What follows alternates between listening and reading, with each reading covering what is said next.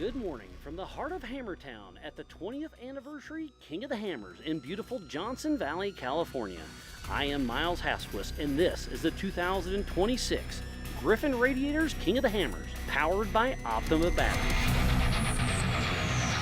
We are about to kick off the 4400 Race of Kings, the original unlimited class.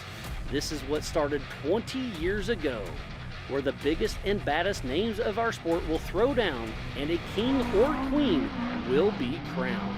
This will be a 3-lap race, making it 245 miles, and the third lap was not pre-ran, so it will get exciting. Also new this year, we are letting our finishers for the Can-Am UTV Hammers Championship and the Yokohama Everyman Challenge go out for the third lap after the 4400 cars, and we'll see if they can finish.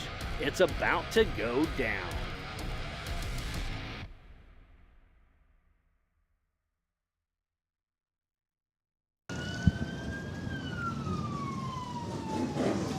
Good morning and welcome to Johnson Valley, California. We are here today for the big one. Yes, it is the 2026 Griffin Radiator Race of Kings here at the 20th anniversary of the Griffin Radiators King of the Hammers, powered by Optima batteries. It's a beautiful day. That sun is shining bright. I cannot wait to get started. I'm Jim Marsden, and joining me in the booth today is none other than my good friends Ian Johnson and Miles Hasselquist. How are we doing, guys?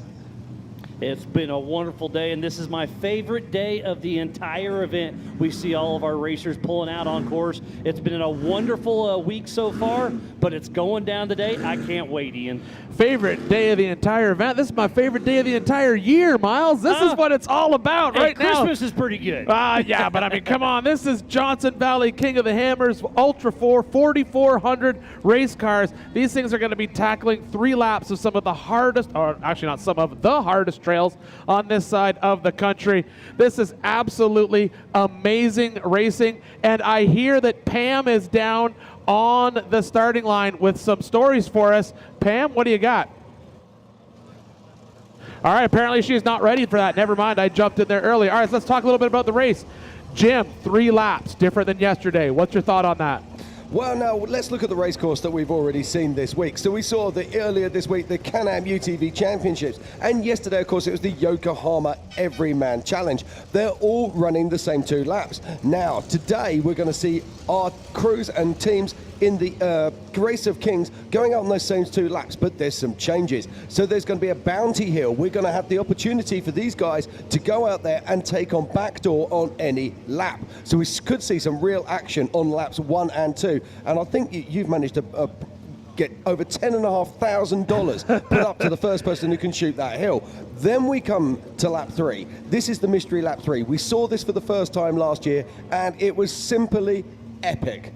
I cannot wait to see how this race unfolds. Talking to some of the drivers last night, and there were some people who were saying they don't think there's going to be any finishers. Oh, I think we have some of the best drivers in the world out here, so I think we'll have a few, but I really do think this is going to be the hardest race we have ever had, and I absolutely can't wait to get that green flag going and hear the horsepower head out into Johnson Valley. Yeah, I think lap 3's definitely changed this race. You know, we saw it last year, shake it up a lot. You know, I think it really favors those old school Hammers drivers who are out there fixing their junk with that never give up attitude. I think it really favors those guys because they'll come in at the end of lap 2 way back in the pack, but they don't give up. They'll get out and fight their way to the front. I think it also favors those drivers because we've got these RCPs, or these rock checkpoints. And as Jim said, yes, you said it. You mentioned it. Dave Cole said it the other night. We were just sitting here talking, and he's like, I think I'd like to put a bounty on the first driver to drive backdoor unassisted. And so I called some of my friends, and we are still gathering up a crowdfunding campaign on top of that. So I called some of the who's who in the industry, raised up a bunch of sponsor money. We'll get that list a little bit later. But we are also going to be dropping a link inside the chat for people to donate. You want to do it $1, $2, $5, whatever you want. There's a link inside the chat. You can get in there. Right now, we're currently sitting at $10,500. I'd like to see this dollar figure to get up. Like, I'd like to see 20 grand. Oh, how cool that! And it's remember, the first car to drive backdoor unassisted, but all the drivers have to drive it at least one time on their 3 laps. Now I'm going to throw this out there. I'm going to be a little bit of a, Try this for size. So sitting on the front row of the grid at the moment is Paul Wolf. He is a rock bouncer by trade. It's where he came from. So is he going to take that gamble and say, do you know what? Let's go out the back door, stick 10,500 in my back pocket, and then head out onto race course? Absolutely not. I don't think we'll see the top 30 hit back door in the first lap because they want that clean air and not getting a bottleneck. And then I could see one of our rear runners trying it and see what happens. But no, the top 20, 30, they're going out in the desert trying to get that clean air. Do you know who I want to see hit it? Is Adam Lovell. I talked to Brad the other night. Brad's riding with Adam in that OG Ford Ranger.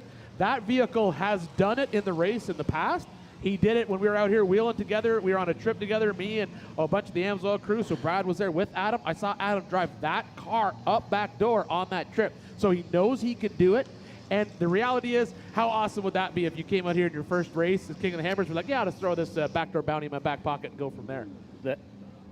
Yeah, so Adam Lovell is actually starting in 70th position. So he's going to be having to, if he's going to do that, he's got to cross all his fingers that nobody else goes in there and has a go at it before him or completes it. I love the jeopardy of this. It's absolutely fantastic. But remember, 2 years ago, JP Gomez started in 99th position and still won this race overall. So it is absolutely anybody's game. This is going to be an absolutely epic show. Don't go anywhere. The racing starts at 8 a.m. and we'll be racing till 10 p.m. plus adjusted time. It's going to be a party. I've got a lot of friends back at home that'll be tuned in watching, and as well as all over the world. Now, I'm looking down our starting list right now, and we've got a little bit of a change this year. We saw earlier this week the Desert Challenge, and what we saw is that finishers in the Desert Challenge could actually qualify in spots on the grid for the 4400 Race of Kings. So that means that we're going to see Paul Herschel qualifying in 6th position. We're going to see Brian Reed qualifying in 4th position, and Cameron Steele taking that 2nd position on the front row of the grid. Yeah, I think that was really a smart move on their part. I mean, they decided to go out, run that Desert Challenge, and secure a good qualifying spot. I think that was a very smart move for them. Yeah, but we got Pam, and she's down there at the moment with our pole sitter, Paul Wolf. Pam, take it away.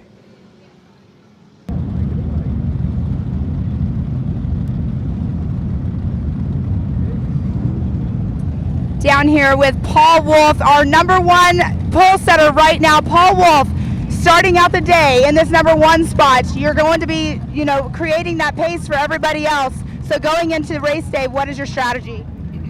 Just be smart. It's a long race. It's great to be out front, but if somebody wants to hustle real hard, I'm gonna let them go and try to save the car for lap 3. Yeah. So let's talk about lap 3 really quick. You just now got to see what it is even going to be. So did you sit and study your notes and hopefully it'll all pan out at the end? Yeah, I just studied everything I could see on the GPS file last night. We'll see what it is when we get there. Everybody's claiming it's pretty rowdy, so we got Warren Winch with us and all of our Warren gear, and I think we'll be all right. We'll figure something out. All right. Well, good luck to Paul Wolf, our #1 setter right now. Hopefully he gets to stay out front. He's always a contender when he's out there on that course, so good luck, Paul Wolf. Back to the booth. Okay, thank you very much, Pam. It's always good to get the insights from these drivers. Now, you're Paul Wolf. You're on the front row of the grid. You're in a single-seat car. Now, we saw this last year as well. I mean, that's got to be nerve-wracking, right, Miles? Oh, absolutely, because if you have a co-driver, you don't have to get out of the car. You can be on the throttle. You can start steering. But if you're in a single-seater, you got to crawl out of the car, hook up the winch, possibly get back in the car, run the winch. I mean, it's a time versus effort. It's going to be tough. But the visibility in the rocks is a lot better. I would not want to be in a single-seat car heading out on this lap 3. I got a glimpse of that lap 3. It is going to be absolutely hellacious. I think that being in a single-seat car is going to be a game changer when they get out in that lap 3. There are some serious trails out there. But again, we have some of the best racers in the world. If anybody could do it, it's one of them. Yeah, absolutely. And I hear Pam has another shot from our lineup down on the lake bed. So let's hear what you got, Pam.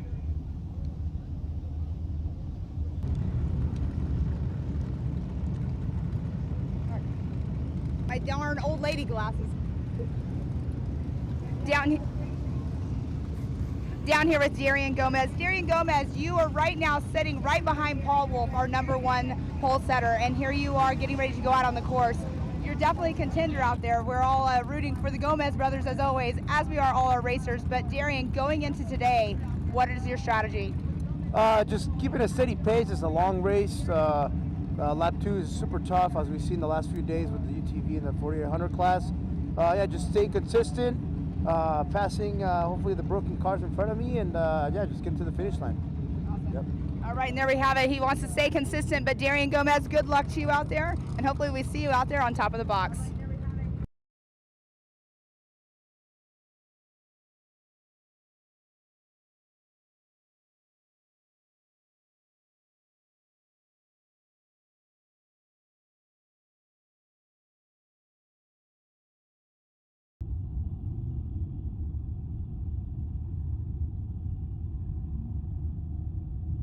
Same, like Miles said, some of the who's who of the sport. This is some of the ultimate names. So let's run down the list a little bit, Miles, as Pam gets ready for another interview. Who are you keeping an eye on out there this year? Well, let's run down this is 20 years. Let's run down that. We have J.R. Reynolds, who won in 2007. Then it was Shannon Campbell, Jason Shearer, Lauren Healy, Shannon Campbell again, Eric Miller, Randy Slauson, Lauren Healy again, Randy Slauson again, Eric Miller, who is not racing, Shannon Campbell, Jason Shearer back-to-back. Then it was Josh Blyler, Randy Slauson again, Raul Gomez back-to-back, and then J.P. Gomez, and our current king right now is Kyle Cheney. So you cannot count any of those people out. Yeah, now the crazy thing about that is when you look down that list, there's notable names there, and you'll go, well, actually, they could have won that multiple times. Jason nearly won it at least 3 other times. Eric has nearly won it another 3 further times. Josh has nearly won it on other occasions. And it's incredible to think of that mix on how talented these drivers are. And then we've got all of the other cars sitting in this field as well, the wannabes, the people who are really at the point where they could win this race. Jim, this is America. Nearly winning isn't winning, just so you know. That's why soccer doesn't work here. Ties are stupid. So, all right. So, yeah, nearly winning doesn't get you that scepter. Winning gets you that scepter. Absolutely. We are in a situation where we have multiple kings who could put that car back on the box. And I do think that these race courses, especially this lap 3, ends up in a situation that really favors these former kings. Yeah, but Pam is down on the starting grid right now with another one of our runners and riders. Pam, take it away. Thank you so much, Jim. Jason Shearer, you are definitely out here with the multiple championships or multiple king here at the start line going into today. I know you want to take out that 20th championship today. What is your strategy going into the race? Well, you know, lining up against Paul over here with 11,000 horsepower, I think it's going to be good for us to kind of cruise and just get our pace, go out there and, you know, run a couple of good laps. I think lap 1 and 2 is kind of right up our alley. It's like what I really enjoy doing at the Hammers. And lap 3 is it's going to be cool. I do have a kicker. We got a crazy strategy. So I got Mike Kim from Fox that we've had so much fun over the last, 10 years of tuning and everything together, and just got an opportunity to put him in the car for the desert in the second rock lap. And then we're going to throw Jason Berger in out at remote pit to go do the 3rd lap, so we have a fresh co-driver after some other winching festivals, and that'll give Mike a break, get Jason in the race for what he's really good at with all the winching and pulling and running up the hill, and then we're going to throw Mike back in the car at remote pit 3 and do the last desert lap together. So if everything goes to plan, it's probably the first time I know of anyone out here that's going to have multiple co-drivers for the same driver during the race. But the strategies out here, it's really important, and we're just going to kind of keep it together. We've got some new 42s from DFG, and we're running on the Fox Live valve with this Ford Raptor, so hopefully that's the ticket for today.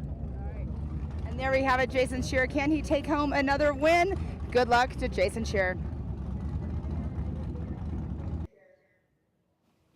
Okay, thank you very much, Pam. Always good to hear from Jason Shearer. Now, Jason Shearer is one of the fastest men we have ever seen here at King of the Hammers. Has he got what it takes to take out a 4th title, Miles?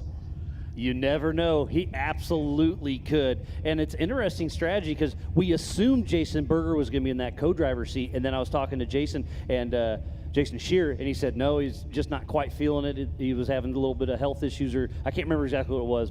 And then he said Mike Kim was like, fair play. But now to hear Mike Kim in the desert and then Jason Berger in the rocks for that fresh co-driver. Absolutely brilliant move. That is an absolutely brilliant move. We talked about how some of these drivers use that desert challenge to their advantage. That was a good move. Those guys, that was literally a chess move in a game of checkers. I think it gave him a really good starting point. And I think just listening to Jason's plan there, where he's got multiple co-drivers going in at where they shine best, that's another chess move in a game of checkers. That's absolutely insane. I think that is very, very smart. I think that is a very, very bold. It's a bold strategy, Jason. Yeah. I don't understand his tactics, but that's a bold strategy, Jason. Let's see how it pans out.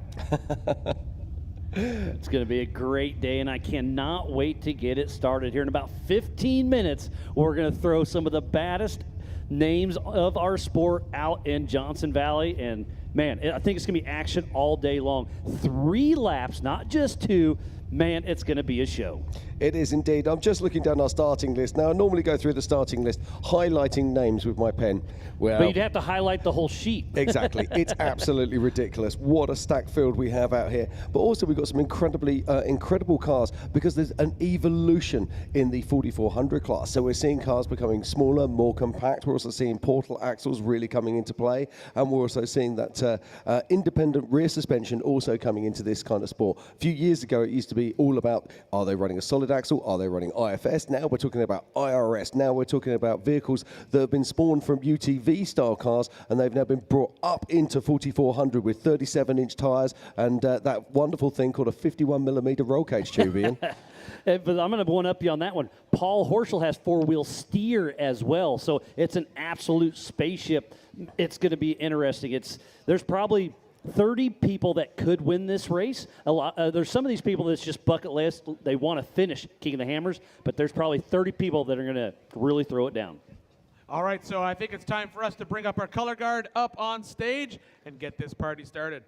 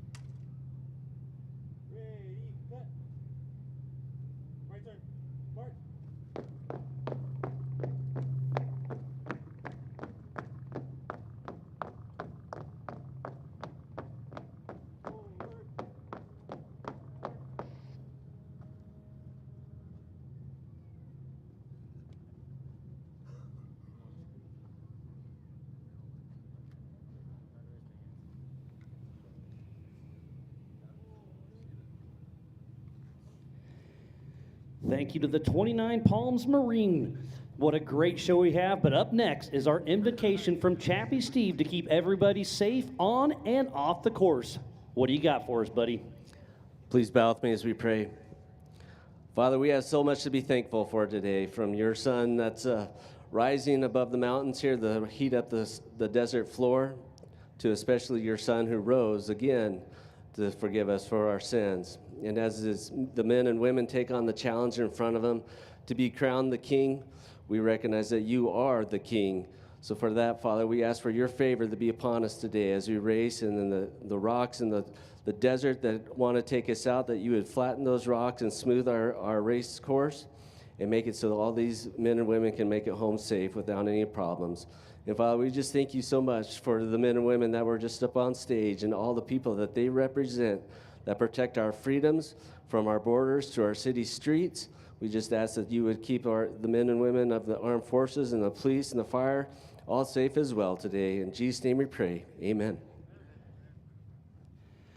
Thank you, Chappie Steve. That just gives me chills right there. Everything we got going. It's been a wonderful day, and The green flag will be dropping here very soon.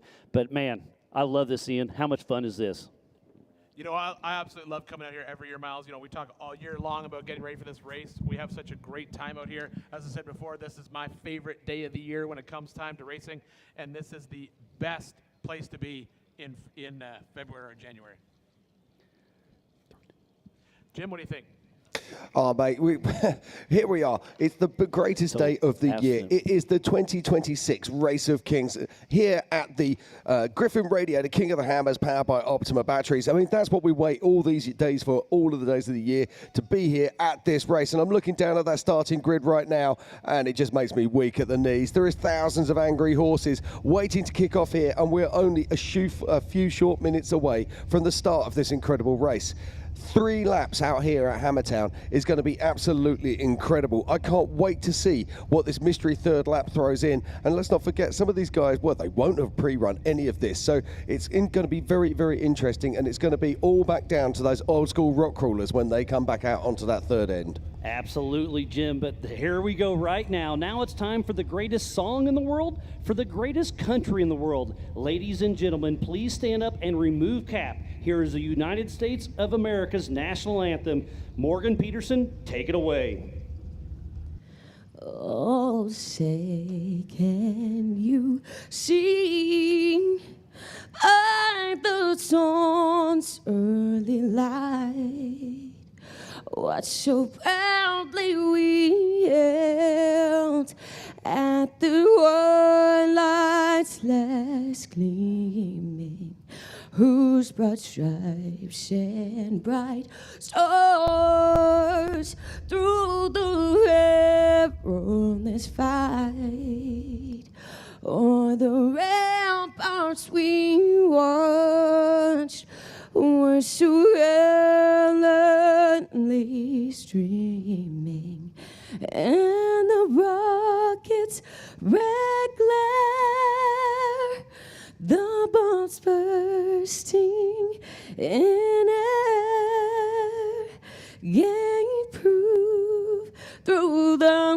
night that our flag was still there. Oh, sing to that star-spangled banner, yeah, wave o'er the land of the free and the home of the brave.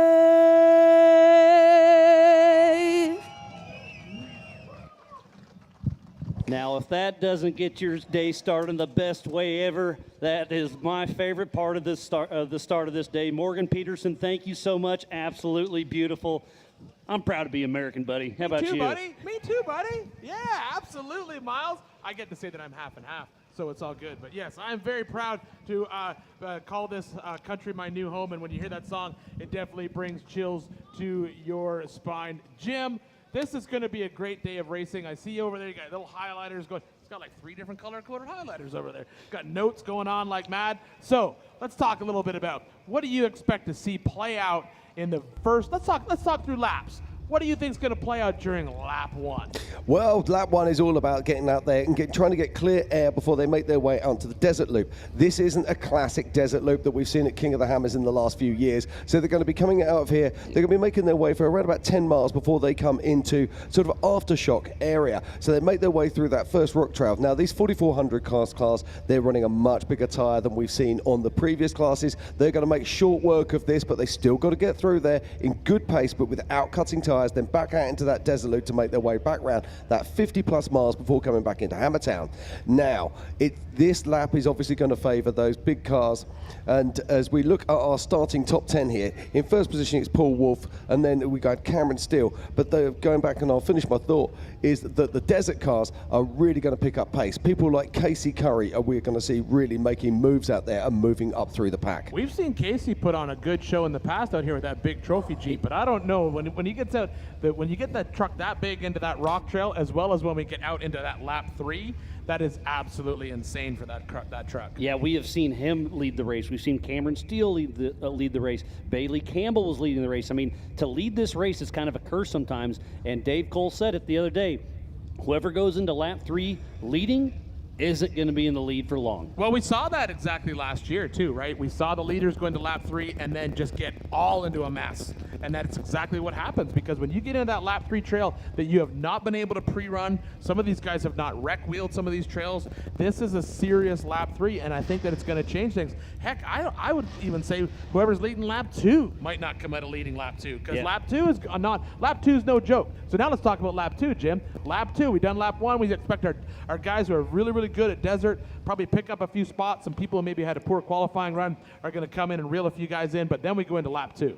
Yeah, now lap 2 is going to be very, very interesting. I think what we're going to do is we're going to start to see that we're going to see our solid axle cars starting to make their way through the pack.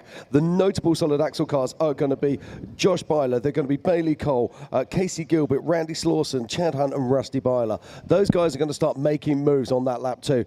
They're not so fast on the desert sections, so that's where they're going to be making their moves and making their way through. But we know what this race is like. We're going to start to see heavy attrition once we get into the end of lap 2.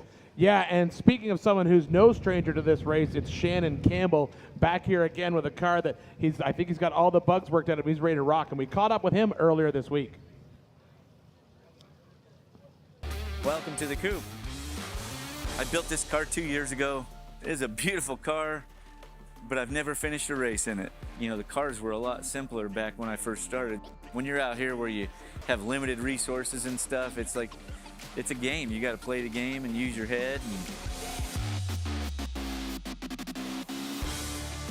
It's an endurance race. It's not, it's not a sprint. And I used to treat everything like a sprint when I first started it. Once you won a few, it's like, I don't want to just win it. I want to just smash everybody. Someone was just telling me today, what's one of your favorite things about coming out here? And it's like all these people from all over the world, they're all friends, and this is the only time of year we get to see most of them. It means a lot, so we're pretty fortunate to have all these people behind us. Today I spent half the morning walking around trying to find parts for other people, just, oh, you need this, you need that. I had some stuff, and I was like, well, I know someone, and you always try to do what you want people to do to you, So give a little, get a little. I mean, my engine builder, my engine tuner, everybody's like, you got to just quit being stubborn and put a dry sump in it. I finally did, and I feel like I got a pretty good bullet this year. Everything seems to be coming together. Pull something out of my hat. You want to fire it up?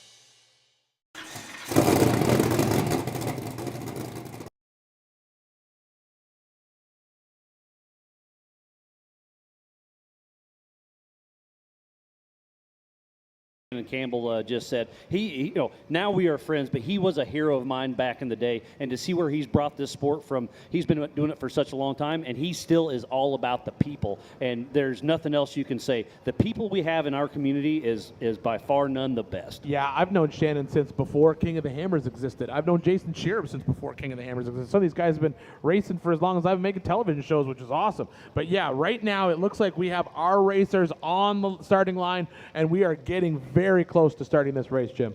Yeah, we are indeed. Just look at this. There is Paul Wolf lining up alongside Cameron Steele. Cameron Steele, of course, qualified by racing in the desert race earlier, late light. Can you believe it? Last was a week ago. It was a week. Incredible stuff. Yeah, but here's our pole sitter. Paul Wolf laid down an almost impossible 1 minute 50 seconds in qualifying.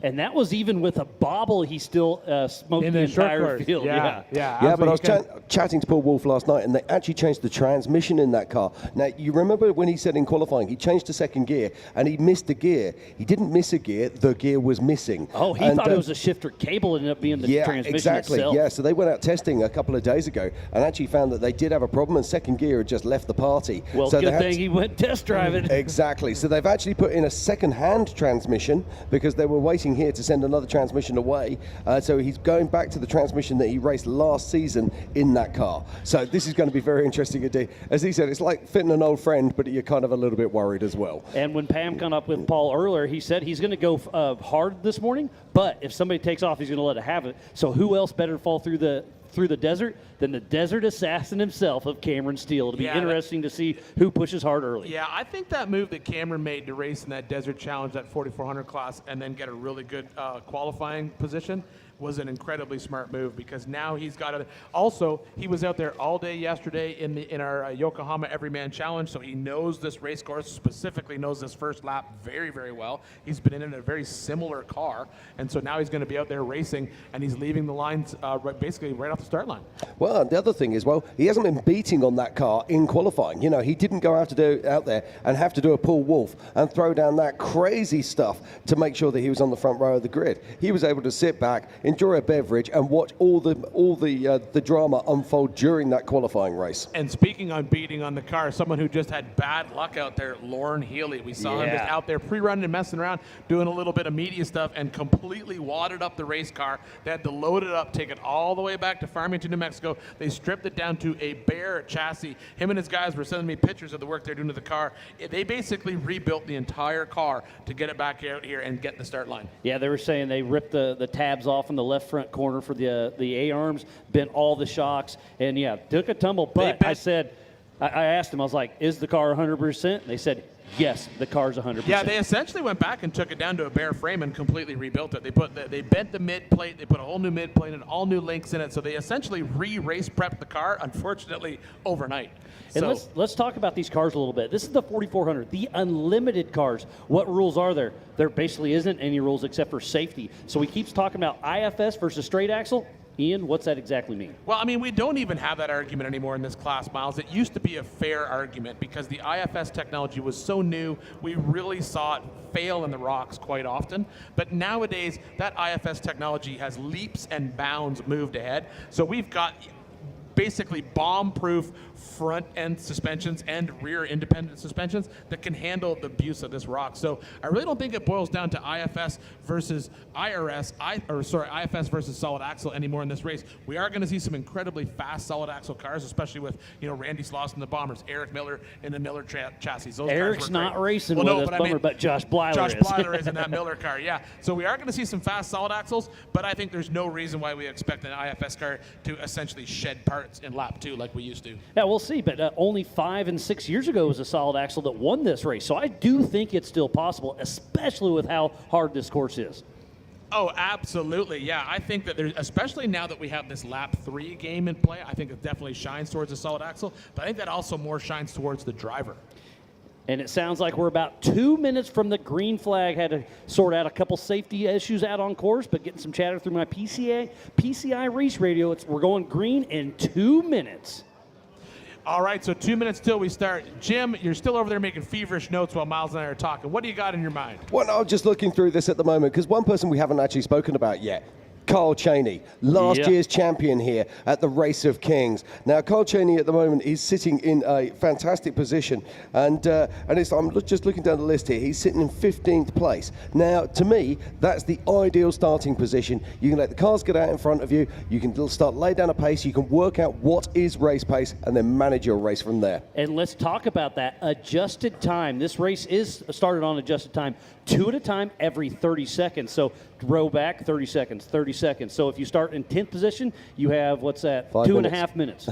Yeah. 2 at a time, Jim. 2 at a time, 2 at a time. 10th position. He didn't say 10th row. I'll give him the benefit of the doubt on that one. So yeah, so we're racing on adjusted time, and we saw that play out yesterday in our EMC race, Yokohama EMC race. By the time everything was all taken care of and everything was done, and more importantly, penalties were assessed. Now that is one thing that we kind of talked about a little bit. These cars are going out. They're going to go through the desert lap. They have virtual checkpoints they have to hit. VCPs, those are in the desert. They are on their GPS. If you've ever co-driven a desert race, I can tell you it's an incredibly stressful job because you've got multiple GPSs to watch, as well as that box that'll tell you when you've clipped that VCP. Yeah, now just watching now, just saw Paul Wolf giving that car a rev, and you can see him shaking his head. Now, the race course is being held just at the moment. We're supposed to start at 8 a.m., but we just need to get some safety checks done on course, make sure we've got marshals in the right place. And the reason he'll be getting frustrated is these cars do not like to idle. They do not want to be sat on the start line. These are full race engines. So when they idle, they start to bum up and clag up, and he's going to have to really open that up. It's going to be interesting to see how this car comes off the line. And you're 100% right. As you were talking, Jim, I could hear a lot of people doing that. They put it in neutral, they rev it up, try to clear it out to get that thing going. You got to clear it out. I think probably what's more than likely happening, Jim, is he's super stressful watching the trans test. Okay, here we go, ladies and gentlemen. It is the start of the Race of Kings in 2026 here in Hammertown. And off the line is the 1018 of Paul Wolf out of Alton, Illinois, with Wolf Racing in that UFO single-seat IFS machine. And he is followed by, or side by side with, Mr. Cameron Steele, Desert Assassin himself out of San Clemente, California. Cameron Steele with Brian Wood in the passenger seat. And here we go. Paul Wolf is making his way out. He'll be going over the Yukon launch, and you can already see that motor is clearing out as he makes his way into the desert. Off the line next should be the number 90 of Darian Gomez out of Folsom, California, with Gomez Brothers Racing in another UFO single seat. Joe Thompson builds an amazing machine. And right beside him is Brian Reed with co-dog Michael Mills out of Houston, Texas, in Monkey with a Knife Racing and that number 416. Now, Monkey and the Knife Racing are racing Jason Shearer's old car. Let's see what they can do. They've never qualified this high before. And, of course, is Darian Gomez. He was our fastest pole setter until, of course, Paul Wolf came up and unseated him. And our first king, a three-time king, it is Jason Shearer with Mike Kim riding shotgun, number 76 out of Danville, California, with Rage Forth Racing and that Get Bent Fab 2-seat IFS Ford Racing Bronco. Right beside him is Mr. Paul Horschel himself. Paul Horschel with Michael Sweet in the passenger seat, number 19 out of Park City, Utah, in that Horschel Motorsports machine. These cars are absolute works of art. Both of them are running portal hubs, made by, or one of them is made in portal hubs by World 74, and then of course the other is using the genius that is Paul Herschel. Off the line here is Bam Bam himself, Brendan Thompson, number 5150 out of Nevada City, California, with Bam Bam Racing, another UFO single-seat IFS. This is a UFO front grade, Miles, because it was James Mahoney at Colfax, California, Mahoney Racing in another UFO fab chassis. Yeah, so James Mahoney is in one of the ex-Gomez brothers UFOs, and alongside him, of course, is Brendan Thompson, who is the brother of Joe Thompson, who makes these incredible machines. And who got 7th last year, it is Christopher Branton with Ryan Webb riding shotgun, number 4046 out of Bossier City, Louisiana, with Upside Down and Kryptonite Racing in that Jimmy's IFS 2-seat. And JP Gomez, former king himself, Gomez Brothers Racing out of Cameron Park, California, number 82 in that UFO single seat. Christopher Branton in the first of the Jimmy's 4x4 chassis that we'll see out here today, and JP, of course, in another one of those incredible UFO machines. JP, a former king, what can he do today?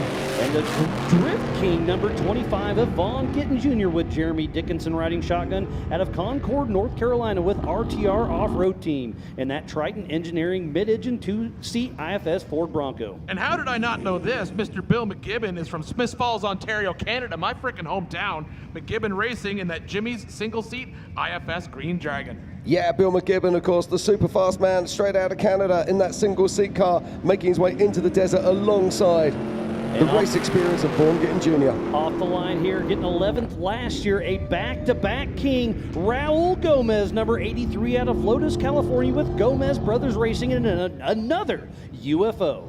All right, and then beside him, Cody Miller and Shane Dowden in that out of Cache, Texas, that Miller Brothers Racing Can-Am Maverick R. Cody Miller, of course, we saw him roll in the UTV Championship qualifiers, but he's on course now. He's looking really hot, and he's the first of our UTV-inspired vehicles on the course today. And I just see him taking off now. Our current King of the Hammers champion, Kyle Cheney and Terry Madden, number 191 out of Millersport, Ohio, with Kyle Cheney Racing and that Can-Am Maverick R. And right beside him, Hunter Miller in another Miller Brothers Racing Can-Am Maverick out of Greenville, Texas. Hunter Miller with Chad Hughes in the passenger seat. Yeah, these UTV-inspired vehicles are absolutely incredible. Kyle Cheney looking to take his second win here in Hammertown. Off the line next is the Trophy Jeep, driven by Casey Curry and Oren Anderson, number 14 out of Norco, California, with Curry Racing. All right, and with him is Josh Blyler out of Killingsville, Pennsylvania. Blyler, Big B Motorsports Racing. Josh Blyler with Jared Erdman in the co-dog seat.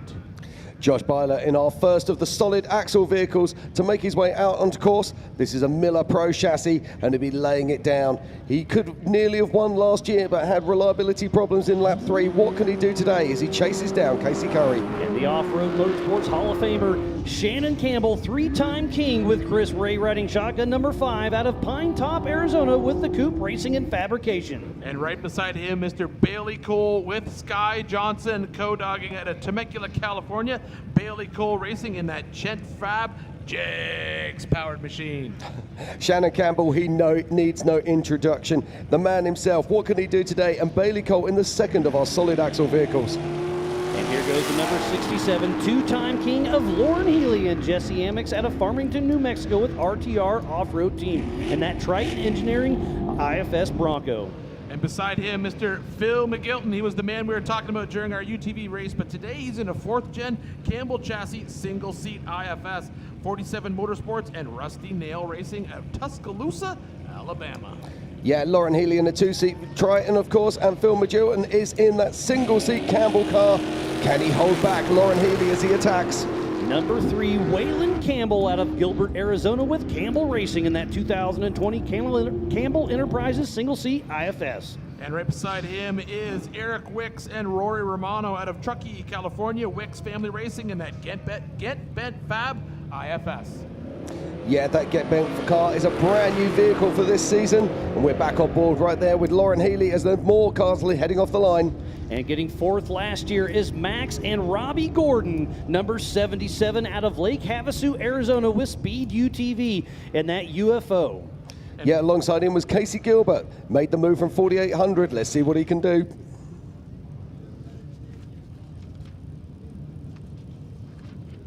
So Casey Gilbert and Max Gordon making their way out into the desert.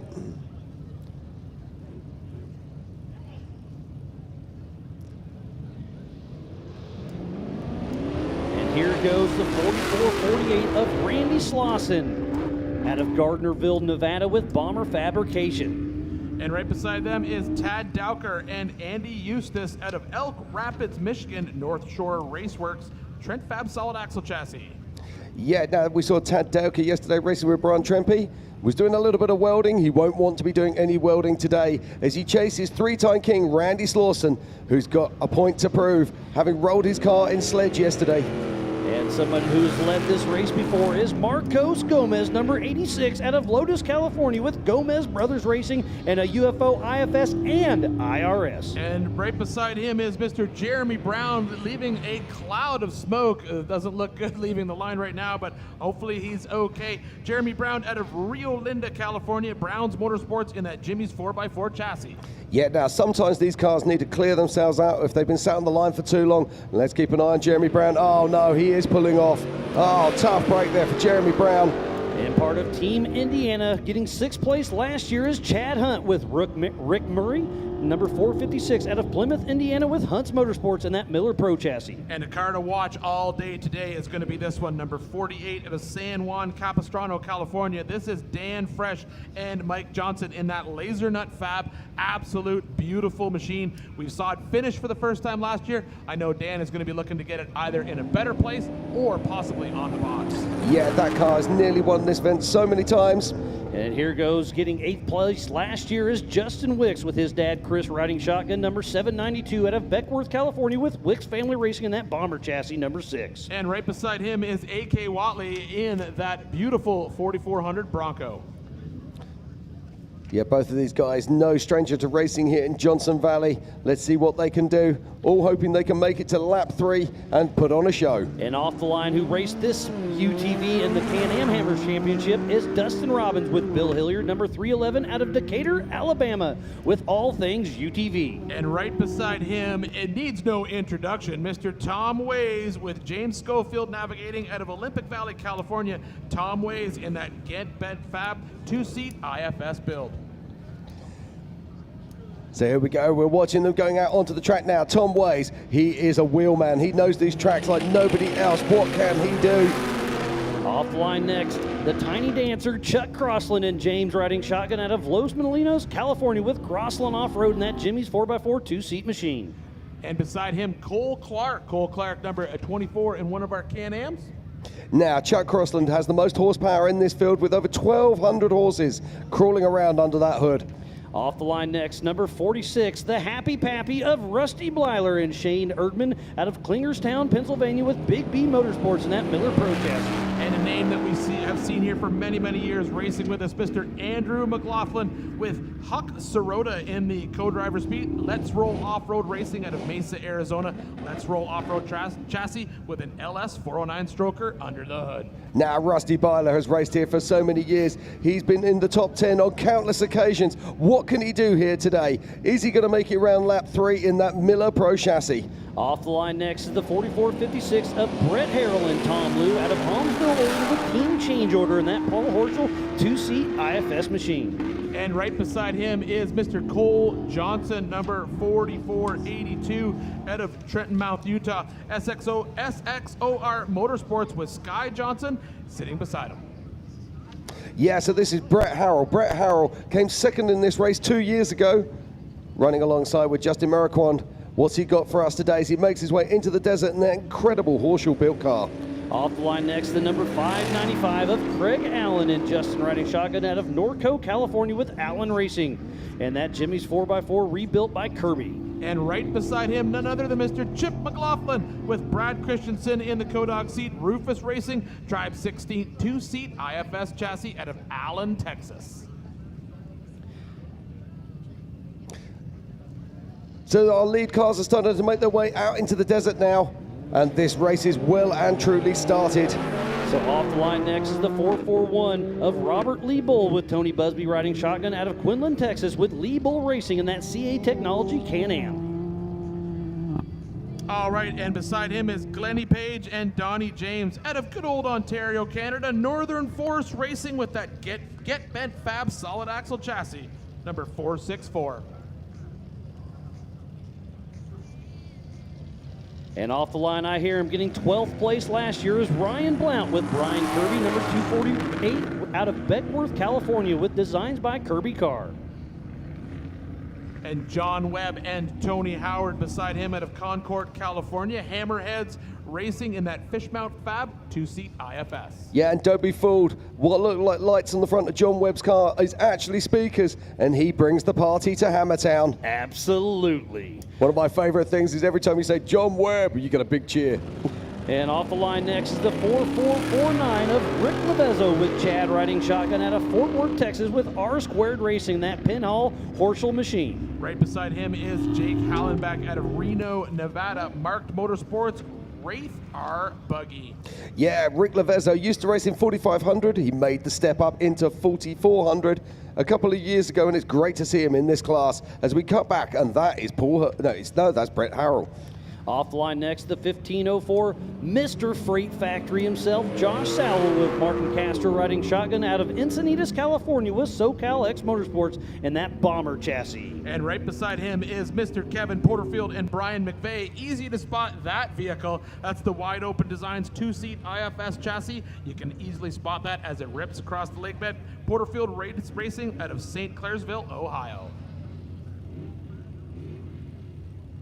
And there's a beautiful car, the number 710 of Tommy Dykstra and Guy Miller out of Colorado Springs, Colorado with Fab 710 and that Triton engineering machine. And beside him is the 4413 of Tom Pendergraft's Wreck-It Ralph. Juan Kahi beside him out of Castle Rock, Colorado, 5 River Racing in that Off-Road Armory Eurofighter 2-seat. Yeah, it looks like he's fighting some problems here. Now, they rewired this car last year, and he was super excited to get it on track. So fingers crossed it's just a reset of the PDM, and he'll be back on track.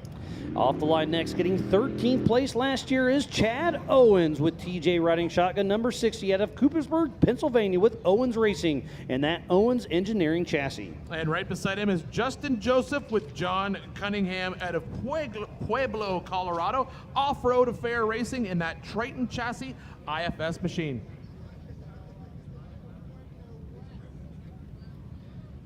And getting ready to take off the line, the number 1982 of Tommy Gilpin with little Scotty Gearhart out of Sun Valley, California with SEI Racing and that Get Bent Fab 2-seat IFS.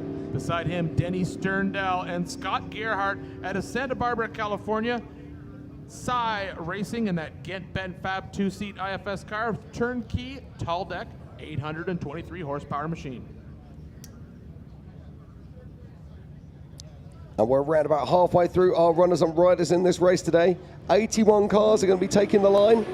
And taking the line right now is the 4401 of Kirk Jensen with his brother Russell riding shotgun out of Salt Lake City, Utah with ORI Struts Factory Racing in that Jimmy's 2-seat IFS. Right beside him is Kenneth Goodall with Todd Miller running Kodog out of Phoenix, Arizona. Goodall Racing in that 2-seat IFS Campbell car.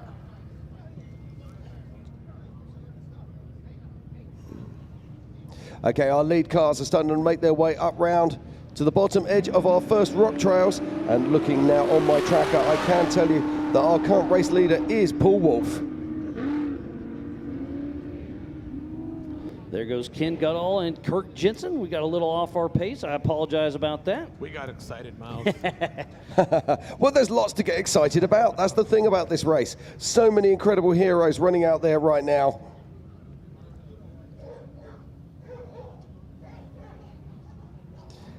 And if you're just joining us, welcome to the 2026 Griffin Radiators, King of the Hammers, powered by Optima batteries. And off the start line is none other than Chris Hicks, and next to him is Hunter Sparrow with Drew riding shotgun out of Loma, Colorado with Sparrow Motorsports in that Miller chassis. Yeah, Chris Hicks riding with Justin Wade out of Geyserville, California with AdRack Racing. Yeah, both of these driving Miller Pro chassis. Well, we saw Chris Hicks yesterday racing in the 4800 class, had some problems, but got it to the finish with Eric Miller driving. Oh, and I did see Jeremy Brown there. Looked like he was going to be rejoining course, so that's great news. And taking off now is the number 100 of Jeff Bergman with Christian riding shotgun out of Maui, Hawaii with Maui Off-Road Racing in that custom-built Fabio mono machine. Right beside him is Roger King and Justin Coward out of Sparta, Tennessee, team Robbie Bobby Racing with Partially Committed and Diddy's Big Block chassis. Off the line next should be the 717 who took a bad tumble in the Zach car just a few days ago. It's Mark McClearly and Tyler Nelk out of Reddick, Florida with Turned Up Racing in that Can-Am. And then it's Kevin Taylor and Heath Day in that easy to spot 911 out of Texarkana, Texas in .1 Racing. So they're making their way around, and as Miles just said, Mike McCleary had a big crash the other day. It was great to see this car back up together and back on the race course. One thing's for sure, he will definitely have that note in his GPS. And taking off the line next is the 1776 of Jeff Watson and Eric McRae out of Flagstaff, Arizona with Go for Broke Racing in that Jimmy's IFS machine with a Klein engine. And right beside them is Jeff Wagner and Mike Danail out of Kernerby, Nebraska, Wagner Motorsports, Triton Engineering 2-seat IFS. Yeah, beautiful car, that one. IFS and IRS, I believe. Making his way around and turning on into the desert. And taking off next, the 777 of Harold Fidgeman and Mike Miller out of San Ramon, California with Aaron's Body Shop Racing. And Miles, how cool is this? There we go, the 232, that classic machine we saw Brad dominate in our stock class yesterday. That is Adam Lovell at the driver's seat, or in the driver's seat, with Brad riding shotgun out of Colorado Springs, Colorado. Lovell Racing in that 232 Ford Ranger. That's been racing for 19 years here at the Hammer. That's a mother Ford Ranger. Okay, that was our race leader there. We just saw making his way through the rock trails, and I've just been looking down, and we haven't seen a single car going to back door yet. So taking off the line now is the 4475 of Edwin Abb and Grant Forrester out of Santa Maria, California with Abb Motorsports in that Fishmouth Fab 2-seat solid axle machine. And right beside him is Nacho Ariana in that 4400 machine, 1444 out of North Hollywood, California.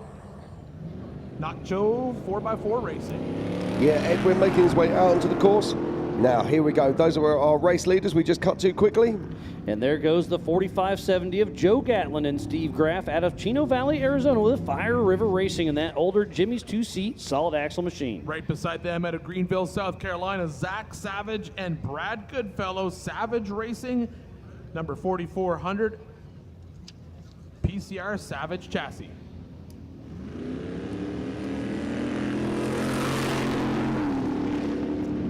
And here goes the 4487 of Matt Neiman and Josh England Out of Alberta, Canada, with MN Racing in that custom 2C IFS. And beside them, Pip Justice and Diamond Dave out of Tires Australia, Rufus Racing in that Tribe 16 solid axle machine. Pip Justice out of the Rufus Racing team. And he must have been so proud yesterday to see Scott Farley laying down a fantastic race in the 4800, and he'll be chasing down his teammate Chip McLaughlin as they make their way around this course. Oh, we took the duck off this car. The number 97 of Jeremy Hammer with Stan Steinman out of Scottsdale, Arizona with Flying High Racing and that articulate motion chassis. And beside him, Mr. Aaron Smith, one of our former rookies, did very well last year, and he's back in this year with co-driver Ultra 4 Jones out of Carrollton, Texas, Smith Off-Road Racing in that Bomber Fab car.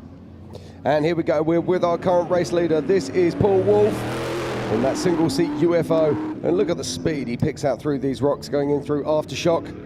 And taking off now is the number 17 of Stephen Watson. Yeah, Stephen is who we saw had that unfortunate incident in our qualifying course earlier today. That's Mr. Off-Road Designs himself. And beside him is Nick Allegri out of Scotts Valley, California, Allegri Racing, and that Get Bed Fab IFS machine. I got a little ahead of myself on that one. Off the line next is the 514 of Cameron Sorensen, who took a big tumble. Nope. That's not the. We got that one messed up too. Sorry. The 4182 of John Quansberry out of La Grande, California, with Quiz Racing. Got a little bit of out of order. I do apologize. I think we had some no-shows, Miles, on our list, unfortunately. Yeah, I haven't seen Cameron Sorensen. We saw him take a massive tumble. And I haven't seen that car lining up yet.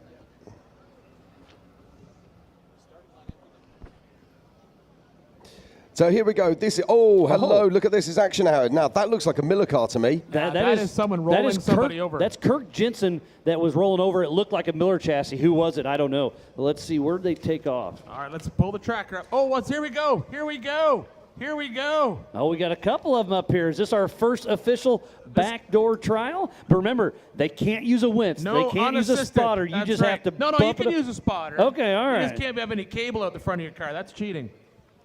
Sorry, Jim. That's quite all right. I fully understand. So this is the Bounty Hill. So this is backdoor. This is just outside Hammertown. They have to run up this once during the race. They have their option to do it whenever they want. But we have placed a bounty on this hill to the first driver that does it unassisted.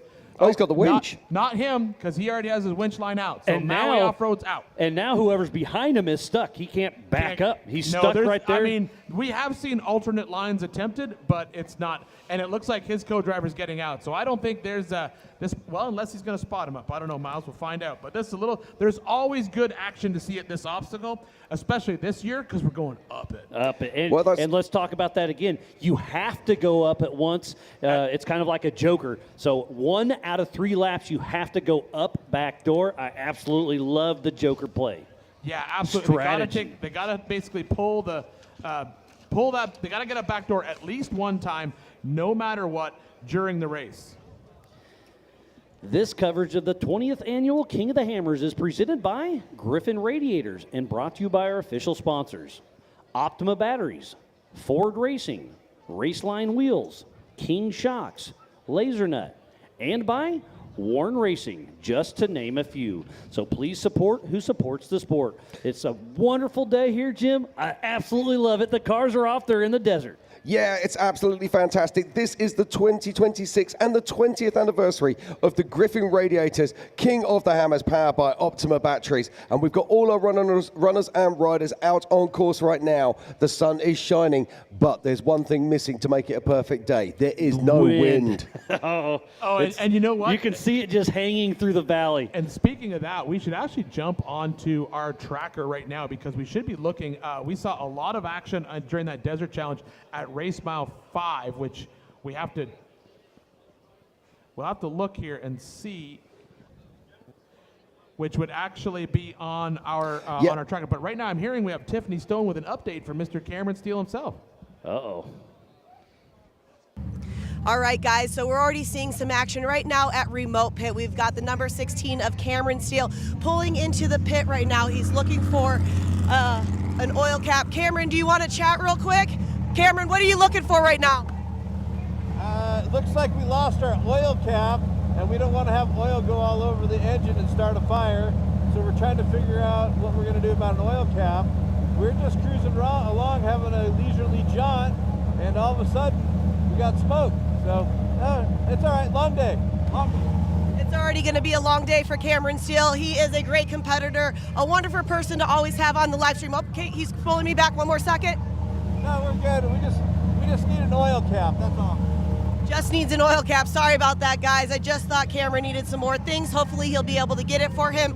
Unfortunately, right now he is sitting at remote pit 2, waiting for an oil cap for an LS. Back up to you guys. Or a 710 cap, they call it in some places, right? Oh, yeah. Okay, while we were sitting there watching Cameron Steele, we did see Darian Gomez going past and, of course, Jason Shearer. Now, all the cars have to slow to pass through the remote pit, so that's not Race you. Race you on dirt, sand, snow. Race you through this, over that, all day, all night. Race you on 4 wheels, 1 wheel. How about no wheels? Race you with the world watching. This guy watching. Race you to the summit. Maybe not that summit. To sub 7. Any event, any terrain, anytime. Race you.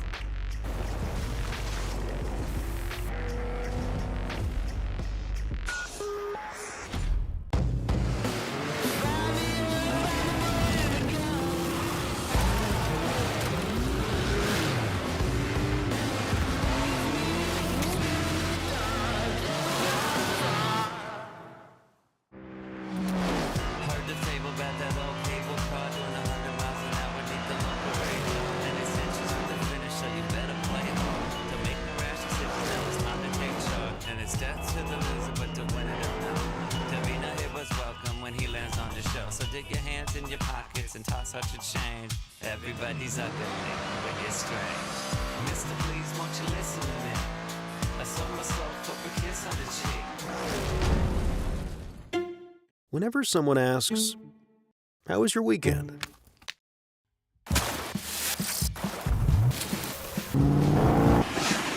Or, "What have you been up to?"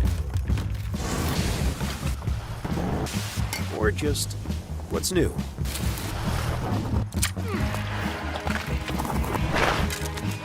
Have a good answer.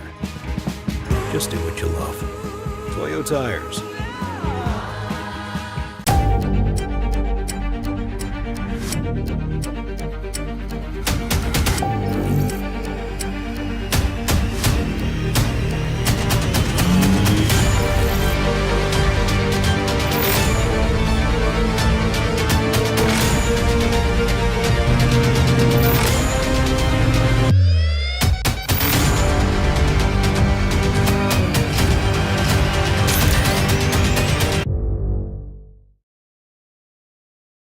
Listen to us. Perfect. Put his put the name right there on the front. So yes, Cody Miller sitting at the front. I like how he's got Texas flag instead of the Cody's American from flag. Texas and That just Shane's happens to from live America. Yeah, yeah. How do you know someone's from Texas? Don't worry, they'll tell you.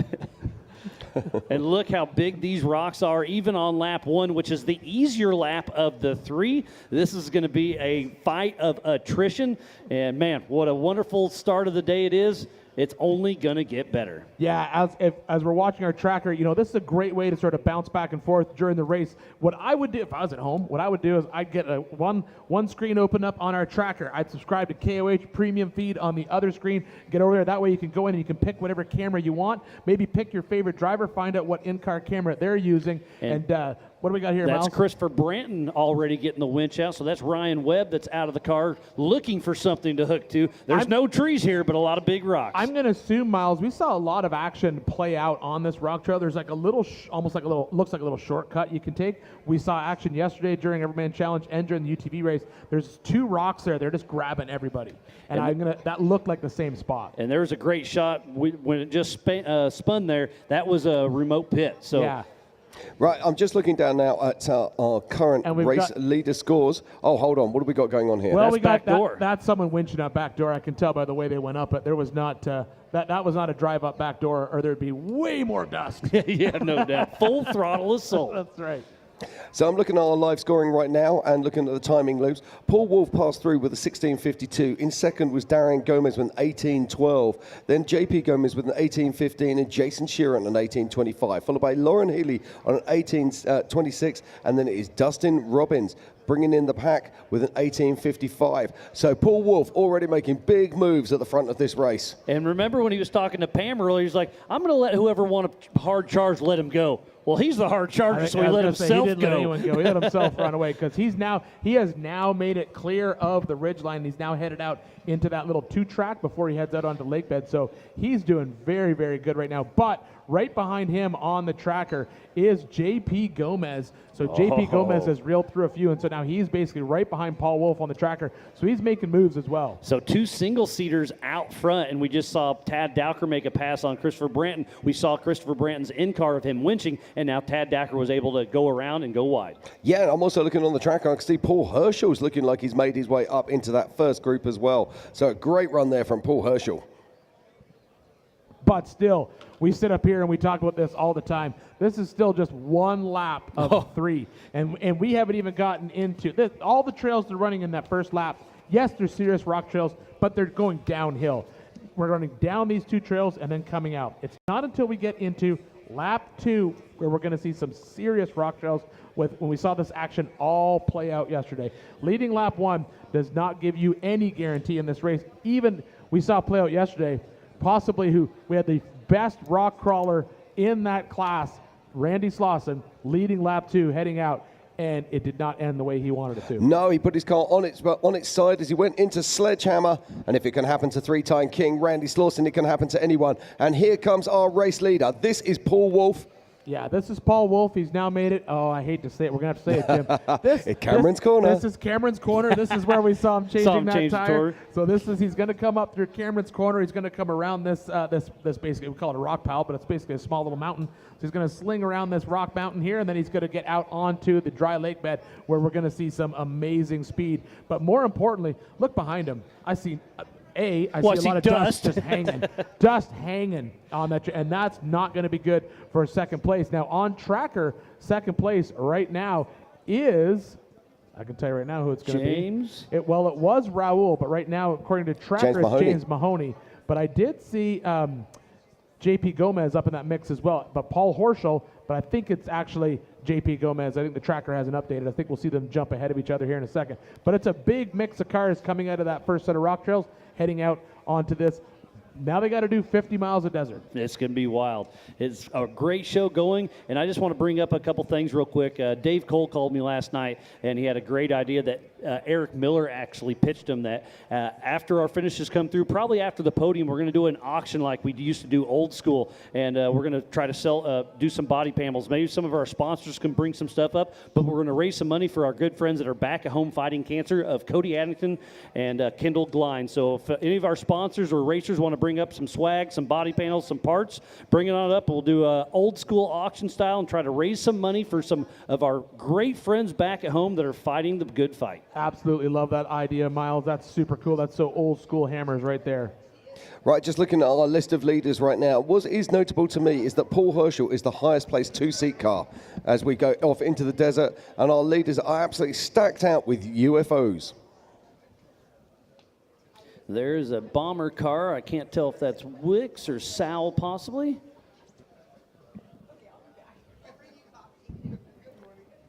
I'd say if it's coming in through here, that is a good chance that'll be Wicks. Well, the action's already starting to unfold. Aftershock's getting busy, and our leaders are out front and pushing strong. And it looks like Mahoney and JP and Horschel kind of keep bouncing back and forth on that tracker. Yeah, basically they're going to update. This tracker's going to update at different times, so pay attention to the tracker because they're going to get out there and they're basically going to basically ping back and forth. But we do see Paul Wolf still out in the lead right now, right behind him. JP Gomez, Paul Horschel is in that mix. We also hold on, there we go. They're hiding behind each other right now. Paul Horschel's in that mix a lot, and now we have a huge group of cars has now left that rock section, Miles. So this is a big group of vehicles that are now heading out onto that 50-mile desert loop. Now they're going to have to do that all 50 miles and then head back into Hammertown. So they still have a ways to go, as we said before. Yeah, and I'm just looking down here on my tracker. I can actually see that there are some cars that have made navigational mistakes already this early in the race. If you look up particularly towards the remote pit area, so they can be just coming into that remote pit possibly, but there does look to be some cars that have gone on the wrong course. We saw this yesterday. Haven't seen anyone go at Spooners yet, but certainly there are people on the wrong trails right now. And look at this, nose to tail through the rock trails here. I believe that's on board with Chuck Crossland. I'm going to say it is, Miles, because look, it's on the hood. Oh, thank you very much. Yes, so that would be on board with Chuck Crossland. I can't see who he is following through there, but look at this. Just I think follow that's the Cole leader. Johnson. I think you might be right. 4480. Yep, that's the SXOR chassis. So it's follow the leader through the rocks right now as they make their way down through these two trails. And as much as I love the drone high and wide, this on-car shows you how big and technical these rocks really are. These are the hammer trails, the hardest one-day race in the world, in my opinion. It's not just your opinion, Miles. It's everyone's opinion. And this is the reality of it. These trails are, the funny part is we say, look at the size of these rocks, not bad these trails are. We're going down two trails that they're no joke, but these aren't the hardest trails these guys are going to see today. These guys are going to see serious rock trails when they head out on lap 2. Now, these are almost the training trails for what is coming up later on today. Yes. But Chuck Crossland, I've got to talk a little bit about this. This is a twin-turbo V8 producing around about 1,200 horsepower. It's quite an incredible thing. We like to say turb ski. Do what? Twin turb ski. Okay. I'll leave that with you. Meanwhile, in England, and as we switch back to this race, love this imagery here. And this is the 20th anniversary of Race of Kings here in Johnson Valley. The Griffin Radiators, King of the Hammers, powered by Optima batteries. And that is... Miles, Looks like I'll pass that back to you. I'm just trying to see. I think that's Darian. Oh, that is Darian Gomez. Yep, number 90. Yeah, you can see the yellow streaks on the side there. So I think Darian is currently our physical second on track. This coverage of the 20th annual King of the Hammers is presented by Griffin Radiators and brought to you by our official sponsors: Optima Batteries, Ford Racing, Raceline Wheels, King Shocks, Laser Nut, Warren, Brannick Motorsports, Curry Enterprises, Yukon Gear and Axle, Seymour Paint, Onyx Off-Road, Yokohama, El Monte RV, Vanquish, VP Race Fuel, Amsoil, PCI Race Radios, MBRP, Gates, Can-Am, iBox Springs, Freight Factory, Sylvania, Slow Ride, PRP Seats, Toyo Tires, and by Monster Energy. So please support who supports the sport. Without all those amazing marketing partners, we would not be racing today. For the 20th annual Griffin Radiators King of the Hammers, powered by Optima Batteries. Okay, look at this. Drama, ladies and gentlemen. This is our race leader, and they've come to a stop. Paul Wolf is stationary. Oh, no. Where did he go? He was stationary there for a moment, that was for sure. Hopefully we can get that you know drone what, back Jim, up. I think we're going to have to wait for the tracker to catch up, because that may actually have been him just rechecking in navigation, because I still have it. No, now I think we caught him up. So according to the tracker now, he has stopped, and that would be right where that camera was. So I'm going to keep an eye on his number on the tracker, Jim, and I'll let you know what happens with this particular spot in the course. But we did get visual confirmation that was our race leader stopped on course. Yeah, now earlier on we did say that was Darian Gomez, but looking at the tracker, it looks like it is JP. So we'll keep you honest on that as soon as we can.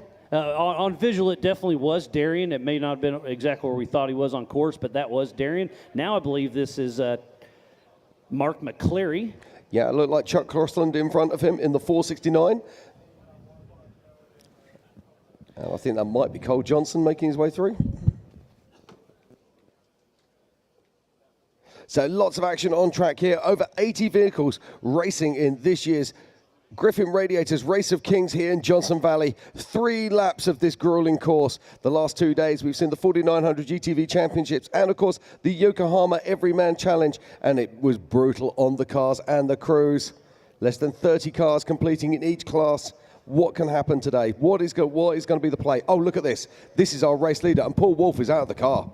Yeah, my buddy Jody Ford just texted me, and if you're riding on Paul Wolf's YouTube, you can watch it. Yes, he is out of the car, so tough break for our physical race leader. He had almost a 4-mile lead. What's going on? What's going to happen? That is just gutted. You know, he did say he put that used transmission in there, and that's just a shame if that is what has happened. If that went to a box of neutrals, there's not much you can do about it out in the desert. And what a bad luck for him. He had such a good run going in the UTV, took a tumble. Had a good run going in here, having a mechanical issue. Who knows? As Cameron Seal, the Desert Assassin, blowing away. Just to give you guys an update here, we did assume that was Darian, but according to the tracker, Jim, we were saying that might be JP. But I think Darian's tracker is not working because when I pull up Darian's tracker, he's still at the start line. So we're just going to have to assume that was Darian out there on course. We have to keep an eye on that. That's just sometimes these trackers, they update a little weird, and so there may be a chance that Darian's tracker is not pinging correctly. So we're going to have to just sort of keep an eye on the screen to see who's who. So we were assuming that was Darian. It very well may be. Yeah, I think it was Darian. Now, another interesting thing, I keep seeing a number popping up on the thing, and that number is number 76. Look at that. There's Lauren Healy burning down the desert, making some moves in that Ford Racing Bronco. Yeah, that's good to see. We saw him, and if we can get back to that shot of our race leader, we should see second place move past him very soon, according to the tracker. Now, we're going to see who that is, and then maybe we might figure out what's going on with our trackers.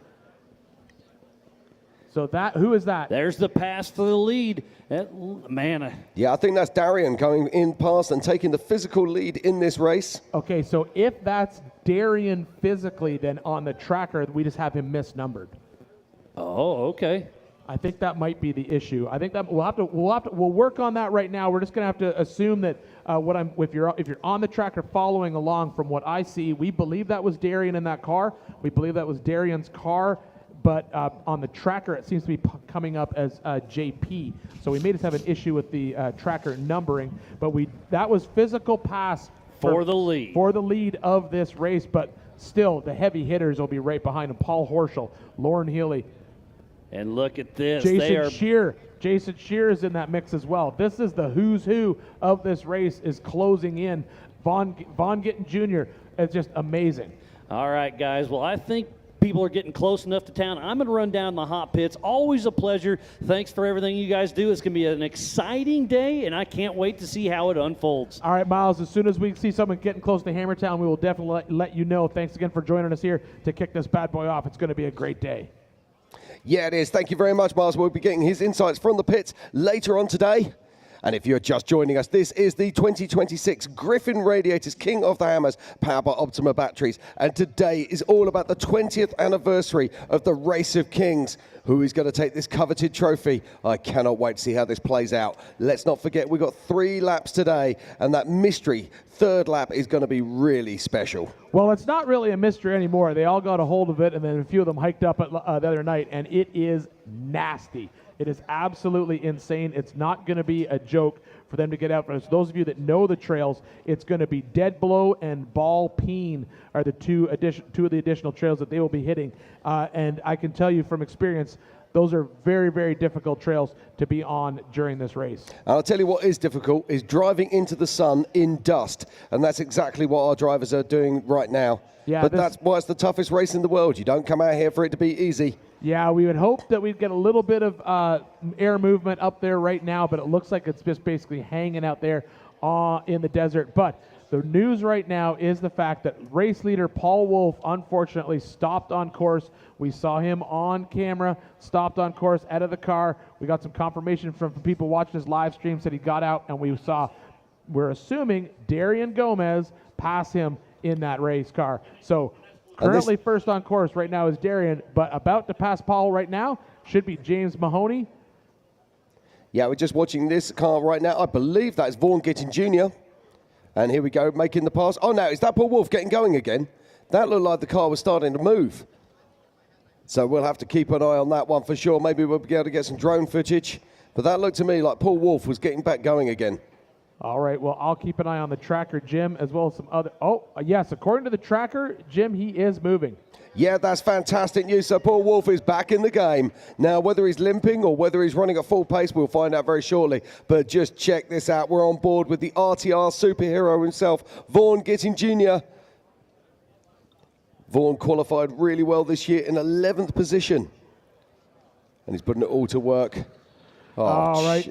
I can tell you right now, I just quickly jumped on over to Paul Wolf's YouTube channel, and yes, he is definitely moving, and it appears that he is moving at race pace. So, yes, we can assume that whatever the issue was with Paul, he has it fixed, and he's back to racing. All right, so Miles has stepped out of the booth to get ready for our race leaders to get back into town, and right now, oh, we got action on course right here. 1982 of Tom Gilpin being pulled back over. Yeah, he started out a little bit early, and when you roll these cars, what happens is the oil goes into places where oil should not be. So when you come to start them up again, you can get lots of problems. It looks like it's clearing out fairly nicely. And now, I'm just trying to work out who actually stopped to help him there. Is that the 725? I think it is. That might be Denny Sterndale actually there.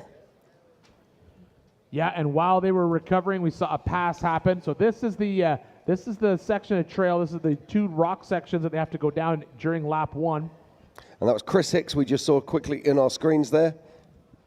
So, right, the big news right now is that Paul Wolf was our pole setter. He's had problems out on track. He did come to a stop, but he is up and moving once again. We think that Darian Gomez is our current race leader, and we'll keep you honest on that as soon as we can see the side of his car. Yeah, maybe we can get also Miles to check in down in main pits, find out what is going on down there. I'm sure Miles will be able to get us all straightened away. May just be a glitch on our end up here in the booth. But yes, as of right now, as Jim said, Paul Wolf is up moving. We have Darian Gomez right now making his way through that big desert loop. And behind him, we have, well, according to the tracker, we have Vaughn Gitting Jr. has now moved up, well up close to our leader. James Mahoney is in the mix. We have Brendan Thompson up in there, Lauren Healy, Casey Curry. Everyone is in the game right now. All right. Oh, here we go. Do we have someone who's about to claim the bounty, Jim? I don't know. Look at this. There's no winch line on that car. Come on. We need a bucket load more commitment than that, that's for sure. Yeah, there's be a few more horse pressures thrown in there. There we go. That's all the horse pressures. Come on, Daryl. You got it. This is our backdoor bounty. Let's see if that's Jeremy Brown. Sorry. Apologies. So Jeremy Brown trying to claim that backdoor bounty. Here we go. He's trying. Back it up another 4 feet and hit it. All right, looks like he needs to go full Bobby Tanner here. He's trying a different line than I normally try. But all right, now we're going for a ride with Jeremy. Come on, let's go. Let's cash this check. So Jeremy Brown, of course. The course worker giving him the big thumbs up for there. There we go. What a terror! He was able to save it. He backed out of it. Oh wow! This is why I thought that when Dave mentioned this, I said this is a great idea because this makes people make terrible decisions, and I love it. Come on, Jeremy. Now, Jeremy Brown, we saw him pull over in the short course as he came off the start. So he obviously changed his game plan and went, you know what, let's go for the 10,000 bucks. Oh, I mean, you're going to break the internet if you make it up there. Absolutely. See, normally that's the line that I'd be hitting it at right there. Cheat a little bit over, back it up about 4 feet, and oh no! I'm sorry, Jeremy. I think he may be calling it quits on that one. It looks like the steering wheel's off. Does Jeremy Brown ride solo? Yes. So that would be that. Oh, this was an excellent, terrible decision. Good job, Jeremy. So he looks like he gave it the beat down all he could, and then instead of before he he could have won a lot of money, but before he spent a lot of money, he looks like he's getting out to pull winch cable. But that's what we want to see. That's why we put that bounty on that back door. So give a round of applause for Jeremy. Let's hear it in Hammertown. Good job. All right, put on a good show. That's what we want to see. Okay, we've got some movers and shakers at the front of this race. It looks like three-time king Jason Shearer has moved up into provisional second place. Now that's based on adjusted time in the timing loops. No, that was actually working off of the tracker. If I go back, at the moment, we're still waiting for the timing loops to ping. It's still showing Paul Wolf as our lead car right now, and I just don't think that is the case. So we're going to have to wait for our next timing loop before I can give you that. I think we have a loop at the very, very top of that desert section, Jim. Hey, Jim, who does it show in our timing? Does it show Darian or does it show JP up there? It's showing JP. Okay, so obviously we have. But it's also showing Darian in fourth position, but that's an old timing loop, so we're going to have to wait for that to come through. So JP and Darian are both in the mix, that's for sure. Okay, so that even makes it more confusing because on the tracker, when I look up Darian, he's still in Hammertown. So we don't know what's happening. All right, so here we have out on course here. Let's try and pull a number off that car for you.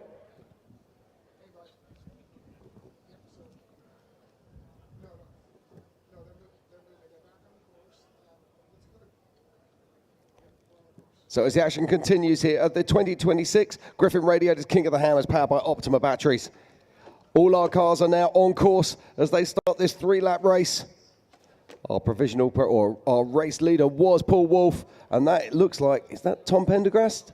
I think that is Wreck-It Ralph himself. I think you're right, Jim. But based on what I'm looking at the tracker right now, Jim, the person who's making big moves and is shake and bake right now. Shake and bake, baby. Is good old Jason Shearer, because on the tracker he is moving very far up in the pack. Now let's just talk about Jason for a moment. He's got a very interesting strategy. Now we've seen it before. We see Greg Adler come out here and he put Rob McCachran in for the desert lap. Then he'd come back in and jump back in for the rock lap. Now it looks like we are on board right now. I think that is Lauren.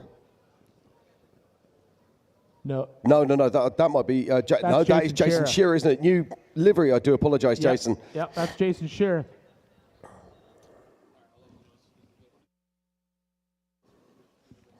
So here we are on board with Jason Shearer. He's putting that Ford big block power to go down to the ground. So look at the top of your screen, Jim. You can see he's starting to move into a little bit of dust. So he is making moves on our leader. This dust that he's driving through right now is your current race leader right now. Yeah, now we were just talking about this. So Jason Shearer has Mike Kim sitting next to him, and Mike Kim is going to do the first 2 laps. Or the first lap, and then he's going to jump out, and Jason Berger's going to be getting in. Yeah, he was talking about swapping out co-drivers to get a good, fresh co-driver when they're in the rocks. That is so smart, and especially with Mike Kim in there for that desert loop, doing what he does best. The nice thing with that, if you put Mike Kim in the car, you got the best shocks. So he's got the shocks all tuned up. Oh no! You know what? It's Cameron's corner. It's at Cameron's corner, and is that our?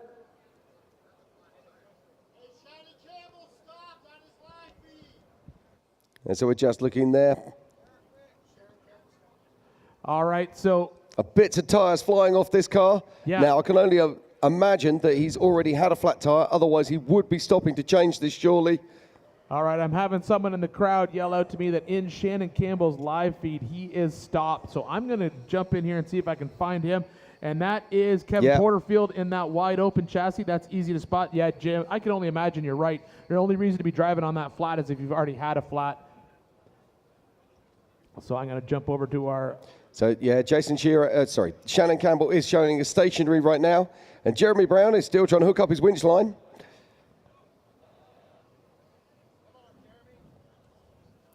So Jeremy Brown having a tough day at the office right now. Yeah, Shannon Campbell was stopped on his live feed, but according to the tracker, he just started moving. So I'll jump on YouTube and see if Shannon Campbell's moving again. I love this technology we get to use in this race.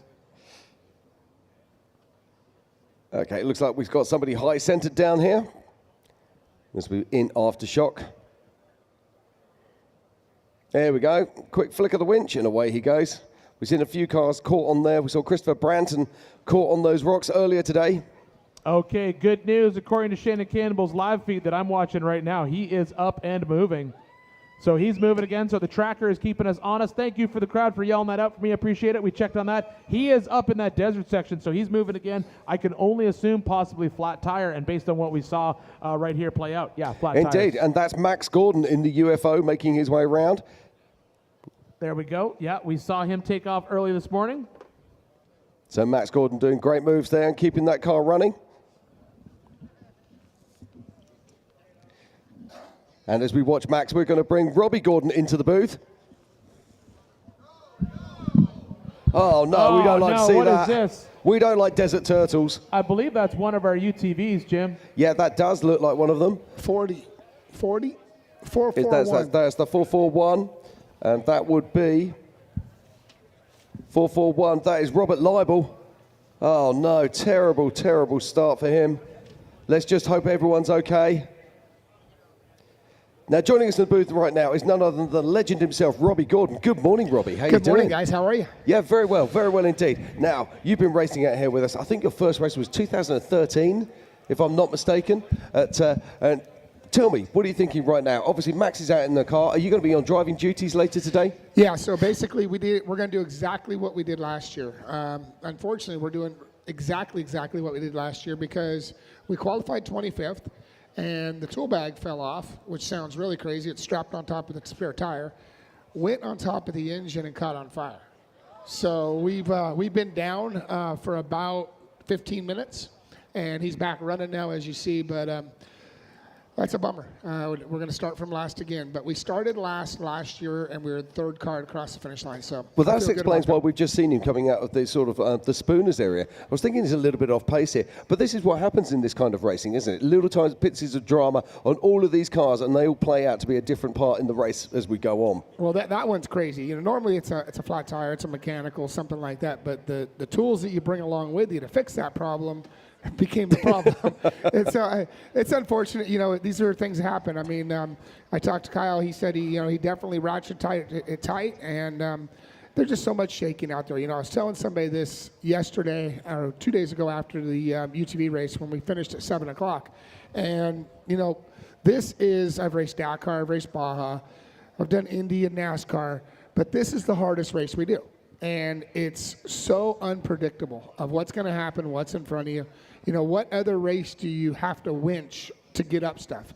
I don't know. I've got a few of those in Europe. Well, don't get me wrong, but Jim, he said race, not winch competition. Here we go. You know, it's just you look at iconic events. You got you have the Monaco Grand Prix, you have the Indy 500, you have the Baja 1000 for trophy trucks. You get King of the Hammers, Dakar.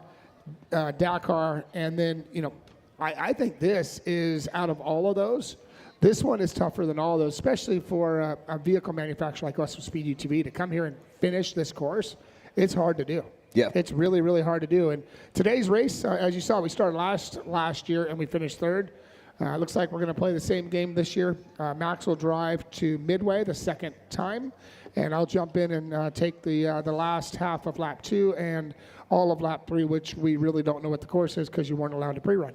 Yeah, absolutely. Now, do you like this lap 3 drama? I mean, obviously we saw it introduced last year. I mean, it worked out in your favor. So you're looking forward to lap 3 this year? Well, that reminds me back of, you know, when I did the Dakar. You know, every day was this. We didn't have a course map. We weren't allowed to pre-run. It was basically tulip notes and GPS flags, and it was just a game of catch the flag, go to that flag, okay, turn right, go 180 degrees, you know, follow that for 3/4 of a mile, turn left, catch that flag. So you're going flag to flag, which, you know, out here at Johnson Valley, it's cool. I think this concept that Dave has done makes it really, really fair for all the racers because nobody gets to go out there and put weeks of pre-running in because you really don't know where you're going. Exactly. Now, we're on board right now with Jason Shearer, and you can see he is in heavy dust.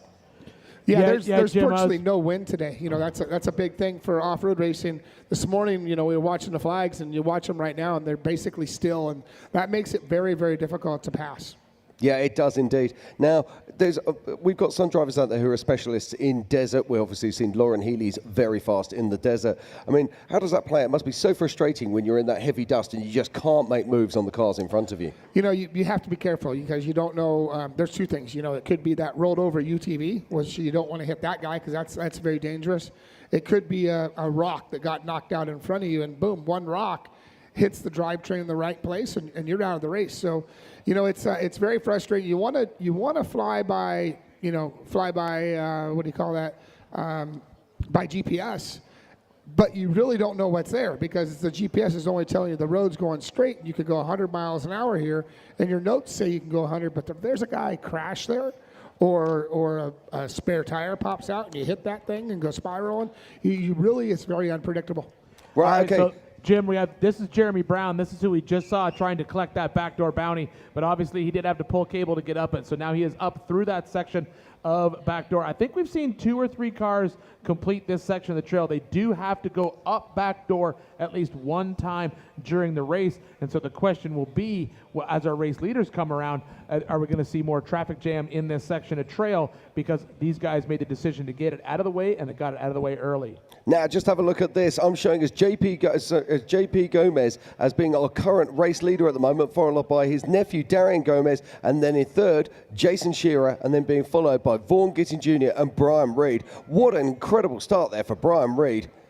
Yeah, that's on that. So they were able to trip that tracker that's out at the top, out near where we used to have that remote pit too. So that's absolutely amazing to see. We were just on board with Jason Shearer, so it was good. He was moving. Yeah, so JP, Darian, and Jason, top 3 in this race right now. Oh, change that, scratch that. Yep. Just in time change right now. Jim, I'll let you call it. Yeah, absolutely incredible stuff. Lauren Healy on adjusted time moves into second place behind JP Gomez.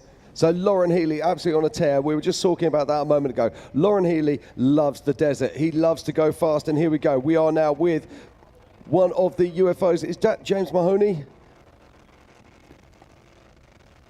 That yes, is James Mahoney, the 308. Yep. Now, James Mahoney has just moved into this car. He used to drive, of course, in the old Feravanti single-seater. Made the change, bought this car from the Gomez brothers this year, or last year, should I say. And look at him. He's absolutely laying it down out there. And, Jim, I am getting a report, the UTV crash that we did see earlier, that UTV upside down, all drivers, driver and passenger, are okay out of the car. Robert Liebel was the driver of that, and he is okay. Yeah, fantastic. Now, we can see Tom Pendergrass there. Looks like he's got himself high-centered. I don't know if he's high-centered or off the course, Jim, because this is... No, we just seen a car go past him, so he is on course. Yeah. So this isn't I meant aftershock. on the actual line that he wanted to be on. Did he get in there and get high-centered, or is he just pulled off to the side to maybe change a tire or something? Not sure. We can only speculate on that. We can see Chris Hicks in the background there on the left in that Miller chassis. And then we've got that Ori, or ORI, as you like to say. I mean, that's what it's named, ORI. All right, so here we see a pass going on right now here in Aftershock. These are the 2 rock trails that they do have to run on this lap. See Chris Hicks drive up to the top of that, Jim? Yeah, I'm gonna throw a wild idea out there. There might be an RCP in there that he's trying to clip. Yeah, I couldn't agree. Yeah, absolutely. Let's talk about VCPs and RCPs. So a VCP is a virtual checkpoint. These will be found in the desert, and you have to be within 150 feet of those to be able to claim them. That's got to be our race leader on screen right now, Jim. I do not mean to interrupt you, but I believe that is currently, based on that camera shot, that should be our race leader coming across this. Oh, and look, top of the screen. So that's 1 and 2 on camera right now on their way back in from the back of this desert loop. Yeah, that does look like that is going to be JP Gomez and being hunted down by Lauren Healy. Lauren Healy, he can sense it. Physical, it might be JP and Darian. Lauren may just have them on adjusted But time, there is a Jim. third car in that shot. If you look further back, third you car can actually might see be- it. third But car I've got a might be feeling, Shearer. I think you called it exactly as I was going to say. I didn't mean to interrupt you, Jim, but yeah. So physically on course, we're assuming that we're going to see JP Darian. We don't know which one is which because the trackers are essentially right on top of each other. And you think that's Darian, right? Yeah, With that well, this flash? is interesting because I thought Darian's car had the yellow flashes on it. This is why I'm calling this as Darian. But let's see if we can pick up a number on the car. Yeah, we're having a tracker issue with these 2 cars, so we're keeping an eye on it. So let's see if we can pull a number off this car. That is the 9-0. That is Darian Gomez. So yeah, I think the trackers are around the wrong way on these cars. Yeah, I think we just got a little tracker issue. So right here, currently first on course. And right now, clip that timing loop. There's a timing loop right at that turn. See, it's almost like I sometimes know what I'm talking about. You knew exactly what you were talking about. You were literally smarter than the computer, Jim. It doesn't happen very often. And that's Jason Shearer. So is he physically second? No. I think there was a car in front of Jason. Okay, this is Jason Shearer right now. We can see coming through, but was there another car between him and Darian? I don't think there was, Jim. So we're about to find out. He's about to clip this timing loop. We'll know for sure. But that is Jason Shearer coming through in that 74 weld machine. No stranger to finishing this race. And just look at the front end of this car. So much ground clearance offered by those World 74 portals. As he makes his way around in that Get Bent Fab car. Jim, he just clipped that timing loop second in place. So that is our physical second car on course, second on adjusted time. Fantastic stuff here. So then this should be, yes, this is JP. This is JP in the white car. In the white car, yeah. So we did have some issues with our trackers earlier, but we can at least keep ourselves honest thanks to the cameras that are out there on course. So physical 1-2. So let's see what happens to JP when he clips his timing loop, because we know he's physically third on course. Yeah, just looking down here at the moment, and JP did start behind Jason Shearer, so I'm guessing he will pop just up into second if he pops when he passes pops this. Up into first on adjusted time. Oh, wow. So JP on adjusted time, physical third, first on adjusted time, followed by Darian Gomez, followed by Jason Shearer. Looks like we've got a race on our hands, Ian. Yeah, and right there you're riding on board in Jason's car. Easy to spot, two reasons. Number one, Jason's got those bright yellow driving gloves, so you can always spot him with that, and also that air filter that's feeding that monster Ford power plant sitting behind him in this car. You can see him, but Jim, I mean, we're sitting here all excited about these cars going back into town. This is lap one. Exactly. We haven't even started. Well, yeah, we started the race. Okay, but we haven't started. There's Lauren Healy. Let's wait and see where he comes from. Okay, we're going to say thank you very much to Robbie Gordon and let him go. Oh, now look at this. Has there been a problem with Lauren? The roof is loose on his vehicle.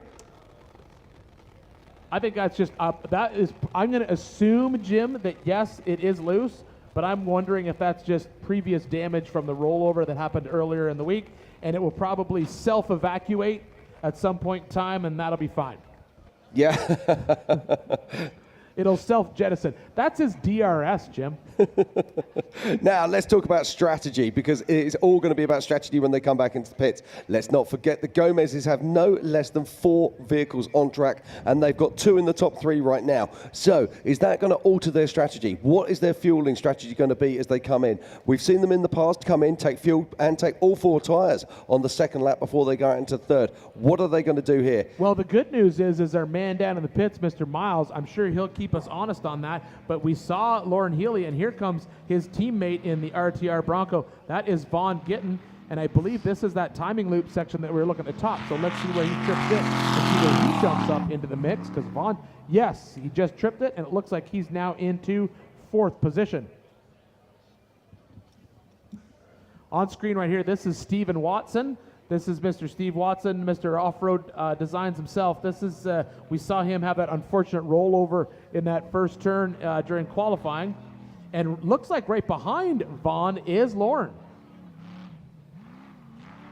Yeah, I'm just waiting to see this. So we're going to let Lauren Healy started down the pack today. Unusually, Lauren Healy was starting in 21st position. Big news! Lauren Healy adjusted time first place. Wow. There we go. So Lauren Healy on adjusted time when he clipped that timing loop, as you were just assuming, because he started way down the list, he has now jumped up into first place on adjusted time on that timing loop. Well, let's just quickly talk about, so Lauren Healy with 1 hour, 1 minute and 41. JP Gomez with 1 hour, 2 minutes and 12. So he's absolutely flying. Then we've got Darian Gomez on 1 hour, 2 minutes 29. And Jason Shearer on 1 hour, 2 minutes and 39. There is barely anything covering these cars. Get your head around this. They've been racing for an hour and there's less than a minute covering our top 4 cars. Yeah, they are absolutely right on top of each other. So this is absolutely amazing to see. But, Jim, this is what we expected to see on this lap. These cars are fast in the desert, and they're fast in those rock trails where we're just talking about nuisance rocks. The best thing about having an IFS car is the fact that you can get through those nuisance rock trails, trails like Outer Limits, trails like Spooners that you're going downhill. They will just eat up those nuisance rocks all day long at high speed. The solid axle cars got to check up a little bit. But then we're going to leave out of here, and we're going to head into the hardest trails on the west coast of this country, and that's where this race is going to be decided. And I've also got some news. Paul Wolf is moving and shaking. He's just come through with 1 hour and 7 minutes in the same area of track. So Paul Wolf is still up and running. Yeah, he's a couple of minutes behind the leaders, but he is up and running, and that is great news. Yeah, so whatever issue he had, it wasn't a big enough issue to take him out of the race. It was just an issue to stop him on track. But right there you are watching Vaughn Gittin Jr. fight through the dust as they finish up this big desert loop. I'm going to jump over to the tracker so I can get my good buddy Miles ready, because right now we are looking at our current leader, according to the tracker, is only about 6 miles outside of town. Yeah, and it's going to get busy here in Hammertown. Oh, look at this, look at this. Kyle Cheney has moved up into 6th position. So big moves here from last year's king, Kyle Cheney. Good for him. Yes, absolutely doing well. So also we're looking here, Paul Herschel's running in 8th position, James Mahoney in 9th, and Paul Wolf has been bumped to 10th place. And, all right, and in another UFO car, here comes Mr. Bam Bam himself, Brendan Thompson. So he's about to flip that timing loop at the top of our desert section. Now, I'm just hearing something through our PCI race radios, and that was from Miles. He's down in the pits at the moment, and he's been talking to people, you know, what's your pit strategy? And everyone is staying really tight-lipped. They do not want us blabbing on the live show what they're going to do, and I think that's incredibly important. Yeah, but it sucks for everyone at home. Oh, no, it doesn't, because it makes it for the thing. But also, it means that actually every team is watching the live show right now to know what's happening. I'll guarantee you every team is watching the live stream. And I think we watched it last year. We saw a couple teams actually have the live stream audio playing in the car so they could see what's happening. But, yeah, we just saw, okay, so now we have another timing loop getting tripped. And it looks like Darian Gomez has now, on corrected time, moved ahead of Lauren Healy. But Lauren Healy hasn't tripped that timing loop yet. So as soon as we see Lauren go through it, then we'll be able to tell you where we're at adjusted time. The big teller will be when they come through our Griffin Radiator start-finish arch. That will be where we know where they're at.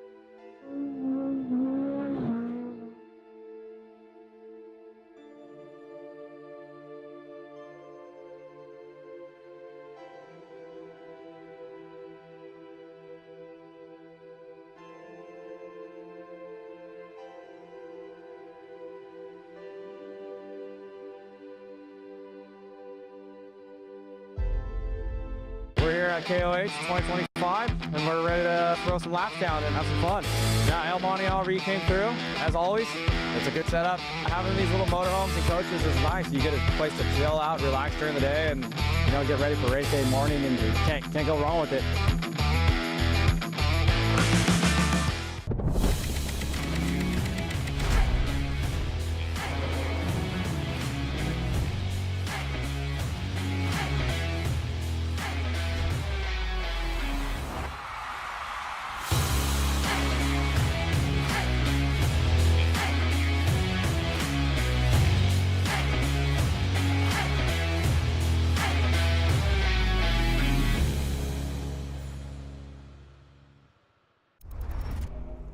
We take the long way and chase horizons. We open the throttle and crawl. We thread canyons and crest the ridge. We roll together and find solitude. We make memories and enjoy getting lost. We don't just share these lands, we defend them. And most of all, we belong here. Join us.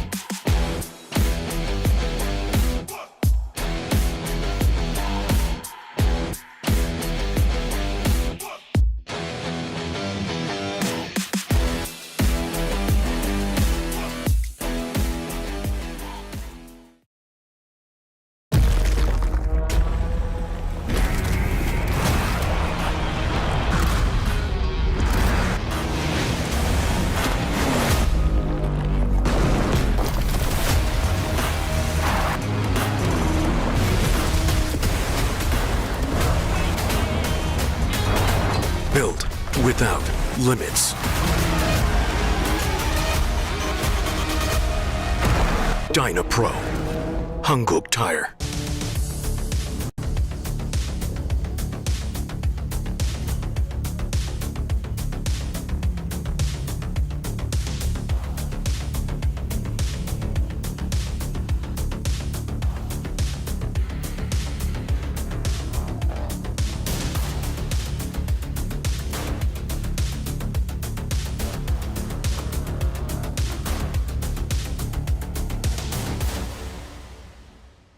Did you know that recently over 45 million fire extinguishers have been recalled because they might not work? That's why we made the Rousseau. When you need a fire extinguisher, you need it to work. Find out more at rousseau.com. Vanquish Products, the official RC of King of the Hammers. From ready-to-run vehicles to premium kits, Vanquish Products remote control vehicles push the boundaries and capabilities of RC design. With machined upgrades like licensed Curry axles to licensed wheels and tires, your possibilities of creating your dream off-road machine are endless. Vanquish Products, the official RC of King of the Hammers. In the pursuit of off-pavement exploration, confidence is everything. That's why we've built OnX Off-Road as the ultimate tool to discover trails and navigate off-grid. Everything from guided trail maps to comprehensive offline accessibility and custom trip building. Ensure you're always on the right path. Join the community that trusts OnX Off-Road to plan, share, and fuel their adventures. Because when it comes to off-roading, there's only one app built for you. Every race is a test of performance. When the stakes are high, racers rely on proven products. If AMSOIL products are engineered for this kind of punishment, you can trust them in your garage. Shop by vehicle to find everything you need for your ride. Get the protection you demand and performance you deserve with fast, free shipping from AMSOIL.com.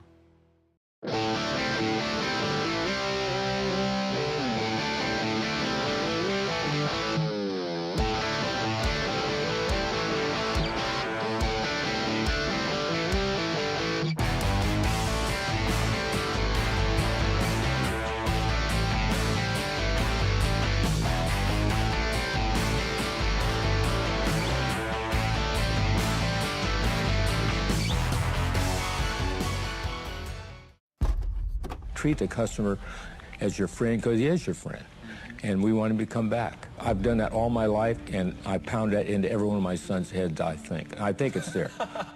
Since 1959, Curry has built drivetrains for people who drive hard. Built right, built strong, trusted. From the trail to King of the Hammers. Curry Enterprises. Okay, What I'm seeing that's very interesting here, Jim, is well, actually, as we cut away from that shot, it looked like we did see the fuel being prepped. So no, fuel was going in the other side. Yeah, well, obviously, as we know. All right, so now here we are, second on course. This is Jason Shearer. So this is our physical second encore course, Jason Shearer. That's someone who's made a lot of moves up through this pack. Yeah, Jason Shearer, of course, 3-time king. What's he got for us? All right, Jason Shearer coming through. Oh, and look, is he headed back out already? Yeah, absolutely. There we go. I said before, these guys are the masters of fast pit stops, and they are delivering right now. So in and out through the pits, our current race leader, Dera Gomez, as we watch Jason Shearer come down through our Ford Racing Arch in his Ford Bronco, and same thing. It looks like he's pitting before our Griffin Radiators start-finish line. And right there, we have our current race leader. So now we have one lap completed for Darian Gomez. And so we can see that his last lap was 1 hour 17 seconds, or sorry, 1 hour 17 minutes, 59 seconds. So get this straight. Darian Gomez has come in. He's taken fuel on. He has track position. He's heading out onto lap 2. Now, that's pretty cool. Absolutely. So he'll be very happy as we watch Jason Shearer in the pits right now. So Jason's in the pits. He is going to, hopefully we'll be able to get a shot of what Jason's doing right now. They working on the car, touching the car. We can't see. As we watch, there is JP through the Ford Racing Arch as well. JP coming down into our main pits. We'll see him pull off the short course as well to get over to his pit section, because just like Raul, just like Darian, there's too many Gomez's. Just like Darian, we saw him, they pit before the start-finish arch, so they're off. There he is right there pulling into the pit. Yeah, now just watch this. It will be a masterclass of this. All right, JP, looks like they're doing a very similar pit strategy, checking the tires, checking over the car. Quick look here and there. Now these guys will all be running what are called Fuel Pros.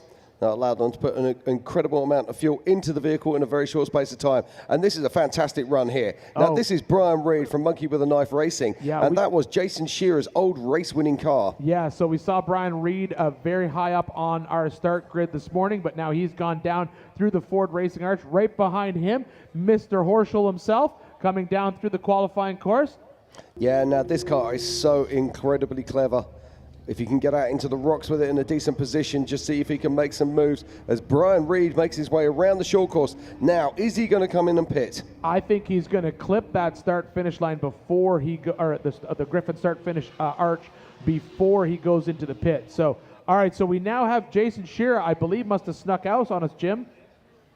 Yeah, no, it's possible that Jason didn't actually stop at all. No, and he's we gone saw straight Jason out. stop. Jason stopped up with the Gomez brothers, but he is now back moving again. So Jason has already pitted, and now he is back out on course, and we saw him go through the Monster Energy short course and clip the timing loop. So Darian Gomez, lap 1 was 1 hour 17 minutes 59 seconds. Jason Shearer, 1 hour 19 minutes 22 seconds.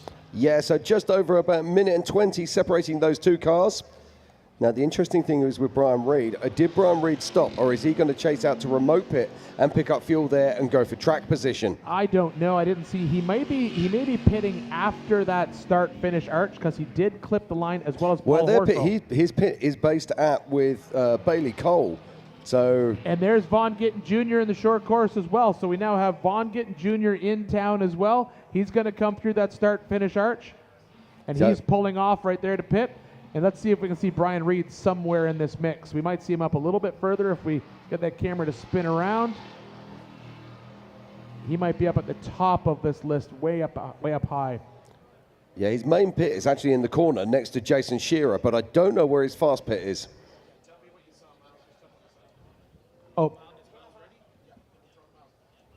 All right, I am hearing, Jim, that the good news is we got Miles down in those main pits. Miles, take it away. Thank you, Ian. Yeah, down here in the hot picks, it's been an exciting moment. Right when we're getting ready to go, fought some tech issues, but it looks like we're back in action. So sorry about the delay, but it's very exciting down here. We saw physical 1 and 2 with the Gomez brothers. Darian, JP looked calm, cool, and collected. Then Jason Shearer came blowing by. Everything looked good. I just saw Vaughn Gittin Jr., Lauren Healy Brian Reed, Paul Horschel. Looks like no drama so far. It's just smooth. It's going good. Lap 1's the easy one, though. Don't forget. I expect lap 2 is going to get more exciting, and then lap 3 is going to be wild. So far, so good.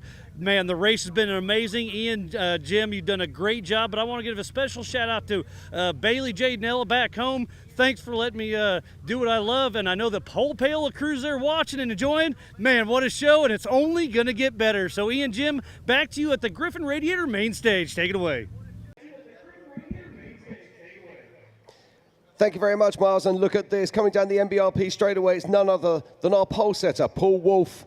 He's had drama out there on track, and just behind him, I think that might be Carl Cheney, but we'll have to have a look as they cross the line. So is that the 191? As Paul Wolf makes his way into the short course, and he's peeling off to go into the pits. Now, these UTV-based vehicles have the advantage is they don't burn as much fuel as the big cars, so they could potentially go back out onto course, and that is the 191. That is Carl Cheney. I've got a feeling that you're going to see him blow through town here, take track position, and head back out into the desert, but we will see. So as we see Paul Wolf making his way around into the pits, Carl Cheney is going to be crossing the line to complete lap 1.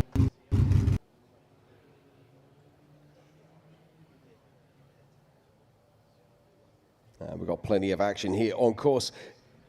And Miles is down in the pits right now, so we're going to throw it to Miles and see what Miles has got for us. Miles, take it away. Thank you, Jim. We had our original race leader. We have Paul Wolf down here in the pits. I talked to the crew just a moment ago. They weren't sure what was going on. Looks like Paul's on a mission, just straight-faced. He is ready to rip. So we know he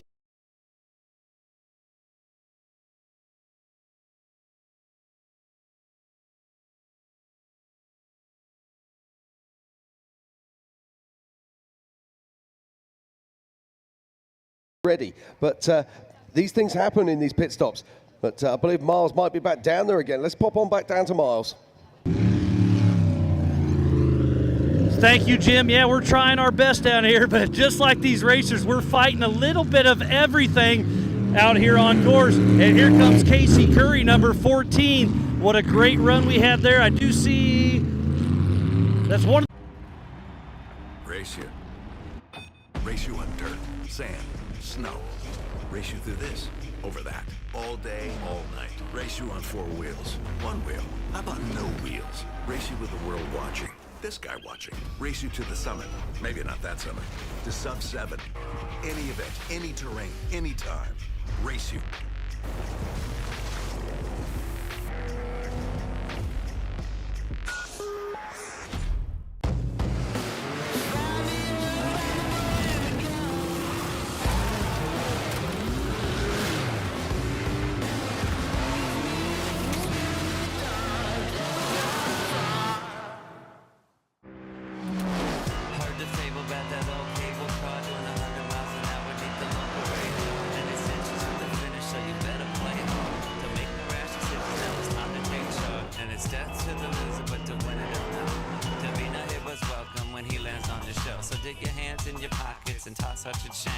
Everybody's up in me, but it's strange.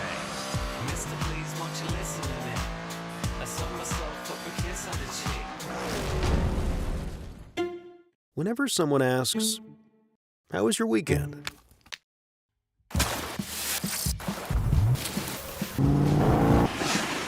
Or, "What have you been up to?" Or just, "What's new?"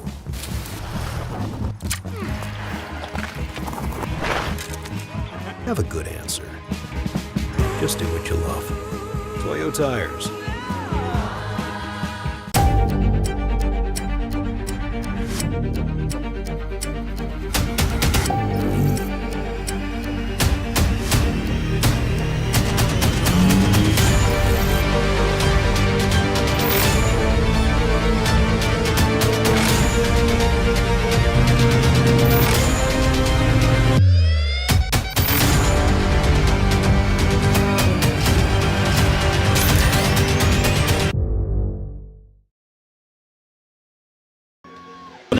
just says all of it. So they are dumping oil. Here comes Waylon Campbell getting slideways through the corner, getting her done.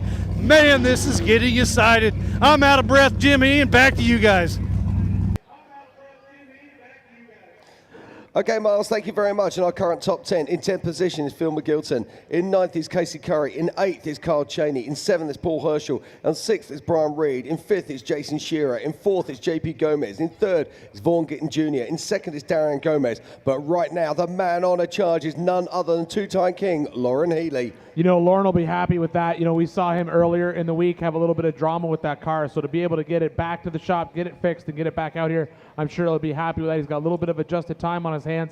And, you know, I don't know if he'll need that in the rocks, but he certainly won't certainly like having it. Yeah, now one of the things we did notice there is that Carl Cheney came through. Now, I did not see him stop. That doesn't mean he didn't, but I do wonder, these UTV platforms, they do have the ability to carry enough fuel for them to head back out into the desert and get back to remote pit. So, is this going to be a strategy we're going to see from some of these UTV-based vehicles? Are they going to blow through pit to pick up track position in this race? Yeah, you know, that is a very good question because they are going to get out into the rocks. That's definitely, when you're running in the UTV, you do have a smaller tire package, so your line choices are a little bit different versus the large 4400 cars running the 40s, and now most of them out there, some of at least all of the heavy hitters are all running that 42-inch tall tire, so they have a lot more line options when it gets into the rocks, whereas the UTV, they might want to get out there a little bit sooner to make sure they can get where they need to go. But right now, that is our current physical first on course. That is Darian Gomez, but as Jim said, Lauren Healy, Lauren Healy, when they came through main pit, did still have him on adjusted time. Oh, he did. No, what's happened is Darren Gomez has picked up on the next timing loop in the desert, which is why it's showing ahead of him. But at the moment, it's Lauren Healy on adjusted time. Yeah, my brain cut up with me as soon as I said it. The interesting thing to me, though, Jim, is also the fact that all of these leaders, they all bypass back door. So that means they don't have a choice. Next lap, they have to run it. Yeah, absolutely. But there's an awful lot of rocks between us and them. But This lap 2 is gnarly. And the thing, I was going to say, the question is, though, Jim, we just saw it. This could be a huge traffic jam issue when these guys come in. We saw them come in lap 1 just on top of each other. One. You know, they're all over each other. Whereas you come into the main pit right now, literally that trail is absolutely open. If you're going to winch it, in my opinion, this is the time to do it. Get it out of the way. Now, we haven't seen any other solid axle cars come in yet. I haven't seen Josh Byler cross the line. So this is Tad Dowker coming in. And if Tad Dowker crosses, I believe, no, Josh Byler has crossed the line. I have missed it. He came in at some point without me seeing. So Josh Byler came through at a 125 and is currently sitting in 15th position. But that's Tad Dowker, our second place solid axle car on track. All right, so Tad now is back in. So let's see what he does. As he's gone through the start-finish line, but as we said, we've seen some people, they'll pit out here at the edge of town. So he may jump off the short course down here and fall into his pit. Yeah, there are people right the way around. So as he makes his way round to the Talladega onto turn 19, he'll be going out and over the Yukon launch. All right, so I think that is that Jason? Shearer? That's Jason. Yeah, that should be Jason. So that's physical second on course right here, right there. That's Jason Shearer. Yeah, so Jason Shearer is currently sitting in on adjusted time in that second, he was in 5th place. Obviously, he's tripped a timing loop further out into the desert, which pops him up into 2nd right now, and he is 2nd physically on course. Yeah, so it's a solid place to be. Yeah, but we haven't seen Lauren trip that timing loop yet. As soon as we see Lauren trip that timing loop, we're going to assume that we're going to see Lauren on adjusted time slide up into that first place spot. It's going to be very interesting to watch Jason Shearer and Lauren Healy in the rocks. It'll be like both old school battle. Oh, yeah, but both of them are running portals and both of them are running 42-inch tires. Yeah. I can't wait to see the speed they go through these rocks. Yeah, it's going to be fun. And speaking of someone that can go faster than rocks, there's Mr. Horschel himself.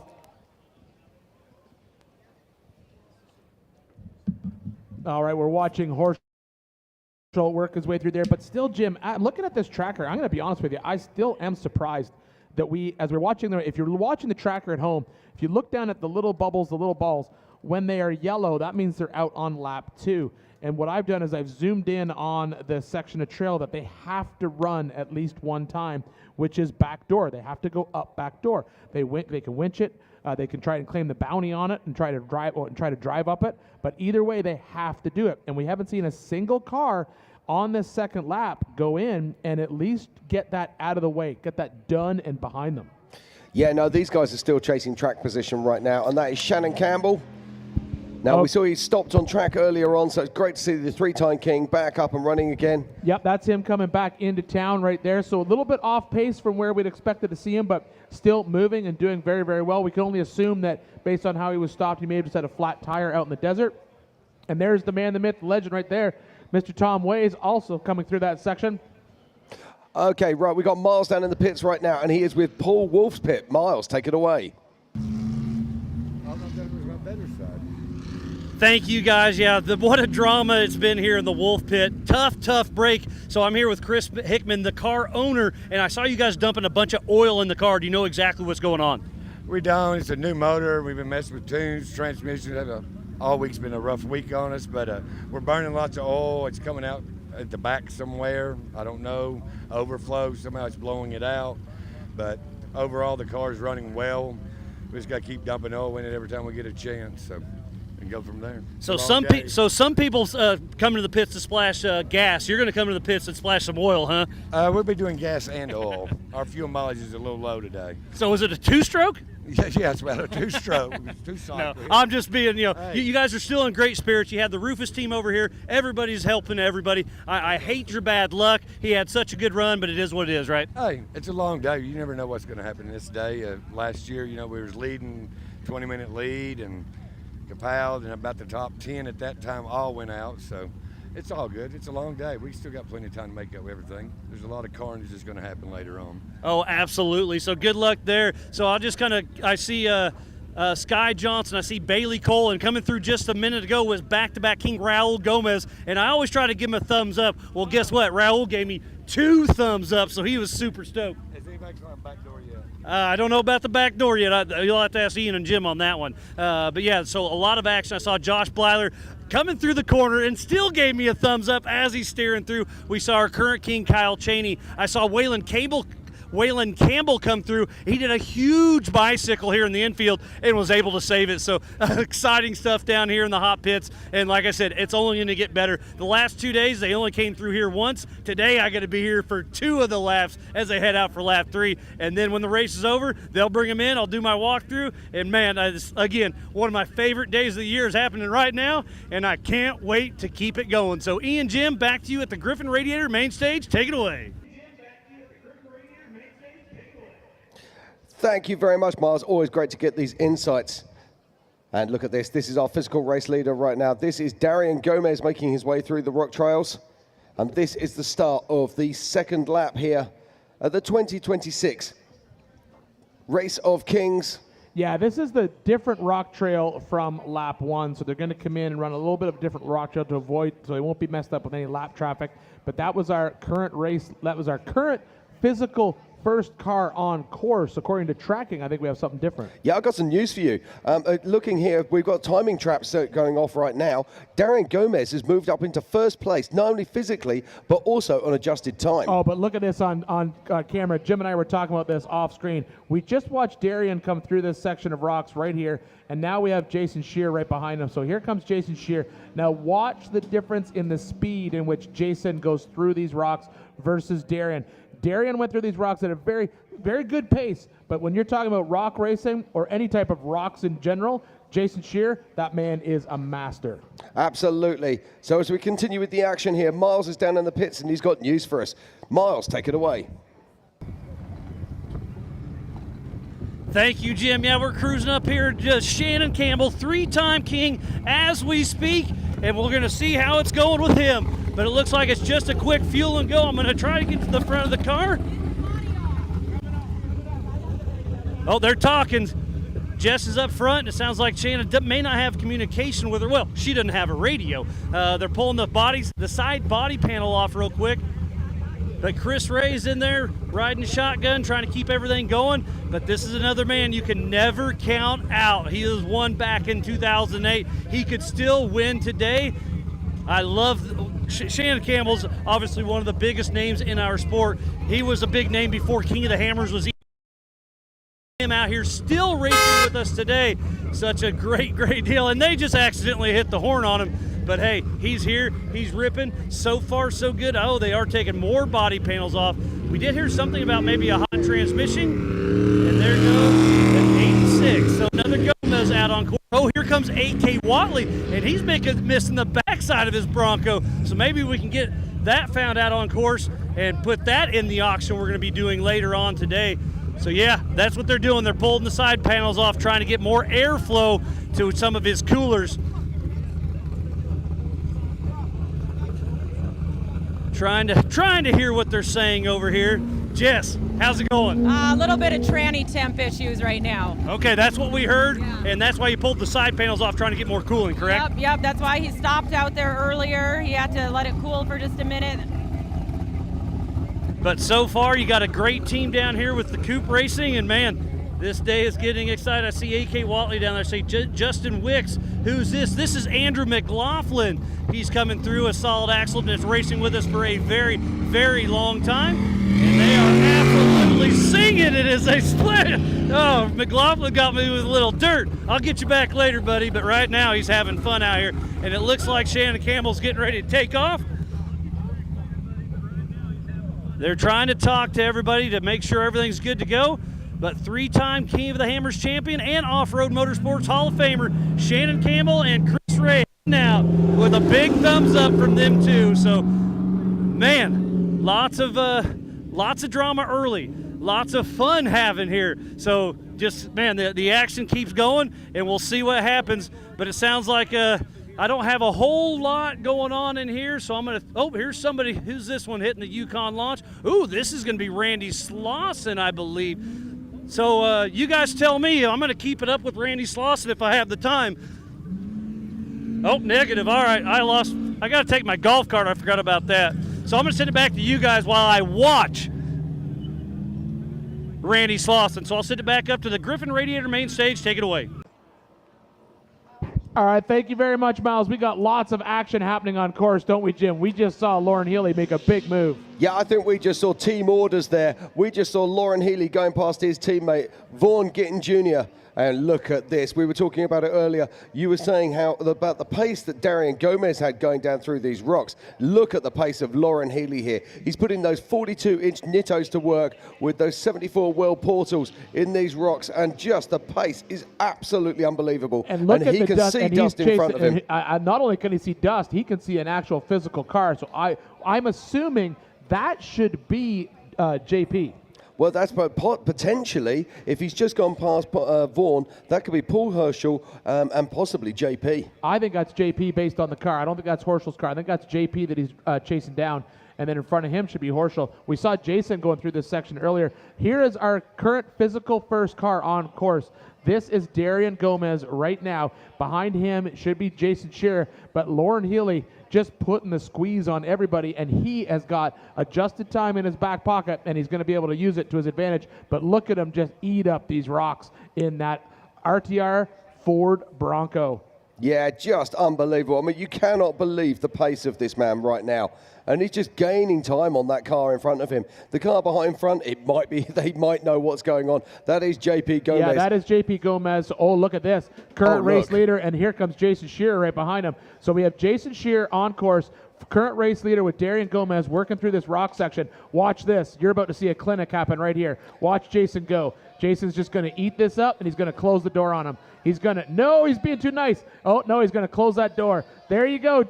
For the pass, physical first on course right there, live from Johnson Valley. Jason Shearer closing the door on Darian Gomez, and now let's see what happens in these rocks. Now, is Darian Gomez able to stay with Jason Shearer? Dave Cole always said to me, if you need to pick a man who can drive fast in rocks, Jason Shearer. And we're just about to find out why now. So we talk all the time, Jim, about why we have these repeat kings in here. And in all honesty, I talked to a driver last year who got mixed up in the mess with Lauren Healy and Jason Shearer out on course. And they said now they see the pace that these guys carry through the rocks to win this course. So having Jason in front of you is actually kind of good. You can now chase him down, and you can get an idea of how fast you need to race. But look at the gap that he jumped on him so fast through that rock section, and now he's throwing dust up through that little goat trail. Yeah, he pulled, what, 150 yards already? Absolutely incredible stuff here from Jason So proud of you for Shearer. not saying meters, Jim. Do you know, so I proud so of you. nearly did. I was so proud. Yes, all the yards. Yes.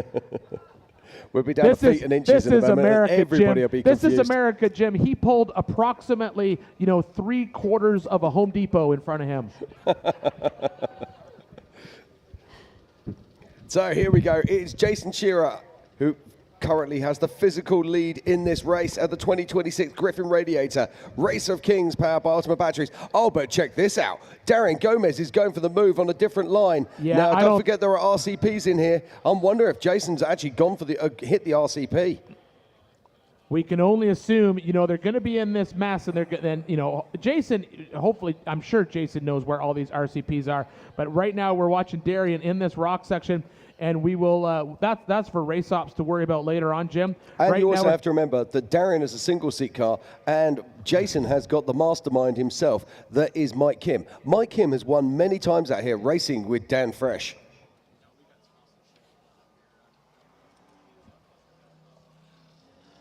But to me, Jim, the big story is here, as we're watching 1 and 2 on course, is where's Lauren Healy? Because Lauren Healy's not behind this group, and Lauren Healy has a pile of adjusted time in his back pocket to basically reel these guys in. But as you were saying before, look at Jason. He's just pulling away, saying, see you later. I got these rocks. This Bronco's going to eat them for lunch, and I am out of here.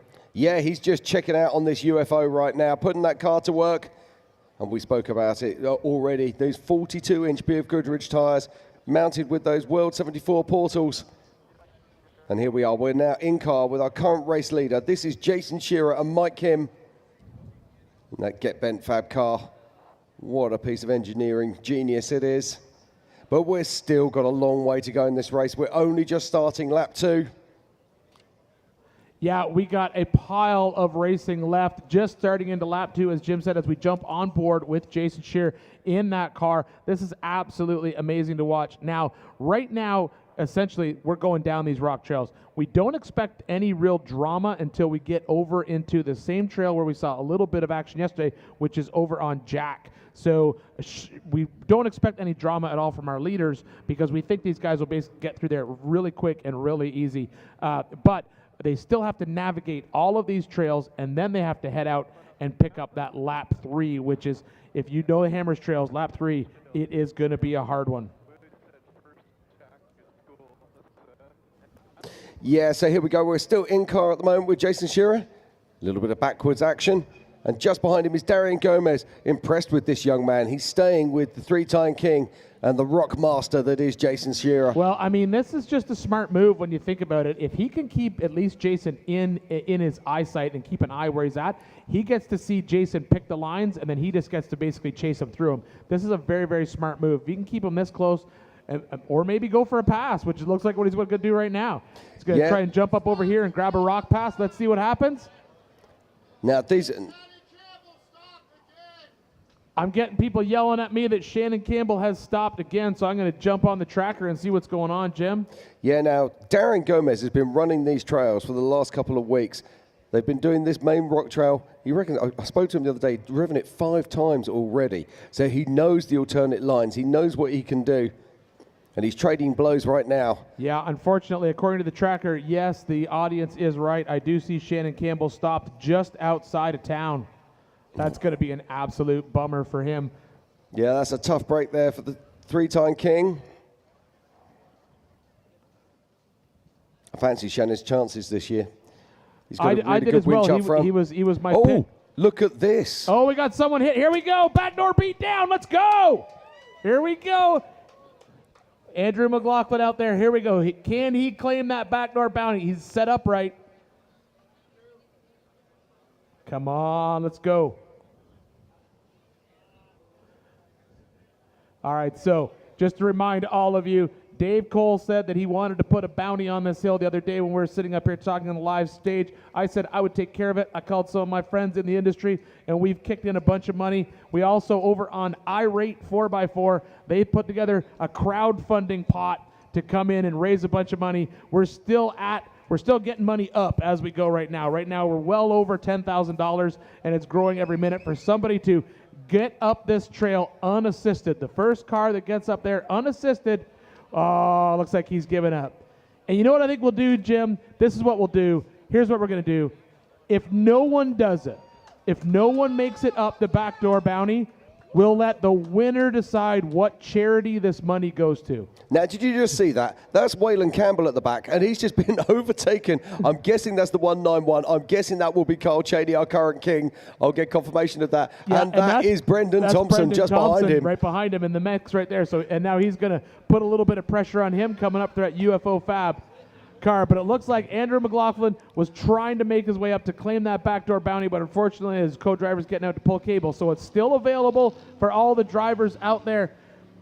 But look at the pace of these cars in these rocks. Absolutely this is absolutely epic. insane. Yeah, they are flying through these rock trails as Hunter Miller. That is Hunter. Yeah. Oh, tags a rock there, but that's okay. Looks like he's still going. Hunter Miller is basically pulling away, but Brendan Thompson basically stuck to his rear bumper, and that's Waylon behind him. Is it, Jim? Yeah, that looks like Wayland at the back there in the Campbell car. Yeah, and unfortunately we did just hear, and I'm still looking at the tracker, and it does look like Shannon is still stopped on course. So Wayland's still moving, but unfortunately his dad Shannon stopped as we watch an absolute clinic here in the rocks with this Can-Am UTV. The pace just blows my mind. It's absolutely astonishing as you see these vehicles work their way through.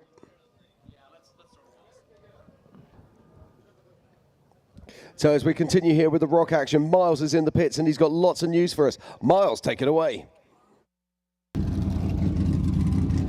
Thank you, guys. Yeah, lots of action up here in the hot pits. So I'll start with Randy Slauson. They put a new breather tube on the crankcase, and he thought he was building too much pressure and it was blowing oil out. So they cut that breather off, topped it off with oil. He looked calm, cool, and collected. Tommy Dykstra hit something with his battery, and he knocked a wire off. So he's rewiring his comm so he can hear that. Car's good. Now I'm over here with team change order, and I do see Brett Harrell completely out of the car. Hey, Brett, what's going on, buddy? We got transmission problems. Well, the transmission's fine. We're building heat, and we ended up having a leak somewhere. We're losing tranny fluid, and we don't know where. Well, that's a tough break, but it looks like you got a great team to hopefully get you back and out there. Shannon Campbell's fighting transmission heat as well. Yeah, it's tough. I mean, the fluid, we were down 2 quarts. We had to stop on Emerson, and threw 2 quarts in it. It dropped down to like 270. I thought, cool, we're gonna go.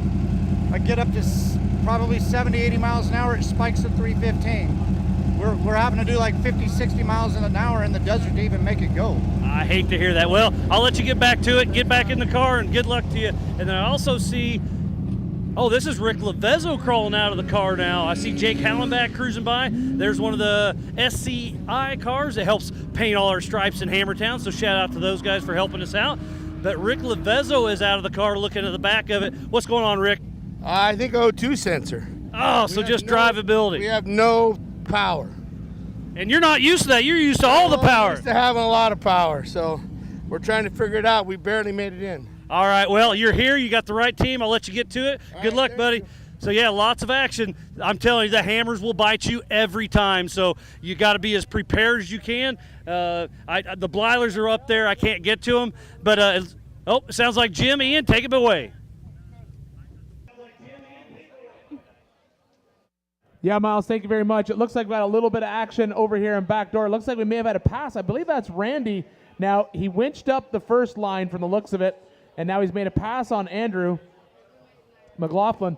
Yeah, that's definitely a bomber, and I do believe that is the 448. I think that is Randy. So what we've actually seen right here is Randy pulled in and made the pass. Now, Jim, this is what is going to make this interesting. So Randy has now completed that backdoor required joker lap on lap 2.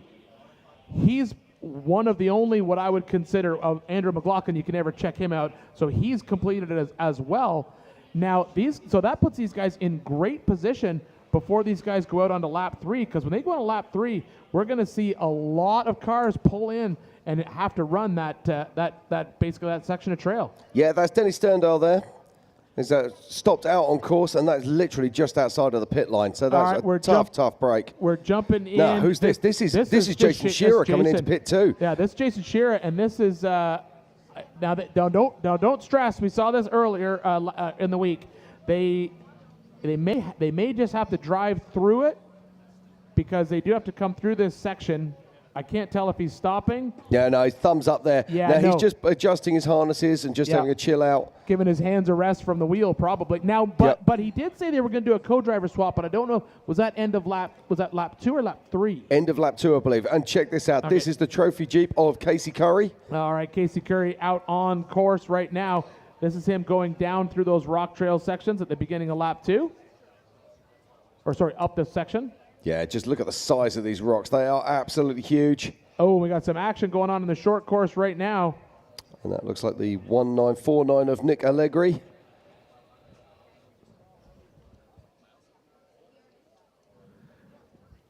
Yeah, looks like their course marshals are checking.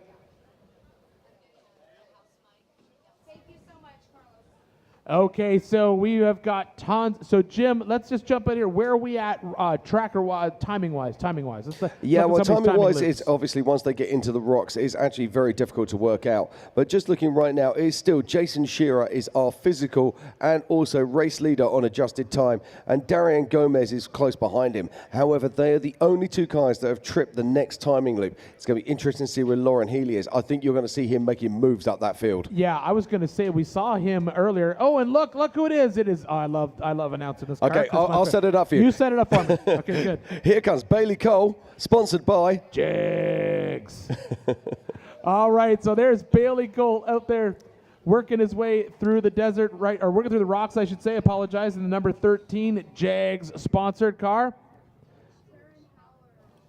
But as Jim was saying, we are watching our current race leader work their way up through the pack. The one that we're watching a lot is going to be Lauren Healy. We've seen him put an absolute tear on.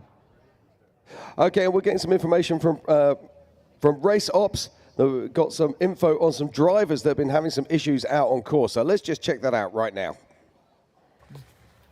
What's going on, guys? Me and Tony are safe. We had a rollover here in Emerson. We were cutting across the lake bed, hitting our VCP. The guy in front of us cut way wide, kind of missed the corner and was coming back, going straight in line, and we were drifting the corner, taking it nice, right on line, and we ended up connecting. He ended up hitting our rear tire as we were passing him on that corner, and small car versus big car, they're going to win every time, and we took a roll probably 3 times, ended on our lid, so it's the end of our race. We broke a trailing arm and blew out both of our rims. Walk me around. Yeah. We literally blew out both of our rims. The spokes are no longer attached. Shattered all the way across. And we bent our trailing arm pretty bad. We landed really hard here. It broke the knuckle and some plastics. Other than that, the car's in pretty good shape, but we're in no way capable of getting this back to camp at this point or pit. I think we're 40 miles away from main pit, and that would be our next stop. So we're done for the day.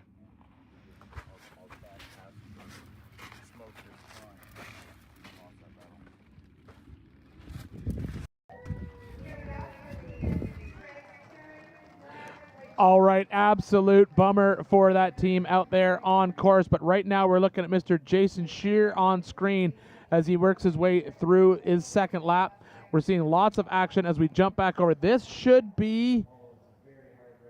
Oh, no, I take it back. I thought that was our current race leader, but that is not. That is the number 86. That is a different driver. That is Marcos Gomez. There's so many Gomez's, as I said before. But all right, so Marcos Gomez out on course as well. But the big story right now that we are also watching is I have good and bad news. Okay, so it looks like Shannon Campbell may have come back to main pit. They may be calling it. I'm not 100% sure. We'll see if we can get a heads up from them, possibly their race team when they get a shot.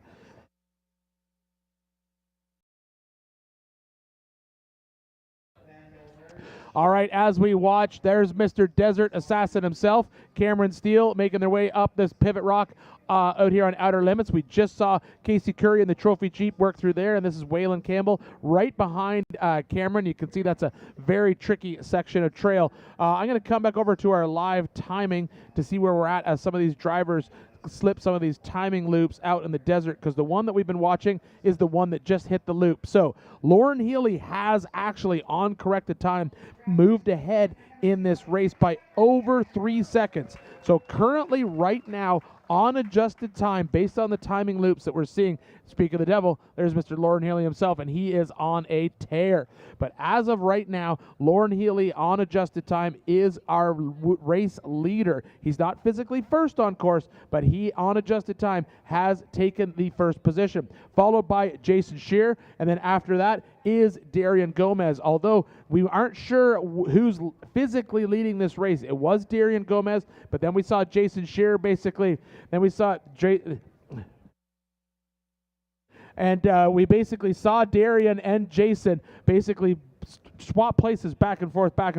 So we don't know who is physically on course first right now, but we know Jason Shear, Darian Gomez are finishing out that 1-2 as Lauren Healy on corrected time is leading this race. I am hearing from Miles down in the pits. He headed over to the Campbell pit. Unfortunately, Shannon Campbell has blown his transmission, and it sounds like he is out of the race right now. And joining me in the booth is Mrs. Pam Hall. Pam, what you got for me? Oh, I'm just coming in to join you in the booth while Jim is out for just a moment as we're watching Phil McGilton right now make his way through outer limits. But Ian, what an eventful morning so far. It's been a great morning. It's a great morning of racing. I think it's going to be absolutely awesome.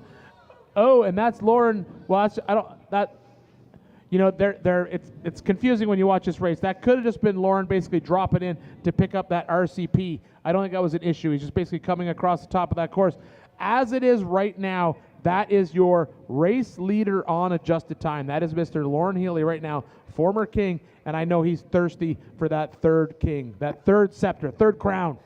They got so much stuff now. You get a scepter, you get a crown. You get a hammer. When are they going to get a chair? That'll be the next I don't thing. know. These chairs that we've been setting in all week long, these PRP chairs that custom made with the King of the Hammers logo on it, have been very comfortable. We got spoiled. Get a chair like that over in that Fox tent with all the shocks out of it. Jim, you're back. So Jim's back in the booth now. Great to have him. We got an update, Jim. Unfortunately, I'm sure you heard Shannon out of the race. I know. I can't believe it. Such a tough break for Shannon, and that's another race that he hasn't finished in this car. As he said earlier on in that piece, still has not completed one race with that vehicle that he built 2 years ago. And unfortunately, I think 2 years ago it was the transmission. I think last year it was the engine. And so unfortunately, mechanical issues just plague him with that car. But right now, this is the man who this story is all about. Right now, Jim, Lauren Healy has tripped that timing loop on adjusted time. He is leading this race, even though Jason Shear and Darian Gomez are physically first and second out on course. Oh, I don't know where they're at right now, Jim, because they're literally right on top of each other the last time I checked. Yeah, there's so much action going on. Of course, now we're having a little bit of a bet with the production team as to what sort of time we can expect our first lead vehicles to come across the line. I think I said 3:30, didn't I? Yeah. Oh, I didn't get to put a number in on that one. I did on names. 3:45. Very interesting. I'm not going to say who, but a very learned friend and somebody who knows about this course incredibly well is saying 6:30, and he's expecting it to be Adam Lovell. Oh. Interesting. Old school rock crawler. Well, so that, in all honesty, I wish I would have gone with my original bet right now based on what we've seen play out here. Because, yes, we're watching these cars racing out on course right now, and they are leading, and they're doing great. And it's Lauren, it's Jason, it's Darian. But I think Randy Slauson pulled a chess move out there, 100%. We've seen him do it before where we're calling this race, then Randy Slauson jumps out of someone's tailpipe and comes in and wins it. The fact that he went out on the end of his second lap and finished his backdoor joker lap, I think that's the chess move that's going to shake things up on the back of this course. I wish I would have went with my normal choice for winner, which is Randy, because I like to always pick Randy because I love the bomber car. But I think that may have been the chess move that may decide this a little bit later on. But right now we're jumping on board with Jason. And you know what, Jim? Based on what we saw at the hood over the hood of Jason's car, I didn't see any dust or any movement, so I think Jason may still be physically first on course. Yeah, the nice thing for Jason is he can actually now set the pace. He knows what it takes to win this race. He knows the speed that he needs to go. He'll know on his comms already that Lauren Healy is on an absolute charge. He'll also know that Lauren Healy has got lap traffic, or not lap traffic, but traffic in front of him. But Lauren Healy won't mind that. He knows that he can pass these guys in these trails. He's got the experience. And that looks like it's Tad Dowker, the number 906, making his way across that ridge. We have to say this. I know you guys have more than likely already talked about this all morning, but the attrition from yesterday and the day before, I mean, today, we're, it's going to be the same. Exactly. If we get 15 cars across the line today, I'll be shocked. Absolutely. I'm not joking. I think it's going to be there might be 15 finishers. Let's talk about this. These cars are the meanest and the best in the world. They at a sensible pace. They will survive this kind of punishment all day long, but they're not being driven at a sensible pace. They're being driven at a race pace, and that's why we love Jim, it. This is America. We don't know anything sensible. That's not how we play this game. But no, I think, Jim, as you said, I think it's more the evolution of the sport, Jim. We talked about this. We used to build these cars. We'd put like just a regular old crate engine in it, really well-built transmission, some good axles. But now you have to have a fully built race engine, and those things are living at the rev limiter for hundreds of miles. And the problem is, when you have something that's a fully built race engine living at that rev limiter, it's living right at the edge of failure. And I think Shannon Campbell, unfortunately, just learned that this morning. And I believe that's Mr. Dan Fresh. Oh, is that Dan Fresh or is that Cameron? I thought it was Cameron. It might be Cameron. I thought it was Cameron. I thought I saw him assassinating that desert.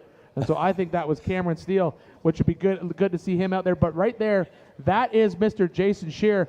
And I'm going to assume that is physical first on course, Jim. Yeah, absolutely. There's no dust in front of him. Yep. I don't believe that Darian's got by him, so that is our physical first on course. And if you're a fan of Jason, this is exactly where you expect him to be. More importantly, Jim, the question that I would want to know is, yes, we did just see, we don't see Darian behind him, but more importantly, I didn't see Darian anywhere near him. Yeah, but we were talking about this. When Jason decides to check out. Oh, look at that. He had to recorrect himself there. And the tricky part for me, Jim, is I don't have him on racing tracks, so I can't pick him up on racing tracks. We still have an issue with Darian Gomez's car, but I'm hearing from our production crew that he is close to Jason. So he still is within eye shot of our... there he is. Right there. Look at that. It's almost like they're listening to us, Jim. And, I was going to say, too, like we were saying, we weren't seeing him and whatnot, but now we are seeing him. But him being back there behind Jason, I mean, he is in the dust. So, and in those little canyons and stuff, the dust just sits there. Okay, got some big news. Lauren Healy has just tipped the timing loop, and Lauren Healy moves into the lead on adjusted time by nearly a minute and a half. That is absolutely insane, because the last timing loop, Jim, he was only ahead by 30 seconds on adjusted time. Yeah, so Lauren Healy is absolutely smoking hot right now, putting that Triton Fab car to work through these rocks. And the big race that we've got going on, and the bit that I'm loving, we used to be, it's all about IFS or solid axle. Now it's about, are you IFS with portals? The technology with all of these, it's definitely... I think this year, sorry, Pam, I didn't mean to interrupt you. I think this year it's not just IFS portals. I think it's just the driver on the car. I think, when we get into this lap 3, to me, this whole lap 3 and these RCPs and staying in the rocks, these super hard checkpoints, these old school KOH Hammers guys, they do have an advantage, because they got it, they know it. They're like, all right, I lived in these rocks, I know where they are. But here we have Miles down in the pits with an update for us from the pits. So Miles, what do you got? Thank you, Ian. Yeah, I'm down here in the pits, and again, the leaders out front, you guys are doing a great job. It's exciting out there, but it's still exciting down here in the pits. I've got Nick Allegri out here. He spit a serpentine belt, and now he's up under this thing. And Nick, you gonna try to get this car back and going? Yeah, we're gonna try to get it back. It looks like you're stretched out. You need some longer arms, don't you? Yeah. But let's explain on this. It's a rear engine, a rear-mounted engine, so it's a little tougher to work on than normally, isn't it? Yeah, it's a lot nicer when you're in your garage. With a nice lift and all the good stuff. But now we're just laying here in the dirt. Do you need a blanket or a pillow, or are you all right? I need beers. Not yet. You're still in this race, buddy. Yeah, it'll be all right. All right, well, I'll let you get to it, buddy. But tough break. He broke down right in the apex of the turn, so the safety crew got him pulled off, so he's safe and the racing action can continue. I did see Brad Lovell come through with his son Adam behind the wheel in that 2008 Ford Ranger. I love seeing that thing coming out of retirement and out there doing it. They told me yesterday, I was chatting with them, they're not coming out here to win. They're coming out here to have some fun and family bonding. They won yesterday in the 4600 Curry Enterprise stock class. They're not going for the win today. They're just going to prove that something they built 19 years ago. They missed the first year since this is the 20th annual, but it's going to be amazing if they can get that car to the finish. And man, I've been running up and down the pits. It's kind of quiet right now, but I promise you when they come in after lap 2, there's going to be some wild action, because I was talking to Tom Ways I don't know, a month ago, I guess it was, but he told me one thing is, who comes through the rocks after that third lap and has a straight drive shaft and components to be able to cruise through the desert? Because he's like, you're going to beat your car to death, and then you have 50 miles of desert. So I really think that last lap is going to be wild, and we're not there yet, so I'm just speculating, but it looks like it's kind of quieting down. Nick Allegri's down here still working on the car. Hopefully they can get it back in action. So I'll send it back to the Griffin Radiator main stage. Jim, Ian, back to you. Thank you very much, Miles. As we jump back into the action here on our Griffin Radiators main stage, I hear we have an update from good old remote pit Tiff out there in the desert, so we'll see what's been going on. I bet there's been a lot of action. All right, guys, back down here at Remote Pit, a little update for you. We've seen our physical leaders come through right now, and I've got a list. We've got the number 76 of Shearer, the number 90 of Darian Gomez, 67 Lauren Healy, and 25 Von Gittin Jr. Now, we did get an update from the Gomez camp. Looks like the number 82 of JP Gomez, he lost a rear drive line. He's at the bottom of outer limits right now, and he will be hiking to Remote Pit. So once he's here and I get some more information for you guys, I'm going to keep you updated. But you can also see that we're starting to have some more cars come in right now.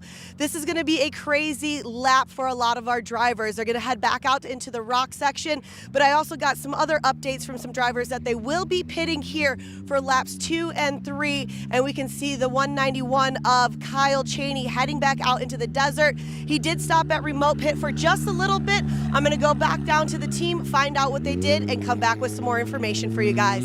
Back up to the booth. RPT, that is Remote Pit Tiff. Oh, look at this. This is Jason Shearer. It looks like he's got himself in a bit of a bind here. Whoa, whoa, but whoa. Look Bigger behind news. him. Look behind him. Look behind him. That's Lauren Healy. And you can see Darian is right behind him as well. So you got 1, 2, and 3 sitting right there. This is absolutely, so this is not jackhammer, even though it says that on the top of your screen. This is the plaque line at Sledge coming down. And that's the pinch rock area that everybody talks about, right? Yeah, so you can see in the bottom of your screen, that's the old plaque line right there. That's the plaque. So you would normally, when we go wheeling, we go up this. Very, very interesting that Lauren is sitting here waiting, which I think that's a very responsible decision right now, because I've been up here this fall. This has all changed. This big rock used to be much bigger and used to come around it. If we were going up this trail, you'd look at this trail. You wouldn't go where Jason is. You'd go to the left-hand side. You'd sort of ride that wall and get out. But all these rocks have moved. We had a lot of weather this past year. A lot of this stuff moved around a little bit. So now the line is kind of up this rock that's just below Jason, and then you kind of get into the mess where Jason is. There's a lot of rocks and a lot of traction. Lauren could, if he wanted to pull a pass, I think he's in a position where he could come down and come below Jason right now and drop down in the trail. But he doesn't have to, because Jason's not going anywhere. Right. He's got corrected time on Jason. He sees the leader. He sees second place. I think it's actually very smart of him to just wait for Jason to move along. Well, I'm just going to say, I'm going to call. Oh, we've got action on the infield here in Hammertown on our Monster Energy short course. Looks like somebody's gone a little bit too hard there. But we'll come back to that. I'm going to call this. Do you think Jason's got a problem? Because I'll be expecting him to drive this. He's not trying to go backwards. He's not trying to do anything at all. His wheels look like they're facing into the rock rather than away from the rock, which seems a little bit odd. I don't think he's got a problem, Jim. This is just completely changed now when you're coming down it. There is a pinch rock here that grabs you when you're coming down, so they may have just unloaded the suspension. I think the co-driver got out to winch, but I'm not seeing a lot of action right now. I would think if he has a problem, I would assume that we would see Gomez and Healy make a move right here, because if he has a problem, there's no point waiting. If you're just waiting for him to winch, just wait it out. Now, at the top of your screen, who should that be? That might be Vaughn. Vaughn or Herschel is who it should be according to the tracker, but it might be Vaughn. That is Vaughn. It's Vaughn Gittin Jr. Yep. He's at Bronco. I do have to say Mike Kim is riding shotgun for Jason Shearer, and so he was down there in that front left. It looks like he's still between the rock and the front end of the vehicle. So you might be. I mean, I don't want to argue it, but Jim, you might be right because you can see Mike Kim down there still looking at that front left of Jason Shearer's car. Right now, yeah, you could be right, Pam. There could be an issue with that car, but you would think if there was an issue with that car, if I was Gomez or I was Healy, I'd be moving. I'd be going. Right. But they don't know that yet. They still think that Mike Kim's playing with the winch. He's at the front of the car. They might be wondering, oh, it looks like why he's Gomez not heard winching me. through. Looks like Gomez heard me. He moved ahead a little bit. And But then look at the rocks on that side. And there, Lauren's co-driver is out. He looks like he's walking down to find out what exactly is going on down here at this bottom section. His co-driver is Jeremy Dickinson, who's with us all year long too. But yeah, that's maybe something was going on with the winch because now you can see Mike Kim. Did it look like he had it out? Nope, he's getting back in the car. So Vaughn Gittin Jr. with Jeremy Dickinson. Jeremy Dickinson's very well knowledge also in the rocks, as all these guys are, and you as well, Ian. But Jeremy's definitely trying to find that line. Okay, now, so Mike is now pulling winch cable. Yeah, so there we go. So Mike's pulling winch cable down. I'm wondering if maybe he was just looking at it, Jim, to see if he could drive it, but to see if it's worth driving. But yes, right in that section right there, especially on these IFS cars, I know we used to always talk about IFS versus solid axle, good versus bad. The sort of, I want to say, downfall or issue with a lot of the IFS cars is just overall width. They are a wide car. The wheel track on those cars is really wide, except for one of them, and that is good old Mr. Tom Ways. He has a very narrow IFS car. Now, it looks to me like there is actually a winch point been set up down there. You can see Mike Kim is joining cables. Yeah, there is. There's a winch point down there that they can use to pull across, just like I said, because of that pinch rock. We did see it play out a little bit yesterday with some of the 4800 cars, but the thing about the 4800 car is you can get your tire up on our screen right would be Jason's left. You can get it up on top of that rock to try to ride down that little stair step to come down that section. It's tricky, but it is doable. This is where Jim criticizes their winching. Hold on. So I'm not saying a word at the moment. So about this, I mean, right now, Darian Gomez being in the vehicle by himself, with him coming up to this area, I mean, he's seeing right now that it's probably going to be a struggle for him. Now, I have a question, Ian, for you. Is there a way of him turning left right there where he's at to come around the other way so he might not get stuck between those rocks? So there is a line there, but in all honesty, if I was Darian, I would just look at what Jason did and say, okay, I see where Jason made the mistake. I think it's smarter for Darian to stay left and try to take the stair step. Oh, there we go. Oh, there's our roll in the short course. That's the 4400. 4400 flat. Yeah, that is Zach Savage getting it all out of shape in our short course. But Jim, here's the bigger. Okay, so it looks like there now. So now let's watch. So let's watch Jason come down here. And I'm seeing Gomez drop in. Yeah, see how he's trying to get the tires up onto the rock on the other side? Try to bicycle. But the bigger question here, Jim, is looks like he's stowing the winch cable. That's the right thing to do. But he didn't seem to be in a hurry to stow it and get back in the car. These winches aren't the fastest, but what he has done is he's done the right thing. He's stowed the cable. Do not be a fool and put the cable inside the cab. There really should be no reason for them, but he's flipped the window net up, and he's still walking around the course to see if they're going to need it again. Now, I will say of sledge is flat nasty now. Mm-hmm. It used to be the easy drop, but now it's way harder. I can't foresee Jason needing any problem or needing any help at the bottom of this trail, but you never know. The good news is Jim, we were trying to assume that he have a problem. He's obviously still moving. Yeah, the other thing with these guys is they are clearly in communication with each other. So they've got Bluetooth comms and they're talking to each other out the car. That's why they're calm. That's why they're not messing around. It's not why they're not taking helmets off. So look at the top of your screen, Jim. I think that Gomez has dropped himself into the exact same pinch rock that Jason was in, and I don't see him moving at all as we see Jason come around. He's setting himself. This is the waterfall that I was talking about before. That's just nasty. It really is. And his co-driver's still way back there. Well, Jason may just say, hey, I'm going to drive the rest of this trail. Yes. I'll catch at the bottom. Once you have the momentum, right? Yeah, because Jason has now made the turn. You can see there was a Jeep to Jason's left. That's a winch anchor to come down that second waterfall. Now, the point to me is, if you're Jeremy Dickinson, do you help Darian Gomez go through? My answer would be yes. Pull cable for that man, get him out of your way, and then Lauren Healy can get through that hole. Yeah, I would agree with you there. That would be the smart move, especially since Lauren is sitting with so much adjusted time in his pocket.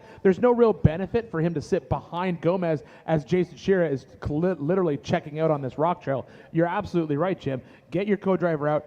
get Gomez through that rock section, then get him to get you through that rock section and keep going. Yeah, now look at this. He's just selected park, and he's now waiting for Mike Kim. He's now realizing that it's really, really hard to run through rocks after chasing a race car. Well, and with that being said, too, like you were just saying, Jim. No, Jim. This is not. Look at the body language on Jason. He is talking on the radio. He's undoing his belts. He was kicking the floor. I think you may have called it, Jim. I think there may be something wrong with the car. So you mean to say I might have been right when I said he was broken coming through there? Sometimes you're right, Jim. Yeah. Yeah, that's nobody wants to see this. Right. Yeah, that's exactly what we're seeing, Jim. No, look at the body language. Yeah. This is not good. Yeah, Jim, I think you were right. I think something happened in that section of race course. You could tell he's not happy. You could tell when he stopped the car, he was not happy. And they're looking at something. Yeah, he's looking at that left-hand front. Left front, sorry. Now, this is devastating, but this is King of the Hammers. This is the 2026 Griffin Radiators King of the Hammers powered by Optima batteries. And this is the 20th anniversary of the Race of Kings. And that's why we come here every single year for this style of racing. Oh, and look at that. We have a Y right there where you can take two different lines. So we're just getting news that Zach Savage, who we saw roll on the in-course, is back on his wheels and running again. So that's great news for Zach Savage. But a tough break here if you are watching. Our current race leader is Jason Shearer, and it looks like he has got problems. Yeah, we just saw Jason get out of the car, so absolutely gutted for him. But then the big question will be, now we'll see the battle move on between Darian and Lauren, because out there's Kevin Porterfield in that wide open designs chassis. Always easy to see that because it's got that beautiful rolled tubing that Adam's so well known for.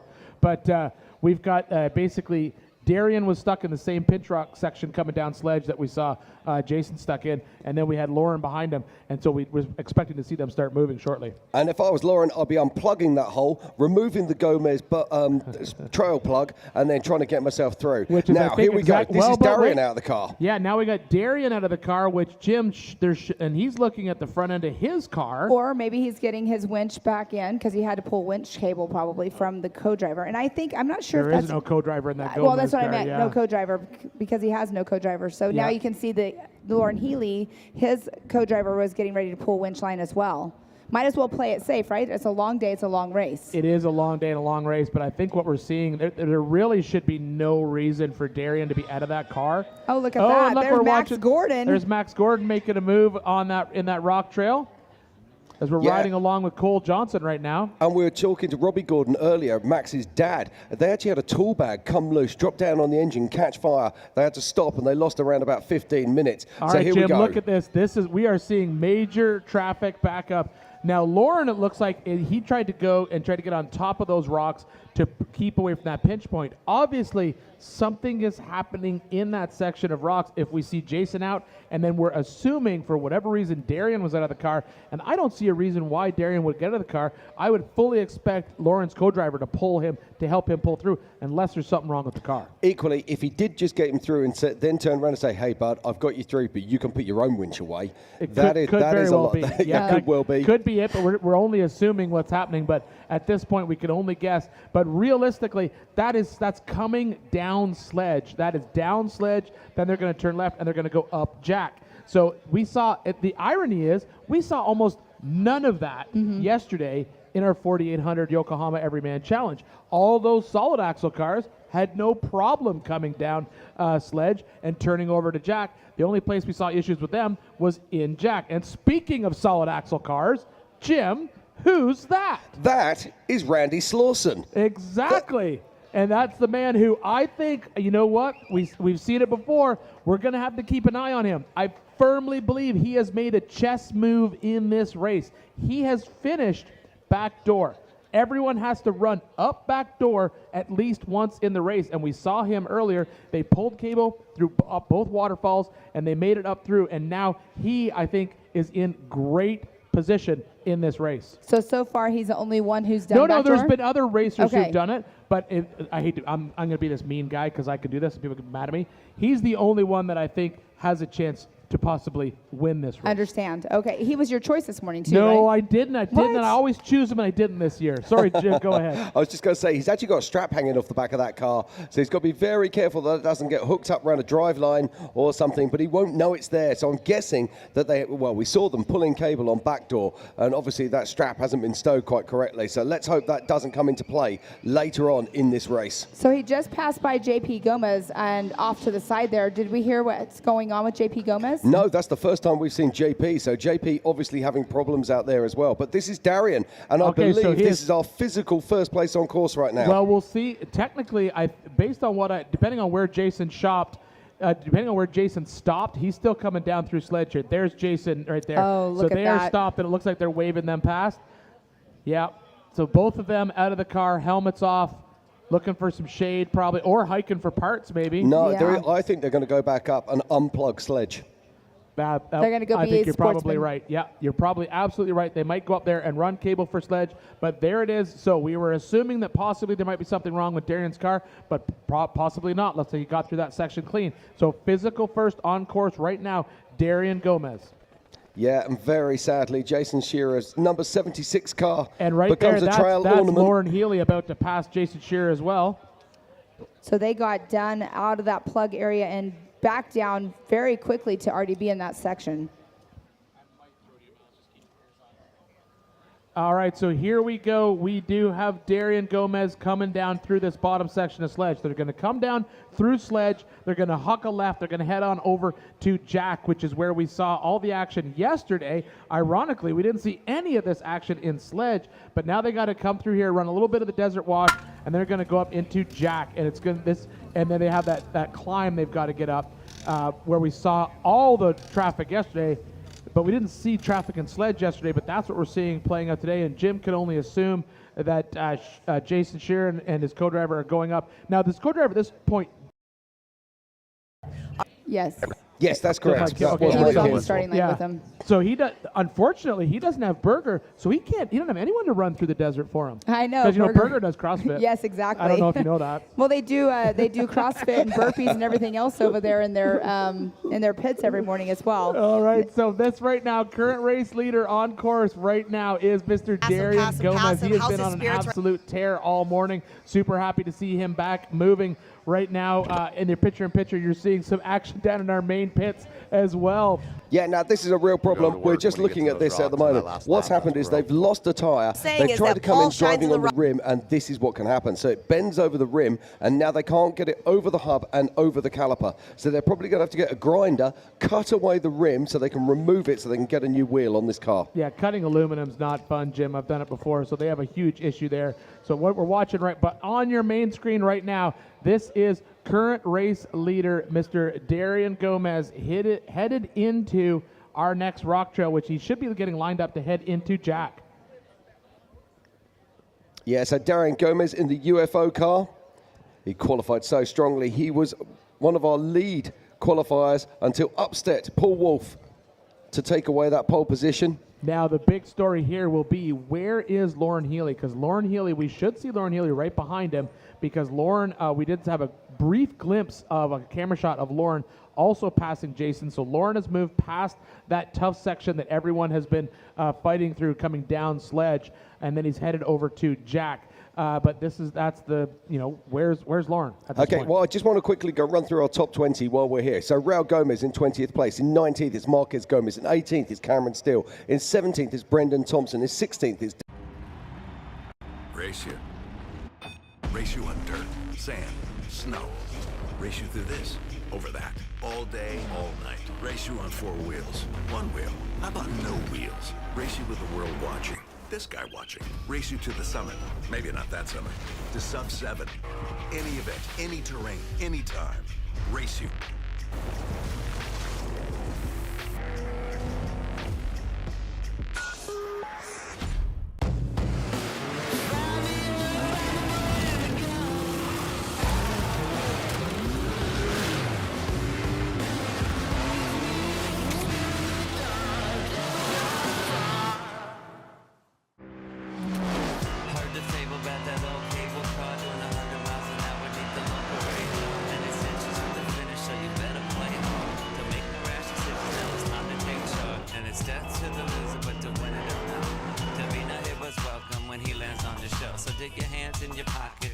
such a change.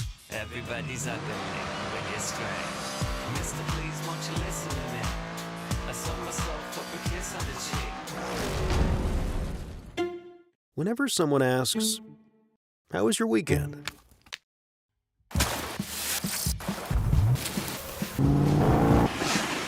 Or, "What have you been up to?" Or just, "What's new?"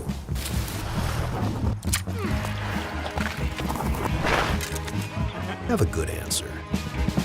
Just do what you love. Toyo Tires.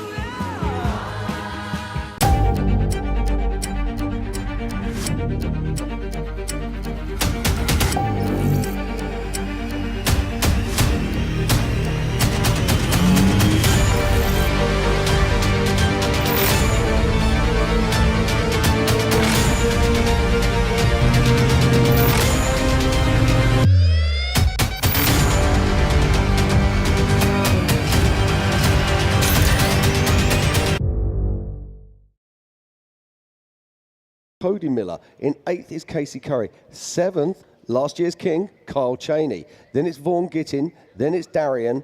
And then we're seeing Lauren Healy. Now, I've got 2 cars showing ahead of us on that, and that's Jeff Wagner and Kevin Porterfield. But I think they've gone the wrong way down course. I think you're right, Jim. I think they clipped a timing loop by mistake. But all right, look at this. Looks like the traffic has cleared through Sledge, and now everyone's coming up through There's Jack. Casey Curry So right there. Casey Curry in that trophy Jeep, so he's made it through there. Yeah, so this is very interesting, Jim, because now all that traffic that we saw piled up on the back of Sledge has now made its way now into Jack. So now you can see Lauren is taking that left-hand side of your screen, right-hand side of the rig trail line. Now, the nice thing about this is that line, that trail's got big holes, but Lauren also's got them big old tires, as we say, Jim. Yep. So he's got 42s on there, so he'll be putting those 42-inch nittos to work. The question will be, does Darian wait, or is he going to come in here and take the left-hand line? If I was that, well, Darian has got to use what he's got, the advantage he has, which is an incredibly nimble car that can drive. Yeah, but I'll tell you what, Jim, that trail, if you take that left-hand side, right-hand side of your screen, that climb, it's narrow. It's a pinch climb. So for these IFS cars, you're asking a lot of it to get in there and get up. But it looks like Darian may be going for, well, I thought he was going to make a move right there, but we're watching Lauren make his way up. Oh, look at this. Casey Curry nearly on his side there as he makes his way through. That's exactly where we saw Lauren pull winch cable right there to get out of that mess and get set up better for the climb. You can see these trails absolutely torn up out there as our heavy hitters get in here. This is where we saw all that action unfold for the past 2 days of racing with both our UTVs and our Yokohama Everyman Challenge cars. So who is that behind Casey Curry? I can't quite make out the number. Actually, there's 2 cars behind Casey Curry. I'll be able to come back to you. I am getting some news from the pits right now. I'm being told that Jason Shearer and Mike Kim are hiking back to the pits to pick up a steering rack. Good for them. Good for them. That's Cameron Steele, isn't it? That is a good. No, that's one of our UTVs, Jim. Oh, is it? Sorry, Yeah. I do apologise. So that's going to be one of the Miller brothers, I'm expecting. Yeah. Or Kyle Cheney. Wow. The crowd's yelling at us that it was Kyle Cheney. It's got to be Cheney. It's got to be. It's got to be. Yep. All right, so it looks like Kyle Cheney in here. And then we got Casey Curry in the middle. Now we got Lauren Healy out pulling winch cable. Now, the interesting thing about this is these I'm going to call them UTV-based vehicles, okay? They are much lighter. They're less than half the weight of these big 4400 class cars. And when you're coming through obstacles like this, weight makes a big difference. They're also slab-sided underneath, so they can slide across these rocks. Yeah, so we're dealing with, and also they also have alternate lines that they're going to be able to use because, just like we said before, they're not as wide. They aren't as wide as these large 4400 cars. As we watch these cars get faster in the desert, they basically just grown in every direction. So they're a little bit wider than a standard solid axle car. But now we're seeing action moving. So we're seeing Lauren going up. So we're assuming that Lauren has got his winch anchor in place and he's winching his way up. We're seeing Darian right behind him just wait his way out. So I'm going to assume that Darian's sitting back there and he's going to drop exactly into where Lauren was. Seeing Casey Curry with a lot of action down there with the trophy Jeep. He's pulling winch cable where Lauren just was, as both of our UTVs are out in the same spot. The UTV at the top of the screen I don't know if they're pulling cable or if there's something more serious wrong, because it looked like they may be working on the front of the car, but I can only assume. I think they just took the wrong line in that rocket. They just are not able to get over that line. Could very well be. But let's talk about this. Darren Gomez has just driven those lines. Well, he hasn't driven the line where Lauren was. He's trying. He's about to drop her into right where Lauren was. That spot, we were talking about that before. That spot has huge holes in it. It looks easy because on screen it looks like just dirt with tiny rocks, but what you don't see in the shadow is giant holes that just eat and here up goes these Darian. tires. Darian is out of the car. All right, we're going to watch Lauren back up and hit this again because he's going to get set up here and he's just going to pop the back end up over. I lied. He's not. He's trying to do what you're saying. Now he's going to do it. Now he's going to do it this time. There we go. Just need to get that rear tire up on the side of that rock. Now, the other UTV that was up higher that you guys are thinking maybe something was going on, the co-driver actually was pulling winch cable going up towards around that rock whenever we were on them at the last moment. Okay, so now Lauren is technically out of what we would consider the hard part of this trail. So co-driver, should we expect the co-driver to get back in right now? So co-driver getting back in. And as we watch Gomez down, unfortunately, Gomez is where Lauren was, but Gomez has to winch all by himself. That's sort of the downfall. Well, it's not sort of. It actually is the downfall of being in a single-seat vehicle in this race. You can see him pulling cable. As we're watching at the bottom of your screen, you're seeing Vaughn Gittin Jr. making his way up the trail as well, picking his way through traffic as Lauren is about to check out of here and say goodbye. Yes, so Lauren's co-driver Jesse back in the car. And Lauren Healy says, adios, and I am out of here. Catch me if you can. And with that being said, Jim and Ian, I mean, right now, him taking off, all the other guys having to pull winch line, he's going to make up some great ground and have a great distance in front of them. Well, this is the disadvantage of running a single-seat vehicle. Look you at have Vaughn. to do Look at everything. Vaughn. Everything has to be done twice. Oh, is this Tad Dowker making his way around? Oh, this look is at- Tad Dowker in the solid axle car So taking the hard line. What's happened here, Jim, is Tad's been able to jump onto that right-hand side line, far left-hand side line, a lot easier because the bottom of that trail, you can get in there and you can just basically pick a rock and jump up earlier. And that's exactly, I think, what the UTV that's right there next to him was trying to do. Yeah, I think they were trying to pick that line and they were trying to get up it to get around it. Honestly, this is where we're going to see a solid axle car shine. Watch this. Tad Dowker's going to get in here. He's going to take this left line and he's going to be able to pass a lot of cars because you're going to see the difference right here. He's going to come up in here. He might pull cable just to save the car, but the left-hand line for a solid axle car is definitely the line. Is that Cameron Steele It is sneaking Cameron up? Steele. So watch this. Watch Tad Dowker. Tad Dowker. Look at that. Wow. Tad Dowker, one shot at that right there.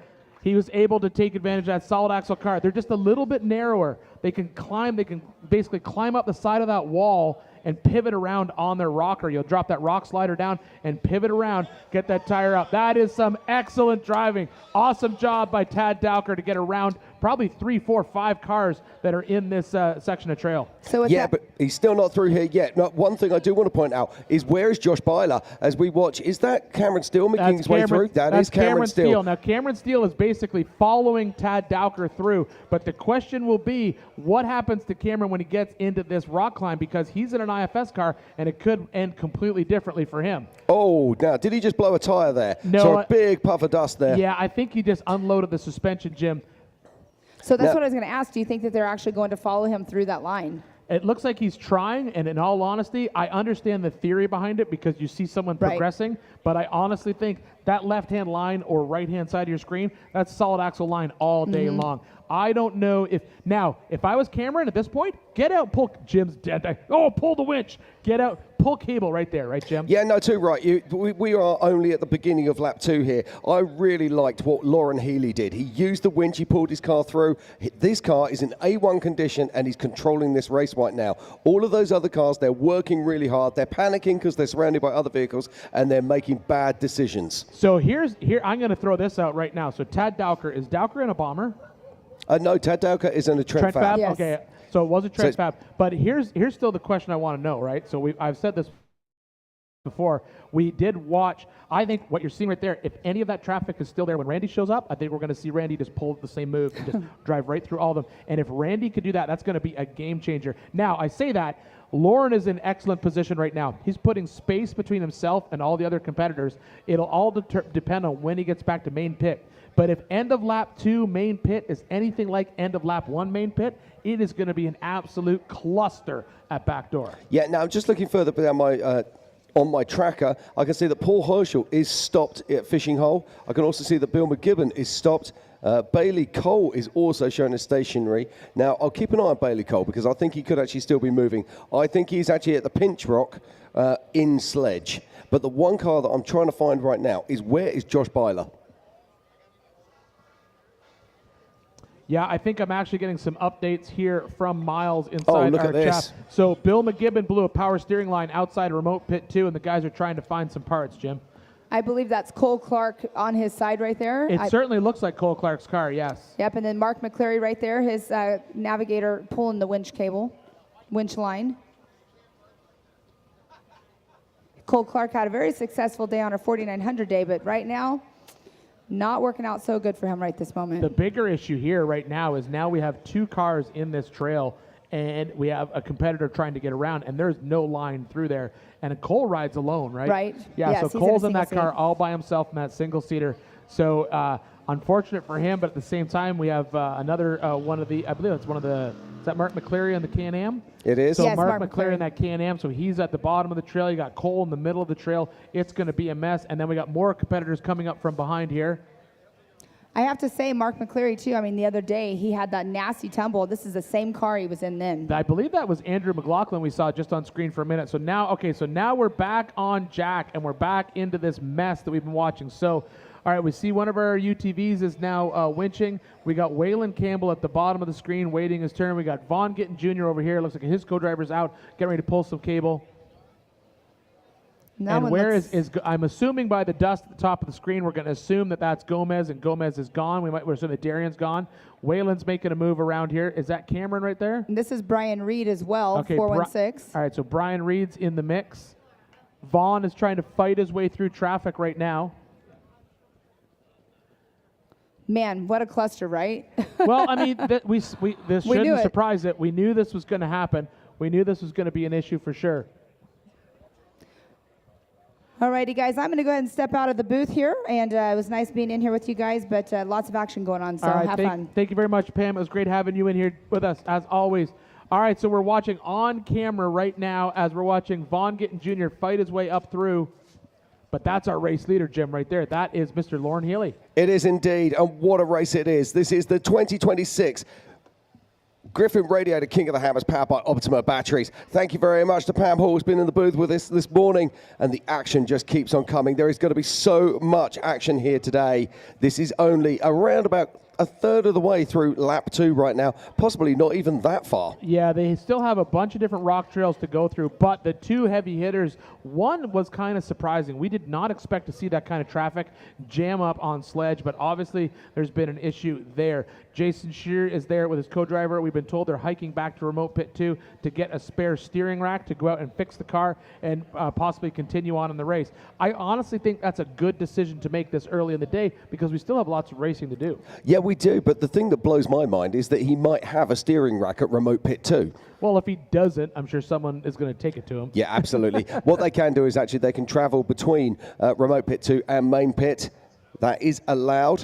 Yeah, they could send their crews out to get it. They may have one back down here in main pit. But right now, and the reality is, now we talked before, when IFS first came out on the scene, they were basically so many bespoke, I said that for you, Jim, so many bespoke parts or custom parts that were specific to each chassis. But now a lot of these guys run the same steering racks, same arms, similar shock packages. So if something like that happens, it's easy for them to get parts. And speaking of someone who needed parts, this is the man right here, Lauren Healy. He's the man on Racers working with racers.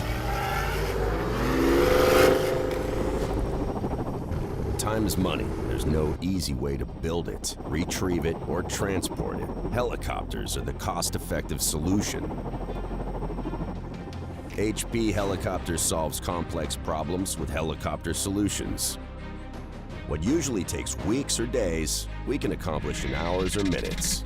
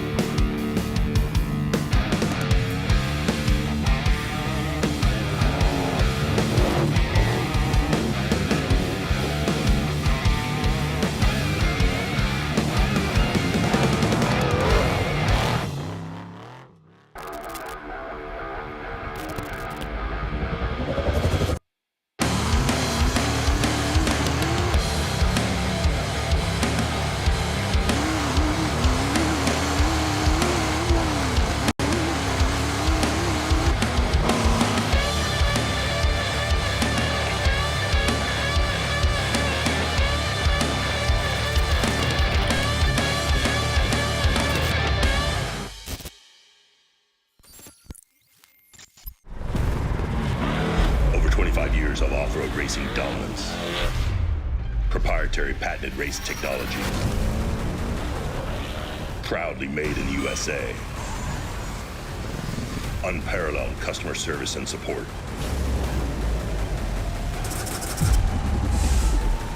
the choice of champions, King Shocks, the leader in off-road shock technology. So we're here for the 2026 Griffin Radiators King of the Hammers, powered by Optima batteries. Right behind me is Mega Merch. So we're gonna walk in there and show you everything she's got, see the chaos behind the scenes and how she makes it happen. The chaos is here. They're selling everything and they're selling like hotcakes. Stickers, they got koozies, they got socks, hats, beanies. Come get them before they're gone. Roxy, thanks for all my stuff. I'd be naked without it. Who wants a hat? All right. And look at this, we got hoodies for days, we've got shirts. They're still printing stuff and bringing it back out here, but we got a great inventory, so make sure you come out and get some of the 20th annual King of the Hammer swag.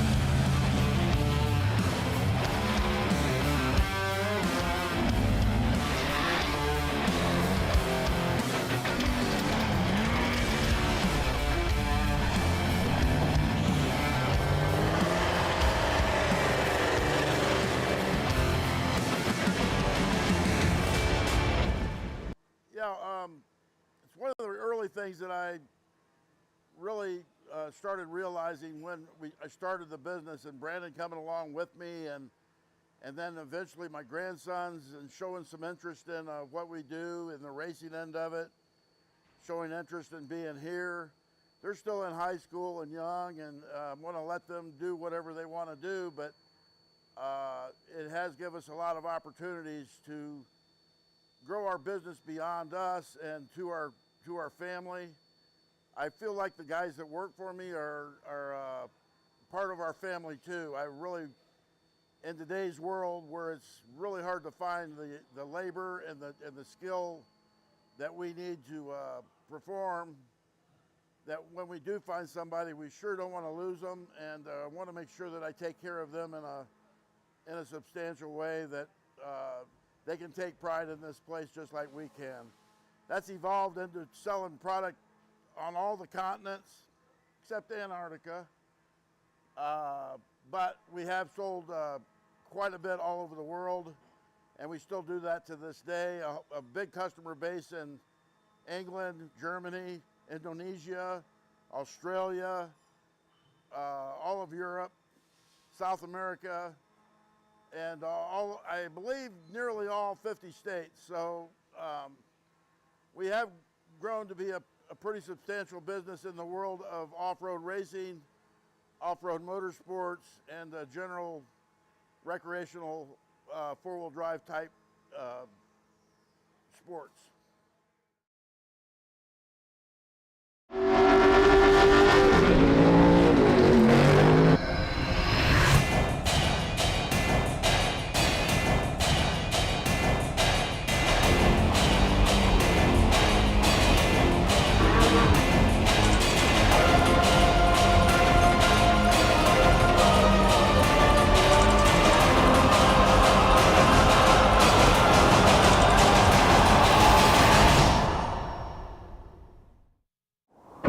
Every winter, Johnson Valley becomes the ultimate test bed, where man and machine are pushed to their limits. And power has to deliver every time. Optima batteries are engineered to excel under pressure, providing durable, reliable performance when it matters most. Because in racing, reliability isn't optional.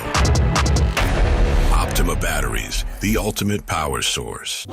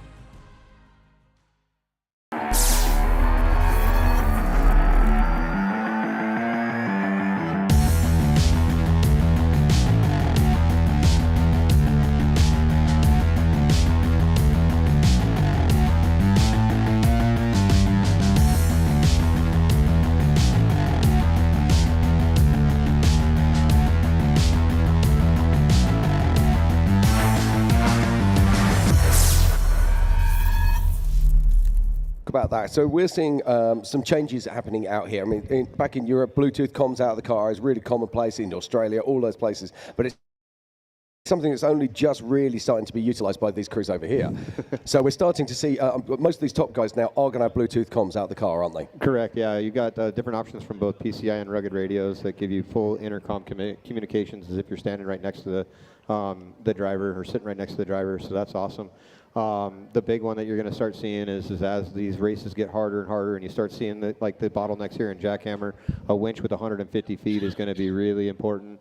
You know, whether it's a giggle pin, an 8274, you know, something big and strong to get you just through here. I mean, it's going to become winch racing rather than rock racing. Hey, don't I know tell a guy. Jim that. I'll never hear the end of it. It'll be like, oh, you just got to run the winch from the bottom of the hill to the top. Just winch Well, on up. My winch runs what- 84 miles an hour. If you through watched there. what Shabs and I did, I mean, we came through top 20 into Jackhammer, and we missed the plug by about 5 or 10 cars. And as soon as we got onto the plaque line at Jack, we strung up the winch and got through it, and didn't muss, no fuss, didn't break anything, and we kept going. Yeah, that's a winch I put together for Shabs, and he brought out here. Yeah, it's she a good kicks. winch. Here's Steven Watson out on course. This is the car that we saw have an unfortunate tumble in the short course during qualifying, so it's good to see him doing so well. All right, Yeah. well, Chris, thank Hey. you so much for joining us in the booth. Yeah, appreciate you guys. If you guys need any help calling the shots when the winches start later in the afternoon, feel free to reach out because I'm going to be bored the rest of the day. Thank you very much. Thank you very much, Chris. As Chris leaves the booth, check this out, ladies and gentlemen. This is Tad Dowker, and Tad Dowker right now is leading the 2026 Griffin Radiators King of the Hammers, powered by Optima batteries. Yeah, we saw him pull an absolute clinic through that cluster that was over on Jack. Just picked a great line driving through all the cars. They had winch lines strung up everywhere, trying to go over the rocks. He basically picked a line super clean, drove around everybody, up over the rocks, hit the waterfall on the left-hand side with that solid axle, basically put that left front tire high on the line, gave it a couple hits and was up and over, and that is where he took the lead. Well, that's where he essentially set himself up well to take the lead. He then took the lead when he passed. There's Gomez right there. Yeah, So no, there's- that's really interesting. Which Gomez is that? Because these trails run parallel to each other. Well, no, this is the section of trail, Jim, where you go up this little dirt road and then you're going to turn around and come down Come this back rock down section. again, yep. So that should be 1 and 2 on course. So that should be Tad Dowker first, and that should be Darian Gomez second driving up there. But I was surprised that I didn't see him driving up. Well, we're just assuming. Looked to me like he wasn't carrying as much speed as I would expect him to. But right now, this is the man of the hour right here, Tad Dowker, as he picks his way down through these rock trails. Yeah, Tad Dowker's driving a fantastic race in that Trent Fab car. And he won't be believing his luck right now. As I say, he started right the way back in 28th position, and he's just played a safe race. We always talk about the IFS cars in the desert being the fastest, but these solid axle cars, they are no joke in the desert, and we see them work their way through. But something I do want to talk about is yesterday we saw the 4800 cars coming through this area, and they weren't seemingly having any problems, and yet we're seeing our big guns really struggling. Well, we're seeing our big guns struggle on sledge, which I think that just has to do with what we were talking about before. That's that basically distance across the car. The cars are just big. We're seeing them here. I didn't expect to see them have this much trouble over here on Jack, but I think obviously what we just saw by Tad is also this section of the trail. If you can get in there and wheel, you can basically pick a really good line. Speaking of solid axle, we got Josh Blyler in there, don't we? Yeah, I'm just working to see if that is Josh or if that is Rusty. Okay, so we got a Blyler in there. Is that Dan Fresh right behind him? I'm just assuming from the front of that car. Yes. It looks like Dan Fresh right behind him in that LaserNet Fab car. Vaughn has not moved very far. I expected Vaughn to be much further along than this, but watch this. This solid axle car just working its way through this trail. I think this is obviously a spot where we can see that the solid axle cars have a little bit of a benefit because check that out. He's not stopping to pick up a co-driver. Yeah, exactly. That is 41. That is Josh Byler, the one-time king, working his way through. And that means that he is at the pointy end of this race. And watch where he comes from later on in this lap. Yeah, and I hear we do have a update from Remote Pit with Tiffany. So I think we're going to try and get that in here right now while we watch these guys try to get through this section of Jack. Thanks, guys, down here with Roger Lovell. Now, Roger, I wasn't sure what was going on when we saw Adam and Brad come into here. I did see some fluids in the rear diff for you. I wasn't sure if there was any power steering issues or anything. I thought I heard something, but just give us some clarification what's happening with the 232. Well, you know, it's an old truck. It's been out here running forever.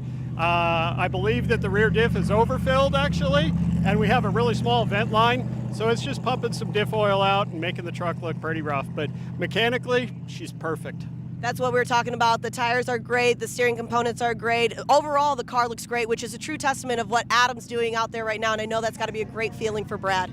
Absolutely, and you know, if there's one place where this truck shines, that's where it's headed right now, is into the rocks. So start watching. I bet he starts picking up some positions in the rocks. Well, thank you so much. And like we've talked about this truck pretty much started all 20 years ago, pretty much 19 years ago. So it's really, really cool to see this for this anniversary. Back up to you guys in the booth. Thank you very much to Tiffany Stone there in the remote pits. I love that car. So good to see the level cars out here racing. But there's so much action happening here on track right now. What's going on, Ian? Man, we've seen action where we didn't expect to see action, and then we saw action where we do expect to see action. Right here, look at this. Oh, look at this, Jim. We've got Lauren Healy with what appears to be possible only, I'll call it three-wheel drive from the looks of it. So we can only assume there might be something wrong. Hopefully it's just in the differential and he's not lost an axle. But this is, Vaughn Gittin in this trail with major problems. This is Jack. This is where we saw action all day. We saw action over on Sledge, which unfortunately took out our race leader, Jason Shearer. And then we've basically just seen a whole bunch of stuff happen in here. But this is, right here, this should be second. This should be Darian Gomez coming through this section of trail right behind Tad Dowker. Yeah, that is Darian Gomez. He's been battling for the lead all day. A very mature drive from this young man. He qualified in second place. And just watch him go. Yeah, your screen's, Darian Gomez making his way down through there. But I do hear that we have Miles down in main pits right now with an update.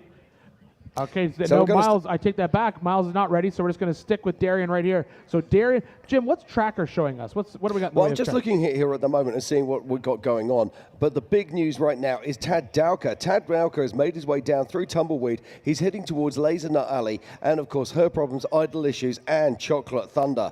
Now, once he comes through those trails, he'll be working his way back up into the bigger trails, things like Thor's Hammer, Blue Dot, Claw Hammer, and Big Johnson.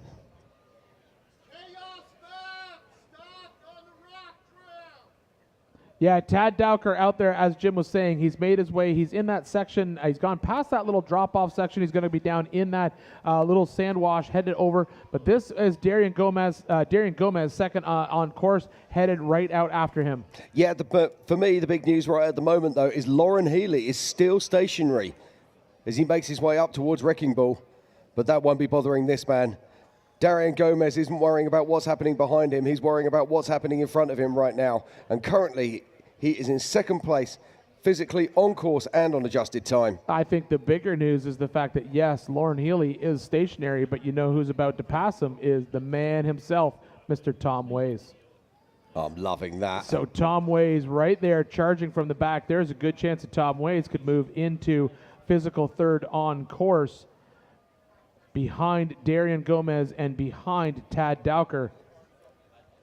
Yeah, I'm going to jump on the tracker here, Jim, and see if I can see where Randy Slauson ended up because he is one of the few that have made their decision to get backdoor out of the way. Yeah, I'm just looking on my tracker right now. I can see that Brendan Thompson is making moves through this field. Yeah, we saw him putting a huge charge on earlier. I think he got caught up in that action before. So this is Darian Gomez moving into this bottom section. Now they got to come to this little sand wash, and they're going to come up through into Laser Nut Alley, Her Problem, Idle Issues, and they'll head on over into Chocolate Thunder. So speak of which, that's our leader right there, current race leader right there. Tad Dowker is going to make the turn onto that sand wash. We saw everyone do this before. There is a RCP they got to pick up in these rocks. They basically drop down on the sand wash at the turn and go up in here. So that's exactly what he's doing. Yeah, I think he's heading up in towards Her Problems right now. I'm just looking here on the tracker as well. I think that...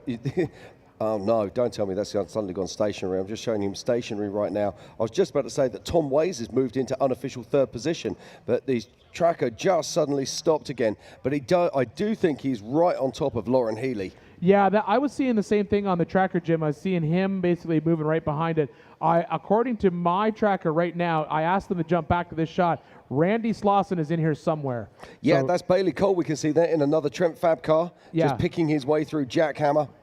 Yeah, so we should see Randy come up in here very soon, if not, oh. All right, so we saw someone took a tumble there, but they bounced right back up, so they're good. But we should, oh, there he is right there. Randy Slauson was on the screen. So, oh, wow. There's Tad Dowker right there. I'm surprised to see Randy waiting. I thought he'd basically get in there and hustle his way through. But you got to think about it. If you remember that, as you say, he's played his chess move. No, he's just got to be sensible now and let this race pan out. There's going to be so much attrition on this second lap. Has Tad, I don't know, I don't believe Tad Dowker has ran backdoor yet. And so that means he'll have to run it when he leaves main pit. I could be wrong, but we did not see him unless I think we've only got 4 cars that have gone through this. Yeah, Andrew McLaughlin went through there, and Jeremy Brown. Yeah. Jeremy Hammer. Okay. And also we saw Randy Slauson. Randy Slauson. Yeah, so I think you're right. I think we've only seen 4. So Randy Slauson is at the bottom, is the middle point of your screen. You see that teal and black spot. And he's right behind Waylon Campbell. So Waylon Campbell's in there. Looked like Waylon was winching. So this should be Darian Gomez coming up this. This is the sandy climb after Chocolate Thunder.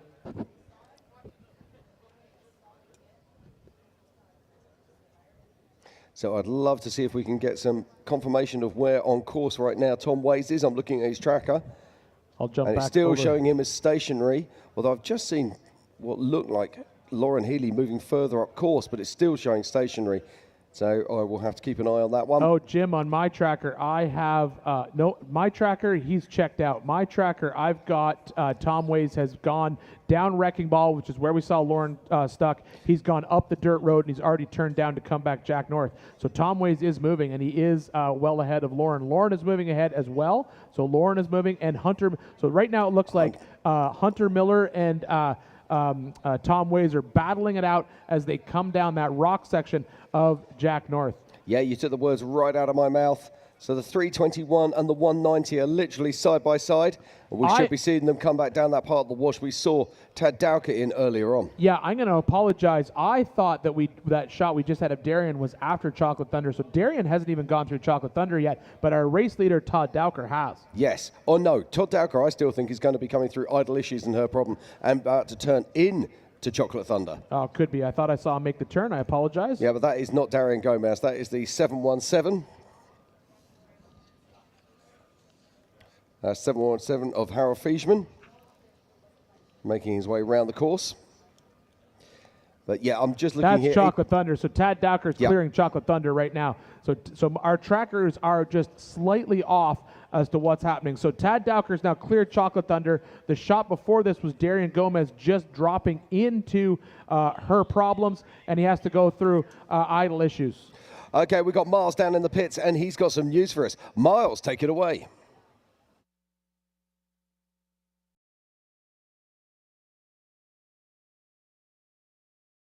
Because I'm still one of the biggest fans of the sport. I'm here with my buddy Jason Shearer.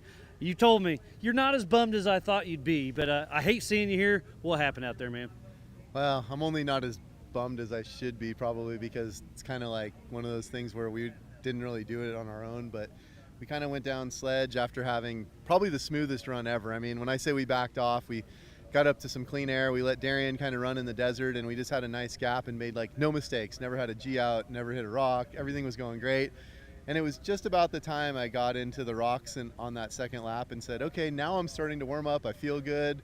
And it was like I was going for a Saturday morning dirt bike ride. And I'm like, here we go. And, you know, I literally pulled down to sledge when we were in the lead there. And I said, this is my favorite trail. It just is probably because it looks the same every year. And I love the canyon and so many great memories over the last 20 years. And boom, you know, just the steering went and blew the seals out of the rack, and all of a sudden the fluid was out, and I'm like, yeah, I can't control where I'm going right now. So that was the end of that. But and it sounds like no fault to you, just bad luck. I mean, that just that just goes to show you this is a hard race and anything can take you out, because you were smooth, consistent. It sounds like. Yeah, no, I think, you know, that's the downer is like, I didn't have an event before that you're like, whoops, we did something and then we damaged it and then it went a little bit later or something like that. It was all pretty smooth, and I mean, we didn't take any risks. Mike was great on the call outs in that car. Mike Kim, Fox, just he called everything out perfectly, and it was really nice to have that. We were really excited. Our pit strategy was so cool today. We were putting Berger in for the third lap for the rocks and then pulling him back out and putting Mike in for the last part of the desert, and I thought we had the best strategy going, and it was just such a shame not to get to put it all together. But hey, I got to thank a couple people. Those tires, the 42s from VFG was game changing. Thank you guys, Matt Hanlon, Nate. Appreciate you on that one. And then everybody obviously at Ford Racing for supporting us this year. And Quinn at 74 Weld and all of his guys. The portals are amazing. And, you know, maybe we need to beef up the steering rack now because the portals have given us a little bit more, you know, offset on things, and it's like, okay, this game just keeps evolving, but that's what this 20 years of King of the Hammers has been all about, and we'll come back and stronger than ever next year.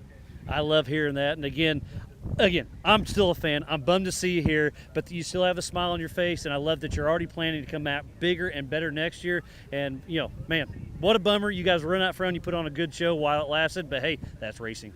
Yeah, all I can hope for is an October race so we can do this twice a year. Let's go. All right, I love it. Well, the one and only Jason Shearer here in the hot pits. Such a bummer, but in good spirits. It's so much fun watching him get out there and mix it up with the big dogs. Is what it is. We'll send it back to you guys there at the Griffin Radiator main stage. Thank you very much, Miles. Always great to hear from Jason Shearer. Unfortunately, though, we like to hear from him at the end of the race, not halfway through it. But here we go. This is our current race leader in the 2026 Griffin Radiators King of the Hammers, powered by Optima Batteries. And Ian, check this out. We got more action in Jack. Yeah, we expected to see a little bit of a bottleneck, but we didn't expect it to be this bad. I've got a car on its side on that right line. I'm trying to see who that is. We've got, is that still Waylon Campbell? Yeah, I think we've got James Mahoney down there on the left-hand corner. Just trying to work out who that is. I think that might be Sal there, Josh Sal in the thing. That is Waylon Campbell, who's definitely winching. So the question is, where's Randy? Because Randy was plugged up behind Waylon. Is he still there? We see another one of the bomber cars there, and we're just going to pan back to see if we can see Randy. There's one of our UFO Fab cars. Randy might be below this. Randy might just be sitting below this waterfall. Well, we've got people moving because there's dust. Yeah, so as we pull back out, because this is actually the waterfall section where everyone was having trouble yesterday. We've got where that car is, and on the left-hand side of your screen. Yeah, that's Pip Justice there on from the right, Rufus Racing. Yeah, on the right-hand Pip side. Justice on the right. That's the right-hand line. That's the sort of like soft line where we saw a little bit of action yesterday. But I didn't expect to see so much action further up the course where Waylon is. As we pull back out, I still don't see Randy in here anywhere. Yeah, I did think he might be a bit too early to be seeing Randy. No, we saw Randy in here before. Unless he's managed to make his way around. That's what I'm wondering. Did Randy pick his way through this crowd, or is that... I'm going to jump on the tracker and see if I can find out where he is. I'll solve that problem right now. I can do that. I have a computer in front of me. Well, I'm looking here on the tracker, and I can't see him unless there's a big bunch of people going up through north. I've got him sitting right there, so unless he's in there, which that, according to the tracker, he's in this mess. So that's Stephen Watson in that 17. That we saw him take that rollover earlier in the qualifying course when he qualified earlier, 3 days ago. So he's moving, but Randy is somewhere in this mess. We just got to figure out where he is, but goodness gracious, we did not expect to see this much traffic in this section of the course. No, I take it back. Randy's past all this. His tracker just pinged Jim. Randy's gone. Randy's past this. He has moved on. He is through Jackhammer and up, so he has been able to pick a line through there. It's a shame we didn't get to see it, but the other car I want to see come through that is Adam Lovell. He's got to be coming in here soon as well. I'm going to jump out, see where he is on the tracker. Okay, well, I can tell you a few people are moving at the moment. I can tell you that Paul Wolf's made his way through there. Lauren Healy has made his way through there, as has Paul Wolf and, of course, Hunter Miller. Now, I am hearing that Cody Miller is having some problems with his vehicle, so we'll have to find out more as we get that. That is our current race leader right there, if I'm mistaken. I believe it is. Yeah, so that, and big news, we are about to see, so Adam Lovell is about to drop down into Sledge. So he's going to go down Sledge, and then he's going to come up Jack. Now, this is where we saw all the action earlier with our current leader, with Lauren, with Darian get hung up on that pinch line above the plaque rock in Sledge. So we'll see how well Adam does. But Adam is very, very close to coming around. All right, take it back. He's actually at that spot, according to the tracker. And then he's going to come around into Jackhammer. But right now, it's all about this man right here. Yeah, it is. This is Tad Dowker, our physical race leader and race leader on adjusted time. But there is a whole heap of big guns coming for him right now. I'm looking on the tracker, and there are some seriously big names.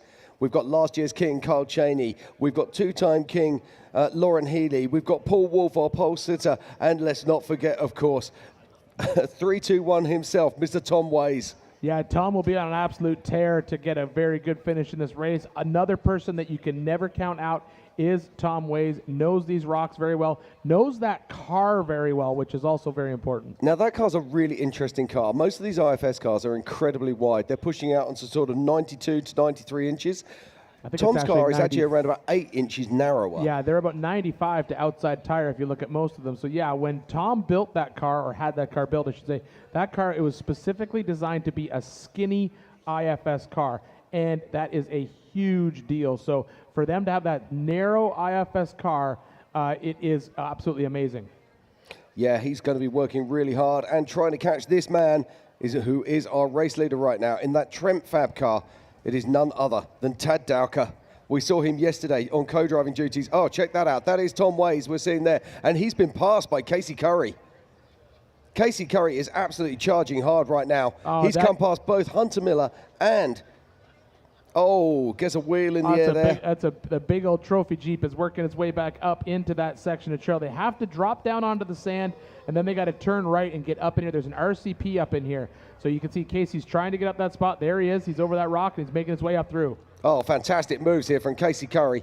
We saw him leading this race a couple of years ago, and he got taken out when he lost a rear differential. And just behind him is Tom Ways. Oh, we got lots of action there. And look, that's there's Lauren. Lauren Healy's back in there as well. So Lauren Healy's moving again. Casey Curry is up. This is up in Laser Nut Alley, which turns into her problem, which then turns into idle issues, which then leads over to Chocolate Thunder. They have to get through all these rocks. There's basically, they put some RCPs up in this section, so they got to stay in this rock course and get their way around. I hope we get a chance here to watch Tom Ways, because this guy is a master in the rocks. Oh, and he knows that car so well. It's built specifically for this. IFS car specifically for rock crawling at the hammers. And look, I bet you it might even be even more narrower than that Can-Am that's following him through the rocks. And yet he gets to run that big old tire on there. I think he's got the I don't know if he's got 40s or 42s this year. He's got 40s, but I was chatting to him about that the other day. And Keith from Get Bent has done a fantastic job with this car. as we're watching. But he's also changed his shock absorber package this year and moved over to King, of course, the official shock of King of the Hammers. Yeah, as we're watching them make their way through this rock section, this is a great example of how much these RCPs are changing this race. These RCPs, or rock checkpoints, are keeping these cars up in the rocks, and it's where we want to see them. We want to see these guys in the rocks for the race. So here we go. One of our Can-Ams moving its way through right behind Tom Ways, in front of him Casey Curry. Yeah, that's the 190 of Hunter Miller, but where is Carl Cheney? And it's worth noting that both Hunter Miller and Carl Cheney had steering issues the other day, but look at the pace of Lauren Healy here. Oh, Lauren Healy, he was stopped on course for whatever reason, whatever it was. It doesn't seem to be slowing him down now. Lauren Healy making his way through. We saw him leading this race on adjusted time, but we're jumping back out right here. Current race leader, Tad Dowker, in that solid axle car. He's been able to make his way through that, all that action that was going on at Jack, and basically put a little bit of a lead. And I believe that's Darian, second place, second on course. Yeah, that's Darian Gomez. And you can almost feel the heat on the backs of these guys as they're coming through here, and they know they'll be on the radios telling them that they've got Tom Ways coming, Hunter Miller coming, and of course none other than two-time king Lauren Healy on the charge with Casey Curry. And that's Paul Wolf. Oh, so good to see him back in the mix. Yeah, we saw Paul Wolf out of his car, stopped earlier, but yes, absolutely. Now they said they were fighting issues with that motor, dumping oil in it. Yeah, I mean the reality is it'll keep running, just keep putting oil in it, and then eventually it'll make a little window in the side of the motor for you, and then you can look inside and see what's wrong. Exactly. Find out what's going on and just say, oh dear. Right, here we go. This is Darian Gomez in the UFO single seat car.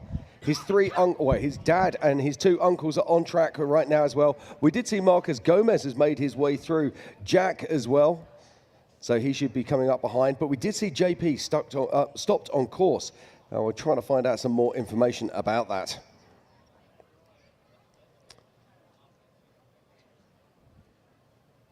So Darian Gomez coming downhill, single seat vehicle, chasing down Tad Dowker, who is in the two-seat, solid axle Trent Fab car.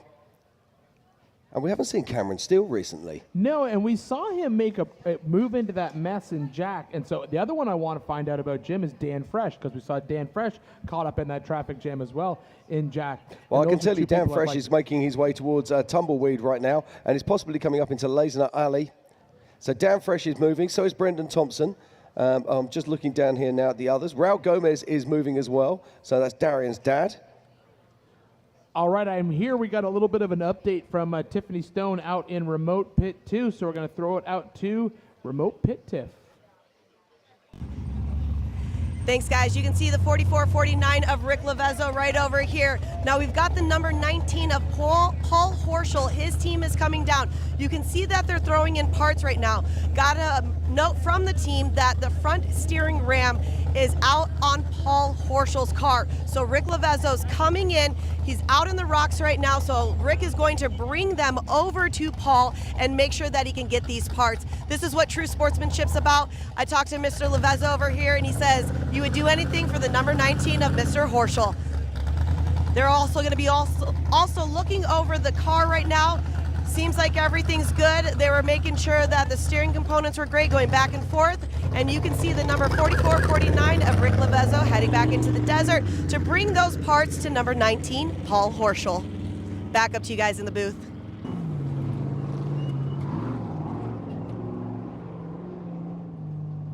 Back with the action right now, and look at this. This is one-time king Josh Byler in that Miller Pro chassis, and he's making his way up into Lazenut Alley. Her problems and idle issues. These are the trails just before Chocolate Thunder. And anybody who's in this leading pack has got a chance of winning this race. And there's still so much rock action, Ian. Oh, there's still tons of action to get through. And as we said before, we still have all of these drivers have to get in on lap 2. Then they have to get through main pits. They got to go out onto lap 3, where they're going to hit some absolutely insane courses. We have basically right now, according to a tracker, our current race leader right now, Tad Dowker, has got a good stretch out in front of Darian. And then they're going to come around right behind that. I'm showing that possibly Tom Ways has maybe been able to put a little bit of space between himself and and Hunter Miller. We saw them going through that section of Chocolate Thunder, basically right on top of each other. And we saw Casey Curry in the mix. As a matter of fact, there's Tom Ways right there, but I believe that's Casey Curry in front of him. And there's Lauren Healy, and I'm looking for Hunter Miller in this mix because we should see it. Jim, is that Casey at the top of the screen, or is that Hunter? I'm just trying to have a look now, just trying to get eyeballs on. That is Tom Ways. And I think that is Casey. Yes, that's Casey Curry. All right, so this is Casey Curry. That's Tom Ways. We just saw Lauren Healy. Hunter Miller should be in this mix somewhere, unless these guys have been able to check out on him. That would mean that he possibly had trouble in Chocolate Thunder. Is this Hunter Miller? Is this on car with Hunter Miller? Yeah, I'm not sure about that one, but I'm just having a look here on our live timing. Yes, this is on car with Hunter Miller. So Hunter Miller stops, but based on what we're seeing, it looks like possibly just a flat tire, Jim. At least we can hope so, because we saw them grabbing, I assume it looked like an impact at the front. Yeah, but they're not touching that spare wheel. That's what I was about to say. They may be jacking it up together and then getting the, not every job is a two-person job, but sometimes it is. Now, some interesting news. I mean, it's probably of no importance, but we're not seeing Tad Dowker showing on our live scoring at the moment. He is obviously out in front. So on our live scoring, it is actually showing Tom Ways, then Darren Gomez, Lauren Healy, Casey Curry, Marcus Gomez, and Hunter Miller on adjusted time. Yeah, we have had some technical issues with both our tracker and our live scoring, so we'll leave that to race ops to figure out a little bit later on. But we also still have, as we said before, we still have multiple racers out on course, and more importantly, we still have one full lap for these drivers to do once they get back into town. And on that lap, they have to do some of the hardest trails that we've ever thrown at them on this race course. And also, Jim, I have news. We now have just got another kick into our backdoor bounty. So now that payout is currently sitting at $11,500. Hell yeah. So we've got, well, it could be even more than that, because currently it's sitting at $10,000, and whatever irate 4x4 raises through their crowdfunding program, and the last time I talked to them, they were at $1,500. So I was able to reach out to a bunch of my friends. Seymour Paint kicked in $1,000. I'm kicking in $1,000. Riz Loans kicking in $1,000. Aesop's kicking in $1,000. Freight Factory just jumped on, kicked in another $1,000. Then we got just the regular people. Yellowstone Off-Road Racing said they'll throw $1,000 in, and then irate 4x4 said, hey, we're going to do a crowdfunding and see what we got, and they're at $1,500. So we're going to put that link in the chat as well. If you guys want to get in there, kick a few bucks in there. We're going to try and get this up as high as they can. And just remember, it's the first person to drive backdoor unassisted. They don't have to finish the race. They just have to drive backdoor unassisted. But Jim, look at what we're seeing right here. Yeah, look at this. That's Tom Wolf. Paul, yes. There's Paul Wolf. Yeah, Sorry. that's a proper freight train of heavy hitters. That was Tom Ways being followed by Lauren Healy, who was being followed by Paul Wolf. We only assume that Curry's in front of that as well. Indeed, and they are hunting down this man. This is Tad Dowker. He is the rabbit, and he is running. There's Casey Curry right there. So Casey Curry's got a little bit of space between that next group of heavy hitters, as Jim said, and that is the who's who in off-road racing. This is absolutely insane. We aren't, and we're maybe halfway through lap 2 at this point, Jim? Roughly about just under halfway through right now. But look at this, Casey Curry putting this car through its paces. This is the Trophy Jeep. I'm trying to work out how many years the Trophy Jeep's been coming out here. I mean, to be fair, it's a bit like Trigger's Broom. There's hardly anything left of the original car that we first saw here all of those years ago. But what a machine it is. It's exceptional in the desert, and it's just unbelievable in the rocks. Yeah, absolutely. This thing is, and look, he's put a little bit of space between them, and he, as Jim said, he's hunting down this guy right here. This is Tad Dowker, currently first on course, currently leading the 2026 Griffin Radiator King of the Hammers, powered by Optima batteries. He was able to basically pick his way through a traffic jam at Jackhammer, and really get out in the lead. That is where he was able to take over for a lot of people. Take good position off a lot of people, and right now he is leading this race. Yeah, so our race leader is going to be making his way through Clawhammer and onto Blue Dot. Then it'll be Thor's Hammer, and heading back round and making his way. Still so much racing to go on, and let's not forget we've got that unbelievable third lap. As I said before, people who are involved with this race are predicting that nobody will be finishing before 6:30 this evening. But there's an army of race cars on this course who are out to prove them wrong. as we watch Casey Curry. Casey, such an incredibly successful racer here at Hammers, in Baja, and in Europe. Leading this race last year in that exact same vehicle, I believe, Jim, that was last year, 2 years ago. But 2 years ago. Yeah, 2 years ago, leading this race. He had an equipment failure, unfortunately, had to pull out of the race. But right now, currently sitting in third position, and right behind him, oh, look, Lauren's put the move on a couple people. So Lauren has passed Tom Ways. Yeah, and Tom Ways all just happy to let him go. Tom's running his own race. He's a different driver to the driver that we knew 10 years ago. And they're all chasing this man. This is Tad Dowker. And this is the 20th anniversary of the Griffin Radiator Race of Kings here at King of the Hammers in Johnson Valley, California. And we're back at Jack. Now, that looks like Pip Justice. Now, the interesting thing is Pip Justice came up on the other line earlier on, so it looks like he's crossed across. As we watch Stephen Watson picking his way through. Now, it's taken them around about 3/4 of an hour to get into this position in that Triton car. Oh, look at this. We got a car on his side there. I'm trying to work out who that is. Now, the good news is that Waylon Campbell's not there anymore. And that looks like the 248. And if it is, that is Ryan Blount. Yeah, that's Stephen Watson up at the front of that pack. God, No. I mean, that's everybody. There's a who's who in there. Everyone's in there. Oh, no, that's... Yeah, Jeff Wagner down in the back there. Now, the interesting thing about this is that nobody's going anywhere fast. This is where Jim says their winches are too slow and they don't know how to winch. Don't need to say it. You already know it. I can literally zen that into your mind. But, right, as we continue here with the action, we love this. Now, when we see all of this, you can't get your head around how big these rocks are. Then we have to take into the fact that we've seen the 4900 Can-Am UTV Championships take place on these rocks. Whoa. I was going to have Matt come in and take a little spot for him, but he's going to sit back down just for 1 second. Look who it is. Here we go. 232 of Adam Lovell with Brad walking out front. Watch this. Brad is going to walk him through this entire group of cars. He's going to take that 232. It's a Ford Ranger. That's a Ford Ranger, Jim. It's not any Ford Ranger. That's a Ford Ranger. This is one of the most badass cars on this track. Watch Brad walk him through this traffic. This is going to be awesome. We're going to see Adam put on an absolute clinic and basically walk him through here. Brad's just scoping it out to see where he's going to be able to stick that car. This is Adam Lovell in the driver's seat of the old 232. This is the original Lovell 4,400 cars. I think it was 2010 that car debuted here. Yeah, that was, it may even be before that. It may be one of the OG cars. I can't remember. Miles might remember. There's on board right there with Adam. You can see him being very calm, cool, and collected. Brad's out of the car. Looks like he's just spotting. I think he's asking him, hey, do you mind if I drive over your car? Because I'm about to drive over your car. So pretty sure, He'll give him that's that what big he's flashing doing. smile and say, hey, I'm Brad Lovell. Yeah. So you can see Brad's up there. It looks like Brad might be setting the winch line up already. No, right, we're hearing news that Vaughn Gittin Jr. has left the race course. Now, we did see that he had a broken near side front hub. So that will be the passenger side front was broken. So it does look like Vaughn is either retiring from the race or trying to do something.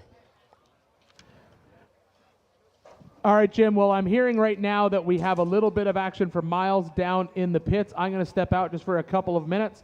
Probably going to get some tacos. I'll bring you some, I promise. And then I'll come back in a little bit as we wait for Adam and Brad to get that Ranger through that traffic. Anyway, Matt, here you go. Take it away. Thank you very much, Ian. Always fantastic. Look forward to joining you again this afternoon. And here we are. This is the 2026 Griffin Radiators, King of the Hammers, powered by Optima Batteries. And today is all about the 20th anniversary of Race of the Kings. And what a race we're having so far. Our current race leader is none other than Tad Dowker, who's racing out in front right now with a Trent Fab car. And our man, Miles Hasselquist, is in the pits. So we're going to throw it down to Miles and see what he's got. Take it away, Miles. Thank you, Jim. Yeah, I'm out here driving around the hot pits, and I'm driving up and down. Can't find Tad Dowker, so then I chatted with him a little bit on Facebook Messenger, and then I pull up in the pits. They don't even have a hot pits. They're all just sitting in here, relaxing, watching the show, having some fun. What are you guys doing? Watching the race. We're liking it that our guys are out front right now. The feed has been great. Race you. Race you on dirt, sand, snow. Race you through this, over that, all day, all night. Race you on 4 wheels, 1 wheel. How about no wheels? Race you with the world watching. This guy watching. Race you to the summit. Maybe not that summit. To sub 7. Any event, any terrain, anytime. Race you.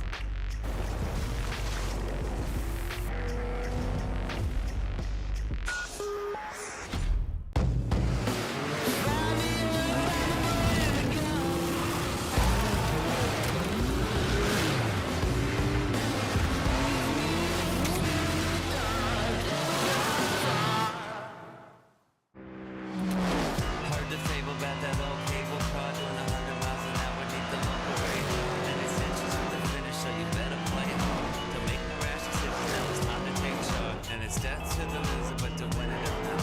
To be no hero's welcome when he lands on the show. So dig your hands in your pockets and toss out your change. Everybody's ugly when you're strange. Mister, please, won't you listen to me? I sold my soul for a kiss on the cheek. Whenever someone asks, "How was your weekend?"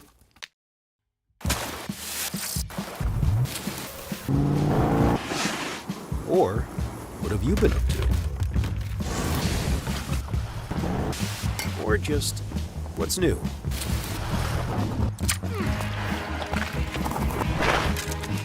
Have a good answer. Just do what you love. Toyo Tires.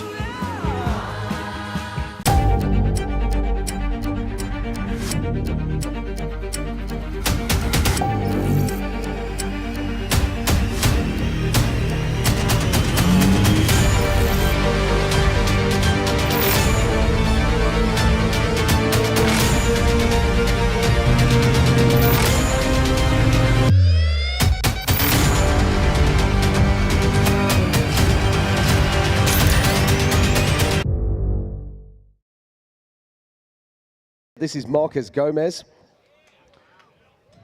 Yeah, it's again, we were just talking about this live coverage.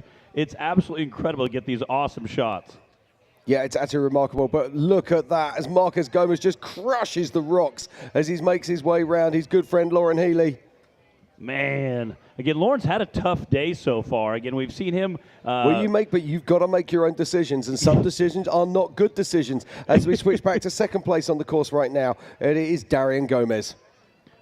Yeah, like you said, not all decisions are good decisions. Now, Matt, just having a look here on our live scoring. So Tad Dowker last past the timing beam with a 2:52, Tom Ways with a 3:02, Darren Gomez with a 3:03, and Lauren Healy with a 3:06, and Casey Curry with a 3:07, and Marcus Gomez on a 3:07. Let's not forget, this is all an adjusted time. This is an adjusted time race, but this is all going to pan out. We're going to see so many movers and shakers. I mean, is Tad Dowker going to stay at the pointy end of this race? Let's be honest, the odds are against it. Yeah, I don't know. Again. Oh, look at this. No, is that Bailey Cole? No, that is Bailey Cole, and he is being hunted down by three-time king Randy Slauson. Now, Ian was talking about this. Randy played a chess card earlier on, and his card, or his chess move, should I say, was to do backdoor early. He's already got that in his back pocket, so he is effectively 10 minutes ahead of these guys right now. Again, 10 minutes is a light year in this series. Again, especially if you get hung up in the rocks, you can make so much more time. Exactly, but you're not going to see that play out until these other cars make their move into backdoor. And here's what's crazy. We still have a third lap to go that I'm really pumped to watch. Again, right now it looks like most of the cars, or a good chunk of them, have come through, completed that first lap. They're trying to knock down that second lap. And I'm really excited for that third lap. And I think literally once we enter that third lap, it's literally anyone's game. Oh, it is indeed. I mean, talking to race ops and talking to the other drivers about that third lap, and they're all just sitting there shaking their heads going, I'm not even sure it's even drivable. So we'll have to wait and see. But this is the toughest rock race in the world. You know, we don't come out here just to drive around on the flat dirt, that's for sure. As we saw Casey Curry in the bottom of our screens, and check that out. That is none other than Tom Ways. 3-2-1 himself.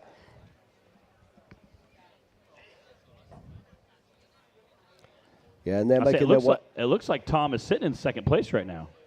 Yeah, on adjusted time he is, but I think he's actually behind Casey Curry.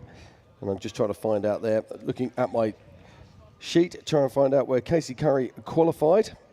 Casey qualified in 17th position, and I think that Tom was somewhere around about that sort of 30th.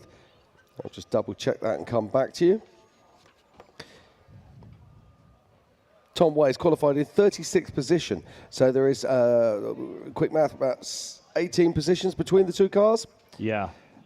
So there's a whole load of time there. But Tom Ways has got great pace here, putting those tyres to work. Yeah. He's on a new shock absorber package this year with King. And he said he's super happy with the car. He said it's never, ever been this fast. He said the difference in the rocks is night and day. It was really awesome to have him in the booth during qualifying the other day and kind of go through what his mentality was on race day. And Oh, what now, he was is shooting. this a part? Who's that? Is this is Randy Slauson making a move on Bailey Cole. Getting the crowd out there cheering him on. Yeah, now, of course, Randy Slauson we saw doing something that we've never seen him do in 20 years of racing, and that's make a mistake. Yeah.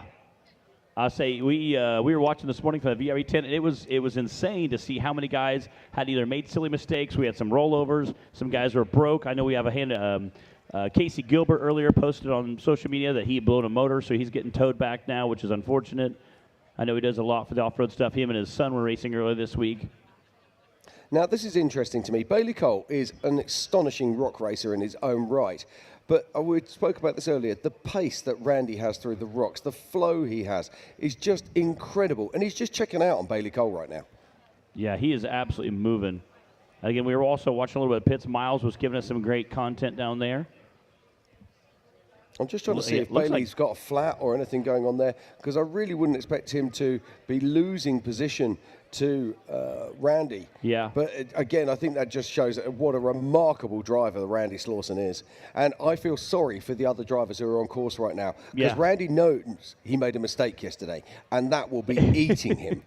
He will be taking that to the racetrack, and he will be out to prove a point as to why he's a three-time king. And these guys better watch out, because they're going to see a Randy Slauson today that I don't think we've seen for a few years. Yeah, I was watching Bailey Cole there. I was making sure all four tires are turning again. Sometimes you get that loose stuff. You can see make sure you have four tires spinning there. Also, a lot of guys are taking a little bit easier in these rocks because they know that third lap is coming, maybe trying to save the car a little bit as well. Yeah, now this is Dan Fresh, I believe, picking his way through here. And there's another car. That looks like one of our UTB-based vehicles. So who is that? Is that Cody Miller, Hunter Miller, or Kyle Cheney? Now, I've heard rumors that Cody Miller is actually damaged and broken. So let's see if this is... so he could potentially be out of the race, or he could be limping. So trying to find a line there. And the wonderful thing about these Can-Am-based vehicles is that they have such incredible ground clearance, front and rear. They're running a 37-inch tyre, so significantly smaller than the tyres on these bigger cars. But it looks like we've got a co-driver coming out, and I don't think Randy wants to stop. He's going to give him a push here. Wouldn't be at all surprised to see Randy giving him a quick nudge, trying to get him forward. Well, it's going to be quicker. Yeah, there you go. Yeah. Randy's just saying, hey, mate, come on, let me give you a tap. And again, that looks like the 190. I think that is Hunter Miller. Yeah, driver and co-driver will gladly take that. Again, the rising tide floats all boats. So again, looks like they're trying to pull some winch cable. Yeah, he's trying to give him a push, but Hunter's not playing the game here. If Hunter actually tried to drive, he might actually get somewhere. And this is going to be frustrating, Randy. Yeah. He wants to get on. And again, Brandy had an amazing pass there. Bailey Cole right behind him. Oh, look at this. Look at this. Randy's taking on the line. I mean, is there even a line there? Yeah, I see some dirt, looks like some dust, and dirt looks like it had been moved. I think there could be, maybe. But this is Randy Slauson. If anybody's going to create something new and special, it's Randy Slauson. Oh, I'm looking forward to this. Let's see what he does. But this is agonizing for Randy. He just wants to be getting on right now. And he's having to sit here and be patient. I think he's a little bit like me. He doesn't like queuing. Queuing is something you do in supermarkets, not something you do on race courses. Yeah, that's got to be one of the hardest things on planet Earth to do, knowing that you're absolutely crushing a race right now and just sit and be patient. Again, like look at that line. You saw him kind of come out and play peekaboo there with that second line, trying to see if there's something. Oh, man, looks like we have a little bit of a traffic jam. Yeah, so that is Tom Pendergrass there. in that Eurofighter. And it looks like he's got no front-wheel drive. That's no. going to be really hard to climb up back door with no front-wheel drive. I'm not sure if it's a drive shaft or diff or what happened, but yeah, no, that's really bad. It looks like the car behind him is also broken as well. So big problems there. But this is Brian Reed, the monkey with the knife. Now this is Jason Shearer's old car. This guy has won here in the past. I've got to say, he's really impressed with Brian. He qualified through the Desert Challenge, and I believe he was on the second row of the grid. That monkey with the knife team racing? Yeah, and he's been putting together a really solid day. So great run there from Brian Reed, and this is Dan Fresh. Now this is a car that came out here a few years ago. It's an IRS, belongs to Cody Wagner. And when it was being driven by Cameron Steele, it so nearly won this race on at least 3 occasions. And then literally on the last lap, at the last moment, something would fail. Yeah, he had several issues with that car. Again, it was always so fast. Again, that independent front, independent rear was just an amazing car. I do like the like a reddish orange there. It's a really bright, pretty wrap on there. I know the blue and kind of chrome they had with Cameron Steele was driving looked pretty sharp. Yeah, he's got those copper wheels. The whole thing really does pop off the race course. And they've got those portal hubs. And gives them so much ground clearance. But this looks to me like we're in with Casey Curry. So Casey Curry in the trophy Jeep. Now I'm looking on my tracker right now at where Tad Dowker is. And Tad Dowker is leading an incredible race. I think he's already made his way past Remote Pit 2. Or just Remote Pit as we now know it. Yeah, so Tad Dowker is still driving really, really well.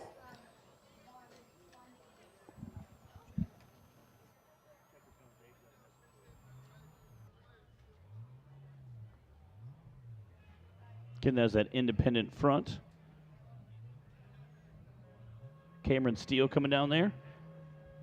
Monster Energy sponsor driver. Looks like he goes to a straight axle on the rear. And just thrashing through those rocks there again. He's typically a desert guy, very, very fast in the desert. Does an awesome job. Looks like he's making pretty quick work in that rock section. I was trying to see, it looked like he had a flat there for a minute. That right rear. Yeah, no, you called that. He's definitely got a flat tire there. I saw the sidewall kind of wiggle a little bit. Yeah, and I was like, that's not supposed to be like that. Yeah, I'm just looking here, and I'm getting some messages from Dave Cole, so a big shout out to Dave Cole for everything he's doing here at King of the Hammers once again. But he's saying that Lauren Healy rolled trying to achieve an RCP, and the others are bypassing it by going round him. So there could be some big movers and shakers because an RCP is worth 15 minutes. So by going round Lauren Healy, they were potentially risking a 15-minute penalty. But, and again, this is where a lot of strategy comes into play. 15-minute penalty would absolutely stink. However, a 15-minute penalty may be much quicker than it's sitting behind him for 20 or 30 minutes. Well, what Dave's saying is if you hit the RCP, you can actually then claim back assistance time. Oh, okay. So there's lots of gameplay here going on in this race. But check this out. This is our race leader. This is 906. This is Tad Dowker making his way through the course. Now, I've got somebody else joining me on stage right now, somebody who I really didn't want to see for quite a long time. It's none other than Vaughn Gittin Jr. Vaughn, welcome to the booth, my friend. How you doing? Yeah, actually not where I want to be right now, but it's nice to see so many beautiful people out here hanging out. Talk us through it. It looked like you had some kind of drive shaft problem going on that right-hand front. Yeah, we lost front right drive. We think, we don't know if it's a stub or what it is, but three-wheel drive through that is just not hacking it, and then we lost our winch. Well, this is the incredible thing, isn't it? We talk to the people and you go, oh, yeah, three-wheel drive, it'll be really incredible. It's literally like you've removed one axle from the car, isn't it? I mean, like the whole thing. It's like a dead leg. Yeah, it is. I mean, I started, pushing and bouncing off things and just getting through, and Jeremy and I, mamas ain't raised no quitters, that's for sure. We just cut down one of the trails, and we just sat at the bottom, Jack, and just like, are we calling it? And the scenario is, without a winch, we just create a trail plug for everybody, and it's not a fair decision to ruin everybody else's race because we want to, be hard-headed and try to finish. Oh, yeah. So It was the first time I've ever in 10 years. Racers working with racers. Time is money. There's no easy way to build it, retrieve it, or transport it. Helicopters are the cost-effective solution. HP Helicopters solves complex problems with helicopter solutions. What usually takes weeks or days, we can accomplish in hours or minutes.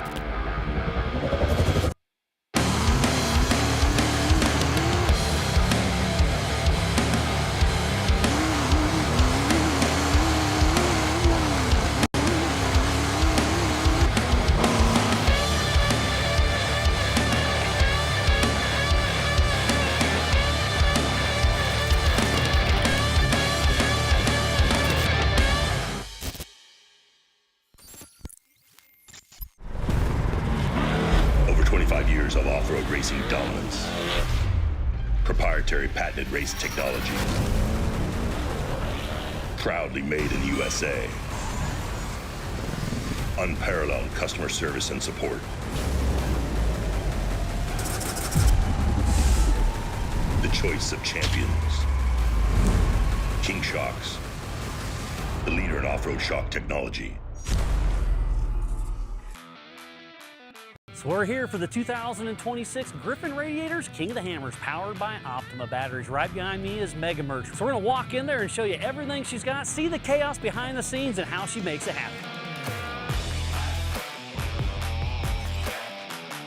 The chaos is here. They're selling everything, and they're selling like hotcakes. Stickers, they got koozies, they got socks, hats, beanies. Come get them before they're gone. Roxy, thanks for all my stuff. I'd be naked without it. Who wants a hat? All right. And look at this. We got hoodies for days. We've got shirts. They're still printing stuff and bringing it back out here, but we got a great inventory, so make sure you come out and get some of the 20th annual King of the Hammer swag.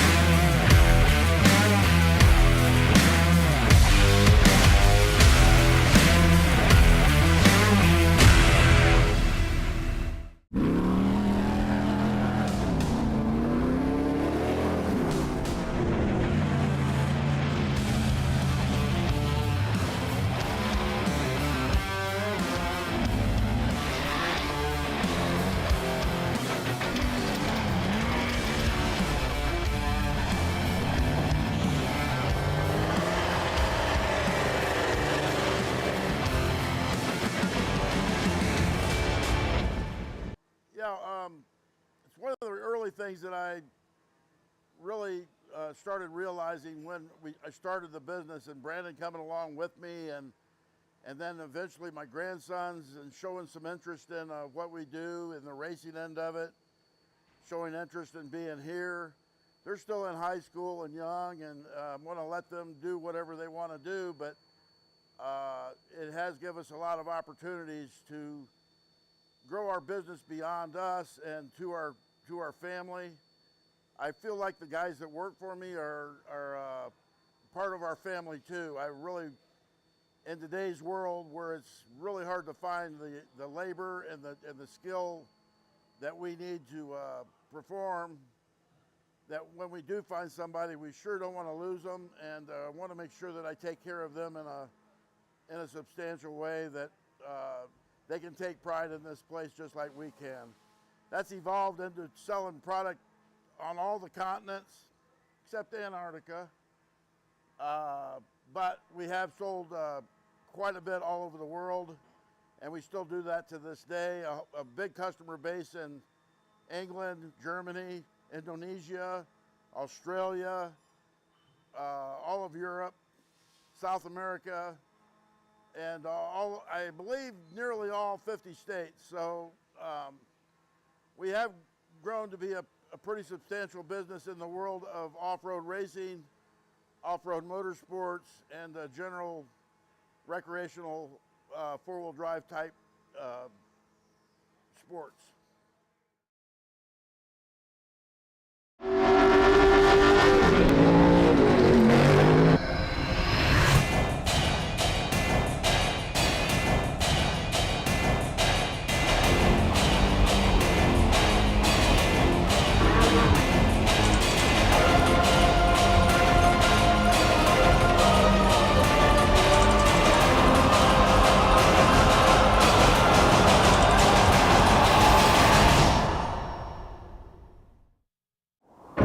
Every winter, Johnson Valley becomes the ultimate test bed, where man and machine are pushed to their limits. And power has to deliver every time. Optima batteries are engineered to excel under pressure, providing durable, reliable performance when it matters most. Because in racing, reliability isn't optional. Optima batteries, the ultimate power source.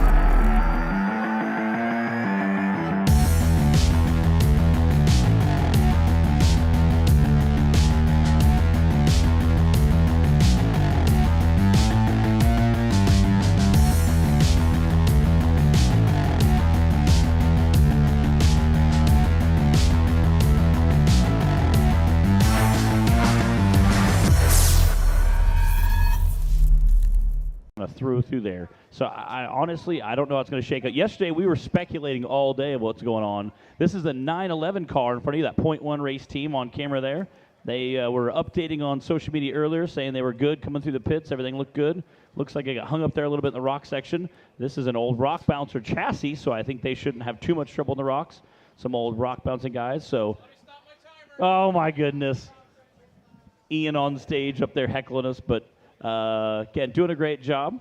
That's also the 178 Aaron Smith. That was a 911 of Kevin Taylor. And again, Tad Dowker back on the screen. It looks like he's making really quick time. I don't know what his start time is now on corrected time of where he's at, but we'll I'm sure Race Ops will be definitely keeping us informed by the time lap 3 comes around. Yeah, looking here, and Tom Ways has just tripped over the timing beacon. So Tom Ways is running in second place on adjusted time and pushing on really nicely indeed. Now, Tad, there's something interesting going on with Tad's timing here, so we need to just keep an eye on that.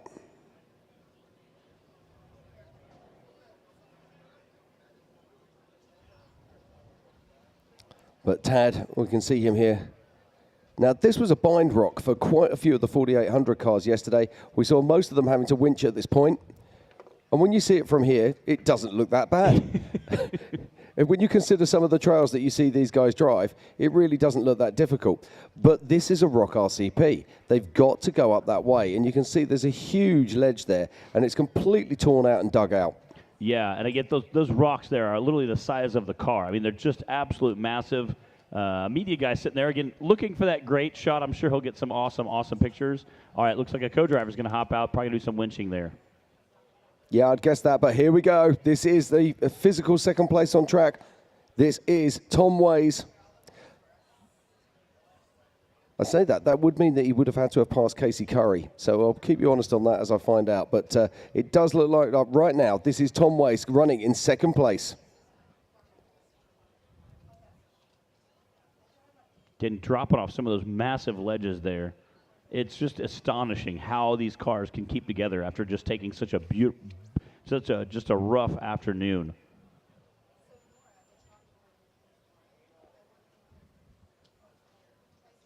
Hitting there some fresh desert, getting ready to rip through there. Again, Tom Ways looks like unofficially sitting in second place. Darian Gomez sitting in third. Lauren Healy, I don't know if he's got back going again. I know he was on his side. And again, I'm not saying there was some strategy, the fact he rolled over right on top of a wreck checkpoint, but having some 15-minute penalties definitely could help you out at the end of the day when that dust starts to settle. Yeah, I don't think that's going to be a strategy. And if it is, it's a bold one. Yeah. But I'm just looking back down at my tracker right now, seeing what's going on here and see who the movers and shakers are. And the only two of our lead cars, I think we've got a few cars in remote pits at the moment. I think Tiffany's going to be coming back to us fairly shortly with some news on that. So, yeah, Casey Curry actually rolled through an RP. So he is running around about 5 minutes at the moment behind Tom Ways. So thank you very much, Tiffany Stone, who's out in remote pit for that news. And that's the whole thing with this. We've got assets all around this course, just constantly bring us little tidbits and bits and pieces. We've even got Fish from Fishgistics sitting at home who's keeping us honest. And again, we talked about that UTV class. We had 100-plus in-car cameras coming in. We were always cutting to something cool, something exciting. So it wasn't just the production team, but we also had some really awesome in-cars. And again, that production team keeping us honest. I love it and doing a great job. Shout out to all our people behind us in the production trailer as well as all the people remote, doing an awesome, awesome job to help us look famous, as well as keeping our spectators out there at the lake bed and at home watching. Okay, you're going to love this one. Just come back from RPT, so remote pit Tiff. Apparently, he rolled through the pits, not he rolled. Okay. That extra little syllable there makes a big difference. It makes a big difference indeed. Okay, this has got to be, is this Cameron Steele? Yeah, it's Cameron Steele. Steele with a flat tire there. So Cameron Steele. Now, this is actually on board with Casey Curry. So Casey Curry is running around about 5 minutes behind Tom. So he's had a problem somewhere. He's got it hooked up somewhere, that's for sure. All right, Tiffany again with the chat there. Looks like Paul Wolf is coming through remote pit. He's going to stop and get a re-rack. I'm not sure what the issue was there. I know they had some fluid issues early this morning. He had a flat part on his tire, I can tell you. A flat part. Again, I know they were taking, I wasn't sure if it was oil or it was taking some kind of gear lube this morning. I had some kind of leak, I think, with the motor. I'm not sure if he's burning fluid or what the deal was going on. I know Chris Hickman got interviewed this morning after he rolled through and they had some mechanical issues. But I'm sure we'll find out. Tiff does a great job of keeping us very well informed. Got Casey Curry on screen with that in-car camera. Again, we love all these awesome in-car footage. I also love that it's so clear. We can see usually how fast they're going, where they're at. It's very, very cool.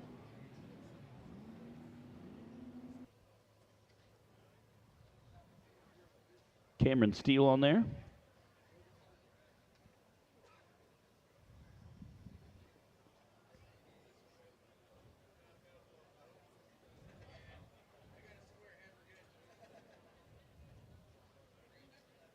Well, this doesn't look good.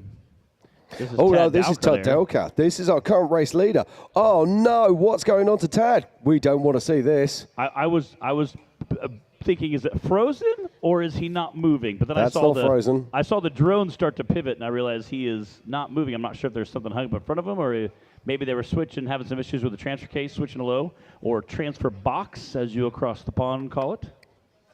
Box case, same meat, different gravy.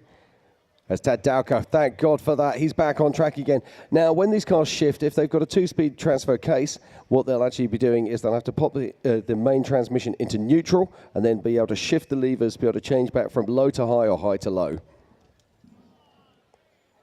Yeah, and sometimes after a good thrashing through the rocks, they aren't exactly fun to shift. May have a little bit of an issue there, but looks like he's going again. Absolutely. Now, a lot of these cars are running a single-speed transfer case these days, and then running a multi-speed transmission, either a 6-speed or a 4-speed. And some are starting to make the move across to 8-speed transmissions.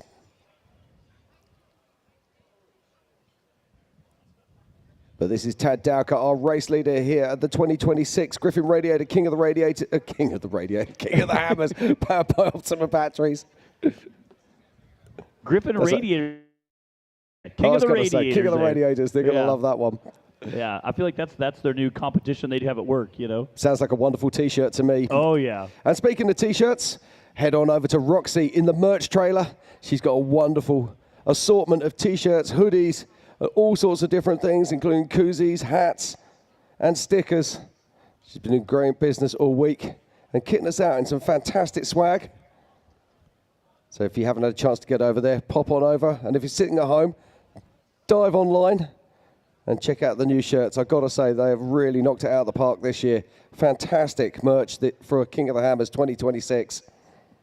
As we watch our current race leader, this is Tad Dowker. Oh, look at this. This is Paul Wolf. Yeah.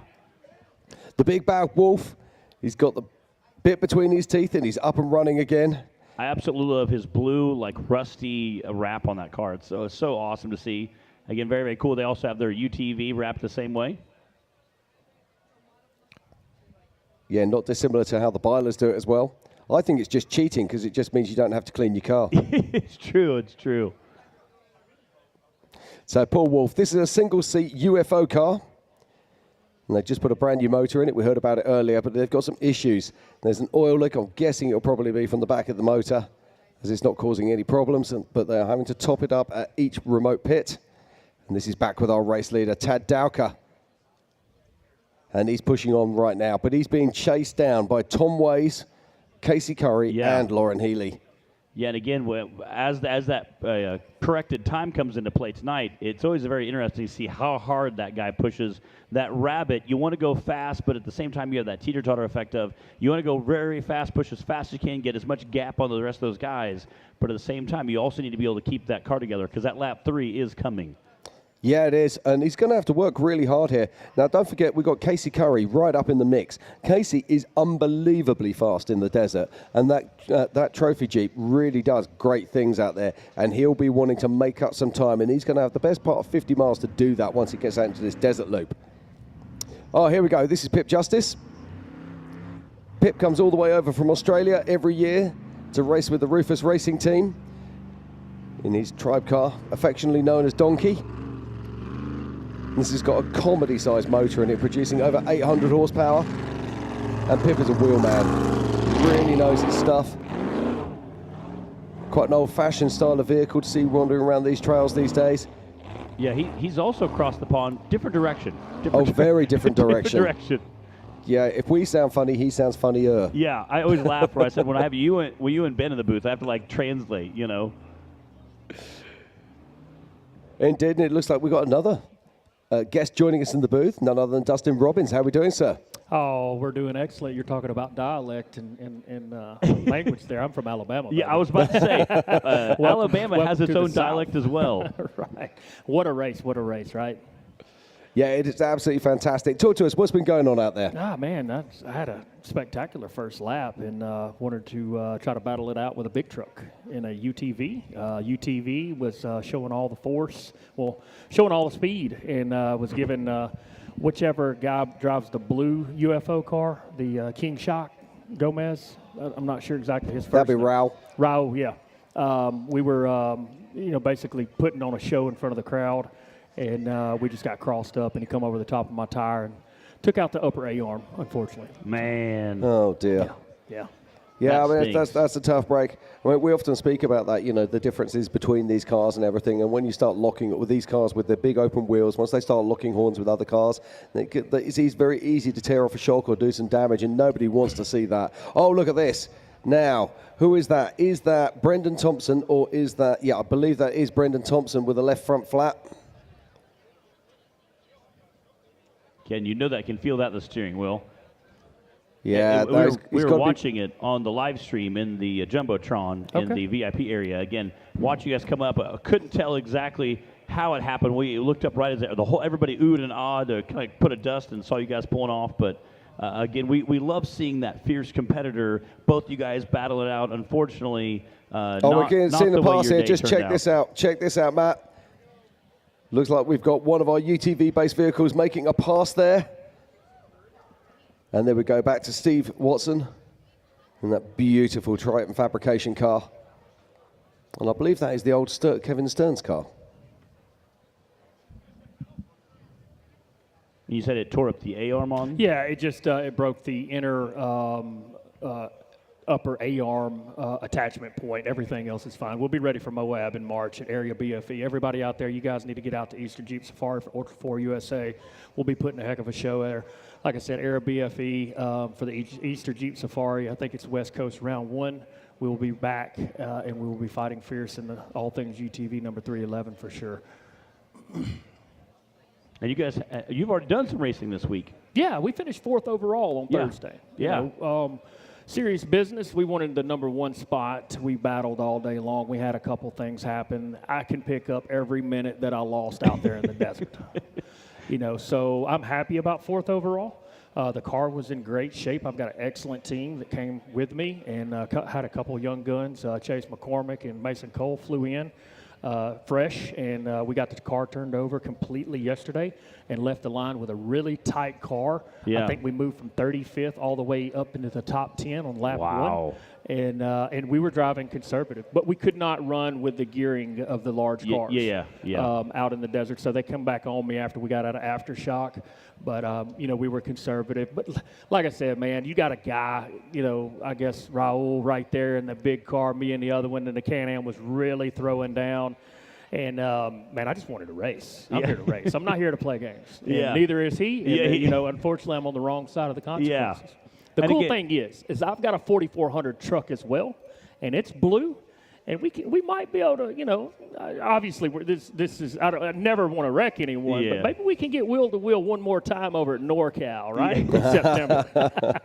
I know that's their home track. I don't know if I want any more of that smoke. Okay, I'm just going to, as we watch Bailey Cole making his way up through the track here, I'm just looking on the track here, and Jeff Bergman looks like he's actually made a mistake. He should be turning down Check Me Out or Check Me In, and it looks like he's actually gone dead straight and down, so he was bypassing Check Me In and Check Me Out and Highway 19 and 20, and it looks like he's making his way back onto the desert run. So Jeff Bergman there, it looks like he's made a unfortunate navigational error that's possibly going to end his race. So we've got action here in the remote pit. And this is Raul Gomez coming in. So this is your man. Oh, man, I hope he has a good day, really. No harm, no foul. It's racing. Like I said, I've got a brake pedal I could have applied yet. It's not his fault. I made that decision. I hope everybody enjoys the highlight reel. I'm sure that will definitely make it as well. Again, like I said, it was a very pretty wild run, and you know, I hate that you turned out that day then with that all things UTV. Definitely, like I said, you already came in 4th overall on the UTV day. Such an awesome way to finish that day. No, again, look at I'm sure you definitely wanted to try to be on the podium, but 4th overall, again, out of 130 some UTVs is definitely incredible.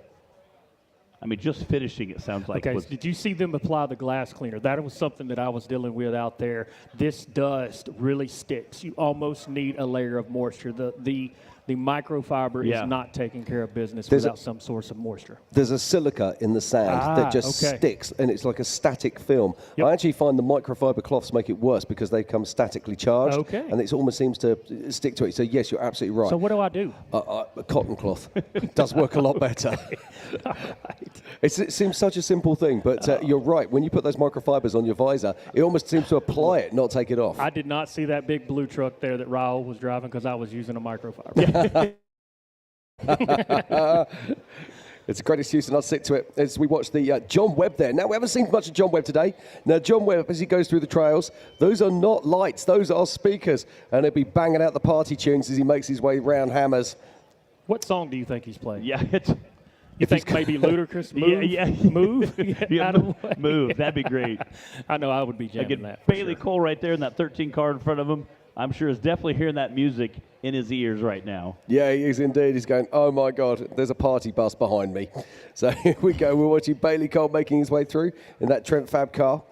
But now I can see that Jeff Bergman has actually pulled off the trail and has come to a stop. So I can only surmise that he actually is taking himself off of the course because of a problem. So tough break there for Jeff Bergman. But I can also tell you that our race leader, Tad Dowker, is going to be in the desert very shortly. He's making his way down on the spine of Emerson Ridge and will be coming into the desert in the next sort of 10 minutes. Now, this is Cole Clark. Now, talk to us a little bit about this one, Dustin. About Cole Clark? Yeah, please do. Because obviously this is a competitor. UTV-based vehicle. Yep. This is what you specialize in. That's right. So we're all things UTV, and Cole is a fierce competitor. I really enjoy competing against him because I've got to be on my game every time I sign up, next to him. It looks like he's running pretty strategic there, keeping the car together. We did actually see him on his side earlier. So really? he did have a problem, and that was really early. I think that was right back in aftershock. Gotcha. And we see UTVs that run single seat. We've seen UTVs that run, co-driver, driver. Mm-hmm. Do you think there's an advantage to running a single seat There's car? not an advantage. I have a 4400 Jimmy's Dragon, Red Dragon, sitting in my garage at home. It's a single seat. The reason why it is there is because it's a single seat. Really? I do not want any part of lap 3, especially if we keep saying that it's easy and people keep completing them in time. Today is going to be a challenge for these guys. Yeah, I think that lap 3 is going to be pretty rough. Yeah, my big truck is sitting at home right now in the garage, ready to eat some maybe some Crandon or Bowling Green short course up. Yeah. But last year we attacked the course in the single seat truck, and you just got to take it. Yeah, that's a lot of work if you plan on doing winching if you're in a single seat car. Yeah, we actually got behind Cole in Jack on Thursday. And we had a really good strategy. I saw him out of the car. Obviously, he's in front of me. And I sent my co-driver up there. And I said, get him going. Get him back in the car. Cole, give me a thumbs up. He jumped back in the car. It looked like C.J. Greaves was up there helping him as well. And then Ben Levesque, he was out there helping him get out of the way. And we went right up it smoothly, which definitely contributed to our top 4. Yeah, and again, being able to help those, 1, 2, 3 guys in front of you, helping to get them moving, it's definitely going to help your time be a lot faster too. Right. And that's one thing that I think some of our really great racers out here kind of understand that mentality. Hey, if the guy in front of me, if he's clogging the trail and I can get him moving faster, it helps me in a big way. That's right. That way, the guys that come up behind you, whether they have trouble or not, it's definitely going to extend your lead out a little bit time-wise. I've raced this race 8 years, and there's nothing more aggravating than guys standing with their hands on their hips, their co-drivers are out watching things unfold and not helping. Yeah, one of my dad's things, he would see guys with their hands in their pockets and just come unglued. Like, you can't work if your hands in your pockets. Yeah, now just looking back down on our track now as to who our race leaders are and who the movers and shakers are in this race. And I can tell you we have got some movers and shakers moving around this course. In first place on my tracker right now is none other than Tad Dowker. Behind him is Tom Ways. Then we've got Lauren Healy. Then we've got Casey Curry. Then we've got none other than Paul Wolf. Behind him, we've got Kyle Cheney and Josh Byler. Yeah, that top, what is that? Top really 8? starting to shake out at the top of the end of this race now. But we are nowhere near completed. And here we go. This is Cameron Steele picking his way through. That's Marcus Gomez that we can see broken there. Now, I've got a feeling that that's Brendan Thompson. Is that the 51? Yeah, that's Brendan Thompson. See, we saw Brendan had a flat tyre earlier. So what do we got? We're going to have to guess what's going on here. I'm guessing that Marcus and Brendan are helping each other. But it does also look like Cameron's co-driver is getting out the car. Yeah, I don't know if that's to winch or to help maybe a little bit of everybody. Yeah, this is very interesting indeed. And we saw the 416 there. That's Brian Reed. So I'm guessing they're not stopping for a picnic party, so something's happening. Oh, look at this. That's Casey Curry, and just behind him is Paul Wolf. Yeah. So this is the pinch rock that we saw Tad Dowker winching through earlier. And it looks like we have a few people out of the car there. Paul backing up. Yeah, now it looks like Casey's broke down in that spot there. Well, Paul's this is a gonna very big car to pull through. Now, the interesting thing is you've got to be careful here. Now, is that another race car down in the bottom there, or is that just a trail car from the? It's an IFS car. That looks like a UFO. That's damn fresh, isn't it? Who is, or is that? That's Gomez, I think. Yeah, is that a Gomez? Judging by that shiny aluminum A-arm there, I'm going to guess that's one of the Gomez brothers. Yeah. I wonder if that's Rao. Or is that Darian even? Whoever it is, they're getting out of the car right now. Now, I'm going to guess here that Casey's damaged his winch because he's not trying to winch. It looks like the co-driver had got the cable out, but I don't think that they actually...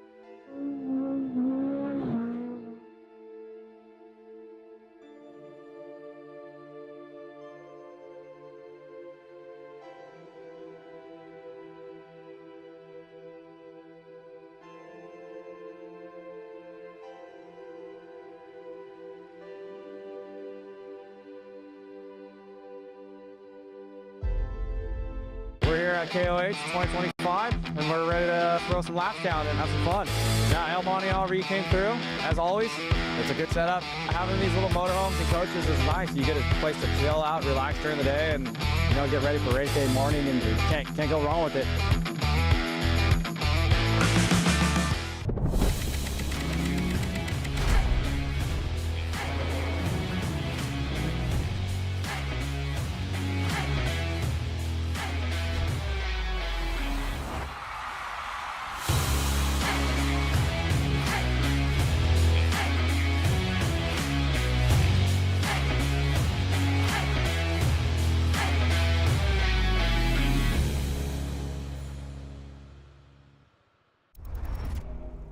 We take the long way and chase horizons. We open the throttle and crawl. We thread canyons and crest the ridge. We roll together and find solitude. We make memories and enjoy getting lost. We don't just share these lands, we defend them. And most of all, we belong here. Join us.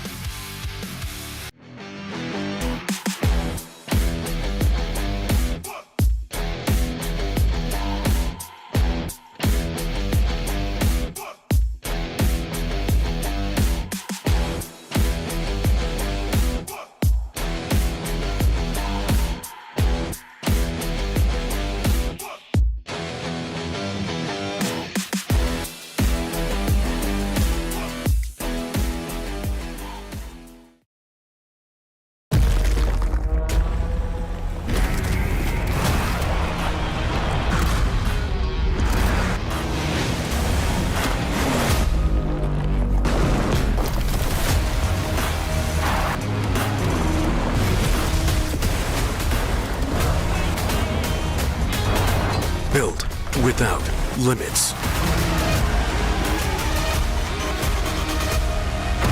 Dynapro.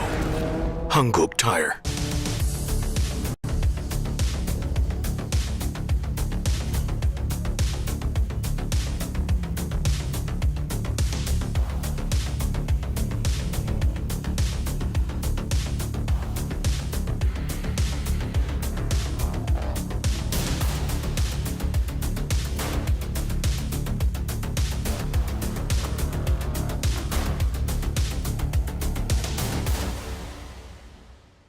Did you know that recently over 45 million fire extinguishers have been recalled because they might not work?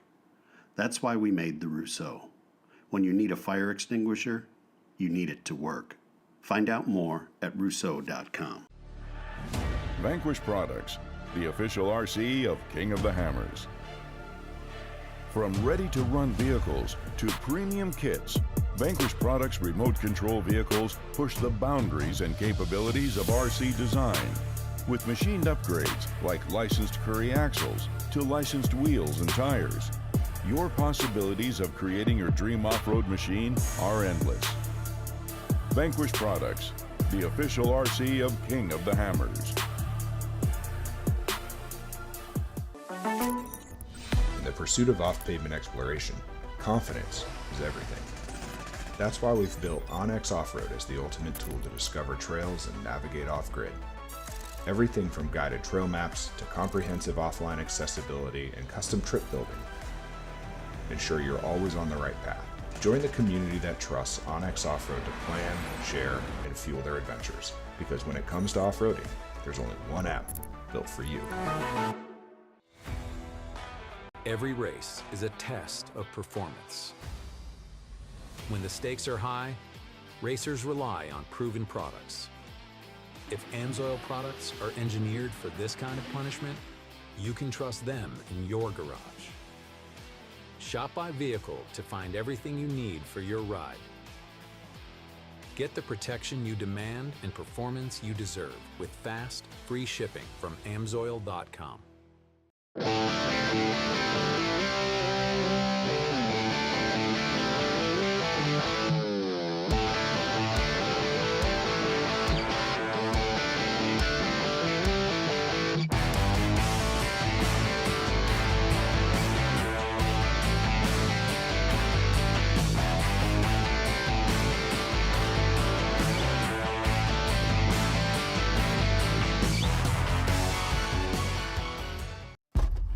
Treat the customer as your friend because he is your friend, and we want him to come back. I've done that all my life, and I pound that into every one of my son's heads, I think. I think it's there. Since 1959, Curry has built drivetrains for people who drive hard. Built right, built strong, trusted. From the trail to King of the Hammers. Curry Enterprises. But he's being hunted down, and that looks to me like that is Casey Curry. So Dan Dowker has a really good lead now, and I can see that Tom Ways is going to be making his way down Emerson Bridge and also into the desert. But Lauren Healy's there somewhere. I still see Lauren Healy. It looks to me like he is behind Tom Ways, but he's going to be hauling when he gets to that desert. Lauren Healy, one of our fastest desert drivers. And he'll be putting that RTR Bronco to work as soon as you see the sand.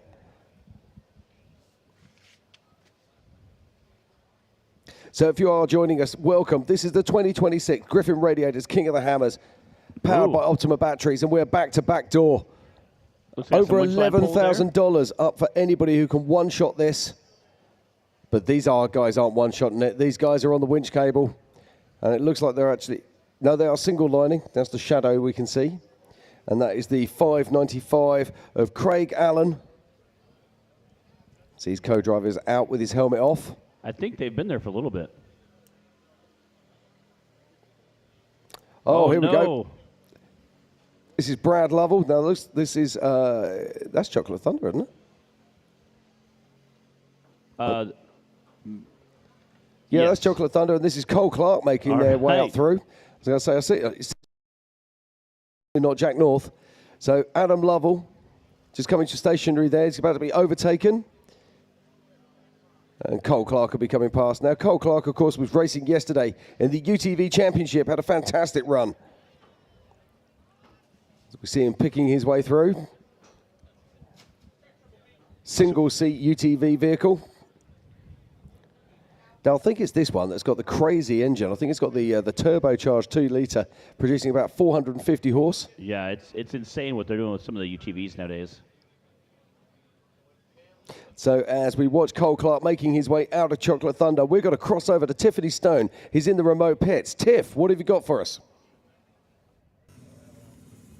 Thanks, guys. Over here with the 469 of Chuck Crossland. Now, Chuck, the car is off. Your co-driver is getting out. You've been sitting here for a little bit at Remote Pit 2. Walk us through what's going on for your race.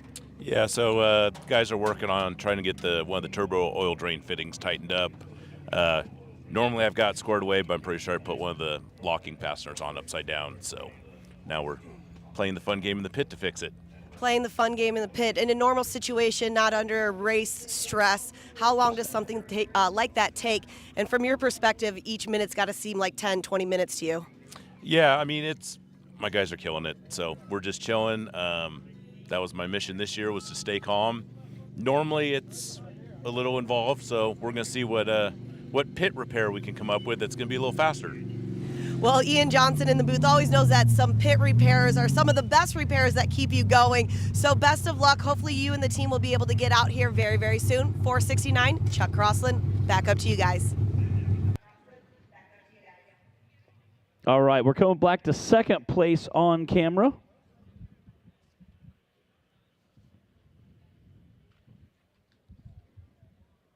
I know we got a handful of guys out. Our top 10 right now is absolutely packed with guys that can take this.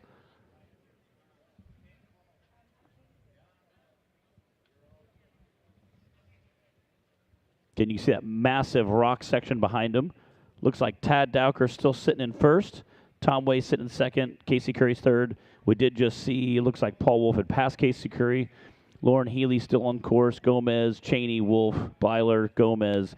That top 10 right now, it is literally anybody's game. And I'm excited to see this lap 3 because I think we're going to see, I believe, and this is my prediction, we're going to see several lead changes just on lap 3 alone with guys just braking because a lot of these guys have been pushing so hard on these cars for so long. Lap 1 wasn't super hard. Lap 2 has some definitely challenges, but I think lap 3 is really we're going to see the durability of some of these cars, kind of change. Like I said, we've already seen a Gomez out there stripping parts to help other guys. So appreciate the camaraderie.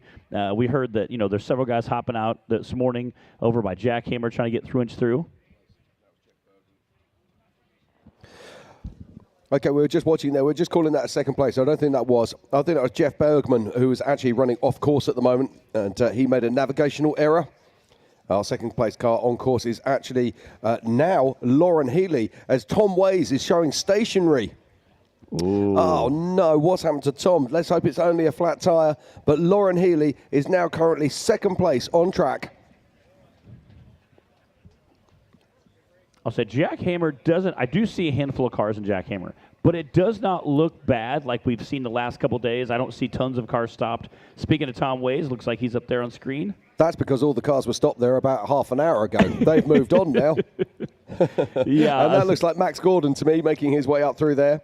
We spoke to his dad, Robbie, of course. Robbie's going to be jumping in later on. They finished, I think it was 4th position last year. Wow. Again, I know they brought those Rock Edition UTVs out to race with a few days ago. Definitely were thrashing on them pretty hard. I know they, I think it was Robbie that had some mechanical parts early. I know Max broke a shaft, but they came out and trashed on pretty good. Was that Pip? Yeah, Pip Justice. Again, part of our Rufus Racing team. I know him and Chip are both out there battling hard right now. I've seen Pip a couple times. I haven't seen Chip in a while. Yeah, no, we haven't seen Chip at all. In fact, I think that was Chip we saw back in the pits earlier on. He had the damaged wheel, and they were trying to get that off. But here we go. That is none other than the Ford Ranger of the Lovell brothers. Well, actually, it's dad and son this time. I'm so used to saying the Lovell brothers. But, of course, it is Brad with his son Adam at the helm. And that looks to me like that is Philip McGilton. Yeah. Or McGilton, should I say? Not sure what's hung up there. Him. I think it's fair to say. Yeah, I'm not sure if he's just high-centered there. Or don't forget, you can stay alive with the live timing here in Hammertown. You can pop on over to Ultra 4 Racing, live scoring, and you'll be able to pick up the live scoring there. And also to Racing Tracks, which is tracks spelled with an X. And you'll be able to pick up tracker information and be able to watch all of your favorite drivers and where they are on track. And we're just waiting for the timing loops to ping. But it does look like Tad Dowker is our lead car, currently on 4 hours and 10 minutes. All right. And while we watch him, it looks like he's going to do some winching. While we do that, I'm going to run through some sponsors real quick. I want to give a shout out to Optima Battery, Ford Racing at that Ford Racing Arch out there, Can-Am, Monster Energy, Toro Tires, El Monte RV, King Shock, Sylvania Lights, Warren Winch, Yokohama, Amsoil, Yukon, Griffin Radiators, Ibach Springs, Seymour Paint, FRP8 Factory, Onyx, MBRP, PCI Radios, Curry Axles, Laser Nut, BP Racing Fuels, Gates Corporation, Slow Ride Garage, Race you. Race you on dirt, sand, snow. Race you through this, over that, all day, all night. Race you on 4 wheels, 1 wheel. How about no wheels? Race you with the world watching. This guy watching. Race you to the summit. Maybe not that summit.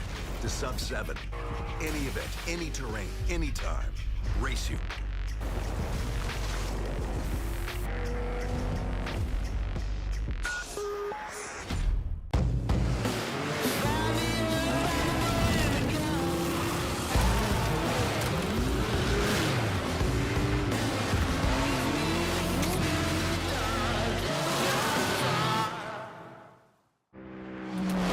Heard the fable about that old cable car doing 100 miles an hour beneath the local radar. And it's inches from the finish, so you better play hard to make the rash decision. Now it's time to take charge. And it's death to the loser, but to win it is not. To be not it was welcome when he lands on the show. So dig your hands in your pockets and toss out your change. Everybody's ugly, but it's strange. Mister, please, won't you listen to me? I saw myself up a kiss on the cheek. Whenever someone asks, "How was your weekend?"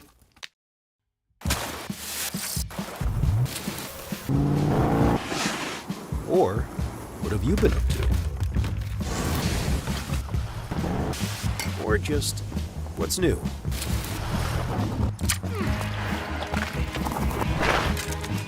Have a good answer. Just do what you love. Toyo Tires.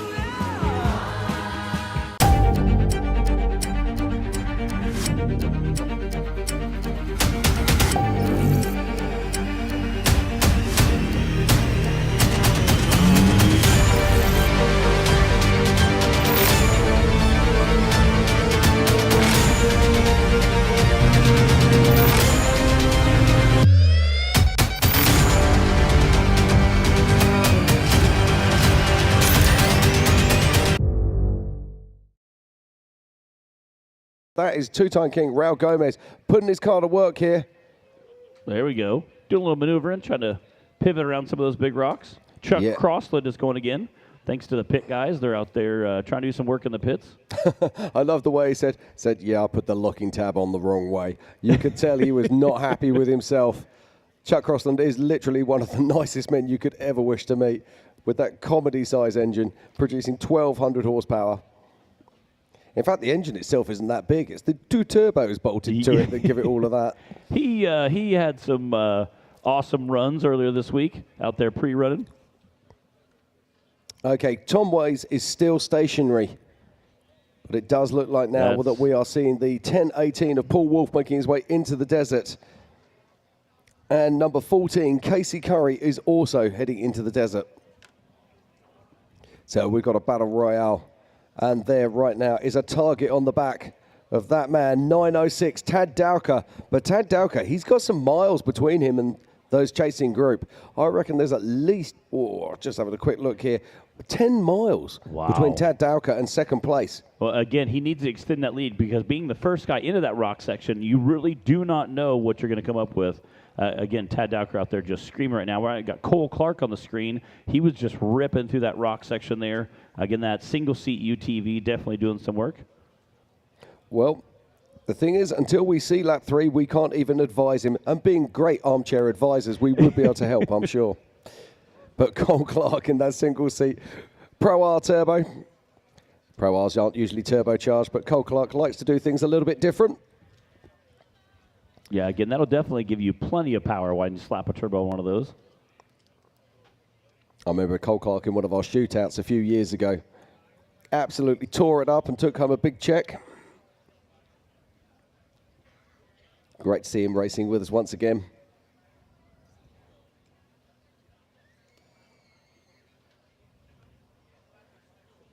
So Tad Dowker, So just crossed the next timing beam with 4 hours and 10 minutes.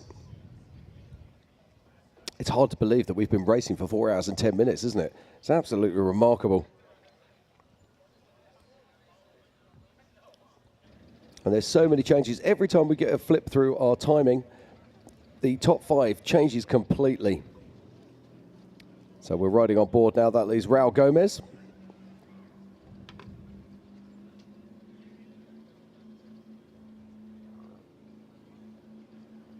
So just making his way through. Just past his son Darian by the looks of it. So we can only guess that Darian's got some kind of problem. Yeah. Oh, no, right, okay. Oh, no, he's shifting by the looks of it. Yeah, there we go. That's a shift from either low to high. So Raul Gomez, of course, a 2-time king and a back-to-back king, one of only 2. Yeah. To achieve that. I love that he brought it to he would bring his staff to board meetings. Be like, all right, the king is here. We can start the meeting now.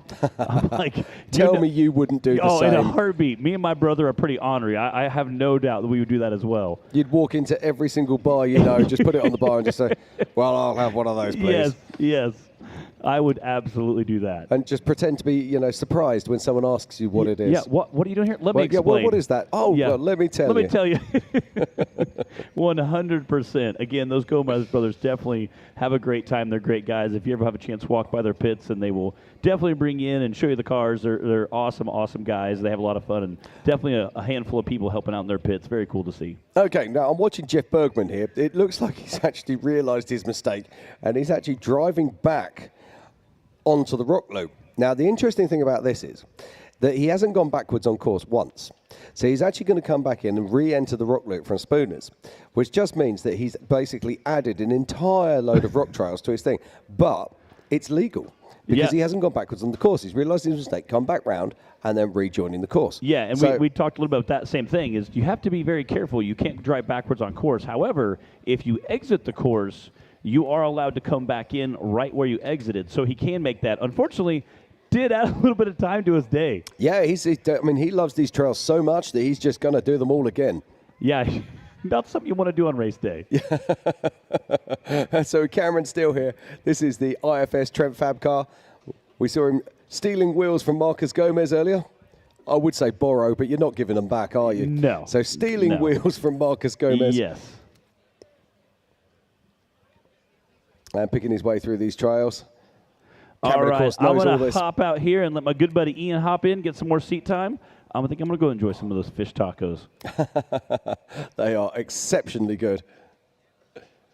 So here we go, race action continuing here at the 2026 Griffin Radiators King of the Hammers, powered by Optima Batteries. We are here for the 20th anniversary of the Race of Kings.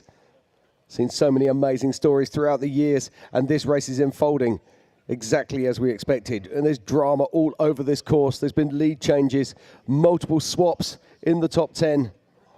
How's this going to play out? It's hard to say, but one thing's for sure, we're not going anywhere. We're nearly 4.5 hours into this race, and I think we're going to be at least another 4.5 hours.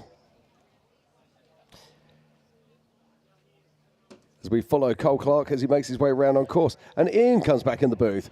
Hey, Ian, how you doing? I'm doing great, Jim. How are you? It's good to be back. I hear no one has yet to claim the backdoor bounty yet. No, there seems to be an awful lot of winch line, which I know is going to disappoint you. Oh, yeah. But, I mean, hey, that's one way to do it. I mean, now, just so we're aware, I think it's unofficially now up to $14,500 to the first person who drives backdoor unassisted on this race, and still climbing, Just out of interest, right? I'm just going to throw this out there. Randy Slawson's already done backdoor, okay? What if he wants to do it twice? That's between him and race ops. I don't know. I would if I was where he is in this race, I might want to double check that before I went back in there. But yes, I think that's a situation that he needs to figure out. That's between him and Mr. Ben Napier. But yeah, tons of action out there. And Jim, I'm sorry, Jim, I was busy scarfing down fish tacos. Have we had a lap 2 complete yet? No, we haven't, but it's not going to be a million miles away. We've got Tad Dowker, who is making his way. He's already done the big turn at the top of our race course. Okay, now let me just throw this out there. Wouldn't it be awesome, because Tad's in that solid axle bomber, has not. We're assuming Not a bomber. That's a Trent Fab car. I keep saying that. Solid axle Trent Fab car. Apologize. Just because you've got a bomber doesn't make every car Derek's a bomber. going to get mad at me when I say that. I apologize. Mr. Derek Trent with a high-quality Trent Fab car. So Tad Dowker out there in that solid axle Trent Fab car. How radical would it be if you end up winning this race and claiming the backdoor bounty? That'd be pretty rad. That's a good resume. It's a good resume to have right there. Yeah, I think that's like winning the lottery twice. Absolutely. All right, so this is, how happy are you when you see 2 helicopters chasing you through the Nervous desert? is the actual answer, because you either know that you're doing something really well or you're doing something really badly. Absolutely, but there we have 2 helicopters right there. Is that Casey? Yeah, it looks like Casey Curry to me in the trophy Jeep. Saw him earlier. I saw him with some trouble. Does he have a problem with the car, or were they just winching? It looked to me like it was winching, although I think his winch might be broken. Okay. Now, interesting, if you were his pit crew, I'd be taking a walk over to the Warn Industries booth and borrowing a winch from them, or maybe purchasing a new winch and fitting that before I go out on lap 3. Absolutely. You know, the reality is it would be a good idea.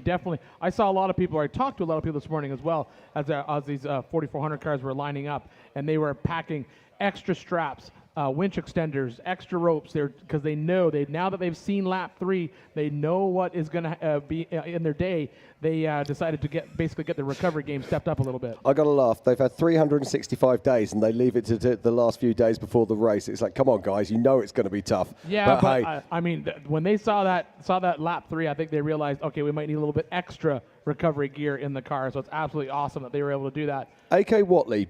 Keep an eye on this man. He's an incredible wheelman. He doesn't go out there looking for guns and glory, but what he does is he delivers first-class driving every single time. Absolutely, and he's basically picking his way down through that trail, and I'm seeing that right now on the timing loop, Paul Wolf has now tripped the same timing loop as Lauren Healy, but they have not tripped the last loop where Tad Dowker was. Yeah, absolutely. And it's looking at the moment, just looking at our scoring, it looks like Tad Dowker has a 15-minute lead over Lauren Healy right now. Yeah, we'll know for sure when Lauren trips that timing loop out because I'm assuming they're out on that big desert loop right now. Yeah, they are out on the big desert loop, and we have got Tad Dowker has made the turn, and he is heading back towards town. But he's still got a long way to go.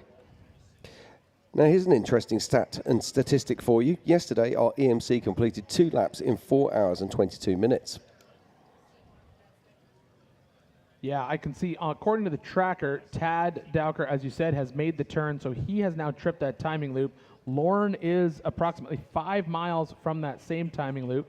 I'm just going to compare speeds here. Right now, I have Lauren on course doing 72 miles an hour. I have Tad on course doing 36 miles an hour, but where Tad is not just wide open desert. There is a little bit of nuisance sort of 2-track you got to fight your way through there. Oh, I've got some good news. I love good news. 3, 2, 1. Mr. Tom Ways, he's back up and moving again, and he's now hunting down Kyle Cheney in the 191. Yes, but in front of them is still Casey Curry. In front of Casey is Paul Wolf at this point. Mere small problems. This is Tom Ways we're talking about. Oh, and by the way, Jim, we were speculating earlier on how wide that car was. I was over in the Warren VIP talking to Quinn from 74 Well Portals.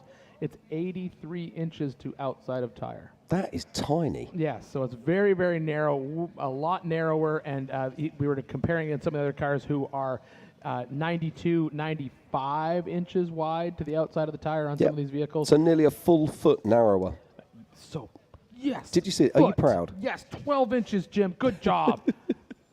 30 centimeters for those of you listening in Canada. 300 mil. And 7 stone for those of you listening in the United Kingdom. Oh, it's one of our favorite cars, the 911. Always easy to spot this out on course. Yeah, this is Kevin Taylor. And that Porsche-inspired machine. It's always fun to see him out running around in the rocks. Been racing with us for many, many years. Yeah, and he's running a kind of an air shock setup on that. I don't know. Are those the ORIs? There's something like that. If he stops bouncing around, I'll be able to tell you. Yes, those are ORIs. I can tell by the fins on them. But yet, Tad Dowker with Andy Eustace. Ah, here we go. Now, is this our race leader? I think this could be our race leader. Yeah, this should be race leader right now if the tracker's true, which it is. Yeah, race leader Tad Dowker coming through this section of desert. We've had a camera out there all day. So I'm going to start a little unofficial stopwatch here, Jim. Even though we have all those timing loops, I like to do it. I was going to say, even though we have all this technology out here, sometimes the old-fashioned timing is the best. Huge shout out to Hammer King Productions. The extra timing loops that they're putting in this year really do make a difference on helping with the scoring. As we keep an eye on this. So Tad Dowker is still keeping a full timing loop ahead of Lauren Healy and Casey Curry.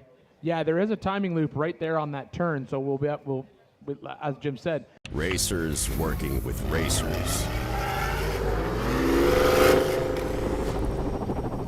Time is money. There's no easy way to build it, retrieve it, or transport it. Helicopters are the cost-effective solution.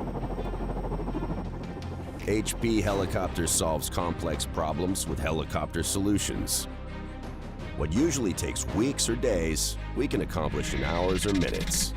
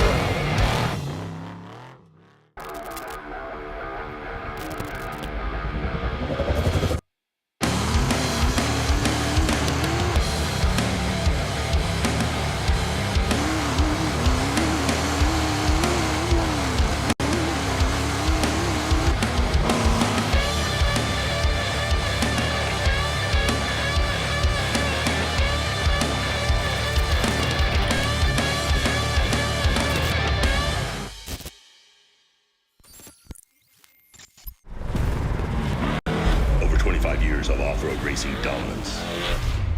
Proprietary patented race technology. Proudly made in the USA. Unparalleled customer service and support.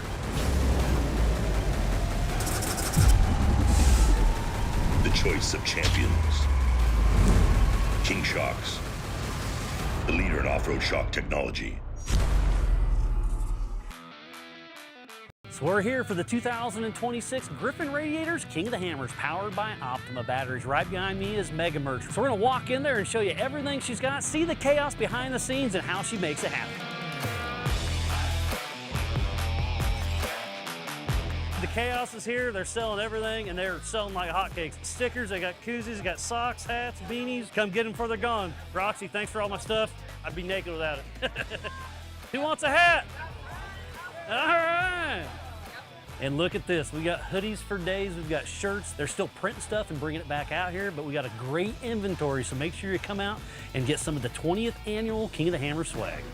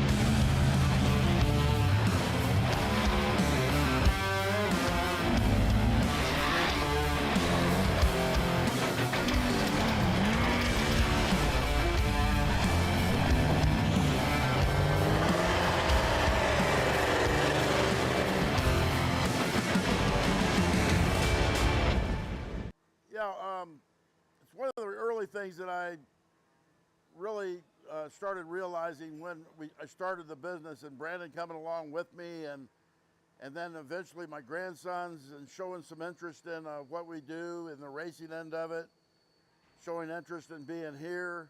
They're still in high school and young, and I want to let them do whatever they want to do, but it has given us a lot of opportunities to grow our business beyond us and to our family. I feel like the guys that work for me are part of our family too. I really, in today's world where it's really hard to find the labor and the skill that we need to perform, that when we do find somebody, we sure don't want to lose them, and want to make sure that I take care of them in a substantial way that they can take pride in this place just like we can. That's evolved into selling product on all the continents except Antarctica, but we have sold quite a bit all over the world, and we still do that to this day. A big customer base in England, Germany, Indonesia, Australia, all of Europe, South America, and I believe nearly all 50 states. So we have grown to be a pretty substantial business in the world of off-road racing, off-road motorsports, and general recreational four-wheel drive type sports.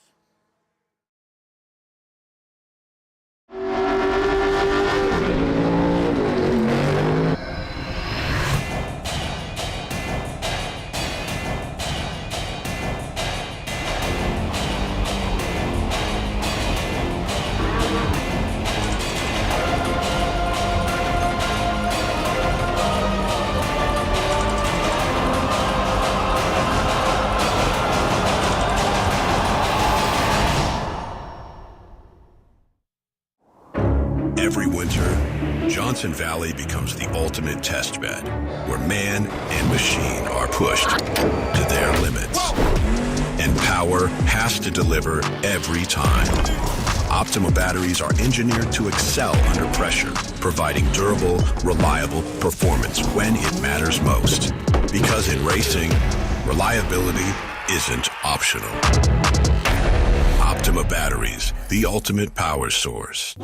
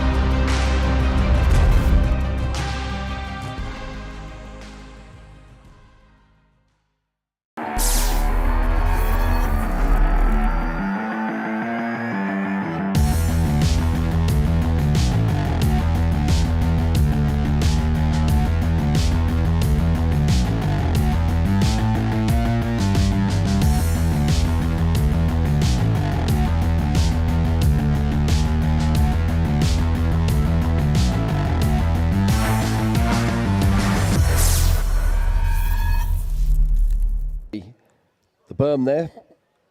Cameron's turn. Yeah, that's Cameron's. That's right where Cameron was. So yeah, And I do can have also on, tell you and that I have him on tracker in the exact same spot. Oh, this is good news. And now that is Brendan Thompson, I That's believe. Brendan Thompson. Yes. Or is that Max Gordon, actually? No, that is Oh. Brendan. No, that is Brendan. No, that is Max Gordon. Yeah, sorry, that is Max Gordon. Yeah, Apologies. there is two differences. So obviously they're both in orange cars, but also Brendan has his toolboxes on the back. Bit of a geek thing, but hey. But also, your man is hauling through the desert right now. We're going to see three-time king Randy Slauson. But that is Raul. Is that right? Yes, that's Raul Gomez. That's Raul Gomez right there on screen. And believe it or not, if the trackers are keeping us honest, right behind him is Dan Fresh. Wow. And then behind Dan is Randy Slauson. And, Yeah, and according to my trackers, Darian is still in front of Raul. And I show Darian moving, Jim. Well, that's great news. Yeah, absolutely. We speculated for a little while that possibly Darian was not moving, but according to the tracker, at least, we're moving. We don't visual see him, but that is Raul. Yeah, and we're just keeping an eye open for our leader now. I reckon he's around about 2 or 3 miles out, or something around 2 or 3 miles outside of Hammertown. We should be seeing him very soon. Now, we're hearing that he will not be pitting in Hammertown, but he's got to go into back door. Now, all of our race leaders, apart from Randy Slauson, have to go into back door. How's this going to play out? Well, Jim, I'm going to zoom in on the tracker in back door. We have one vehicle in back door right now that's not moving, and that is Jeff Watson. Now, he's been there for a while, so we can assume that he's probably out of the way. The big concern is when Randy Slauson went in there was a car on the actually preferred line, which is that left-hand side of the waterfall, and Randy went up, pulled the front tires up, and winched all the way up basically the center of the waterfall. And yeah, it looks like we got Cameron now out of the car. We can only assume this could be a flat tire. It is a flat tire. He's just changing that right now. He's really beaten on these tires today. Yeah, maybe it is a flat tire, but well, that's a brand new tire, so I'd suggest it is. I guess they're not high enough. They dropped it down. They took it off with the flat on there. Now they're trying to put a full tire on it. Okay, who we have here, Jim? Lauren. I'm guessing that is Lauren Healy. Yeah, I heard he has shed some body panels to get some better, lose some weight. Yeah, he has indeed. This is the stealth tactic for lap 3. Start losing bits off the car so that he can be lighter. So this is the RTR Bronco making its way back towards Hammertown. And he is absolutely pushing hard. But I can tell you now that our race leader, Tad Dowker, he is not far from Hammertown, and we should have a visual on him very soon. Yeah, absolutely. We should see Tad. So now if Lauren's there, he should have tripped, or he's going to get close to tripping another timing loop. I think it's right in here. I agree with you, dude, Jim. I like these trucks a lot better without that basically truck cap on the back of them. They look fantastic, don't they? Now, if what I'm seeing is correct here, and we'll have to wait and find out. I think Lauren Healy has made up significant time. So here we have Adam out of the car, hood off. Oh. That looks like Brad to the middle of the screen. Looks like he's spotting Kevin up through that section. Looks like they're working on the car. But helmets off, that's never a good sign. There's our race leader right there, Jim. Yeah, that is our race leader. There's Tad Dowker, and there is Hammertown, ladies and gentlemen. Oh, this is great to see. Tad Dowker giving us a schooling on how to run this race right now. Jim, let's just do some quick math here. Tad went out on lap 2 at what time? Probably, maybe at the latest, let's say 10 a.m.-ish? Something like that, yep. And he's back into town at 1 p.m.-ish? That's 5 hours. Correct. Got to go out and do one more lap. Correct. Is it going to be 5 hours worth of lap? Well, this is going to be an interesting one because this is going to get where things get really difficult. Now, this third lap, if you actually look at the map, there are so many extra trails that have been added, and every single one of them is gnarly. There is a couple. Some people would argue that a couple of them are bypasses for areas so that you don't get caught in lap traffic. I don't see it that way. Knowing these trails, they are all very difficult indeed. Now, I'm just waiting for the timing loops, but I can tell you that I believe that Lauren Healy has made up a significant amount of time on Tad Dowker. Yeah, I didn't see him clip that. I don't know if he's made it to that point of that timing loop yet, Jim. I'm waiting to see. Yeah, I think I honestly believe that Lauren Healy has pulled back nearly 10 minutes on Tad Dowker. I'm going to hit a refresh on here, see if that'll help on it. But yeah, we should expect Lauren Healy to hit that timing loop soon.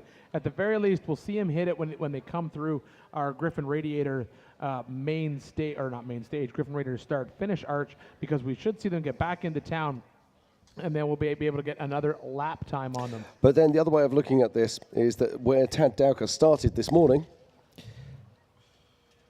so Tad started in 28th position and Lauren Healy started in 21st. Yeah, so whichever way you look at it, Lauren has got to get ahead of him and be ahead of him by quite a few minutes. Yeah. Now, that looked to me like that was our lead car coming into the short course there. No, this is, I think it might have been lap traffic. This is Tad Dowker making this cross grain over to the... Yes, it is. You're absolutely right. So that is Tad right now heading up that part of the qualifying course. So he's going to go up here. He's going to take that left, going to head up through this section, but he should be coming soon. Yeah. So here we go. This is Tad Dowker, our race leader, and he's making his way up round Ways Way. Very, very different pace here for Tad Dowker. Now, we're not expecting him to stop. His main pit is actually out at remote pit. And we saw his crew chilling out there in the trailer. Yeah, Miles has checked, and we're assuming, based on everything that we know, that there is no plan for Tad to stop in main pit. So we should see him drop off this section of the qualifying course, come on down through our MBRP straight, and then head right into our Monster Energy short course and not stop at all. And after he's cleared all of this, he's going to be heading straight into backdoor. Things are going to get really real right now. Well, I think he's in a good spot. He's going to be able to get over to backdoor. He's going to be able to set himself up. I don't think there's any traffic in there. There's a tracker showing one stopped car, but I think it's out of the way. Right. The other thing here is a lot of the cars that have been attempting backdoor so far, they've been carrying a full load of fuel. They've been in full race prep. This car is running with far less fuel than those other vehicles. So there is a better chance that he can shoot backdoor than any of the others. But what do? You're winning this race right now. Are you going to give it 1 shot, 2 shots, 3 shots, and then reach for that cable? Yeah, absolutely. I think, honestly, if you're in this position in the race, Jim, I think what you do is you just plan to pull cable. I agree. The smart decision here is to get into town, get over to backdoor, get up there, pull cable. There's really no reason. There we for go, him to ladies get and gentlemen.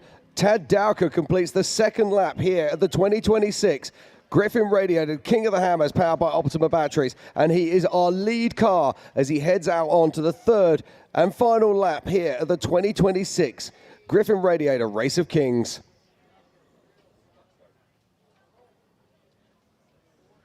I'm loving this. This is absolutely awesome. Tad Dowker powers out of the town over the Yukon launch, and his next destination will be none other than backdoor. Backdoor is such an iconic trail. We've seen so many battles that have to take place on it. But it's been a long time since we've raced up it. It is indeed. So this is exciting. So he has to come down through this section right here, and then he's going to drive around, and he's going to head up into backdoor trail. And as I said, according to the tracker, I only saw one vehicle inside there, and we are assuming that vehicle is out of the way. We're expecting basically Tad to get up, probably throw the front tires up on the waterfall, and then immediately get out and pull winch cable. At least we're assuming that's what he's going to do, because when you're leading this race, anything can happen, and this would not be where you want to risk it for the biscuit. That's absolutely. I'm just having a look here. Now we'll be able to see, we'll have our drones down in the bottom of back door. Now we did see Tom Pendergrass was stationary in there, but I think those vehicles have now been removed. Yeah, I think on the tracker I showed one vehicle in there, but as I said, it was stationary and had been in there for a while. So we're watching Tad come into backdoor right now, and yes, there's the one vehicle that I saw that was stationary. He's going to come up here and he's going to set up for that left line. That's the perfect line for these guys. I think, yeah, he's just going to. Oh, look, there's a competitor there. Competitor there is going to tell him just to get up front of, and he's going to help him winch. Excellent job. Excellent sportsmanship right there. Oh, and he's not messing around. He's going straight for the cable. I like this idea. Yeah, I mean, if you're leading the race, in all honesty, as much as I want to see someone beat on their junk out there at backdoor, that's now, not, all the double time, entendre, Jim. That was just a fair statement. And all the time, we've got Lauren Healy making his way in towards town. So Lauren, of course, Tad is ahead of Lauren on adjusted time. Now, what he's got to be careful. Oh, wait. Oh, no, Jim, he hasn't put the winch out. They didn't pull the winch out, and the co-driver got out. Maybe they're going to try it. Go for it. Go for it. Oh, no. Okay, now they're going to pull winch cable. All right. I was going to hey, I'm all for someone making a bad decision in their rig, but I don't think that was the right decision for him. I am surprised, though, Jim, why they even got the co-driver out. Well, depends if you trust that person who stood at the top, doesn't it? It is true. It depends if there's comms or anything like that. Yeah, you are in the race. Yeah. So it's probably best. Plus, the question will be, now there's two options here. If he has enough cable, he can go all the way up to the next waterfall and pull. But here we go. Paul Wolf. Paul Wolf making his way across that top section. So we should see Paul trip that timing loop. Oh, Jim, Lauren tripped that timing loop at the top finally. Now, even on corrected time, Tad's got 11 minutes on him. Yep, absolutely. So Lauren's got to get around Tad, and he's going to have to put at least 11 minutes of space between him and Tad if he plans to beat him in this race. Now, we still have a lot of race course to get out and do. Where'd you get 11 minutes from? 4:49, 4:50. That's adjusted time. Oh, I apologize. That's okay. No problem at all. That's Oh, why and we're plus here. We're here to help each other. I was looking at the lap 2 time. I apologize. yeah. No, it's 2 minutes. And also, we're not going. That's Jeremy Hammer making his way through there. Now, he was one of the first cars we saw going through backdoor earlier today. So now, this is, when you put your car into this position, obviously you're at a funny angle, particularly if you're running low on fuel. This is brave, because if there's any kind of problems inside the fuel cell and the pickup doesn't take place properly, you could potentially have a problem. Oh, I like this. We're on board now with the broken car, watching our race leader, Tad Dowker. I'm not sure that they plan to be the TV, but it's working. So here we go. Tad Dowker will be taking out that winch line. Right now, bringing in the slack. We're waiting for the load to come on. Then you've got to just gently turn those wheels. You want to be matching that winch speed to your wheel speed. He needs to turn those wheels to the right. He's feeling it up there.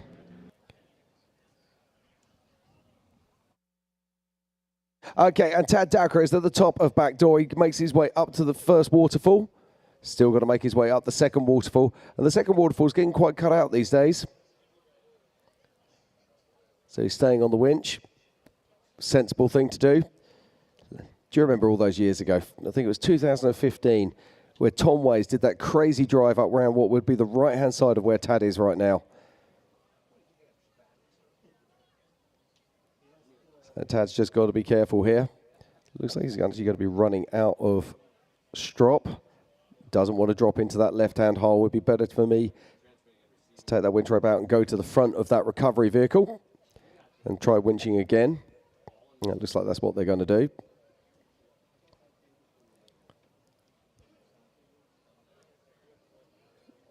So Tad's co-driver there, prepping to get him through.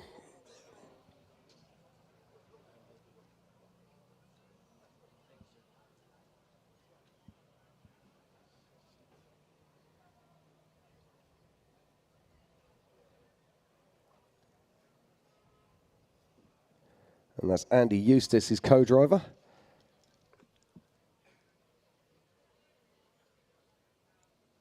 He's actually changing the line there, put it up onto the left. I'd have just gone straight to the front of the recovery vehicle. So I'm just being told, actually, it's Brian Trempy that's actually inside that car. So they were racing together yesterday in the Yokohama Everyman Challenge. Tad had to jump out, do a bit of welding on Brian's car. I'm not convinced that rock's big enough, but let's see what happens. He's got to be so careful here that he doesn't drop down into that left-hand line. But all the time, Lauren Healy making his way back towards Hammertown.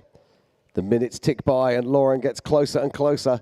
But he's also got to get through back door.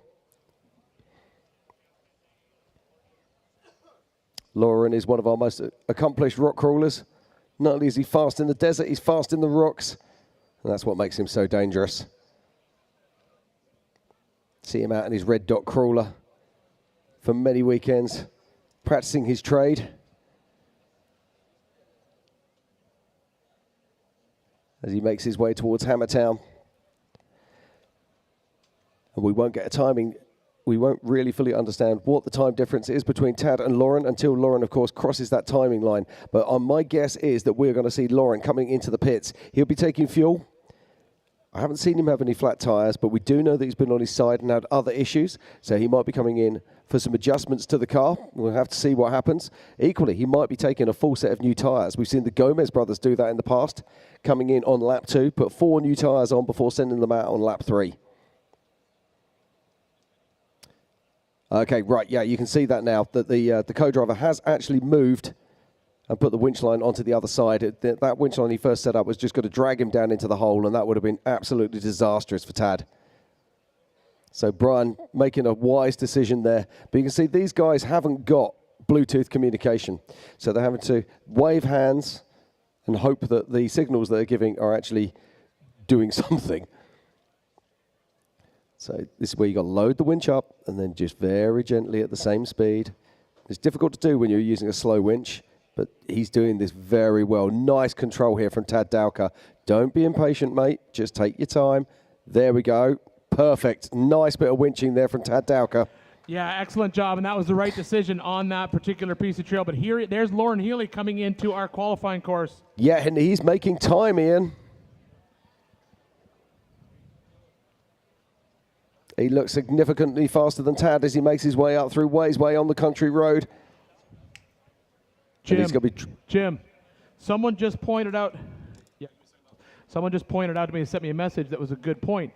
They believe that the reason that Tad did not get assistance in backdoor is because once you start on lap 3, you cannot accept assistance from anyone who has not traveled that same distance on the course. I believe that's still the rule. I don't know if it's sure or not. I have to check with Ben Napier, but that's what someone just popped up in my feed who told me.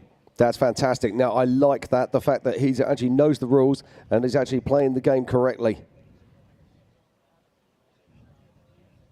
So I'm also getting news that, unfortunately, Kevin Porterfield is out of the race. So broken transfer case, a tough break there for Kevin Porterfield. But check this out. This is Lauren Healy coming into the pits right now. Let's see what he does.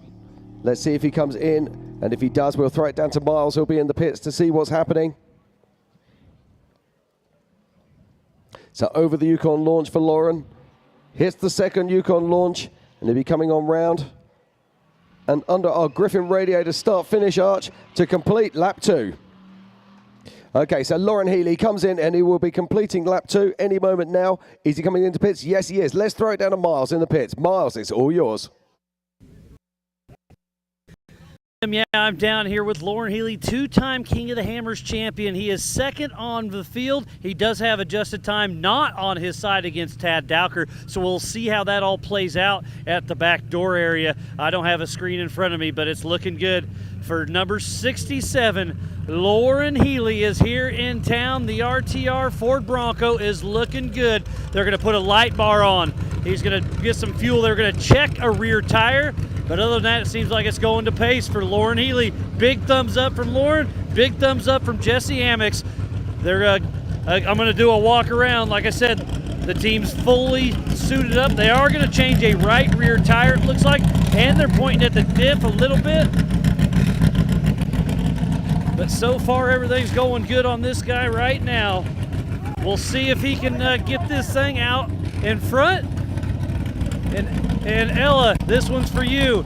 Lauren Healy, number 67, is out there, and he's in second place. If anybody can chase down Tad Dowker, it could be Lauren Healy. But Tad Dowker, you never know.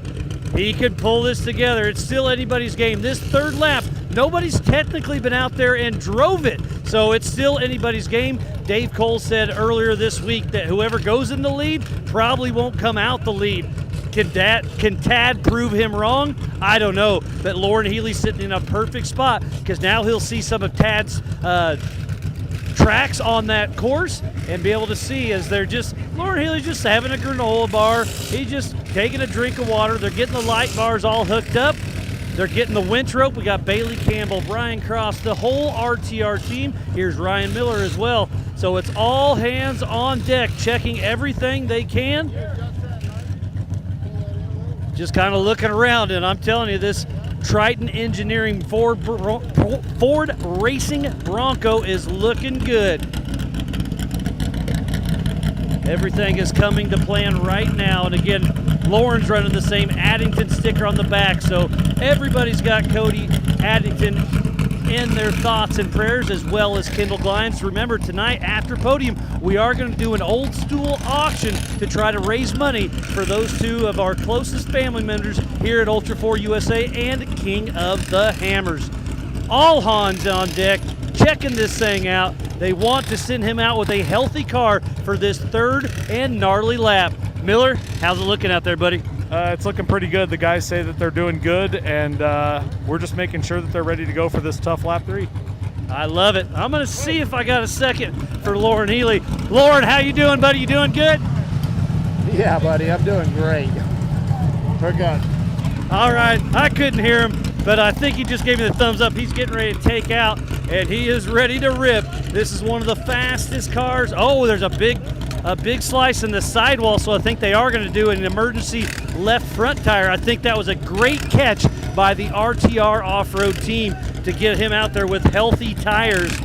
So it's going to cost a couple minutes, but out in the field, that's going to save them 10 to 15 minutes.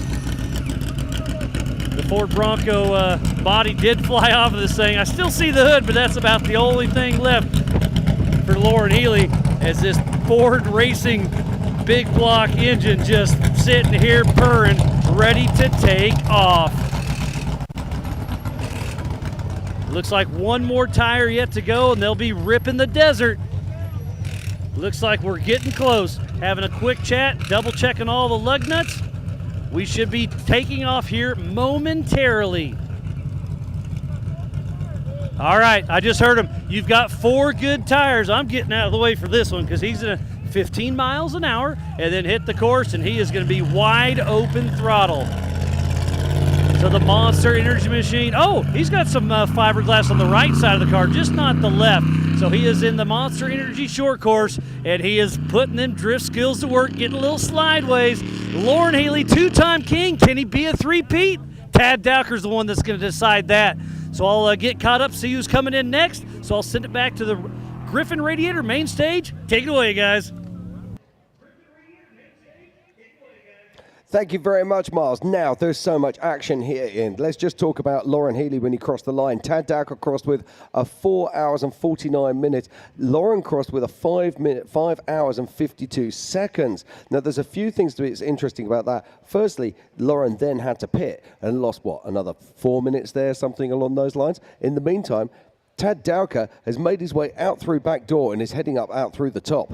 Yeah, but now they have to head out on this little bit of a desert, just a little bit of a desert section before they get back into some rock trails. But at the same time, Lauren Healy, no stranger to these rock trails, no stranger to these deserts. We've got 4 good tires on that car, and now he's headed right over into back door. I think we're going to see a lot of action here. I think Lauren is in a really good shape here. We just saw Paul Wolf coming into town as well. The question is, as we get these cars closer and closer together, if we have Paul Wolf, Tom Ways, Casey Curry, and then we have one of the Miller Can-Ams in here. I can't remember which one's in the mix. Or no, sorry, is it Kyle Cheney? Kyle Cheney. Okay, so who's this?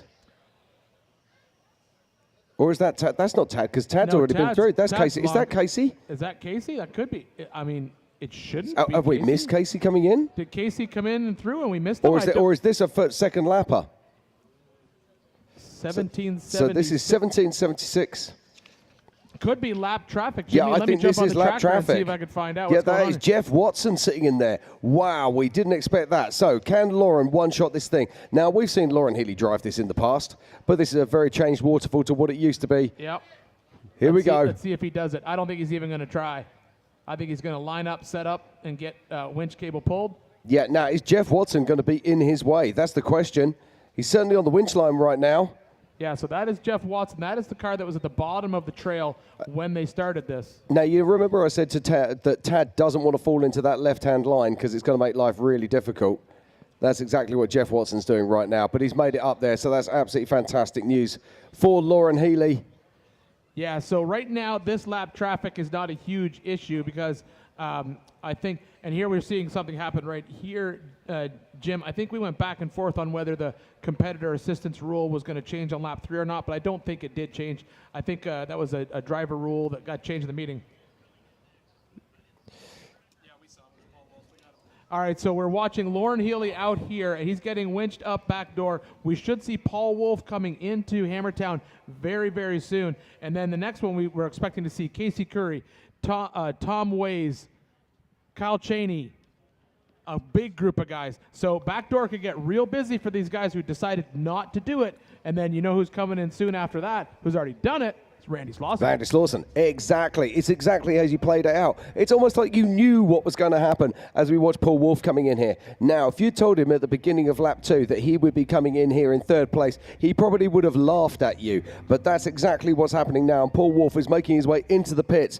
This is fantastic. Now, let's just check out what happens here. I think Miles is on the other side of the pit, so I'm not sure if we're going to get this or not.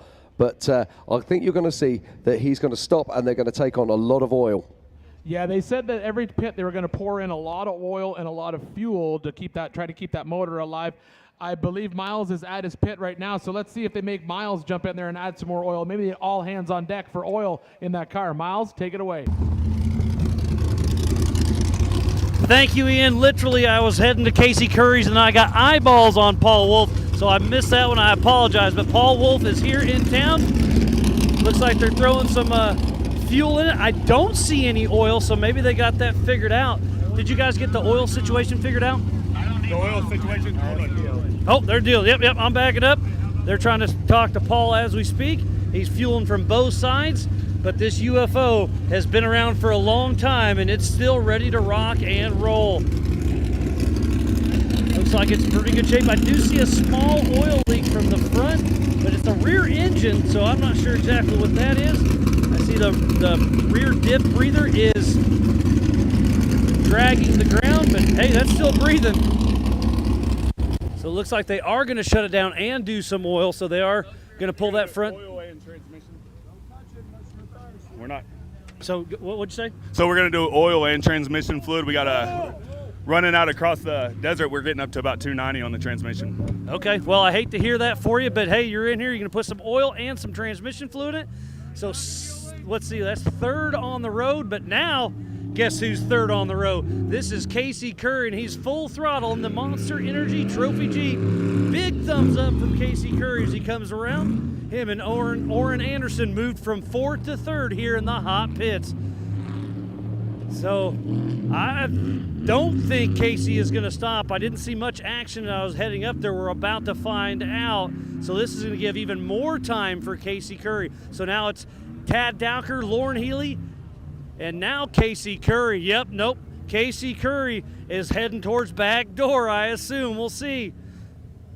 So this will take a little bit extra time for Paul Wolf, but right now for Paul, he needs to settle down, slow down, and make sure the car is healthy. And I'm telling you, this third lap is going to be so tough that Paul still has time as long as he plays his cards right. Still just walking around, the race line wheels still intact, all looking good.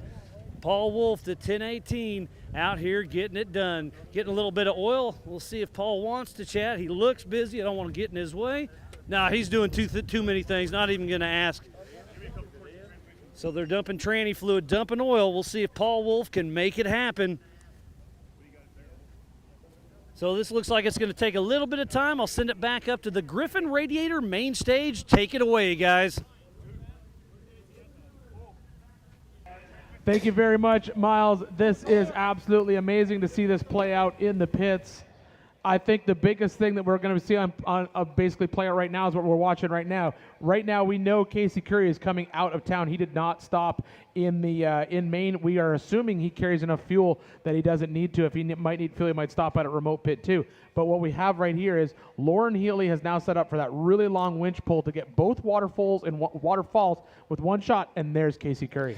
Right, now this is interesting. If you actually look, he's had to put an extension strap out there to be able to actually get onto the winch line. But I love this work from Casey. Winching up the waterfall. Now, I remember watching Ben Napier do this right the way back in 2014. Derek West was winching on the waterfall when he arrived, and he passed, I think it was 4 or 5 cars on the winch in his Pennell Fab car. Yeah, this is exactly what we saw Randy do earlier. Basically, Randy had to do the same thing because there was a car in the preferred line over here on the waterfall. Even for winching, this is a lot easier. That's a straight up wall that he's gonna have to winch up, and with the way it's dug out right there right now, I can tell you that wall is about 7 to 8 feet tall that he's gonna have to winch straight up, and it's a straight up wall. Where Lauren is, there's a couple little stair steps that will actually help, but right now you can see Lauren's co-driver is getting out of the car to help get the winch rolling and set up. That's Lauren, isn't it? No, Lauren is still inside the vehicle. No, I think Lauren is still inside the vehicle. We didn't see the co-driver get out originally. I think the co-driver is getting out right now.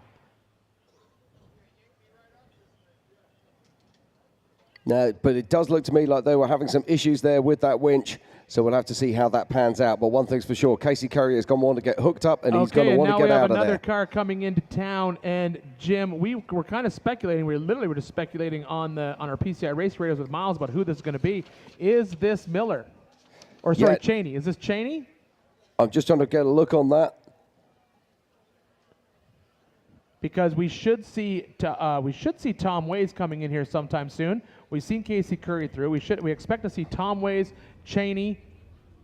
Yes, that's one. Yes, that is Cheney. Oh, yep, that's Cheney. We couldn't see it because the yellow wasn't popping out of the on the sun there. But yes, Yeah, so let's not forget, Kyle Cheney is, of course, the 2025 King of Kings. Yeah, our So current what can he scepter do? holder, our current king of the hammers. So Kyle's making his way through this backside of the qualifying course. He'll drop down into our MBRP arch and then back into town. Now, interestingly, if I'm not mistaken, we saw these UTVs blow through the main pit last time. Yeah, I don't know. Yeah, we did. We saw them all skip this pit at the end of lap 2, but now they're going to head out into lap 3. Now, the next question is, Jim, where is Randy Slauson? Where is Tom Ways? That's also, I'll find out on the tracker for you.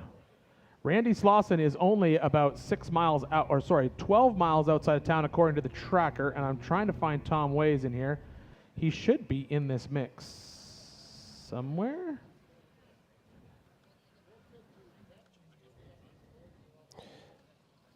Yeah, I'm just looking at Tom Ways now, just seeing if I can find him. I found him. All right, so what we have...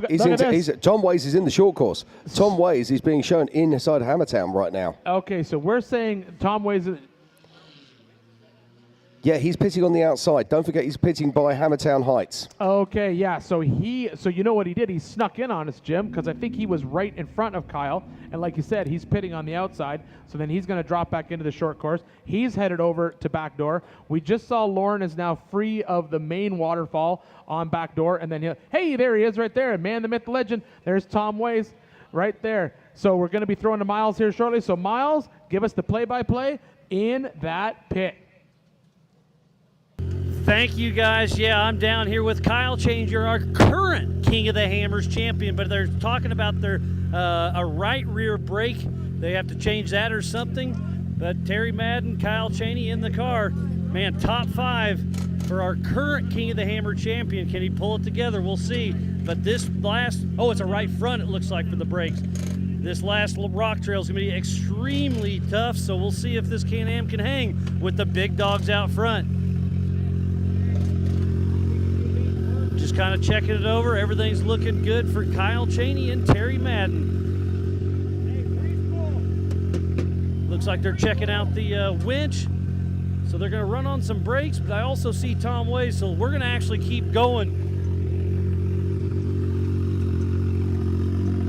So Kyle Cheney in there, and then we're going to run down, and we're going to try to just keep this thing rolling. We did see Paul Wolf head down too, so Paul Wolf is back out on course. Pretty quick trip for adding transmission fluid and adding some oil. But I'm heading down to the 3-2-1 as we speak. We have Tom Ways, and it looks like they're about ready to take off possibly. Nope, they're still re-racking, so caught them just in time. So Tom Ways is in here. The 3-2-1 machine is looking good. Big thumbs up from Tom Ways. Yeah, buddy. All right, so they're getting a re-rack. They got him fueled up. I think he's going to beat Cheney out of the hot pits right here because Cheney was going to try to fix a brake line of some sort. Go in, go in. No, never mind, Miles. We thought for a minute that we were going to see Paul Wolf take on the backdoor bounty. It looked like he hit it 3 or 4 times, but he's changed his mind, and it looks like he is going to get out and pull some winch line. So, Miles, you can keep going if you want. If you want to keep filling us in on what's happening down there in the main pit. But right now, we're watching. But what we're watching right now is Paul Wolf out in back door getting set up to pull winch. Now, Tom Ways has just left town, Jim, so he's going to be driving up on this in a few minutes. Yeah, but what I do find notable is that Lauren Healy and Casey Curry are both no longer in sight. But check this out. This is our current race leader in Spooners right now, or heading into Spooners. This is none other than Tad Dowker, and he's not worried at the moment because that's all behind him right now. Yeah, you say he's not worried. Oh. You gave him the announcer curse, Jim, because you said he's not worried, and then the car comes to a stop. I think that was probably just maybe a GPS check. Make sure they're headed the right way. Or shifting that transfer box. Oh, don't you! I was working so hard, Jim. Transfer case. Transfer case. He's loving it. He's having fun with his 51 millimeter tubing. Right, but joining us in the booth right now, we've got Chad Hunt. Now, why are you here? I had a bad day. So talk to us a little bit. We saw you earlier today out on there on course. What's been going on? We had an alternator fail and then turned around and got it changed out, went to start it up, and ended up having a motor seized inside the bearing. Oh, no. Oh, I'm so sorry to hear about that. That's tough break indeed. What do you think of this course this year? It was looking amazing. We were running right up there with Tad and looking to just pace with him, Mickey Thompson, brother there on 42s, and just looking to run together, and I kind of fell off there. Oh, that's very interesting. So Tad Dowker's running those 42-inch Mickey Thompsons, yeah? Yes, sir. Oh, wow, that's impressive. I didn't know that. I just assumed he was on those 40s. So that makes a big difference to these rocks, doesn't it? Absolutely. You get to clear a lot of stuff. Tad's an awesome wheeler, and having that extra clearance, we were talking before we even came out here about it, and he was getting some pointers from me since I ran him last year. Out to do that lap 3. Talk to me. What was that? I mean, obviously, it doesn't matter now. You can probably give away your secrets. What was the game? Race you. Race you on dirt, sand, snow. Race you through this, over that, all day, all night. Race you on 4 wheels, 1 wheel. How about no wheels? Race you with the world watching. This guy watching. Race you to the summit. Maybe not that summit. To sub 7. Any event, any terrain, any time. Race you.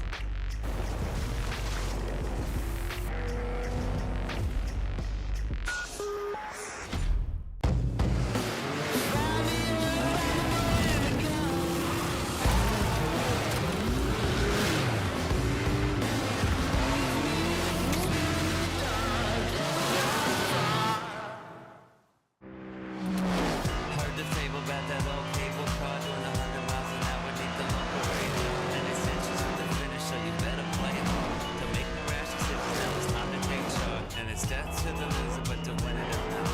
To be no hit was welcome when he lands on your show. So dig your hands in your pockets and toss out your change. Everybody's ugly, but it's strange. Mister, please, won't you listen to me? I saw myself up a kiss on the cheek. Whenever someone asks, "How was your weekend?"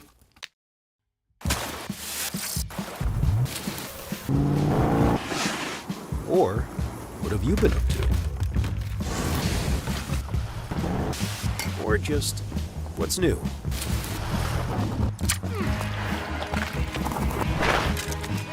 Have a good answer. Just do what you love. Toyo Tires.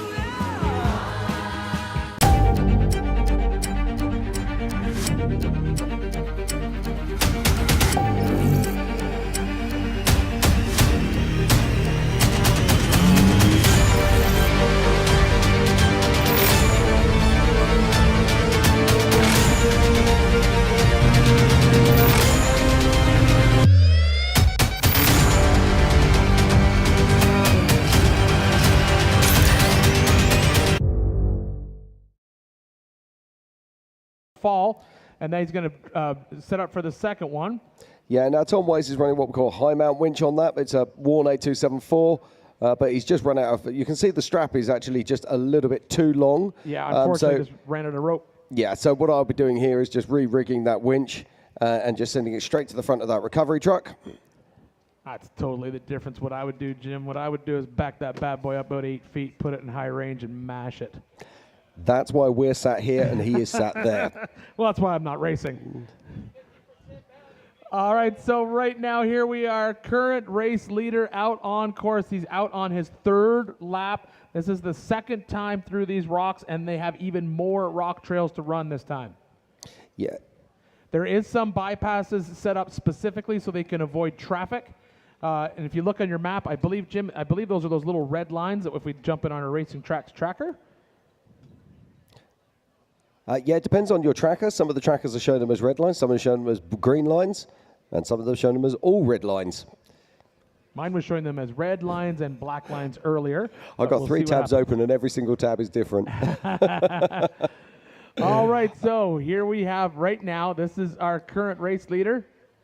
And he is going into that secondary loop up and around Spooners.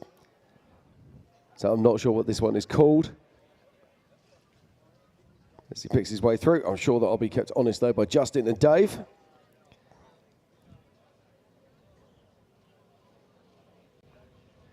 Yeah, I'm going to jump back onto the tracker here, Jim. see exactly where we are.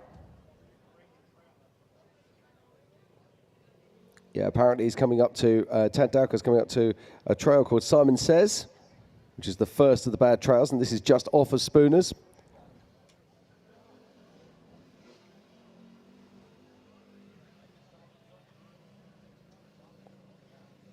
So many new trails coming through here. Doesn't matter how many years you come out here, there's always new trails that you don't recognize. And that's one of the things we love. Oh, did you see that huge boulder falling into the line behind Tad? And that's the beauty of these trails, as we were talking before. When they get out into these trails, they're going to be in some of the stuff that we haven't raced before. And this is obviously a part of this amazing trail system out here in Johnson Valley where we haven't raced before. There's not burned-in lines. There's lots of loose rocks that are moving around. You really need to know how to read trail while you're driving it in order to do these right.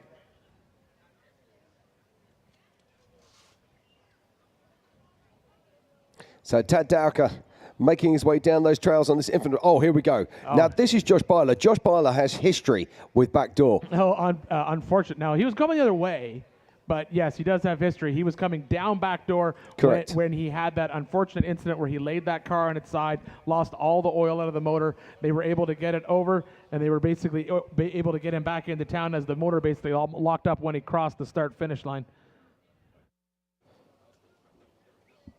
Do it.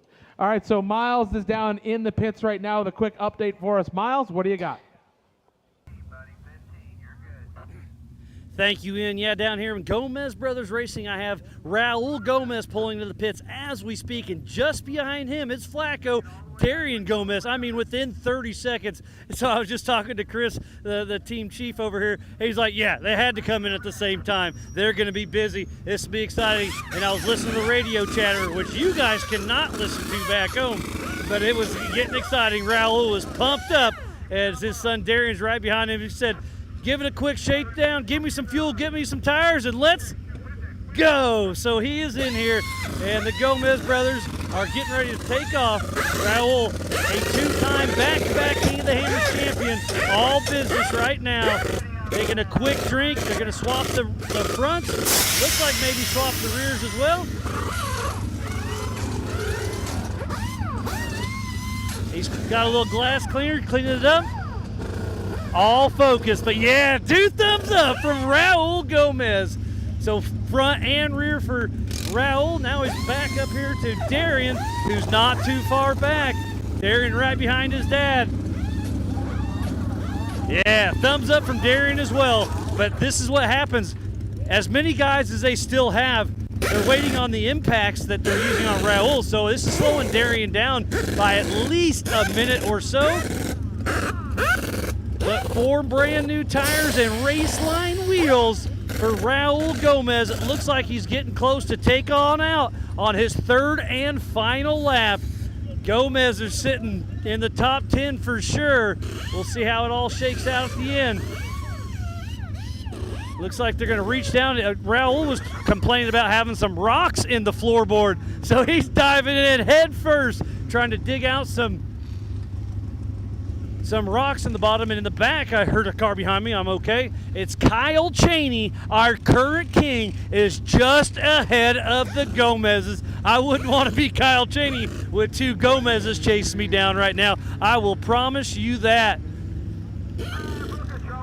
So it looks like Raul's getting closer to take out. Yep, window net's coming up. And let's see, Darian's got a few of his tires swapped out, but Raul's getting ready to take off. They're going to take off the ground from fueling, and 2-time back-to-back King of the Hammers champion is still in the hunt. 2 thumbs up from Raul as he's one of his first races he's done for a while after getting through some recovery, so glad to see him out there. And I missed it a minute ago. Josh Byler, a former King, is still in the hunt too, so it is still anyone's game. Darian's back there swapping out the rest of his tires. They're getting everything checked out. Oh no, there's Marcos. He is not in the car. Marcos, why are you here, buddy? Nope, get out of the way. Got it, buddy. No worries. They're trying to check the winch. So Marcos is all business right now, which I completely get. Oh, they're respooling a new winch line, it looks like. So this will take a little bit, put some more Factor 55 stuff on there. So Darian Gomez is going to have to get that spooled up, but it sounds like there may be some action in back door, so I'll send it back to Ian and Jim. Take it away. Thank you very much, Mars. Now check this out. This is our king from last year, Kyle Cheney. He's pulled up onto that far left-hand side of the backdoor waterfall, and he'll basically pull the winch line out of the front of this car, run it up the trail. The question will be, Jim, is he packing enough winch line to basically run up and get both of these waterfalls, which is the smart way to do this if you're going to winch it, because if you can get both of them up, you can basically run all the way up and hook onto the winch anchor at the top and winch through both waterfalls, and then you do not have to worry about re-racking the winch, or resetting the winch, I should say. Yeah, absolutely. Now, the wonderful thing about these little cars is the fact that they are incredibly lightweight, so therefore easy to winch. The bad thing about these little cars is they quite often have very small batteries, so because people are using the winch as a last resort. And I think you're going to see that starting to change. Now, watch this. Now, I believe now Terry was working with a winch manufacturer, but you can see he's right at the end of his cable. Can you see there's a red piece of cable there? That is actually a warning that he's coming to the end. Now, they've got to hope that it doesn't spin it off the drum for a start, and we'll wait and see what happens here. So they're just waiting for it to be hooked up. That red on there, Jim, that's like pirate code. That's just a guideline. That's just the manufacturer put that you can still pull it all the way out to the end. That's a good strong winch. Yeah, so I think the plan there, but I think the bigger story there, Jim, is the fact that it looked to me like I don't know if they had enough winch line to try to get to that second waterfall winch anchor. They may have to hook on to that long strap, winch the first waterfall, and then run the winch back out and then hook it again. But right now, here we go. This is Lauren Healy outside of town. He's headed now back into, this sort of like two-track that we had before. They're going to go up, and they're going to run down. Jim, what's the name of that new trail? That one is called Simon Says. Simon Says. So they drop down Simon Says. It's like a little loop that they got to run, and they're going to come back up onto Spooners. Yeah, and I'm just looking here on the trackers right now. So Tad Dowker, he's working his way through the rocks, but chasing him down is none other than Casey Curry. And I'm fairly confident that Casey Curry did make the pass on Lauren Healy when they were going through. If the tracker is correct, he did. Now, Tad Dowker has finished Simon Says, and he's going to drop back up into Spooners. Casey Curry has not made the turn down onto that trail yet, but Lauren is breathing down his neck on the tracker, so he's right behind him. So let's just have a quick look at our current top five. So at the moment, we've got Tad Dowker in first. In second, we've got either Lauren Healy or Casey Curry. Then behind them, we've got Paul Wolf. Then it is 321 of Mr. Tom Ways. And we just saw him, of course, 191. That was Kyle Cheney in back door. Yeah, and if the tracker is true, this should be Lauren dropping down into this section of Simon Says. Yeah, I'm also getting confirmation now that Raul Gomez is in back door. And I believe we did see Josh Byler passing through as well, didn't we? Yes, we saw Josh go up. So this is Lauren Healy, and we're just getting confirmation from production that he is physically second on track right now. So Casey Curry didn't make the pass, although the tracker showed that Casey Curry was ahead. This sometimes happens as we wait for the trackers to ping. Yeah, and now this should be Lauren. I believe this is the turn into that new trail that you were talking about, Jim, that Simon Says. So I believe that's the turn to go into there. He's going to come up through this section. Like I said, it's a little loop trail that they have to run. And there is our current race leader. He's already made that section of trail. This is just a bunch of nuisance rock and what we like to call goat path through this section here, where he's going to come back down into outer limits. As according to the based on the tracker, I believe that we should see Casey Curry. Well, I don't know if we'll see him catch up to Lauren in the rocks, but he's certainly right behind him in this section of trail. And then right behind them, also on this lap, is Mr. Paul Wolf. Yeah, it's interesting to note that our two lead cars at the moment are running on 42-inch tyres. So Lauren Healy on the new 42x18 BF Goodrich tyre. And we just heard from Chad Hunt, teammate, of course, to Tad Dowker, that they're running on the Mickey Thompson 42-inch tyres. Oh, sorry, you're absolutely right. Lauren is on the Nitto, so I got that wrong. Yes, Lauren on those 42-inch Nitto trail grapplers. You know where I got confused? Because Jason Shearer's running the new BFG. Yeah, that's right. So Lauren is on those 42-inch Nitto trail grapplers, and we said Todd Dowker on those new Mickey Thompson 42s.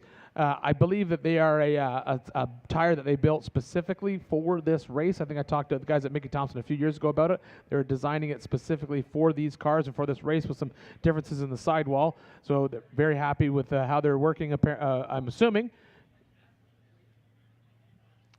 And right here, here's Casey Curry. This is where we just saw. And I believe that Miles has another update from our main pits as we watch Casey Curry make his way. He's making the turn where we just saw Lauren make this turn as well. So, Miles, if you're ready, take it away. Thank you, and yeah, down here with Dan Fresh with this laser nut, beautiful machine. Looks like they're getting everything tuned up. They're giving a quick splash of fuel, but Dan Fresh looks like he's very calm, cool, and collected. Big thumbs up from Dan Fresh. And I just saw Darian Gomez head on. Racers working with racers. Time is money. There's no easy way to build it, retrieve it, or transport it. Helicopters are the cost-effective solution. HP Helicopters solves complex problems with helicopter solutions. What usually takes weeks or days, we can accomplish in hours or minutes.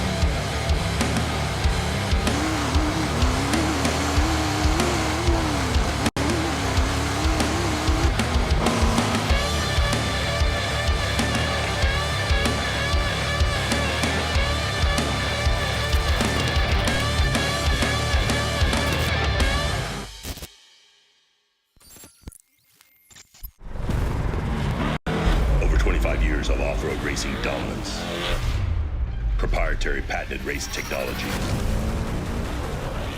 proudly made in USA, unparalleled customer service and support,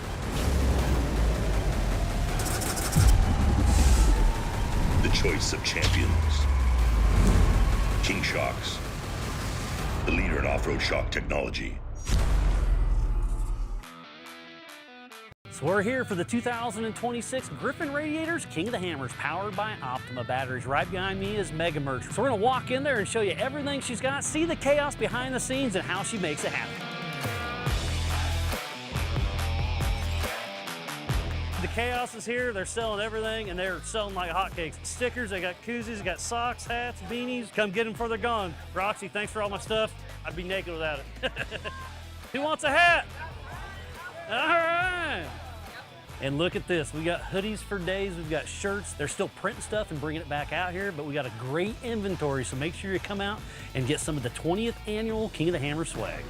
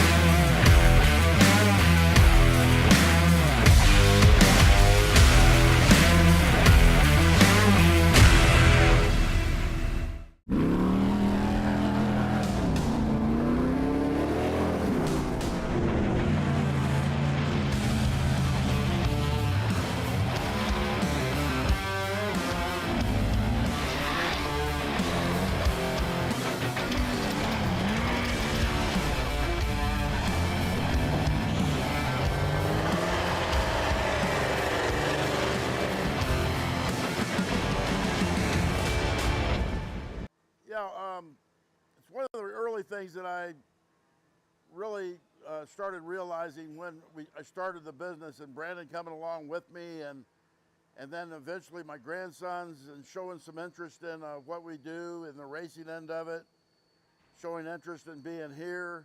They're still in high school and young, and want to let them do whatever they want to do, but it has given us a lot of opportunities to grow our business beyond us and to our family. I feel like the guys that work for me are part of our family too. I really, in today's world where it's really hard to find the labor and the skill that we need to perform, that when we do find somebody, we sure don't want to lose them, and want to make sure that I take care of them in a substantial way, that they can take pride in this place just like we can. That's evolved into selling product on all the continents except Antarctica, but we have sold quite a bit all over the world, and we still do that to this day. A big customer base in England, Germany, Indonesia, Australia, all of Europe, South America, and I believe nearly all 50 states. So we have grown to be a pretty substantial business in the world of off-road racing, off-road motorsports, and general recreational four-wheel drive type sports.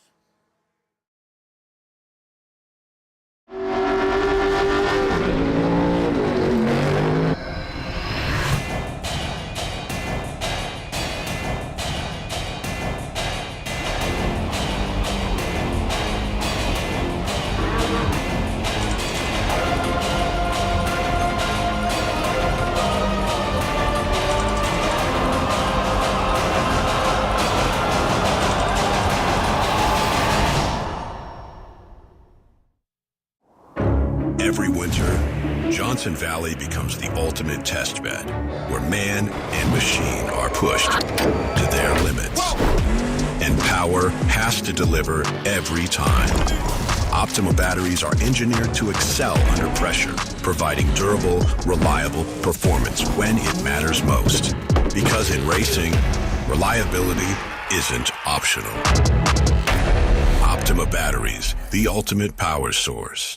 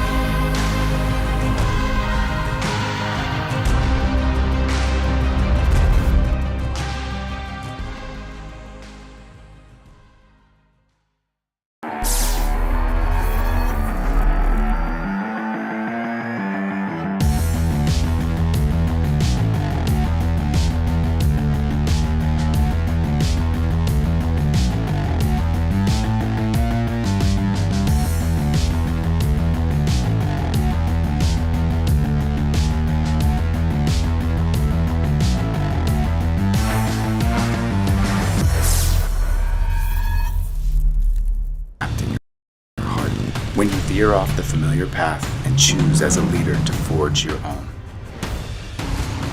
Because when you find it in yourself, you can bring it out in others. That's how sisterhood is formed, as a living bond forged in action, strengthened through adventure. If you're hungry to learn, if you feel called to inspire, and if you're driven to empower, you belong here. And if your dreams are big enough to scare you, you really belong here. This is a place to grow, a place to roam, a place to become. Find your people, build each other up, carry as you climb.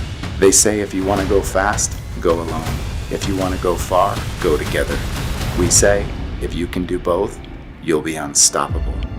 Join the tribe, rock the dots, and carry the torch. To join the movement, apply for scholarships and make a donation. Visit thejessiecombsfoundation.com.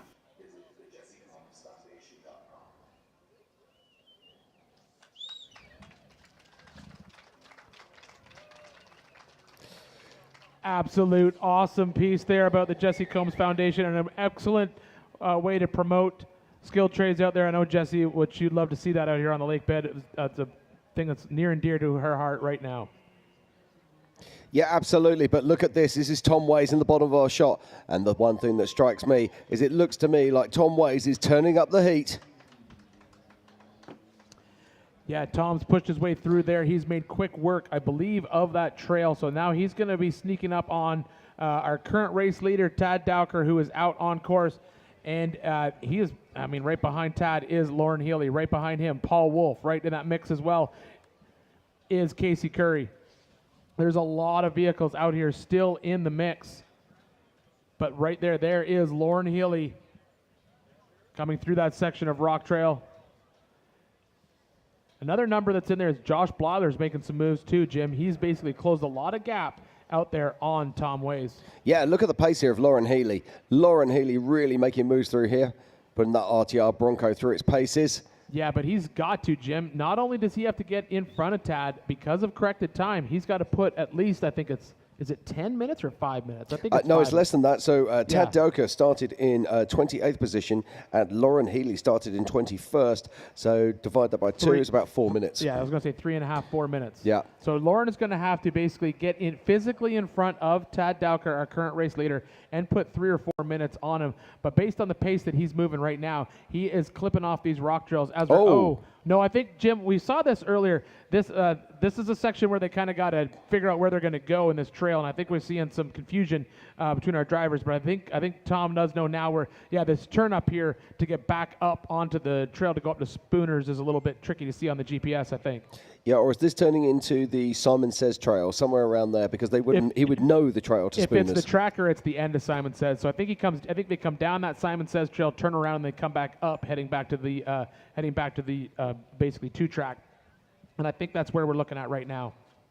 Yeah, so Tom Ways said we wanted to put a schooling on people in these rocks. This is his backyard. He absolutely loves it out here. And that, I believe, is Kyle Cheney out in that desert section. So Kyle Cheney is moving along as well. We really do have a power group sitting in this top sort of 5 or 6 right now. Any one of these cars is absolutely capable of doing it. And we're getting information coming through on our PCI race radios that Randy Slawson, the 4448, is back on course. Yeah, so that's great news. Randy back out there. They did a lot of work on his vehicle in pit. They basically changed that entire full hydraulic cylinder steering in the front of that car. Probably just maybe they felt it was getting a little bit worn out or a little bit rough, or maybe they just wanted a fresh one for the rocks because he knows how long it's going to be. But yeah, Randy back out. The good thing is Randy has already done backdoor, so he can just basically take the bypass, go all the way around it, and head up as he heads out on lap 3.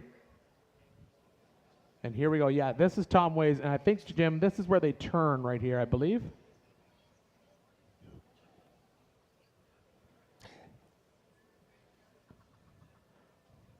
Yeah, they're going to come up through this section, and I believe he's going to turn right.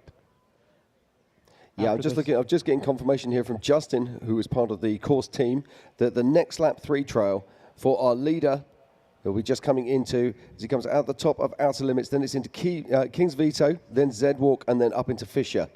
Then it's into Legit, and then off of Fisher Mountain, then down Dead Below, and up Bullpeen. I'd normally let it slide, Jim, but it's Z-Walk. Yeah, no, it's a good point. I gotta let you put your foot in your mouth for all those, and then come in and just slide in the back. But yes, but right now, Tad Dowker, I'm hoping we can see him on camera soon, Jim, because at this point right now, I have Tad Dowker doing 0 miles an hour on the tracker. So let's keep an eye on our screen for Tad Dowker. That is Casey Curry in the Trophy Jeep. I have him moving on tracker. I also have not moving on tracker is Lauren Healy, and he is really close to where Casey Curry is on the tracker.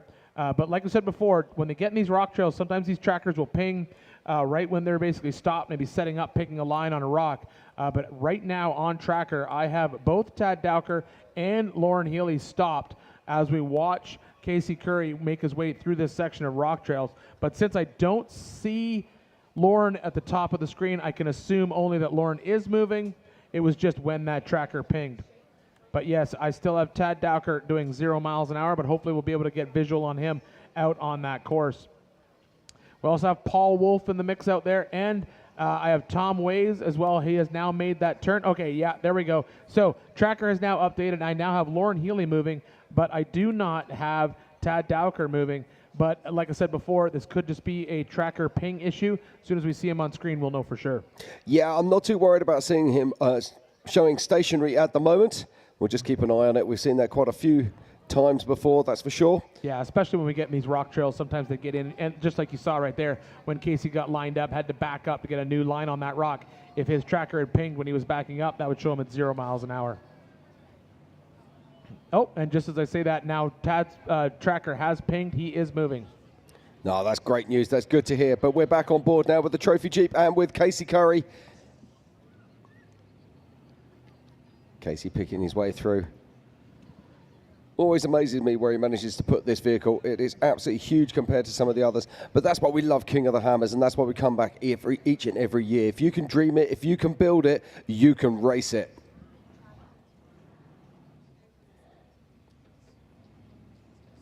Now, did you see that? When he's actually changing gear there, he's not actually moving any levers. He's actually pushing buttons. So he has a button for forward. Then he has the toggle shifts on his steering wheel to be able to change up the gears and down the gears. And then he has another button for reverse. 21st century wheeling. 21st century technology powering through a 1975 transmission. That's actually very, very true. Although there's not much left of that 1975 transmission. Apart from the idea and the size. You still can't go wrong with a good Turbo 400. All right, as we're bouncing through the rocks here with Casey Curry, I am watching on the tracker. We should see our race later, and soon we should see Lauren Healy. But I believe that's Paul Wolf. That is Paul Wolf. That's Paul Wolf, and I believe that is the Trophy Jeep up ahead. Yeah, that's Paul Wolf closing in on Casey Curry. We saw that a little bit earlier. They basically dropped into that new trail almost at the exact same time. And I'm looking to see at the top of the screen if we can see any action there. But I really do think that, Jim, if the tracker is being true here, Lauren Healy has made some big moves, and he's getting very, very close to Tad Dowker. Yeah, and why wouldn't you expect it? We've seen Lauren Healy reeling in Tad Dowker earlier today. Then, of course, mistakes happen. We saw him laying on his side earlier as we watched two-time king Raul Gomez making his way through. But we really have an incredible pack of lead cars right now. Yeah, this is a great group. So who we've got out here on lap 3, you're looking at right there. That's Casey Curry in the Trophy Jeep. That's Paul Wolf down at the bottom. It is. I'm just going to come from the back. So he's currently just come through back door. We've got Randy Slauson. Then just in front of him, we've got Darian Gomez. Then we've got Raul Gomez. Then the 41, of course, of Josh Byler. Yep. Then we've got the 191 of Kyle Cheney. We've got Tom Ways in the mix there. Of course, we've got Tad Dowker. We've got Lauren Healy. We've got the Trophy Jeep of Casey Curry. And, of course, we've got the 1058 of Paul Wolf. So there's so many talented vehicles right at the pointy end of this field. Now, normally, lap 3, we're starting to see that spreading out. But these guys are right on top of each other. Yeah, I mean, when you get in these rock trails, it's going to happen. They're basically going to it's almost like rubber banding, right? So one's going to move ahead, one's going to fall back. And then what's going to happen is one's going to have a fast section of rocks and one's going to have a slow section of rocks. But I really do think what we're seeing right here play out is these RCPs are rock checkpoints. These are really changing this game. These are keeping these guys in the rocks. They have to stay in the rocks. They got to be in the rocks, in the rock trails, which is absolutely amazing. We saw it play out yesterday. We're seeing it play out all day today, and I'm getting through my PCI race radio some absolutely terribly upsetting news, Jim, and that is that the Lovels have officially called it. They are out of the race. Yeah, I'm gutted to hear that. I believe they've got front locket issues, but on track right now and on our camera, we're actually watching the battle for physically 3rd and 4th on track. Just going out the top of our screens is Casey Curry, and somewhere in the shadows there is Paul Wolf. As we jump into the Trophy Jeep, and I did ask production because I do know that Lauren is crushing through these rock trails. I did jump on my race radios to see if we could get a in-car camera with Lauren, with Lauren. But unfortunately, when he rolled, we may have lost the satellite, so he may have lost the Starlink off the roof of his truck. But yes, we're riding along with Casey Curry, and Paul Wolf is nipping at his heels in this rock trail.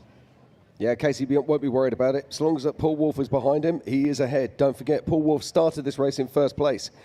So all the time that Paul Wolf is behind Casey, Casey has him beaten on adjusted time and on position. Yeah, and so our current leader, Tad Dowker, he's moving along. Tracker shows him almost through this trail completely, almost coming at the bottom of outer limits. I still have Lauren Healy in that trail. I still have Casey Curry. Paul Wolf is about to make the corner and drop into the same trail that Casey's on.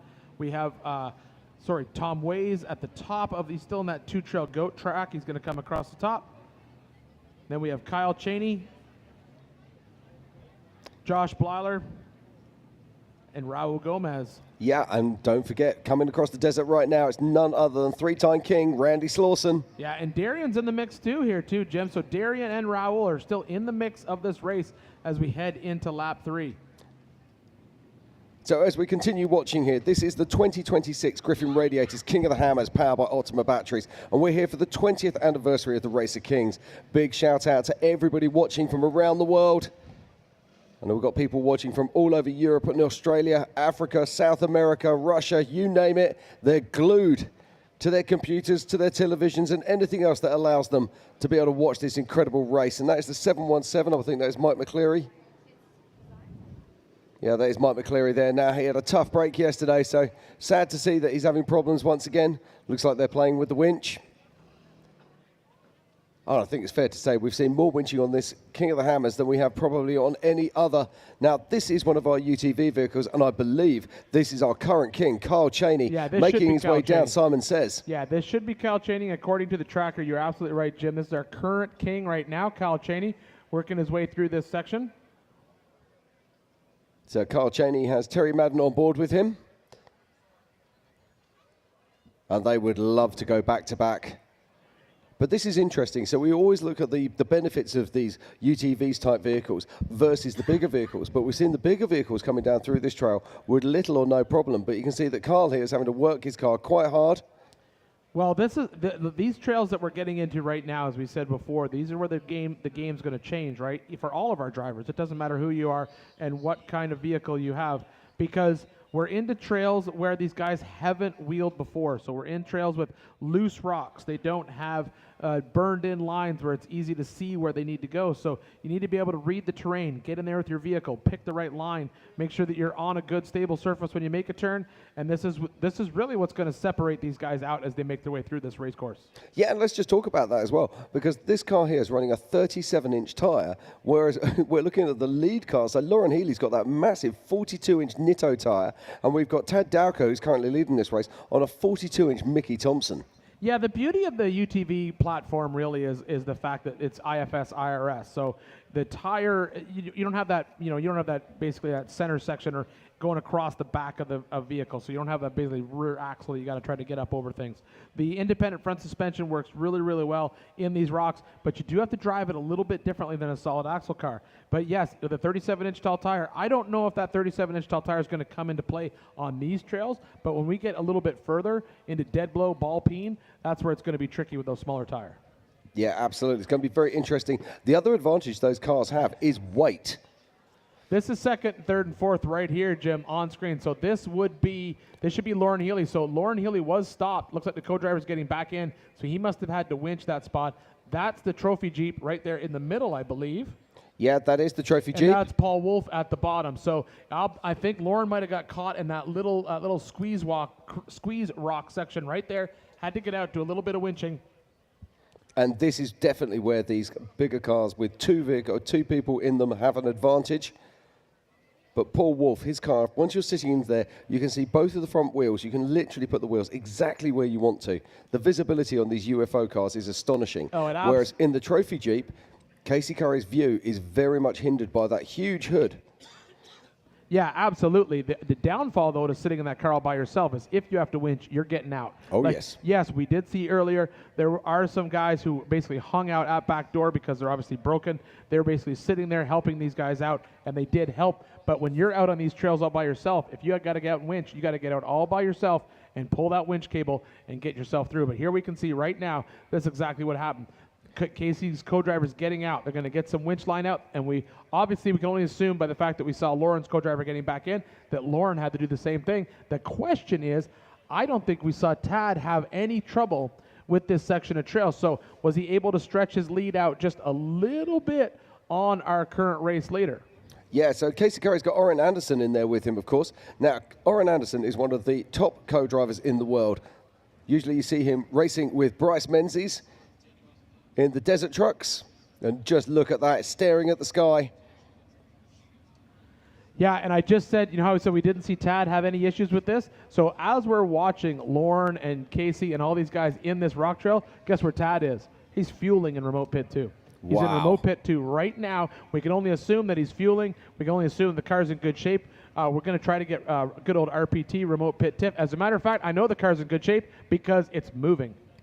Yeah, absolutely. So it looks like he's already been through remote pit 2 right now and on his way out. So he's been able to put a little bit of distance between himself and physical second on course, Lauren Healy. And remember, Lauren not only has to pass our current race leader, but he has to put a gap on him because Tad has Lauren on adjusted time by approximately 3.5 minutes. That's absolutely correct.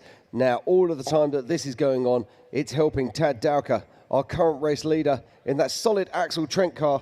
Now, I really enjoyed that shot we just saw there of Casey Curry's inside of cab, and could look at the temperatures and see what's going on there. So his transmission's running at about 234 at the moment.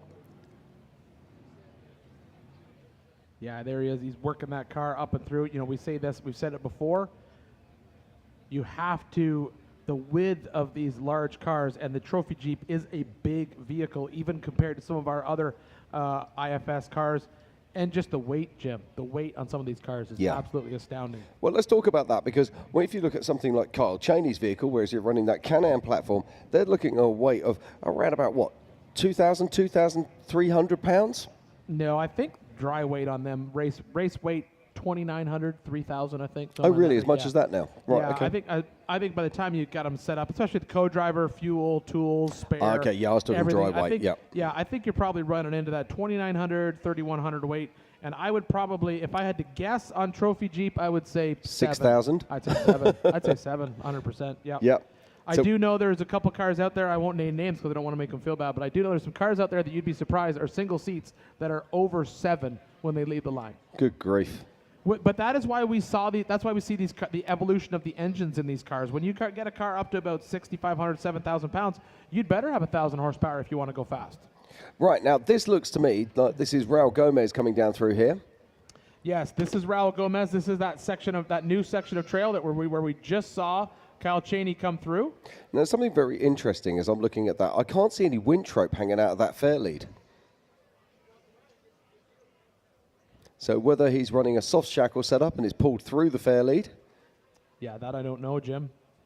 I do see a soft shackle on the front of the car, but I do agree with you. It may be just pulled over tight. Yeah, it might be pulled over tight. No, in fact, I think you're right. I think it is pulled over to the corner. So this is Raul Gomez, two-time king, making his way down through. Now we should this is Simon Says. And we should expect to see Darian come in right behind him. So we should see Darian coming in quite soon into this section of trail, because on the tracker, Darian is very, very close to Raul. And then we also should see Randy Slauson in this section as well soon. Here we go. Now this is where there's Casey Curry and that Trophy Jeep. You can see they're fighting to get it winched up through there, and it looks like maybe Paul Wolf is getting tired of waiting. He's going to start looking for some alternative lines, or at least get up into position to do the same. Okay, now I can see that Lauren Healy is going through remote pit right now.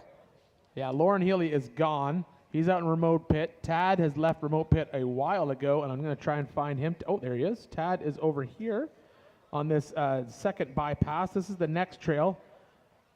It's not giving me a name on my tracker. Apologies.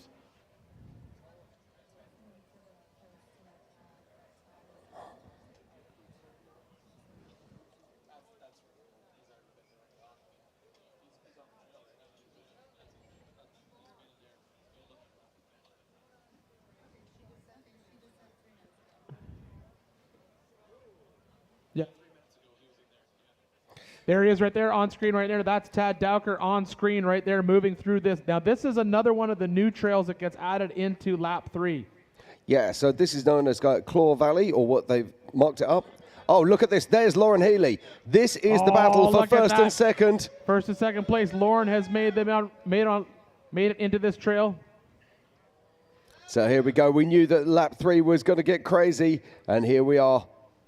Now, there's going to be Rock RCPs. Now, a lot of these cars will not have ever seen these trails before. And Lauren Healy coming up on a completely different line. No, I think he's below that rock, Jim. I think he's going to try to come up and swing wide. Look at that. Yes, that's exactly what you see on these trails that haven't been raced a lot. You're going to see a lot of loose rock and a lot of action being thrown out. But you know what? This is very smart, Jim. Co-driver is out.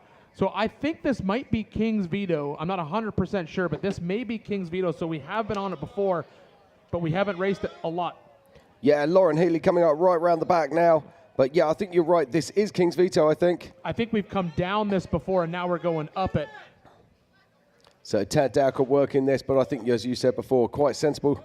Had the co-driver out spotting. Well, very smart indeed to get a co-driver out and spot if you don't know the trail very well. But you can see Lauren. I think Lauren. I'm trying to see if Lauren's co-driver is in there still, which I'm assuming he is. But yeah, Tad's made it up through that section. All right, so yeah, co-driver out, walking him through here. I don't think we've ever raced this up, Jim, and I'd have to get Miles to keep me honest on that. I think we've come down this before. I want to say we have gone up this before, but... I'm going to let Miles tell me that because Miles knows this like stuff like the back of his hand. All right, so right now, there we go. Current race leader, Tad Dowker, making his way through there. Now Lauren's co-driver is getting out either to spot or to winch. We'll find out here shortly. But here we are. And the thing here is, Jim, like we talked about before, Tad, honestly, no pressure here. Just keep Lauren behind you as long as you can, or at least within eye shot, because he has to get 3.5 minutes in front of you to win, to basically beat you on this race course.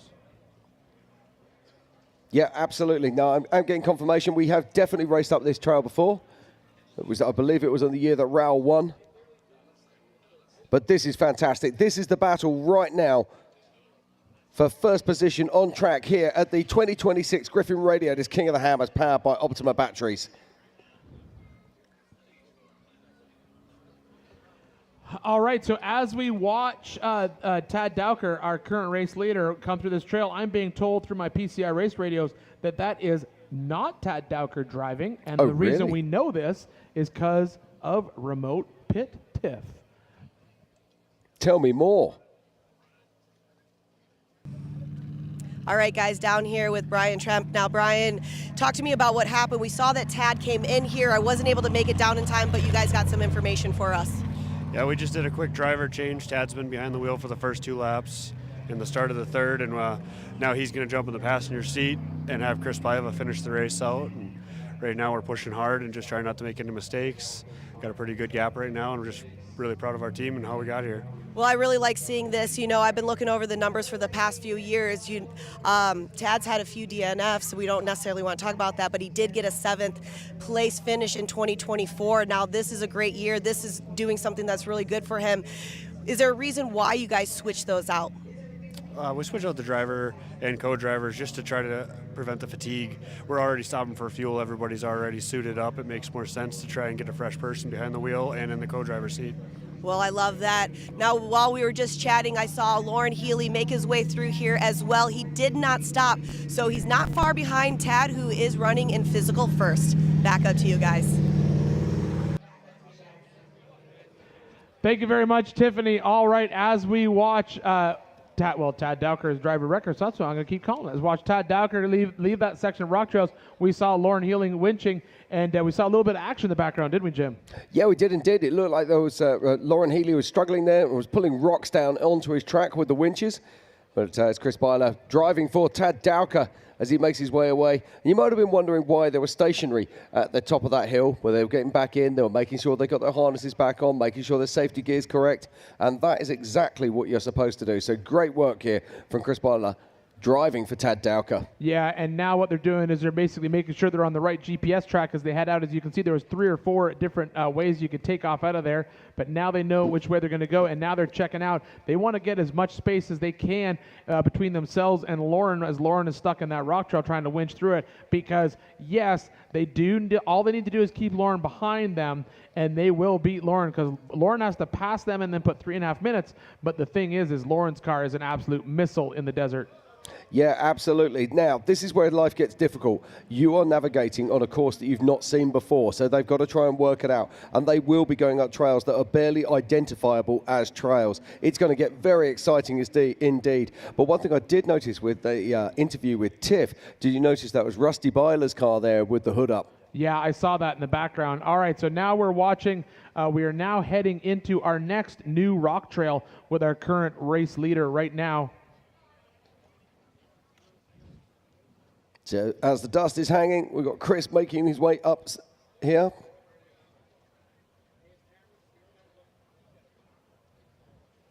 I've just been told that Cameron Steele is still in the race as well. So great news for Cameron Steele fans.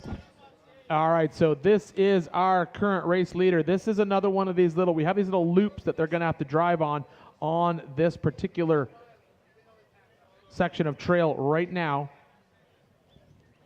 So it does look like we've got a separation in our lead group. So Tad Dowker, let's just call him Tad Dowker, to keep things easy, is making a great job here of splitting away. Behind him, we've got the 67 of Lauren Healy. But car number 14, which of course is Casey Curry, is now very quickly catching Lauren Healy.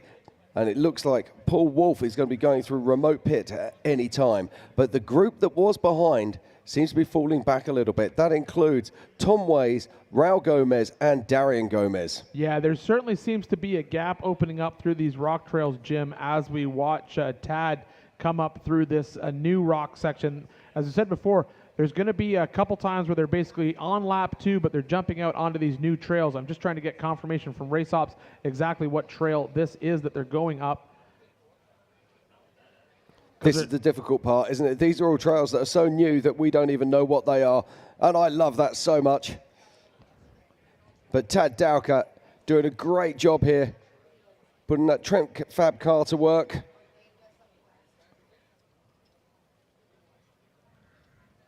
We're chatting to Chad Hunt earlier. Teammate, also running those 42-inch Mickey Thompson tyres. And they're doing a great job right now. And probably the biggest news right now, Jim, is as we're watching this, unless something's happened back with Lauren Healy, I still show him. Okay, this, I'm being told, is Z-Walk. So this is Z-Walk that he's on right now as he makes his way up through this section. So he's headed up through Z-Walk, named after Zandy Williams.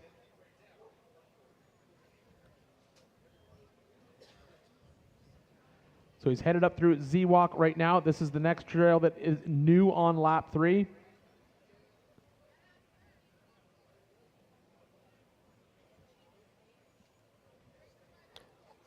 So if you're just joining us, this is the 2026 Griffin Radiators King of the Hammers powered by Ultimate Batteries. We're here for the 20th anniversary of the Race of Kings. And this is our current race leader. This is Tad Dowker, being driven by Chris Byler, making his way up through Z-Walk on lap 3. We've already had 2 grueling laps. And at the moment, these cars have been racing since 8 o'clock this morning. And we have 6 hours and 18 minutes on our race clock.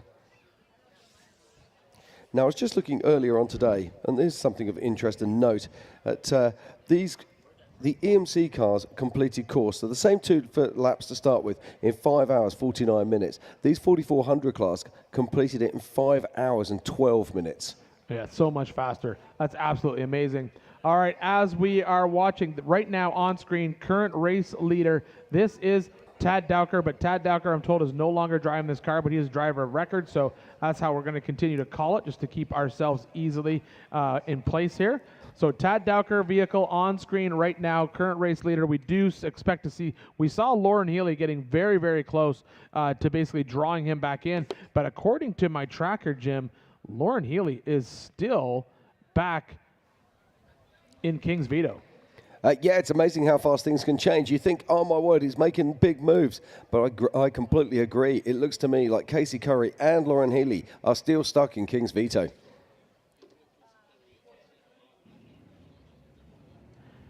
Yeah, so here we are. Oh, okay, so here's Casey Curry. Now he's moving. We thought that he was stopped because according to the tracker he was stopped, but I'm trying to see if we can see Lauren in front of him. Which there is Lauren. So Lauren's right there in front of him. So we're trying to figure out, is Lauren stopped, or we saw Lauren winching, and I'm seeing, it looks like someone's digging underneath the tire of Lauren's car. Yeah, that looks like Jesse, his co-driver. Now you can see the car loading up, so I think we're about to see it go forward on the winch. Yeah, but look at that. That is jammed hard. Yeah, he's stuck in there very, very good. So probably the biggest news of the day right now is that they're sitting right there as we now see Tad Dowker is out of Z-Walk. And all the time this is happening, Tad Dowker is walking away. And you can see Jesse here, Lauren's co-driver, moving rocks. But the bigger question here, Jim, is what has happened to... Let me go back to the tracker here. So in Paul remote Wolf. pit 2 is Paul Wolf, and he is sitting in remote pit 2 right now, but I don't see him move. So I see Paul Wolf still in remote pit 2 because I thought we would have seen him pushing up onto Casey Curry at least. But the bigger news, Jim, is I have Tom Ways stationary way back in outer limits still. Yeah, I saw that, but interestingly as well, Josh Byler's catching up to him. And, of course, the 191 and our current king, Carl Cheney, is in the same daisy chain of cars. Yeah, and I just have those coming up three jammed up inside, still in outer limits. Yeah, and also we've got Raul Gomez and Darian Gomez coming through there. But guess who's catching this group? You guessed it, it's Randy Slauson. There we go. Just sneaking up from the back as he always does. So there's Randy Slauson. He's still out there moving along. But, yeah, I'm going to keep an eye on this remote pit 2 to see what's going on with Paul Wolf. Oh, here we go. So there's Lauren. He's trying to winch his way through this section. It's just such a big... I don't think that winch is pulling at all. I think that winch is broken. Yeah, it's hard to tell what's happening. I think that's the rock. Do you remember that one, the shot previous to this, we saw him pull a rock off the ledge down into the main race line, and I think that's what he's doing. I think he's pulled it, and now they're looking for a new place to set the winch line because he's just pulling that rock further down the trail. Say it, Jim. Say it. Just say it. And it looks like Casey might be getting tired of waiting, and I think he might be trying to get an alternate line around. Yeah, Lauren's trying to put some hurt on his car to try and get through this. This is not the line of choice here we want to be taking. Oh, there we look go. at There that. we go. There we go. Yeah, but Jim, wow. But Jim, I think you're right. I mean, that winch line is not tight in any way. So I think you may be right in the fact that the co-drivers strung it out there that far and we're not seeing it. Let's see if it pulls in here, Jim. Yep, we'll wait and see. No, he's still moving forward with the winch. So that would suggest it does still work. But as these two are jammed up in here, I'm looking up into remote pit. I still see Paul Wolf sitting in remote pit. And at this point, I see Todd Dowker way, way down the tracker. Yeah, Tad Dowker, this is exactly what he hoped for. Get in front, stay in front, and start building a lead, and that is what he's doing. Yeah, we've got a bunch, and then way back behind Paul Wolf, I still have Tom Ways stationary over in outer limits, and now it looks like we have Raul Gomez has now moved into that mix, and he is still moving. Unfortunately, Kyle Cheney is also pinging at 0 miles an hour, so he's not moving, but I'm seeing Raul move. I'm seeing Josh Blyler move, so Josh is moving. Oh, here we There's go. Tom Here Ways. we go. Here That's we go. Tom Ways. So that's Tom Ways, and I have him stationary. Yeah, now look at this. That's Josh Byler sitting just behind him. Yep. And there on the left-hand side, that is our current king. That is Carl Cheney. And we should see Raul in that mess somewhere too as well. No, I don't very think Raul and Darian have quite caught up with this group yet. According to the tracker, Raul is right there. If we Really? don't see Raul soon, we're going to see him in a couple seconds. Yeah, because according to the tracker, he's about to pull right up. He's going to make this. He's going to come around a corner here in about 2 seconds and come up right behind Josh. But did you see how fast Carl Cheney winched that car up and round? And that's the difference. These cars weigh a considerable amount less than the bigger cars. Also, the winch Speaking of Raul, yep, there here we go. So we're on board with Raul right now. So Raul's going to come up here, and he should be hanging a right. He's going to come around this little section on the right, and then he should run into this whole mess of cars that are sitting right there. Yeah, going back to finish my thought on Carl Cheney, the winch that they're running on the UTV is actually using the same size motor on that winch that they're using on the bigger cars. So it doesn't take a rocket scientist to work out that he has more horsepower in his winch to pull less weight. Jim, am I assuming is Lauren trying to find his way through here, or is he pulling off to try to let? No, I think he's moving he's forward. finding his way through. Yeah, he's fighting his way through this section. But oh my goodness, what a difference between these two cars trying to fight their way through this trail versus Tad Dowker just driving through it. Yeah, we saw Tad. I mean, Tad made short work of this trial. That solid axle. Trent Fabcar doing a great job. And the biggest difference for me is, of course, we saw that he had his co-driver out the car, which was Tad Dowker, just spotting him through. Spotting. And it's interesting that this is happening probably doing probably a very similar thing. Last year when they first introduced this lap 3 plan, we're gonna, hey, lap 3, you're not gonna know what the trail is. You're gonna have to be able to retrain. You're gonna have to go out and do it. I asked Lauren about it, and he said my plan from Jump Street, if we're running a trail that I don't know off the back of my hand, co-drivers out, co-drivers walking it, and then they can at least give me an idea what's happening. And I think that's what we're seeing right now with Lauren, even though he got hung up at the bottom of the trail. Now, the interesting thing is we've got 190 of Hunter Miller has now leaving the main pits and made his way out through back door. Now, there is no significant number of extra cars making their way around that desert loop. No, so we really do have a breakaway here's a group little here. piece of news right here, Jim. According to the tracker, I do see Paul Wolf moving again. So Paul Wolf is out of remote pit 2. Oh, that's great news. So he is now back moving. He's going to be moving into that section where we just saw Tom Ways and everyone else. Race you. Race you on dirt, sand, snow. Race you through this, over that, all day, all night. Race you on 4 wheels, 1 wheel. How about no wheels? Race you with the world watching, this guy watching. Race you to the summit, maybe not that summit, to sub 7. Any event, any terrain, anytime. Race you.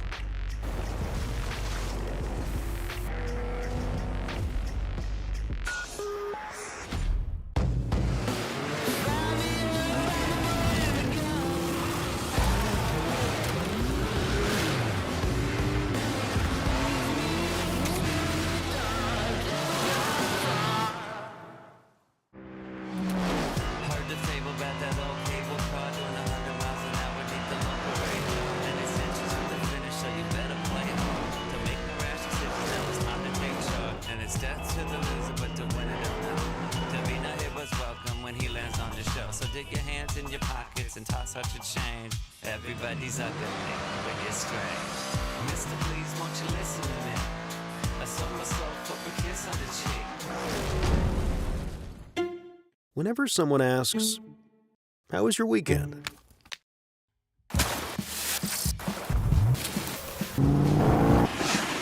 Or, "What have you been up to?" Or just, "What's new?"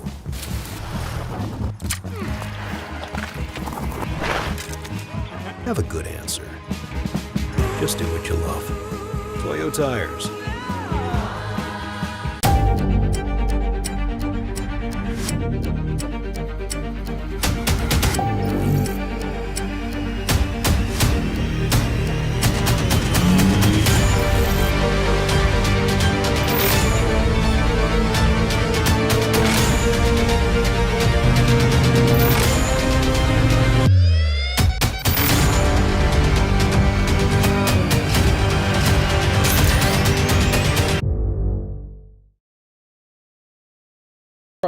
And joining us up on stage right now is none other than Mr. Dave Cole.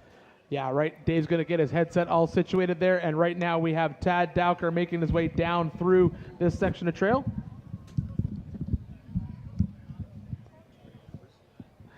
All right, so as we're watching our race leader in this section of trail, we are still, according to the tracker, we still have Lauren Healy and Casey Curry back stuck where we saw them winching before. And if the tracker is keeping me honest, Paul Wolf is literally sitting right behind them. So I'm sure he's waiting to get by them. And then a little bit further back, right before remote pit 2, we also have the basically the parking lot that we saw before, but I think it should be cleared out by now. We saw Tom Ways winching. We saw Raul Gomez in there. We saw Kyle Cheney. Now, Kyle Cheney appears to be moving according to the tracker.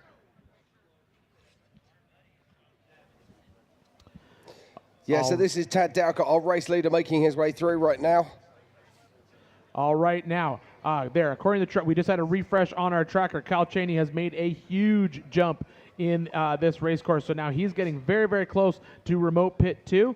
Paul Wolf out of remote pit 2, and he is stuck behind Casey Curry and Lauren Healy. And joining us on the stage, Mr. Dave Cole. Dave, how are you doing today? I'm doing wonderful. How about you guys? Oh, we're doing great, Dave. Just out here watching some racing. I love having you up in here because it's very easy for you to basically keep us honest on all these trail names. So we're into some new trails here right now in Lap 3. Dave, where are we at with Tad? Well, the WOR thing has been legit. The trail, we need to change that to begin with. WOR is the camera that's usually been going down legit. Yep. If that camera, if he's already crossed fissure, I can't tell by the location. If he's already crossed fissure, he's going to be heading down dead blow, but dead blow doesn't look like that. There's no... Yeah, he has not crossed fissure yet, Dave, according to the tracker. Yeah, see that bypass right there? That would be a place that they wouldn't have driven before. He's driving through an RCP right now, or he's weighing the options of doing that. Well, Dave, I think what we've seen with a lot of these drivers, they'll basically get close to that RCP and they'll realize where it's at, and they got to basically reset and figure out how to get it. Yep. So this is, as you said before, so this is legit. This is a new trail that they're running. Have they never raced before, Dave? No, we raced it 3 or 4 years ago, but it turned into a fire road. Okay. Yeah. We never really raced the rock obstacles yet. And this year, RCP's in there to keep them in the rocks to make sure they're clipping off all these rocks that are coming. And then he's going to come down, cross fissure, and that's where he drops into dead blow. Yes, sir. So I have a public service announcement first. Yes. We have done some, we've changed the exit so that you can get more traffic across the bridge. We took down the return lane and basically moved the exit lane all the way to what was the third to all the way left entrance lane is now an exit lane. Okay. And we've asked everybody that's coming in to only go through the wash so that we can get traffic out the bridge and moving the whole time. Awesome. Good to hear. So if you're planning to leave Hammertown, you now have that entire bridge, and that where there was those 3 entrance lanes coming in, now those are lanes going out. So that'll help people get off the lake bed. On that note, please don't be the people that are currently out there now trying to find a way to somehow squeeze through all the way to the left of all the welcome gate area and then somehow pop out in traffic. They're going to solve that eventually, but it's already happening a little bit. It's okay. There we go. But it'll solve itself. Yep. All right. Hey, here we go. Right now, Lauren Healy moving again. Jim, this is Lauren Healy back moving. We were watching him. He was stuck in doing a lot of winching, but now he's back on track. Yeah, Lauren Healy has had a really good day so far, but we've seen action for Lauren. We've seen him on his side. We've seen him stuck on rocks. We've seen him winching multiple times. This is a man who normally drives all these trails without winching once. That tells you how difficult it is here this year. But the pace of these cars through these trails, Dave, it's quite unbelievable. I was watching up until, I guess, Tad was heading out on the desert, and it was impressive to watch. I really haven't seen anything since Todd, before Tad finished lap 2. I didn't see anybody finish lap 2. So, can you guys catch me up on the last, I don't know, hour and a half? I'm dead serious because I don't know anything about anything. Yeah, so we'll catch up. So Tad's basically, essentially, in a way, been running away with this thing, Dave. We saw Lauren and Casey get caught up with a lot of winching in that one trail. Just looked like Lauren just got out of place, possibly pulled a large rock down in the trail and then to fight around it. That's been holding up him and Casey Curry. Paul Wolf was in remote pit waiting for a few parts, but he's now back moving as well. But right now, Tad is well ahead of everybody else, essentially on race course. Okay, I'll look at Jim. Can I steal your laptop so I can? Yeah, absolutely. Guys, twist it.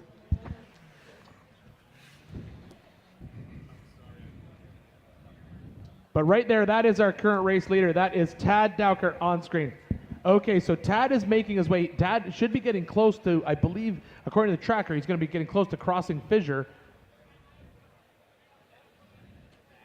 And this, again, is Lauren Healy putting an absolute beat down on this car, trying to get through these trails. He is just having a rough day. But probably the bigger story here is I don't see Casey Curry behind him. I would have expected to see Casey Curry right behind him, but I don't, because Casey was basically stuck on that trail with Lauren trying to winch.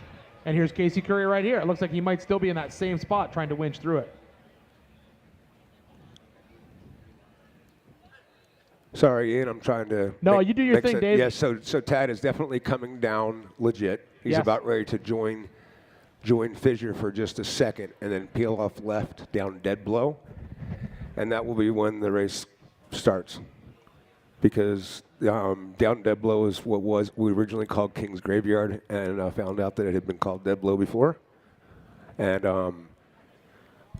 Cameron Steele was winning the race there. I remember the that. lead changed 3 times at the bottom of Dead Blow. 3 different leaders didn't make it out of King's Graveyard. Did Dead Blow. Dead Blow, yeah. I remember that year. That was the year that Cameron got stuck on that rock and basically pivoted around and blew up 2 axles on it. So, yeah, so that is where our current leader is coming right now.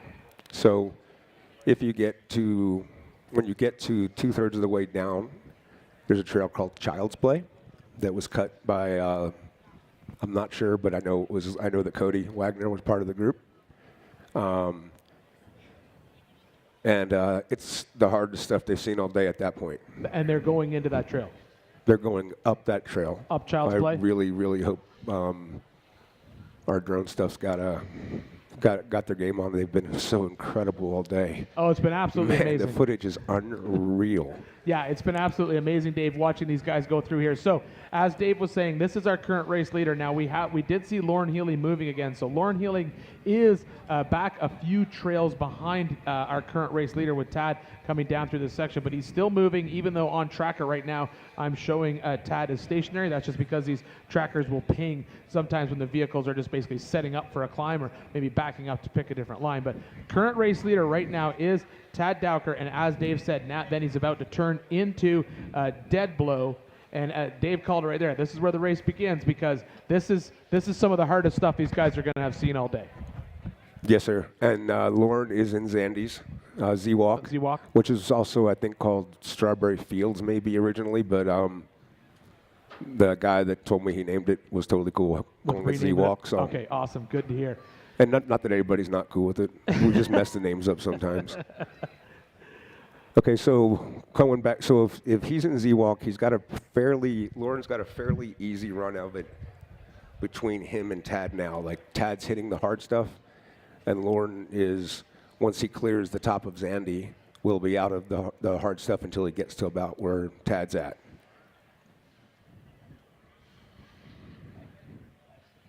All right, so we should hopefully see, but the other big question is I don't see Casey Curry moving at all on screen on my tracker. We did jump to an in-car with Casey, and he was not moving. And probably the bigger issue there, if Casey's not moving, there's going to be a lot of traffic jammed up behind him. That is on board with Kyle Cheney, I believe. I'm assuming that's Kyle Cheney. No, that's not Kyle. That's Paul Wolf. Sorry, that's on board with Paul Wolf. Paul Wolf, I think, is pulling Casey back, because if this is Paul Wolf and he's pulling Casey back, that's where we saw Casey stuck when we jumped to that in-car. He was not moving at all. Roughly where are you at? So they are back on, what's the first? It's this first one that they come around right out. First one after remote pit 2. First new one on 3. King's Veto. King's Veto, yeah, sorry, yeah. So, yeah, and it's a pile of them in there, Dave. So we have, right now, we've got Darian Gomez about to drop in it. That was Paul Wolf pulling Casey back. Behind them, we have Kyle Cheney, we have Raul Gomez, and we have Josh Blyler all stacked up in that trail. As a matter of fact, here we are on cam right now.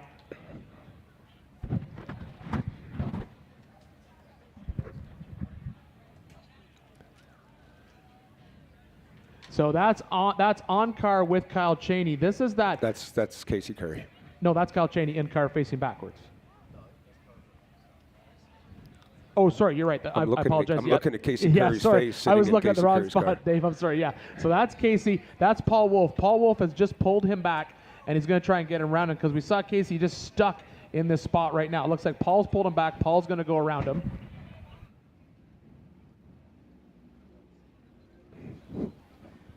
We'll see if Casey stays belted up, then his car is still good, and he'll probably grab onto the bumper of somebody going by. Hopefully that's what they're working at. It could be. This is where we saw Lauren stuck for a while, Dave. There's just I think Lauren had trouble getting a good winch anchor right here. Looks like Paul is throwing winch line out. There's Blyler's behind them. There's a passing line above Paul Wolf to the right. There's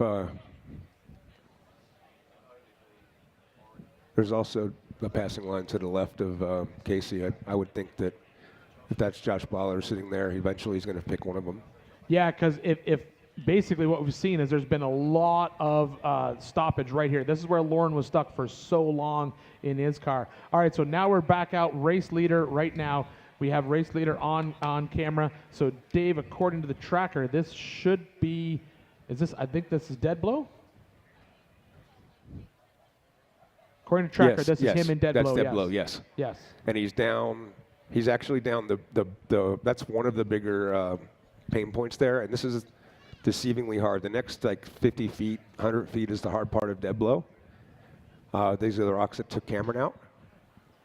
Oh, this is that turn section where we saw Cameron just get all messed up. I understand. Yep. Okay. So if you remember a few years ago, Cameron Steele was racing and he was in that laser nut car. He was leading the race, running away, and he got in this turn section here, just got bound up in the wrong section and ended up blowing, I think it was everything out of the car, trying to get it off the course and out of the way. But yeah, so this is where we're at on the course if you remember a past race.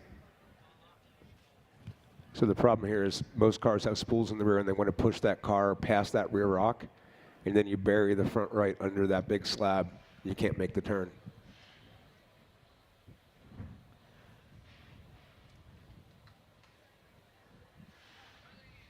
All right, so as we're watching Tad pick his way through here, I'm also keeping my eye on the tracker. I'm seeing Lauren make his way down through the trails. As Dave said, he is out. Racers working with racers. Time is money. There's no easy way to build it, retrieve it, or transport it. Helicopters are the cost-effective solution.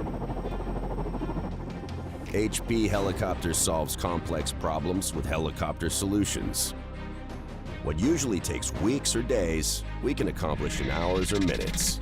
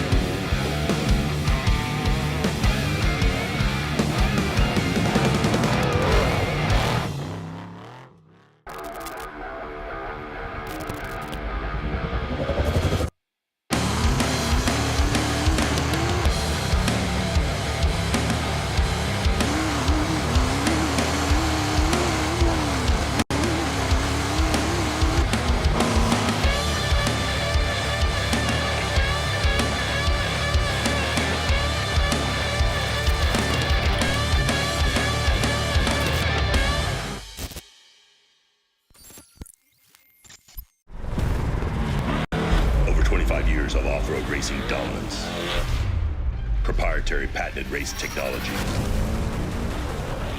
proudly made in the USA, unparalleled customer service and support,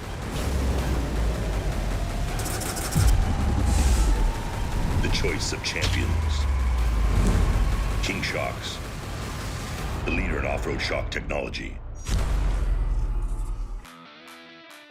So we're here for the 2026 Griffin Radiators King of the Hammers, powered by Optima batteries. Right behind me is Mega Merch. So we're gonna walk in there and show you everything she's got, see the chaos behind the scenes and how she makes it happen. The chaos is here, they're selling everything and they're selling like hotcakes. Stickers, they got koozies, they got socks, hats, beanies. Come get them before they're gone. Roxy, thanks for all my stuff. I'd be naked without it. Who wants a hat? All right. And look at this, we got hoodies for days, we've got shirts. They're still printing stuff and bringing it back out here, but we got a great inventory, so make sure you come out and get some of the 20th annual King of the Hammer swag.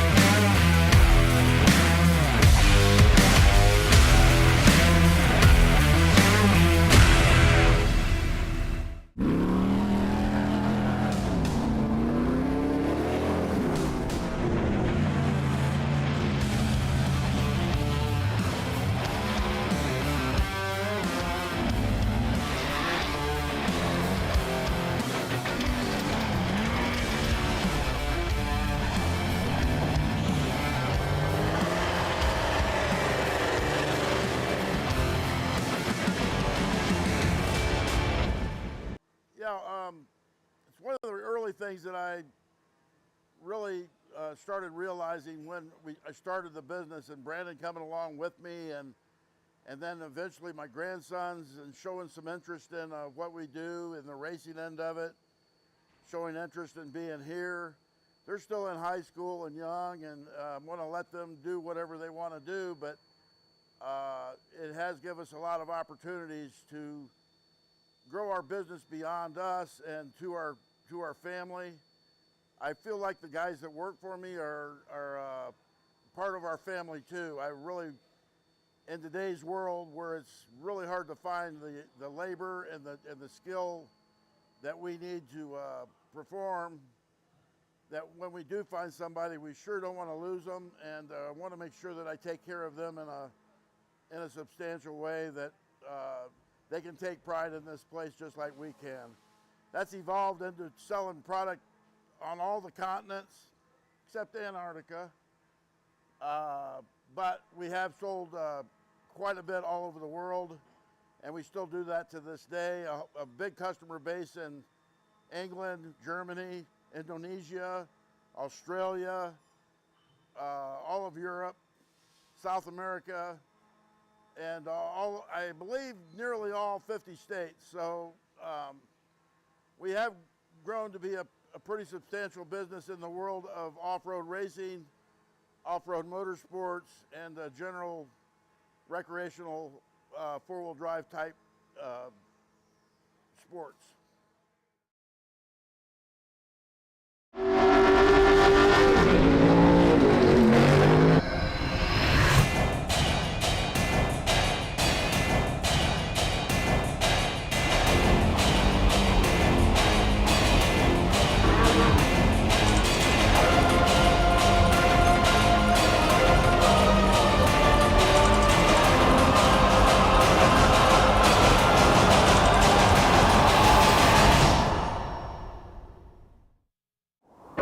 Every winter, Johnson Valley becomes the ultimate test bed, where man and machine are pushed to their limits.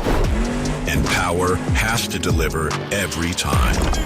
Optima batteries are engineered to excel under pressure, providing durable, reliable performance when it matters most. Because in racing, reliability isn't optional. Optima batteries, the ultimate power source.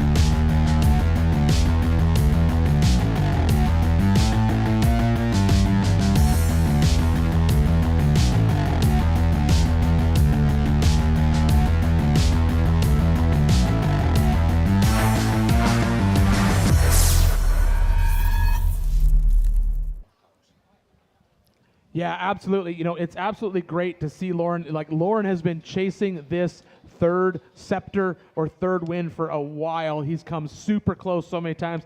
I know he's hungry for a win. He would be absolutely, it'd be stunning to see Lauren, especially after the week that Lauren's had. Let's not forget, it was only 3 or 4 days ago that car, when he was out shock tuning and doing some media work, he basically wadded it up in the desert. They were able to drag that whole car all the way back to the RTR off-road basically shop down in Farmington, New Mexico, and they had to completely rebuild it down to a bare chassis all the way up, and then they were able to make it here just in time to qualify, and now it is out. Currently second, about to be currently first, based on, we're going to get that, about to be currently first on track, and there he is. Yes, sir. Currently first on track, Mr. Lauren Healy making the pass as we jump back out, and now we're seeing that all this traffic has been cleaned up, Jim. Yeah, this is the battle for 4th, 5th, 6th, and 7th, and we're coming out the top of King's Veto here. Check this out. This is absolutely fantastic. We just saw Raul Gomez coming out through to the left there. That is Darian Gomez, I believe, in there, and just behind him is none other than Tom Ways. Oh, mate, this is absolutely fantastic. So did Casey clear that then, right? I'm assuming Casey cleared it, Dave, but I'm wondering who's... leaderboard so we can just see more of your awesome shots. Just take it down for a while. I'm just the wondering... leaders are going to be changing second by second based on what we can see anyway. Who's... Okay, so there's Casey. So Casey's there. Thank Casey's co-driver is still helping out. And then, yeah. That looks like Pip Justice to me. Yeah, Pip Justice coming around through there. We should have seen Randy Slauson in the mix somewhere in that mess because he was in that trail. And another car we should have seen is Kyle Cheney. He should have been right up in there. Oh, I think Kyle Cheney had already made his way through. I believe that's Cameron Steele right now. Yeah, that looks like Cameron Steele back out on track. That's Dan Frisch, isn't it? Oh, I could be wrong. You could be right. I apologize. I've heard that song before. I was basing it just off the colors on the side. Okay, so here's Raul Gomez. Yeah, we definitely got that one right. So there's... Go on. So he has now made it. He was in that traffic that we were just watching. So Raul's made it through that traffic as well. Darian should be in that mix as well. Yeah, I've got Raul is completely clear of that trail. It's hard for these trackers to keep up, but we saw Raul and Darian in that traffic as well. They were basically locked down in that trail, so it looks like they are clear. But as Jim said, where's Kyle Cheney? Because Kyle Cheney was in the mix, but I think Kyle Cheney snuck through, Jim. Yeah, I'm just trying to look here on my tracker and see him. I can't see Kyle Cheney on my tracker at the moment. Right now, I think that canyon has basically shut down the tracker for a few seconds. We're going to have to wait for them to get out because I think it's being blocked. But here's the bigger story right here. This is Tad Dowker. He hasn't moved since Lauren passed him. This is where Tad Dowker was when Lauren Healy passed him. And look at the top of your screen. Lauren Healy, nowhere to be seen. And here's Tad Dowker down in this trail, still trying to make his way up through. And Lauren is gone. Lauren's absolutely gone. Lauren should be up this trail. We're going to fly this drone up the trail, looking for a Lauren. I don't see a Lauren. Do you see a Lauren? No, Lauren is here. There he is. I see a Lauren. I saw a little bit of orange right before we lost top. Yeah, I saw Lauren there. As a matter of fact, there he is from another shot. So there's Lauren Healy, physical race leader right now on course. This is Lauren Healy, and behind him is Tad Dowker. Now he has to get 3.5 minutes on Tad due to adjusted time. Yeah, now we can only guess, but it does look like Tad Dowker might be wounded. That's the only reason why he'd be struggling at this moment in time. But check this out. This is Lauren Healy, and I'm guessing he's trying to find either the route or he's trying to hit an RCP. Well, Jim, Dave said the race starts now on this trail. So, yes, I think we're right. Tad Dowker was in the mix, and this is going to be an incredibly hard trail for these guys to get through. We're watching Lauren right now stopped. We don't know why. He was moving, and now he's just sitting there. We're going to have to figure out what's going on with him. But, it looks like co-driver might be getting out, Jim. I'm seeing action on the... All right, Tad Dowker moving again, about to pass... Why is Lauren faced the wrong way? Well, I do wonder if Lauren's moving out the way. I wonder if he's got a problem. I can tell you why right now. Stop now. Dave's going to tell me why. Because that's the bottom of that hairpin. Oh, okay, so he's got to turn around and come up. He's going to have to turn around and come up now. Okay. And Lauren, and the easiest way to get up that section is to be way left. There's probably 3 or 4 drivable lines, 3 or 4 winchable lines, 2 drivable lines. The easiest one being far left, but even that one, I was just telling James Masters, who's leading our production, that this 100 feet was like the first real deciding point. Besides all everything else they've really done, but this is the first super hard obstacle they've hit, and they've never driven this before, and it hasn't been driven by certainly not more than 100 people. I don't think. I mean, there's still you'll see the rocks here pretty soon. So they are setting up for that hairpin, as Dave said. If you look above Lauren's car, so on that wide shot, we saw Tad coming down, and he was facing him. So we saw Lauren make the turn, come around, and it looks like this might be Tad's co-driver getting out. Well, that is Tad Dowker. Yeah, that's Tad. Yeah, and that's Tad Dowker's car. So there's Lauren's co-driver up at the top here. So, Dave, is there an RCP down at the bottom of this section that got a clip? I would assume, and I'm Justin Justin Marcon did all the RCPs, did an amazing job with that. I would assume the RCP is about where the spotter's standing. I understand. Okay. And it may be even higher than that, like that ground spot up there, because at that pitch point at the bottom of our screen, behind the spotter, uphill from there, there's no way to go above. That's the pinch point. Like it gets really steep just past there. So they're gonna. Somewhere in there's the RCP. You see Tad's car just trying to turn around at the bottom in the background. Okay, I've just been told it's not easy. Dave, I'm just being told that it's actually Justin Marquand who's behind this camera right now. Well, that makes sense. He picked the favorite spot to be. So there's a lot of people I'm going to thank over the course of the next, 7 hours. Justin Marquand, that can be the first one. Yeah, Dave, absolutely amazing courses all week. These courses have been absolutely so much fun to watch and so much fun to call. But as Dave was saying, what we're seeing right here is there is a rock checkpoint. These guys have got to get through this section. This overhead view doesn't really do this justice. You saw it a little bit on that lower view. These are big rocks they're trying to get through right now. Yeah, these are absolute monsters.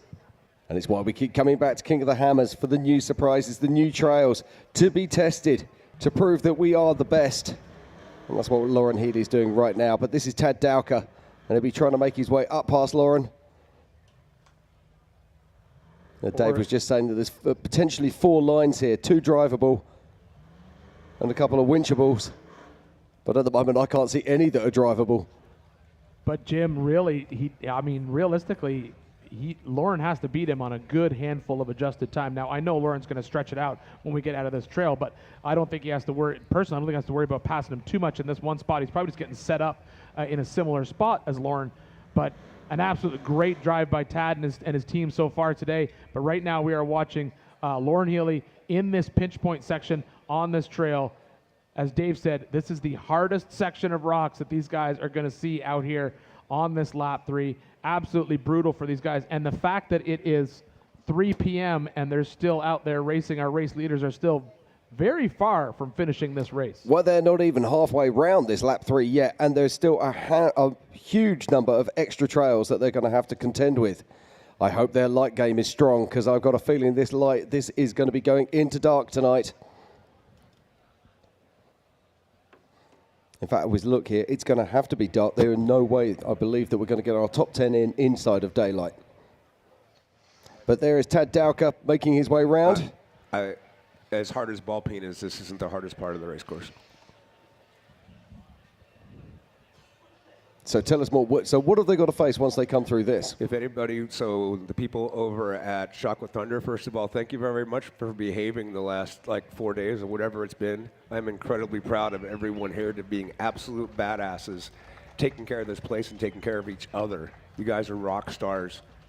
To be able to pivot like that and find balance like that, that was awesome. Thank you very, very, very much.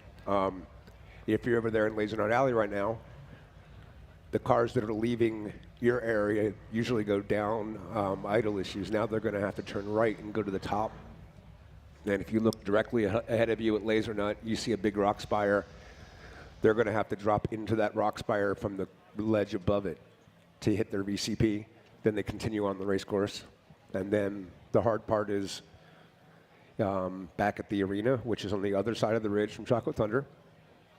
I think that's where Lauren rolled over. In fact, almost exactly where Lauren rolled over on lap 2. That canyon that goes up to the right, driver's right, straight up the hill from the point that he rolled over is actually where they're going to go. It's a trail called 5 Minute Trail. At the top of it, it has a pretty dumb exposure kind of line to get out.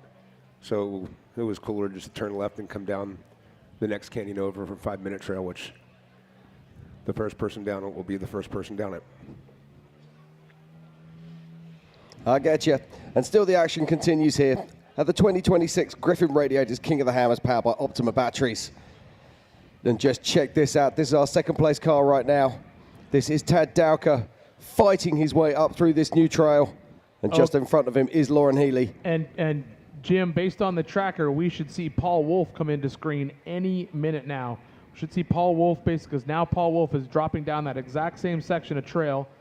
So we should see Paul coming down to this. He's got a few twists and turns to get there, but Paul is now on this trail, headed down to catch up with our race leaders. The interesting thing here for me, Ian, is you can already see the lights on the front of Tad Dowker's car is lighting the rocks in front of him. So that gives you an idea how long these shadows are already in these gullies. Yeah, 3 p.m. and still lots of racing left to do. As we watch Tad Dowker make his way through this rock section, trying to get set up. Has Lauren winched through there yet? I didn't see. I couldn't see if Lauren's pulled through or if they're still winching at that section. Lauren was just above him. He was just above him. I haven't been able to see. Oh, look at this. Now, this has got to be, is this Kyle Cheney? Yes, it is. This is the 191 of Kyle Cheney.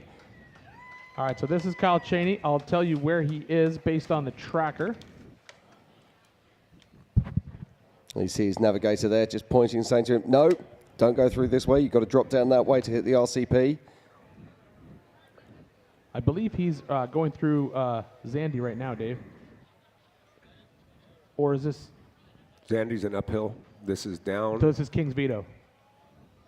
King's Vito's an uphill too. Oh, sorry. But that's a bad perspective. That is an uphill, and that looks like King's Veto. Okay, yeah. Based on the tracker, I think he's in King's Veto. Yeah, it's obviously an uphill. So that's how deceiving it can be. That's crazy, with isn't the it? camera, it's like. But ahead of him, Jim, is Tom Ways is ahead of him. We also have Darian Gomez, JP Gomez. Not JP. I believe you mean Raul. Raul Gomez, Raul, Darian, and Paul Wolf, and Blyler are all ahead of him, I believe. Yes. Yeah, this is going to be very interesting, but so many different, this is what I love about this type of racing. There are so many different vehicle types in the mix here. It's not a case of, oh, it's all solid axle, oh, it's all IFS. We've got a mix of UTV-based vehicles. We've got single-seat IFS vehicles. We've got solid axles vehicles up there as well, and we've got vehicles that are running with portals and 42s, 40-inch, 37s, and they're all doing the same job on this track. Incredible. Yeah, it's been an absolutely amazing day of racing, and as we said before, we're still just at not even halfway through this lap 3 today. Absolute great race course. Challenging for the drivers, fun to watch, good for the spectators. Lots of places for people to watch it if they're here in Hammertown. And no better place to watch it than right here on our live stream. Yeah, so that's current king Kyle Cheney making his way down through this trail, and he's trying to catch the lead pack right now. And our current race leader is Lauren Healy, being followed by Tad Dowker, and Paul Wolf was just coming into scene the last time we saw them. Yeah, according to my tracker, I should see Paul Wolf catching up to our race leaders very, very soon.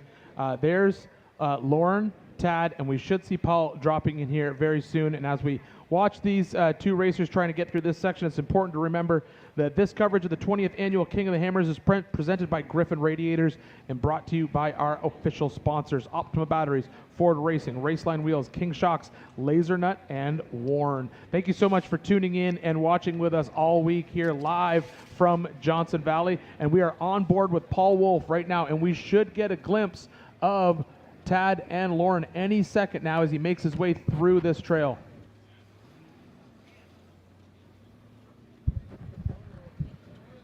Absolutely so excited for Paul. Earlier today, got terrible news that his engine was consuming oil at the same rate that it was consuming gasoline. But obviously, they were able to at least limp it together and keep it going. What I want to know is what he's done to it to actually fix it, because I think he's solved the conundrum that all of us have of fixing an engine without actually doing anything to it.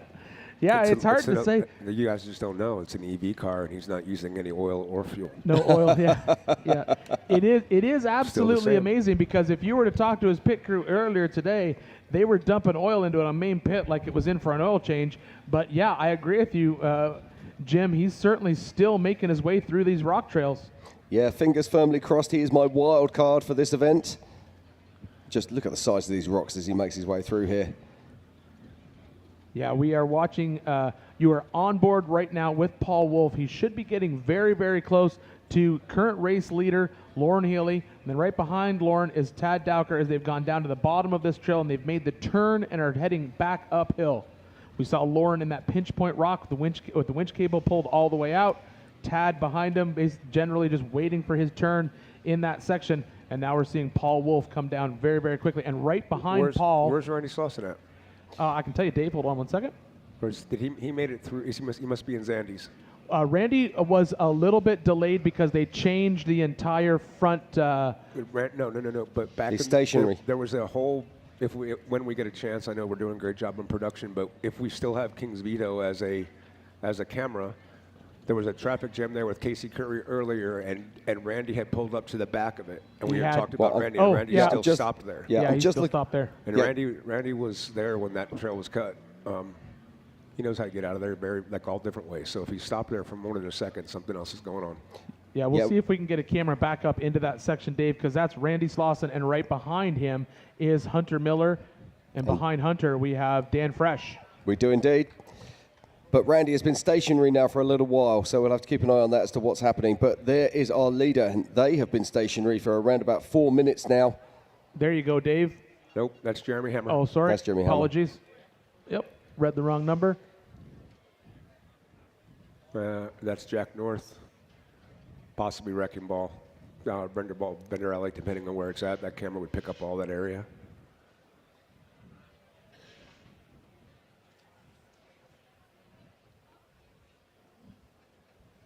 Yeah, we still had Lauren sitting on the trail where we originally saw him drive into that pinch point. They were pulling winch cable, but the last time we had the camera over them, it still looks like he's stationary, sitting there, Jim.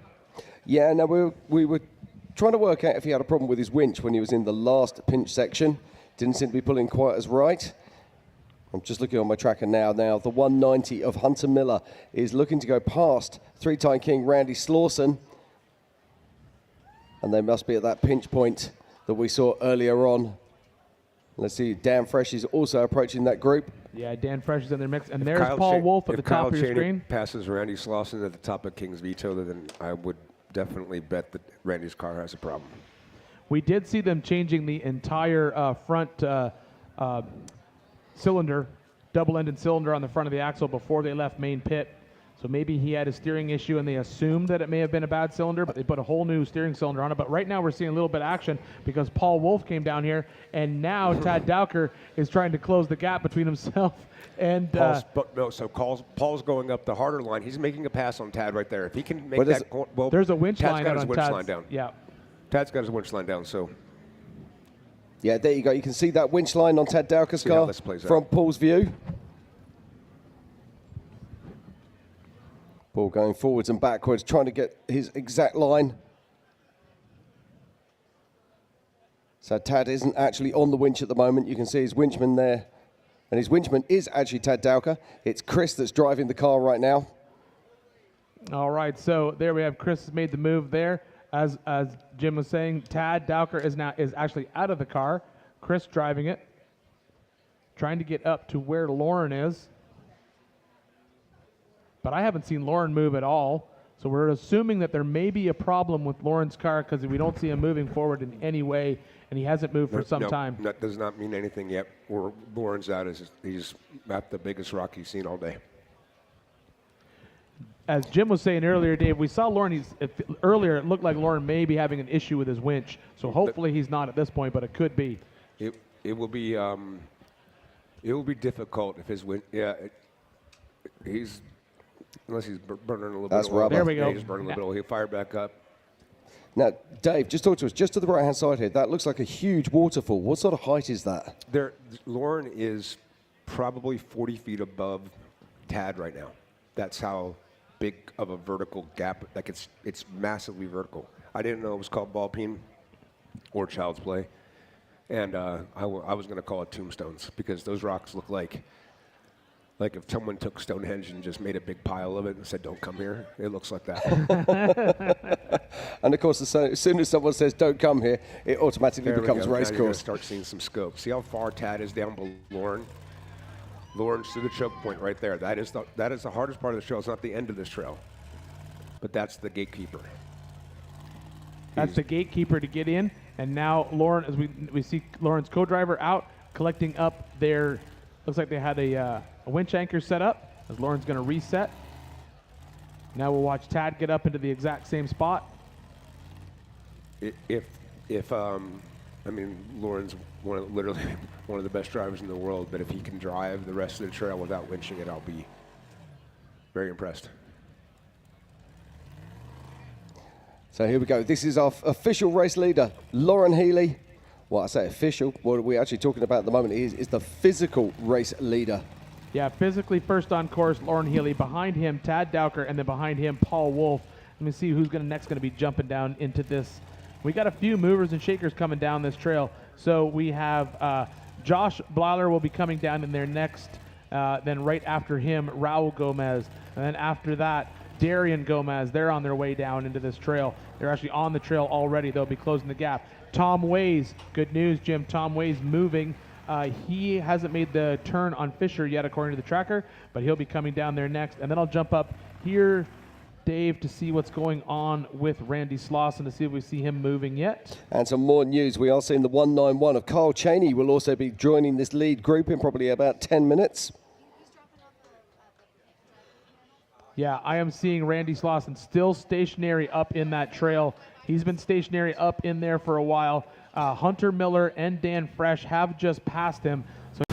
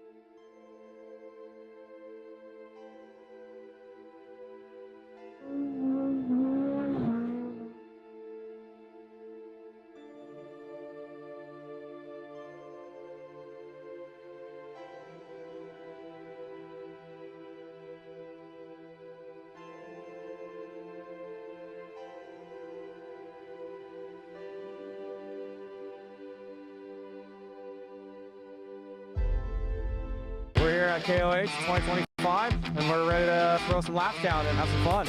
Yeah, El Monte already came through, as always. It's a good setup. Having these little motorhomes and coaches is nice. You get a place to chill out, relax during the day, and get ready for race day morning, and you can't go wrong with it.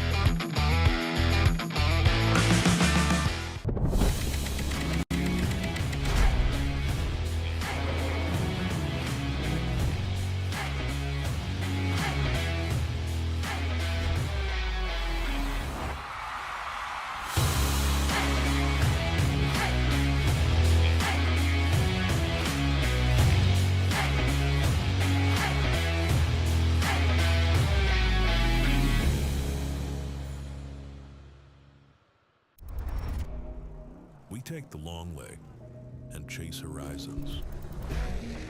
We open the throttle and crawl. We thread canyons and crest the ridge. We roll together and find solitude. We make memories and enjoy getting lost. We don't just share these lands, we defend them. And most of all, we belong here. Join us.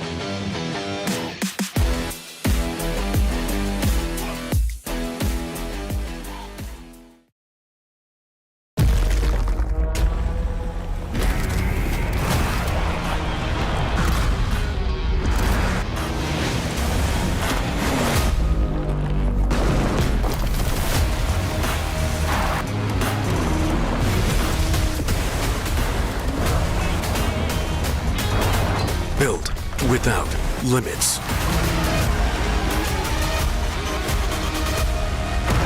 Dynapro. Hanguk Tire.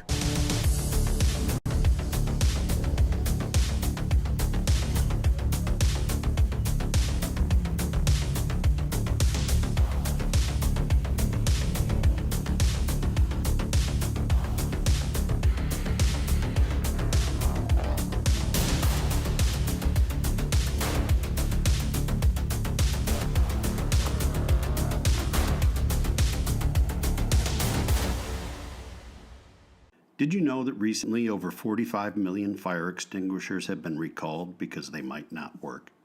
That's why we made the Rousseau. When you need a fire extinguisher, you need it to work. Find out more at rousseau.com. Vanquish Products, the official RC of King of the Hammers. From ready-to-run vehicles to premium kits, Vanquish Products remote control vehicles push the boundaries and capabilities of RC design with machined upgrades like licensed Curry axles to licensed wheels and tires. Your possibilities of creating your dream off-road machine are endless.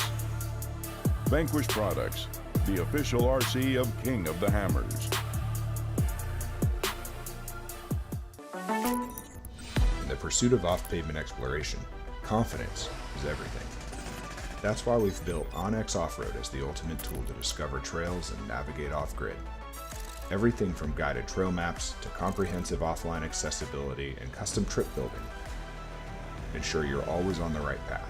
Join the community that trusts onX Off-Road to plan, share, and fuel their adventures. Because when it comes to off-roading, there's only one app built for you. Every race is a test of performance. When the stakes are high, racers rely on proven products.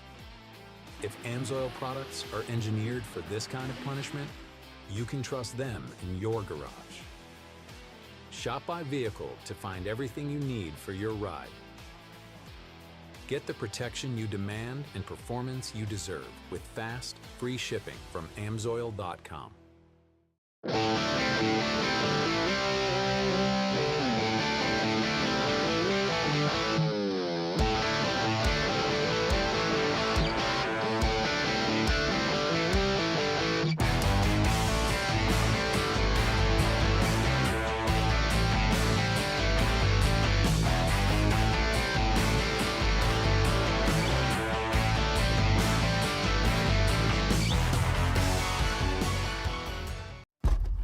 Treat the customer as your friend because he is your friend, and we want him to come back. I've done that all my life, and I pound that into every one of my son's heads, I think. I think it's there. Since 1959, Curry has built drivetrains for people who drive hard. Built right, built strong, trusted. From the trail to King of the Hammers. Curry Enterprises. Behind it should be.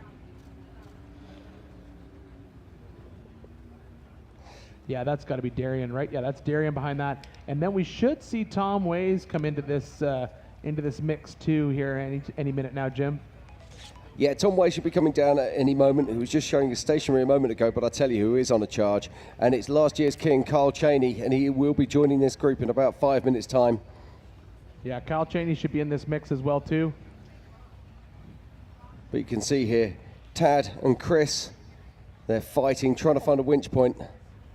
Every time Tad drops that strop over that rock, he just keeps pulling it back off again. They've got to try and be more inventive. And just above him is still Lauren. He is still working his way up this trail, but he has not made it much further. He's got another 200 yards of hard until it gets to just big and loose.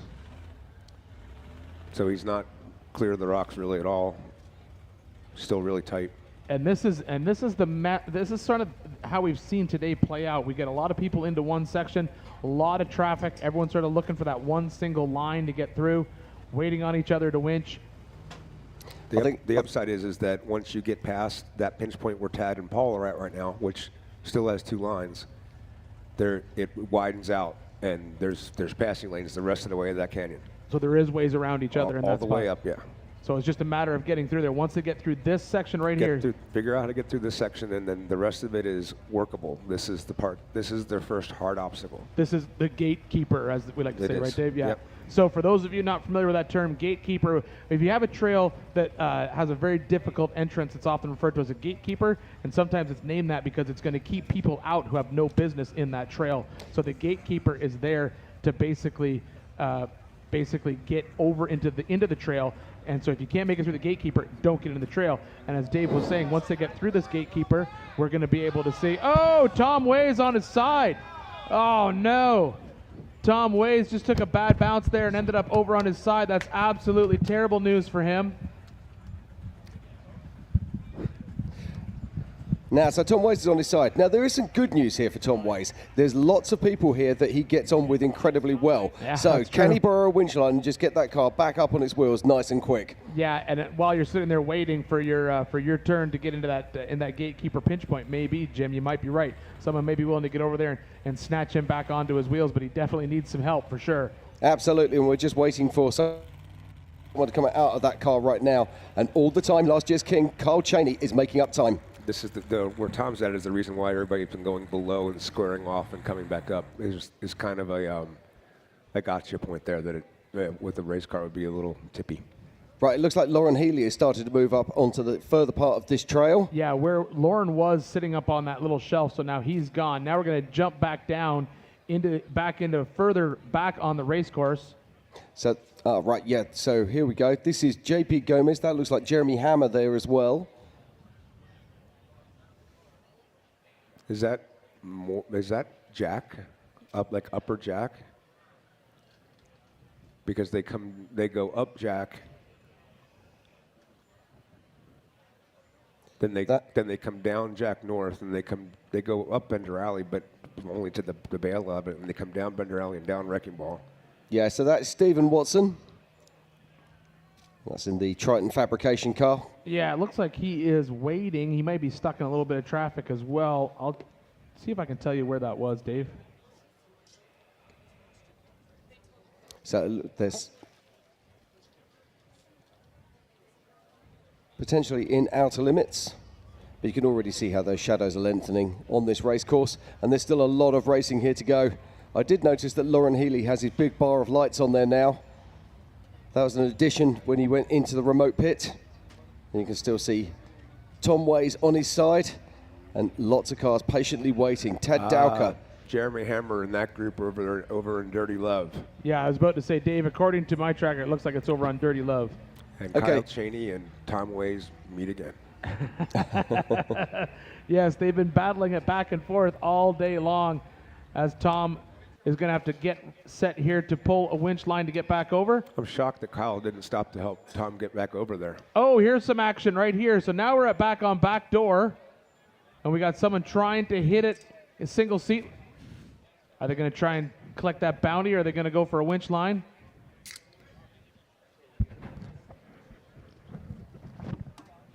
So is that Brian Reed on the left-hand side? Yeah, I think you're right, Jim. I think that is Brian Reed.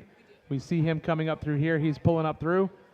This is exactly what we saw earlier today. We saw someone in this preferred line over on one side, and then when that happens, you kind of got to winch up this straight waterfall. It looks like Brian Reed's making it up. And is this Max or Robbie at this point?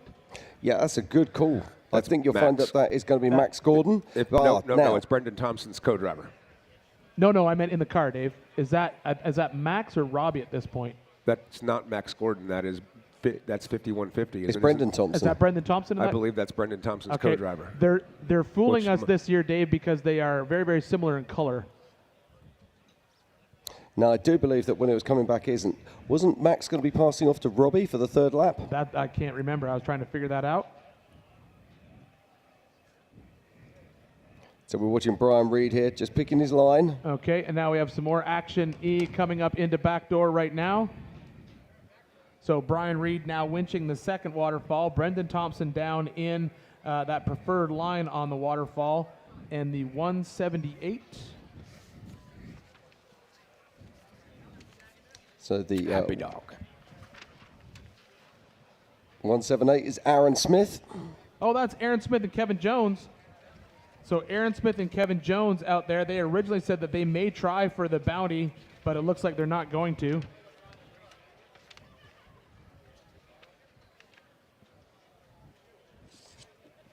Hey, how's it going with this auction for Cody and Kendall?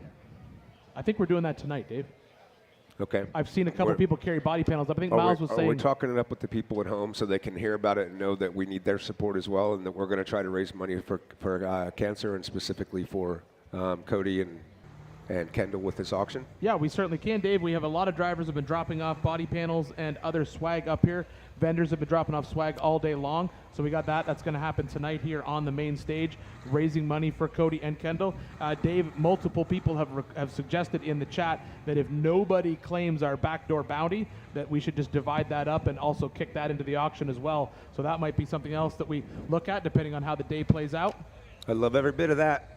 But right now, so here we now have. That's Tad Dowker. Tad Dowker has made it up through that section. Lauren had just gone through, and Kyle actually turned around and did pull back over Tom. Race you. Race you on dirt, sand, snow. Race you through this, over that, all day, all night. Race you on 4 wheels, 1 wheel. How about no wheels? Race you with the world watching. This guy watching. Race you to the summit. Maybe not that summit. To sub 7. Any event, any terrain, anytime. Race you.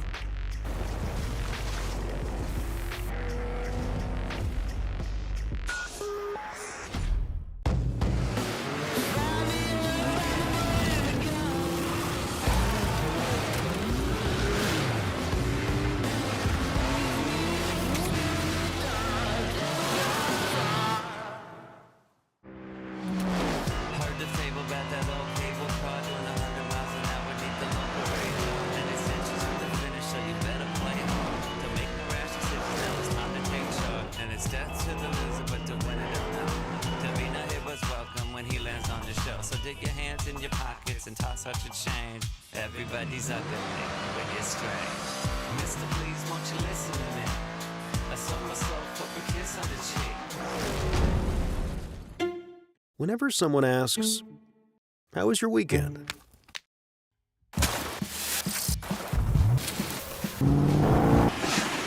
Or, "What have you been up to?" Or just, "What's new?"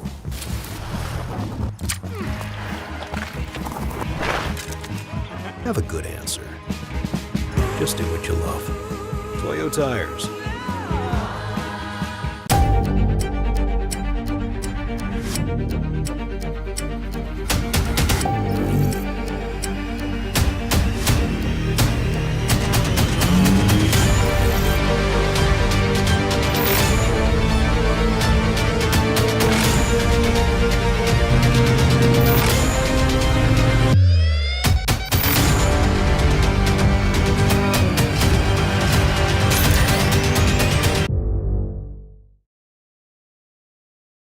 Him working his way through. We got Blyler behind that. We have 2 Gomez. We got Darian and JP, and then we have Tom Ways getting in there, and then Kyle Chaney is in that mix as well. I just can't see the car right now. He's got to be on that lineup. But that is what's stacked up on that one obstacle. And then at the bottom of your screen, current race leader, Lauren Haley.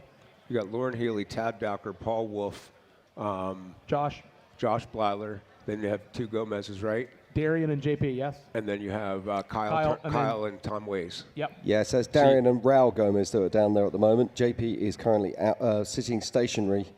And Dan Fresh is coming across and about to drop down into this trail too, Dave. Dan Fresh is on that Emerson crossover right now, according to the tracker. Actually, according to the tracker, just updated. He's now in the trail. Did Randy ever make it out of? Let me give you 5 seconds and I'll find out here, Dave. No, Randy is still showing us stationary. Do we have any people still coming in on lap 2 that are, or how's lap 2 treating the people that are still running out there? Let me see what I got here. We have got some cars coming back up through. So coming out of back door right now, we've got Justin Joseph. Coming out of Resolution already, yep. He's already cleared it. Yep, and we've also got AK Watley. Right on AK.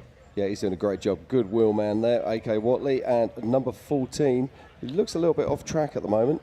You got Max Gordon coming in off the desert loop right now. Yeah, that's Casey Curry. He's making his way back onto it. And then, as you say, Max Gordon.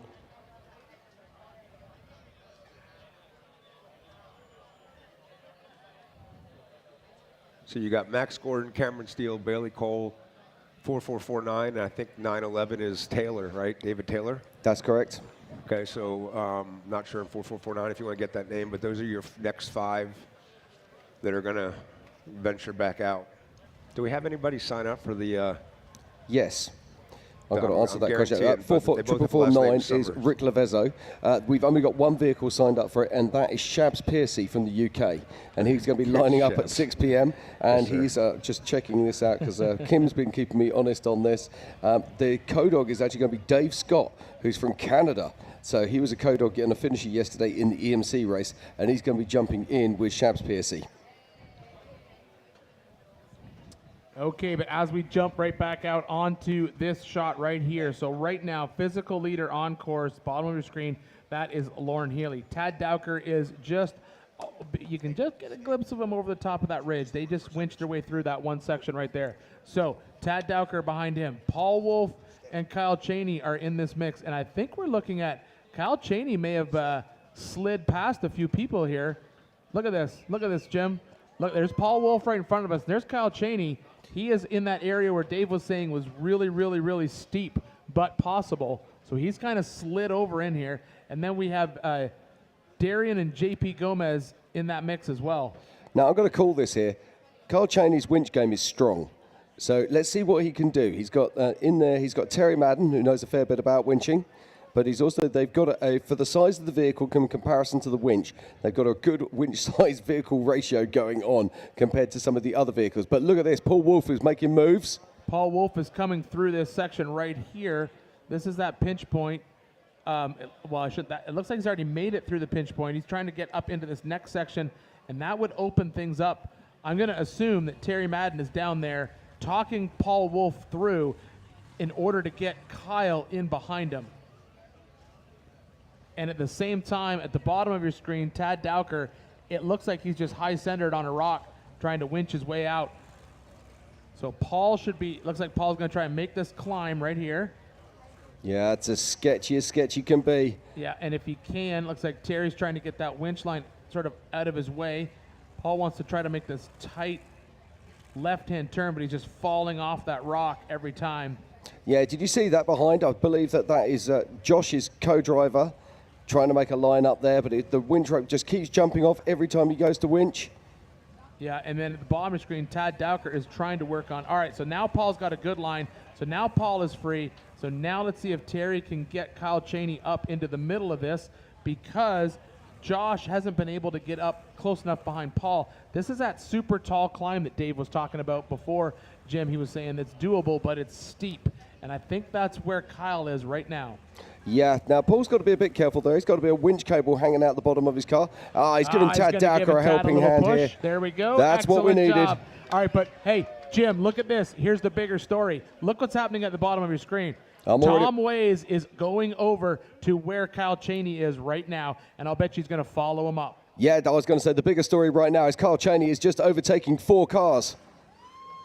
Look at this, Kyle Cheney putting this little car to work as we watch Tad Dowker trying to push through. He's trying to work through this section of trail. He's working his way through, but watch. Oh, get the cable. Oh, no. Oh, no. Oh, no. Well, hey, now this is where Tom pays him back. Hold on, right. What happened there is they actually broke a winch rope. You could still see that Terry had the winch rope in his hand. So as it's gone in, for whatever reason, the winch rope is broken. He's now going to be asking somebody for an assistance, or possibly he's going to retie the rope and pull himself back over. So tough break there. But it's amazing how fast you can go from hero to zero. Yeah, that is unfortunate. The good news is he helped pull Tom Ways over not too long ago. So I'm sure Tom Ways will now repay the favor and get Kyle back on all 4 wheels. But right now we're watching as Paul Wolf helps push Tad Dowker through this section of trail. And just a quarter mile ahead of these guys is Lauren Healy, or at least was Lauren Healy on this race course. But we can still see right down the bottom of your screen, Cal Chaney is still over.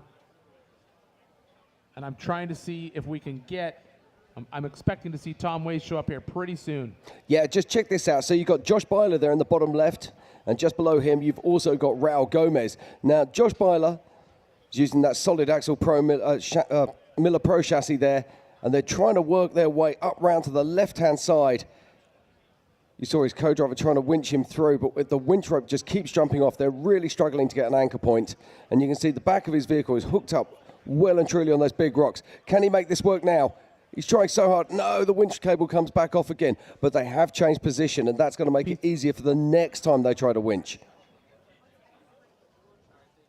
Yeah, and Jim, while we watch this play out, I'm hearing we got an update from Tiffany Stone up in remote pit. Tiffany, what do you got? I'm ready. All right, thank you guys so much. We are here with Andrew McLaughlin. Now, Andrew, and your co-driver is sitting right over here. But let's talk about what is happening right now with the 4493 and the 449. We're here at Remote Pit. It's been a long day. Some teams have already dropped out, but you were being pushed in, and it seems like you're missing something back here on the passenger rear. Yeah, we were having a great first lap, killing it out there, doing our thing. And came in, got our gas like we were supposed to, and started our lap 2, went through the rocks, passed like 10 cars in there, and outer limits and spooners, down spooners, up outer limits, and hit the dirt road and started hauling again. And next thing I know, I had no brakes. I thought, okay, well, that's no big deal. We're close to pits, right? And then I realized why I didn't have brakes as my tire went flying by me. So my tire goes flying 300 feet down the trail, and what struck me as weird was this side's the side that broke off, but it actually passed me on the driver's side. So it came off the passenger side, somehow came around me doing about 40 miles an hour.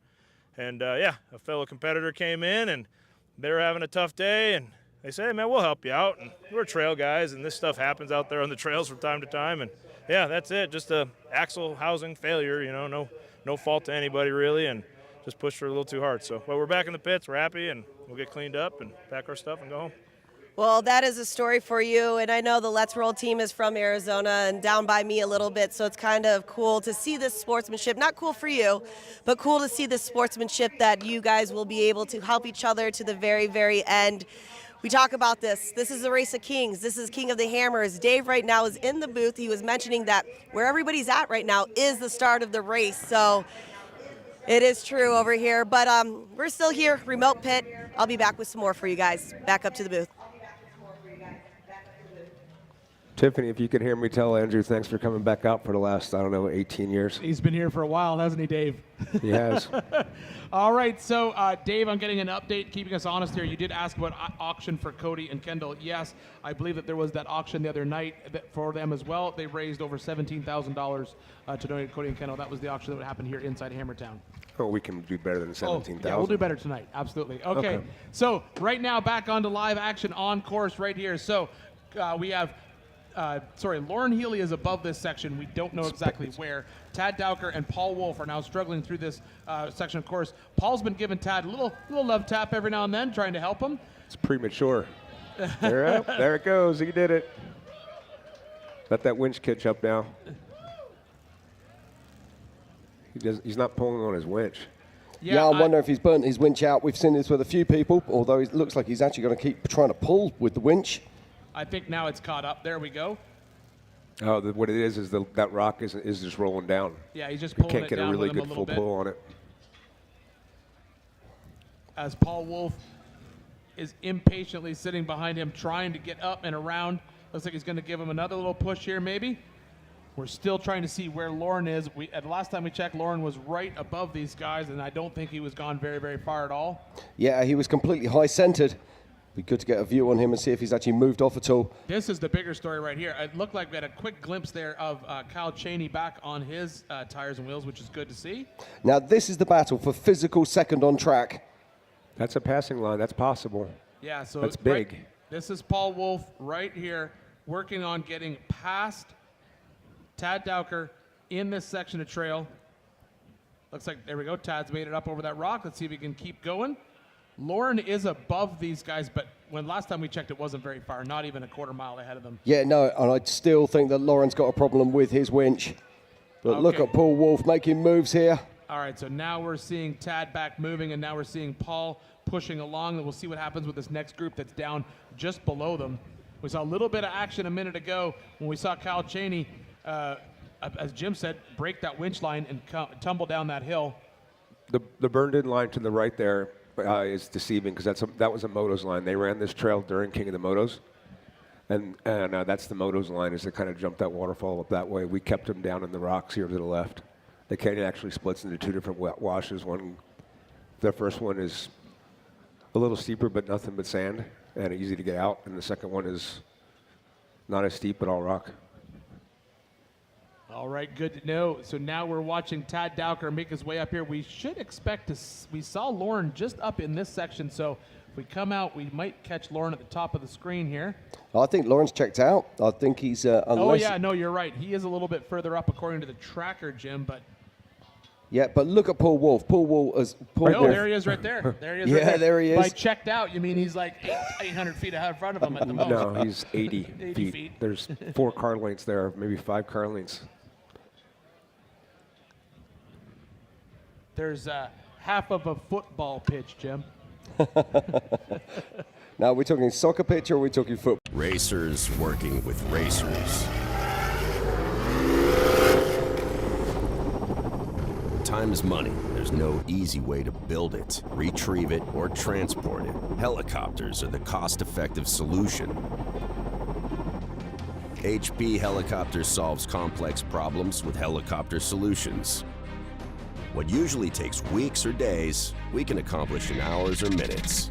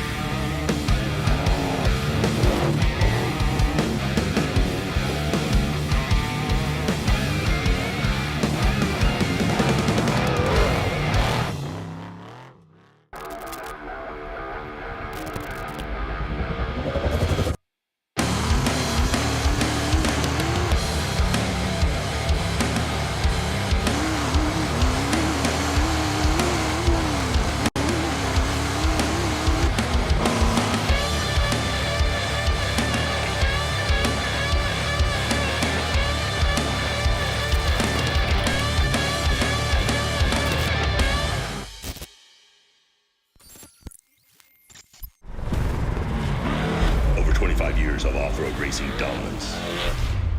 Proprietary patented race technology. Proudly made in the USA. Unparalleled customer service and support.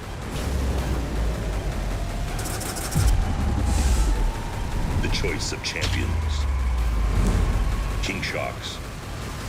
The leader in off-road shock technology. So we're here for the 2026 Griffin Radiators King of the Hammers, powered by Optima batteries. Right behind me is Mega Merch. So we're gonna walk in there and show you everything she's got, see the chaos behind the scenes and how she makes it happen. The chaos is here. They're selling everything and they're selling like hotcakes. Stickers, they got koozies, they got socks, hats, beanies. Come get them before they're gone. Roxy, thanks for all my stuff. I'd be naked without it. Who wants a hat? All right. And look at this, we got hoodies for days, we've got shirts. They're still printing stuff and bringing it back out here, but we got a great inventory, so make sure you come out and get some of the 20th annual King of the Hammer swag.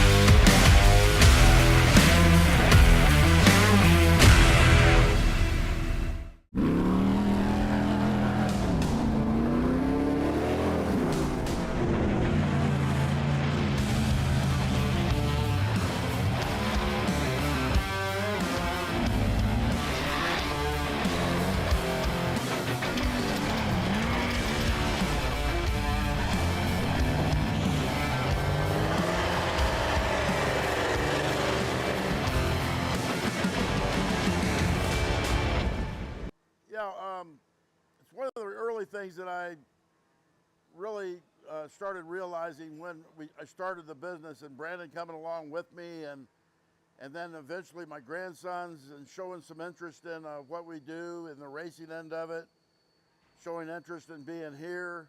They're still in high school and young, and I want to let them do whatever they want to do, but it has given us a lot of opportunities to grow our business beyond us and to our family. I feel like the guys that work for me are part of our family too. I really, in today's world where it's really hard to find the labor and the skill that we need to perform, that when we do find somebody, we sure don't want to lose them, and want to make sure that I take care of them in a substantial way, that they can take pride in this place just like we can. That's evolved into selling product on all the continents except Antarctica, but we have sold quite a bit all over the world, and we still do that to this day.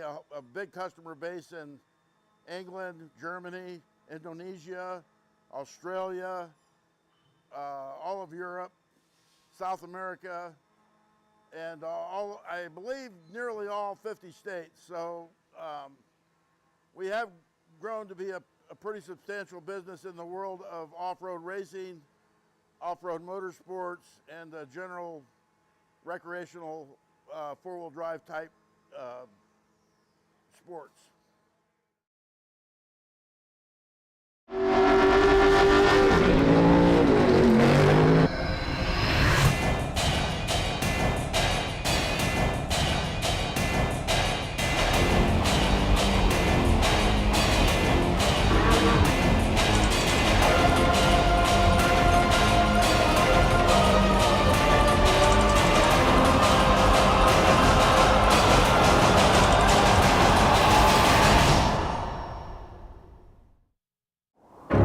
Every winter, Johnson Valley becomes the ultimate test bed, where man and machine are pushed to their limits. And power has to deliver every time. Optima batteries are engineered to excel under pressure, providing durable, reliable performance when it matters most. Because in racing, reliability isn't optional. Optima batteries, the ultimate power source.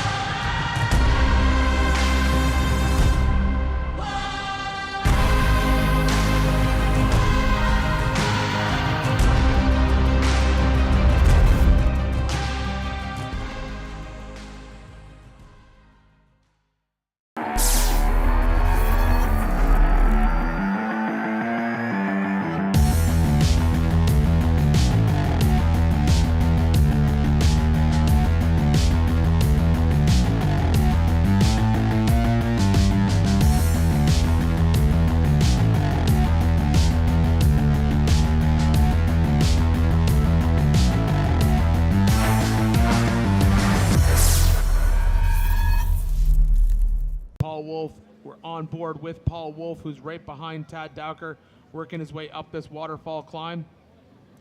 I think Paul's desperate to get a move on this car.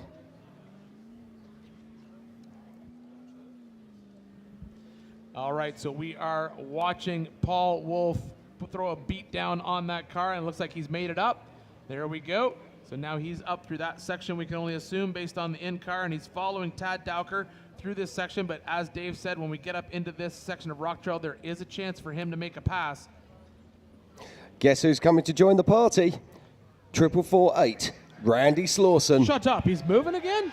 Oh, yes, yeah. I said he would be in that trail before everybody else was out of it. Guess what? I just assumed there was something wrong with the car. It was down for so long up there, but...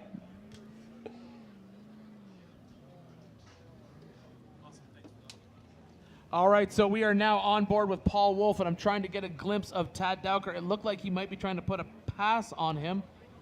No, he's still behind him, so he's following Tad up through this rock trail. So yes, Dave did say that Randy would be down in that mess, and so whatever was holding him up on that in that trail, he's obviously been able to get past it and get moving again.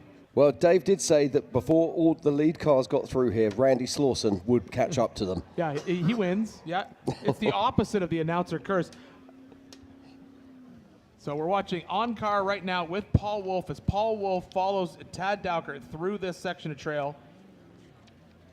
That is not Cody Miller, even though that's what your screen says right now. And it goes away like that. See how easy that was? So we are on board with Paul Wolf working through this trail following Tad Dowker. Tad Dowker has made the physical pass to be physically first on course. So Paul Wolf working hard with his UFO car here, trying to get up this waterfall. And it does look like Tad Dowker's started to move away. It's hard to see in the out through Paul's screen, but yeah, I don't see him in there anymore. Jim, you might be right. And we can't rely on our trackers in this section because in this canyon, they're in there pretty deep, so it's hard to tell. Oh, look at this. Paul Wolf riding the sidewall. Excellent. Paul Wolf up that hill. Let's see if we can see Tad Dowker out his windshield anytime here. Makes his turn. And look at the size of these rocks. Absolutely ginormous. And Paul Wolf picking his way through. Now, where's Tad Dowker? I don't see him. I Nor don't do see him I. at all. So he has obviously moved a little bit further on down this course. Or has Paul Wolf managed to sneak away around him? Or one of the two. I don't know. It did look like at one point that he was trying to set up for a pass. But I do think there is dust in front of him, Jim. It's hard to tell on this shot because of the sun. But yeah. Oh, wait. There we go. Yeah. There he is. There he is. So he's still in front of him. So Tad Dowker still physically first on course as we ride along with Paul Wolf through this rock section. But as Dave said, this is just the start of the hard rock trails. And here we are back down at the bottom. So there's Randy Slauson. There's Dan Fresh. Who's that on their side in there? Yeah, I'm just looking at that right now. Is that Pip? No. No. That can't be Pip. So is Phil? But 7. Hold on. That is Pip Justice. But yeah, Pip Justice has found his way to. Oh, we're back into a different part of the trail. We're still in legit. Yeah, this is still in legit. Oh, so here they. Yeah. But that means he's coming. He's just in the entry point to Deadblow. He's right there. Yeah, so It's about to get crowded down there. Well, based on my tracker, yeah, there's just a big green blob.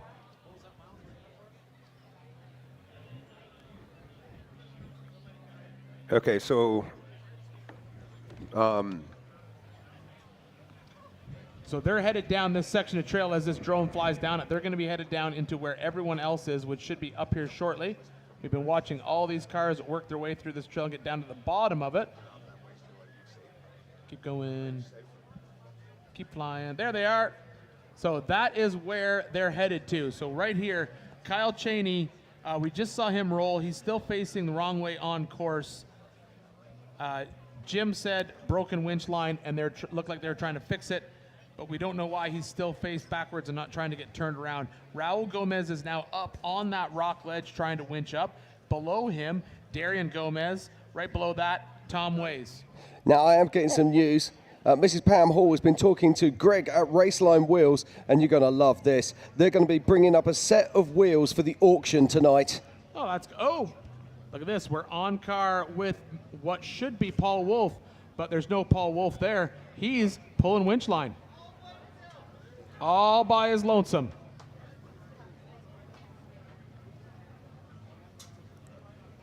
And we're getting lots of news coming through on our PCI race radios. The 480 or the 4480 of Chris Hicks is in remote pit getting fuel right now.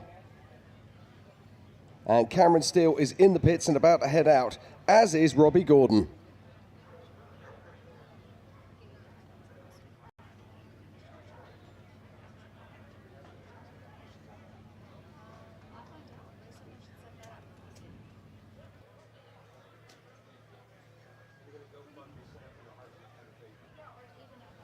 So here we go. Now that is Brian Reed making his way into the mix.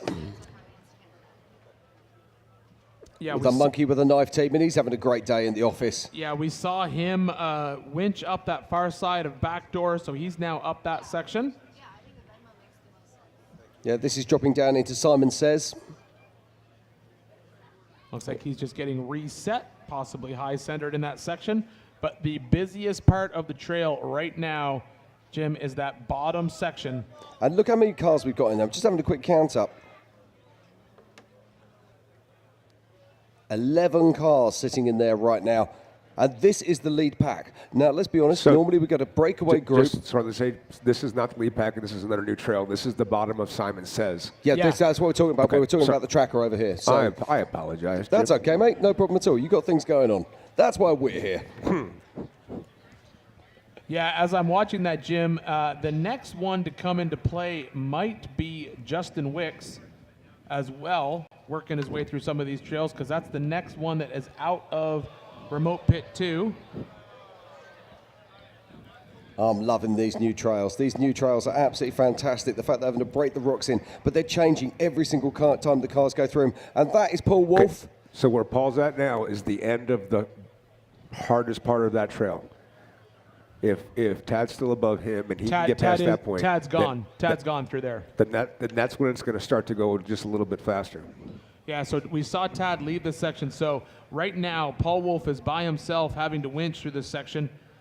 But yeah, Tad was above him, and Tad should be gone at this point. This is where you wish you changed your life choices and got a car with 2 seats. Although I don't think he thinks that very often, if I'm honest.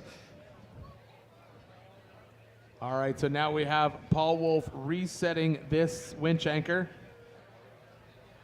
I think.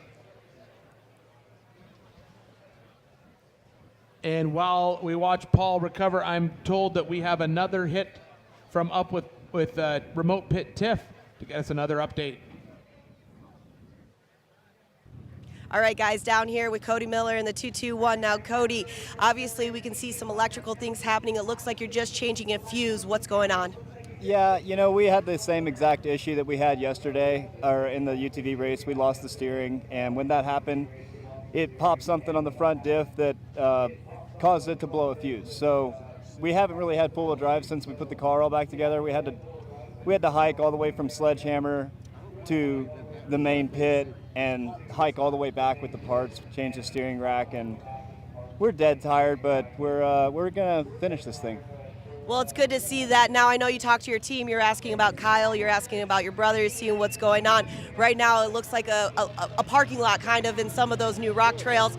That's perfect. That's exactly what we want. That's exactly what you want. That gives you a little time to get up there. What's your strategy once you kind of get there? Obviously, this is something new that we've been seeing for this year. Yeah, my car's in great shape. I just get this one fuse change, and we're just going to take off, and we're going to run an easy pace, but we're going to go quickly and, intend to finish. So we'll just see how that stacks up.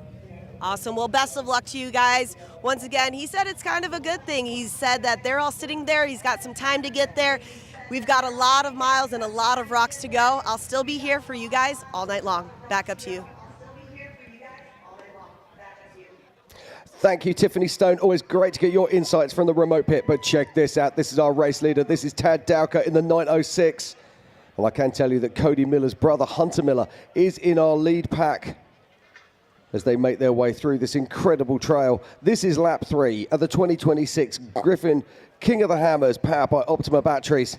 What a lap 3 this is. Now, Jim, I'm getting, this is 100% unofficial. I am not sure, but this could be third-hand information. I'm being told that Kyle Cheney is broke and they are hiking out. Oh, no, that's tough news. But we saw them take that rollover, and so many things can happen in that situation. Yeah, now I don't know if it's hiking out to get parts and go back or hiking out, but they did say that Kyle Cheney hiking out of the canyon from where the car was. All right, so here we have Paul Wolf winching solo, one of the hardest things.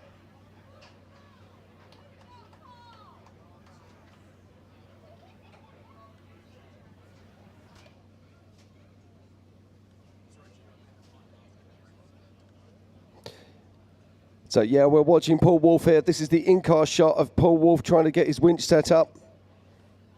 We're just looking back now to see what other cars we have on track.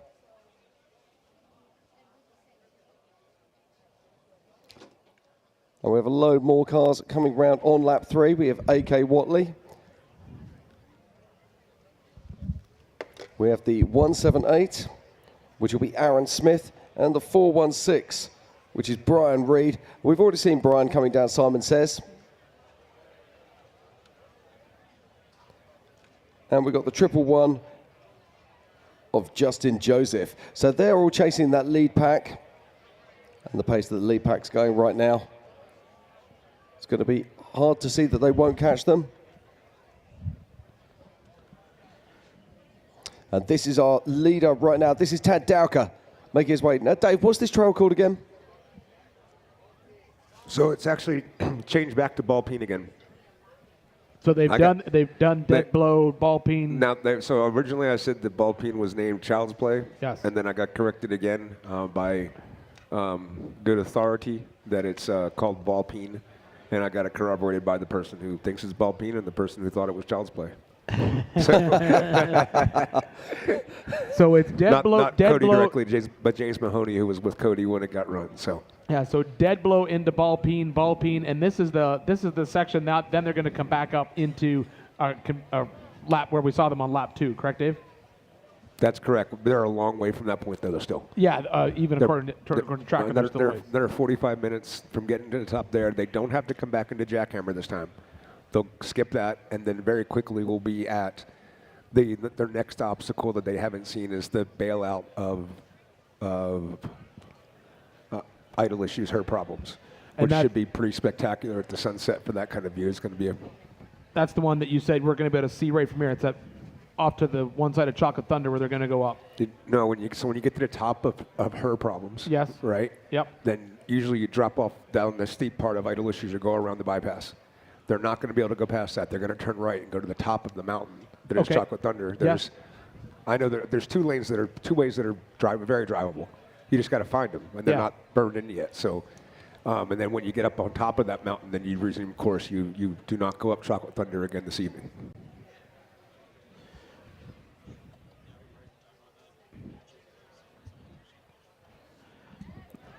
Okay, so look at this. So as Tad has been fighting his way through the rocks, we're seeing Paul Wolf has now closed the gap. We did see him out winching.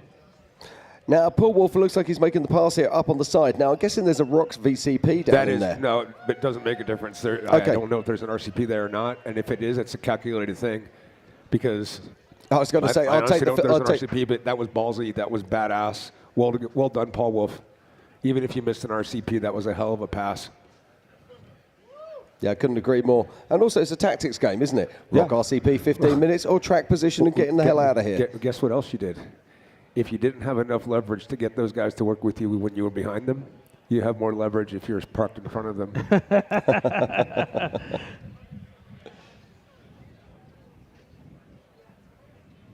So this is Paul Wolf, who's now our physical race leader. He left the line in first position this morning. And I'm looking back here as our race clock clicks over. Yeah, as we watch Paul Wolf, looks like he's just trying to strategically pick his way through this one section. I think he was waiting for that winch line to go down, which it has. So now Paul Wolf is gone. So now Paul Wolf has moved past. He's now physical first on course ahead of Tad Dowker. And we're just coming up to the 8-hour mark in this race. Race course closes at 10 p.m. tonight, plus adjusted time. At this point, Paul's making a right-hand turn up the next canyon, and it'll be the first time that he couldn't see everybody all the way back down the Tom Ways. They're all visually in line with each other at that point. Now Paul is checked out around the corner. So he'll make the turn, and then he'll be out of sight from everyone who's basically trying to pick their way up that ledge. So that'll put a little bit even more pressure on anyone who's near the bottom of that trail who could see him up until now. But once he makes the corner, then they're just going to wonder how much further ahead he is. Yeah, so Paul Wolf is the first car to break away from this group. When these cars arrived down in the bottom of Ballpane, it was Lauren Healy that was leading from Tad Dowker, with Paul Wolf coming in behind them. And Paul Wolf has managed to navigate his way past. Yeah, we saw Tad basically play the game. It looked like Lauren was going to be moving on. For some reason, we've got Paul. Oh, I think he's just picking the line. Okay. All right, so we saw Paul Wolf stop there. It looks like he was just adjusting, picking the line, figuring out where he's going to go. But right now, you are on board with your race leader. This is Paul Wolf. Paul Wolf, physically first on course on your racetrack right now. So here we go, Paul Wolf in that UFO single seat car. Now, they came into pits earlier on. We actually saw him stop on the first lap, and we thought, oh no, he's having huge problems once again. This race has always been a curse for him, but let's see what he can do today as Paul Wolf picks his way up through Bullpain. And this is one of the new trails here at King of the Hammers. Yeah, as Paul has made that pass, we saw him get around Tad, now physically first on course, making his way up through this section of trail. The big story is what's happening at the bottom of this canyon. We have tons of traffic down there that we haven't seen move at all. We're getting reports that Kyle Cheney, after that roll, they saw Kyle Cheney and his co-driver hike out of the canyon. Now, whether they're going to get parts or whether they're calling the race, we don't know. We don't know what's happening. So that's terrible news for our current king. We also have down in there both Darian and Raul Gomez stacked up at the bottom, and Tom Ways and Josh Blyler. So the who's who of off-road racing is sitting at the bottom of this canyon. But right now, this is the story to talk about. Paul Wolf making his way through this trail, making his way back out. This is one of the optional trails they have to run on lap 3, and this is him picking his way through it, getting out of this canyon and heading back into what is traditional lap 2. But that doesn't mean he's on his way back into Hammertown. He still has lots of work to do out in the rocks. Paul Wolf doing a great job picking his line through here. Yeah, Paul Wolf is really putting the car to work as he comes out through this. Look at this. Absolutely fantastic driving here from Paul Wolf. Yeah, just getting that car to stay on top of those rocks, especially on these trails that don't get run a lot. The rocks are loose, the rocks move around, and there's no burned-in line to give you an obvious idea of where to go. So you got to really know how to pick your line through these rocks. And we saw Paul doing a great job, but now it looks like he's getting a little bound up on the trail. He's going to have to back up, reset where he wants to be, and come through this section of trail.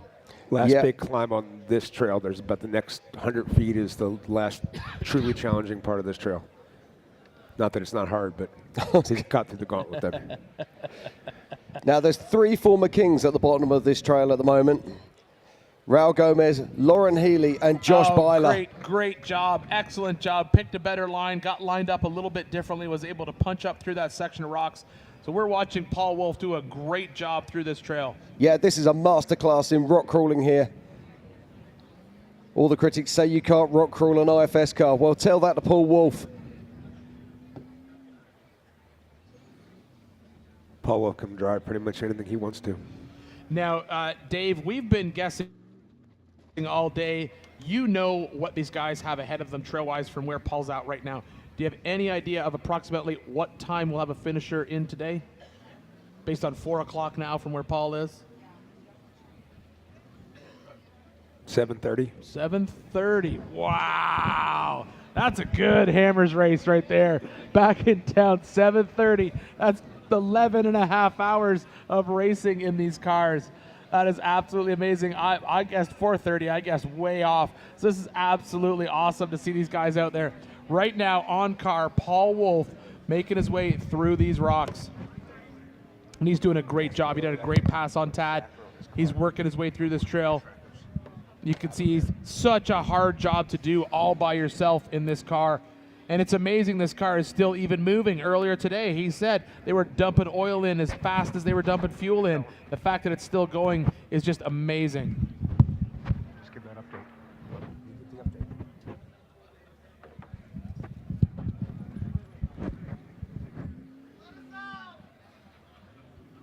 Jim just gave me an update that he's on to the next one already, but Bailey Cole just came into the pits. He rolled over in Highway 1920, caught on fire, brakes and steering failing, and they've got it back to the pits and fixed, and they're heading back out on lap 3. That is awesome. Good to hear. Always nice to see that bright yellow Jags car headed out onto the course. Oh, I'm getting an update from Miles that they're actually still in the pits right now, getting it fixed. Yeah. That's my understanding, yes, sir. Okay, yeah. So, yeah, still in the pits, Tell him to getting get a it tracker fixed. on that thing, too, while he's there. Yeah, I've just messaged them that and asked them to do exactly that. I can also tell you that from Oralex Lynn, they've has said that they will donate $2,500 to the Cody Eddington Fund. That was the one we did at Oracle, and the same one that came through. Yep. Amazing. So that's our that, first. yep. And then Johnny Valdez just walked up with some body parts and some cash. Thank you, Johnny. Absolutely awesome. But right now, the man that we're talking about is this guy right here, Paul Wolf. Paul Wolf made a pass a few minutes ago on Tad Dowker in the rocks. He is coming up through this rock section, and he is doing an absolute, I say he was doing an absolute job, and then I gave him the announcer curse because now he's got to back off this this ledge and come up with another plan because he was just getting high-centered in there. But it looks like he's going to try an alternate line to get up around.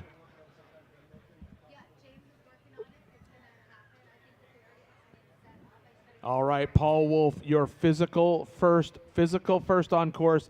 It's hard to hard to give you guys an update on adjusted time right now because these guys are out in these rock drills. Oh, poor Paul, he's backed himself up onto that rock. He's going to have to back up a little bit further and then try to take another stab at it. Here we go. All right, now he's going to try an alternate line at this waterfall up here. Come on, Paul Wolf, you can do this. Yeah, he was trying on the right-hand side. And unfortunately, it was just grabbing up both sides of the car, but he's working his way up. So Paul Wolf working his way up the backside of Bullpeen here. And just look at the size of these rocks. They're absolutely huge. He's putting those 40-inch tires to work on that UFO car. And behind him is an absolute stack of the who's who of King of the Hammers racing. But I'm looking down on my tracker. I can see that Tad Dowker is still moving. Yeah, that's going to be hard to keep honest right down in that canyon, Jim. With that tracker's fighting to keep updated in that section just because it's so deep down in there. And also, there's just so many cars, it's hard to zoom in and get a glimpse of what's going on. But Paul Wolf struggling with this climb right now. You can see he's tried 2 different routes. He's looking out the side to see what other options he might have. But he's trying to get up through this waterfall right here. Yeah, and he's working hard here. You can see him. He's looking up on that right-hand side, see if he can find something. But right now you are riding along with current race leader, first on course, Paul Wolf, in this single-seat UFO chassis. Absolutely killing it out here. This is absolutely amazing. We're watching him basically work his way through these rocks. We were worried he was out of this race earlier today, but he's been able to get that car, keep it moving. You know, if you were to talk to his pit crew first thing this morning, there was no way this motor would still be working based on the amount of oil they were dumping in it as he was going. And now he's working his way up through this rock trail, and it looks like he may have found... Oh, I thought he had it. I thought he had it there.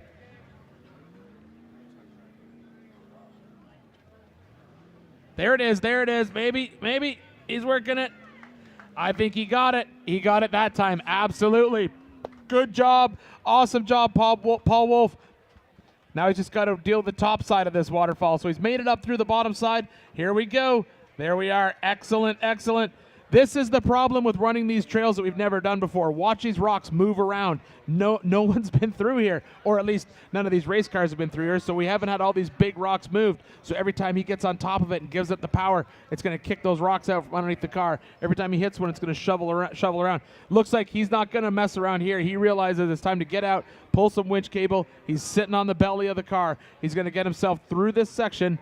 There's no point in rushing right now and doing any damage to the car. I think he realizes I'm just going to get out, pull some winch cable. Because right now, he is working through. Okay, so now we're going to jump back over here onto the 178. This is Aaron Smith. So Aaron Smith, we saw earlier, making their way up back door. So I believe Aaron should be on lap 3 as well. And Aaron should be, yeah, Aaron is down in the section. He's now made it. He's out on lap 3, and he's now at the section where basically they left, went through back door, and they're out near that end of Spooners. So, Ian, I'm going to throw you a curveball. I love curveballs. Dave, what do you got? I would like to have anybody at home that would like to see something cool go to dirthub.tech, T-E-C-H, dirthub.tech. We have 10 times a second tracking. You're looking at live tracking, so you can go zoom in and see Paul moving 1 mile an hour, and you can see him moving back and forth. And each little movement is that finite in the tracking. Is this the tracking that you were talking about before that like also gets the data from the cars that you're using for the This sim? is the tracking we've been building for about 4 years, yes. This is awesome. So give me that one again, Dave, just so I can have it. DirtHub.tech? DirtHub.tech.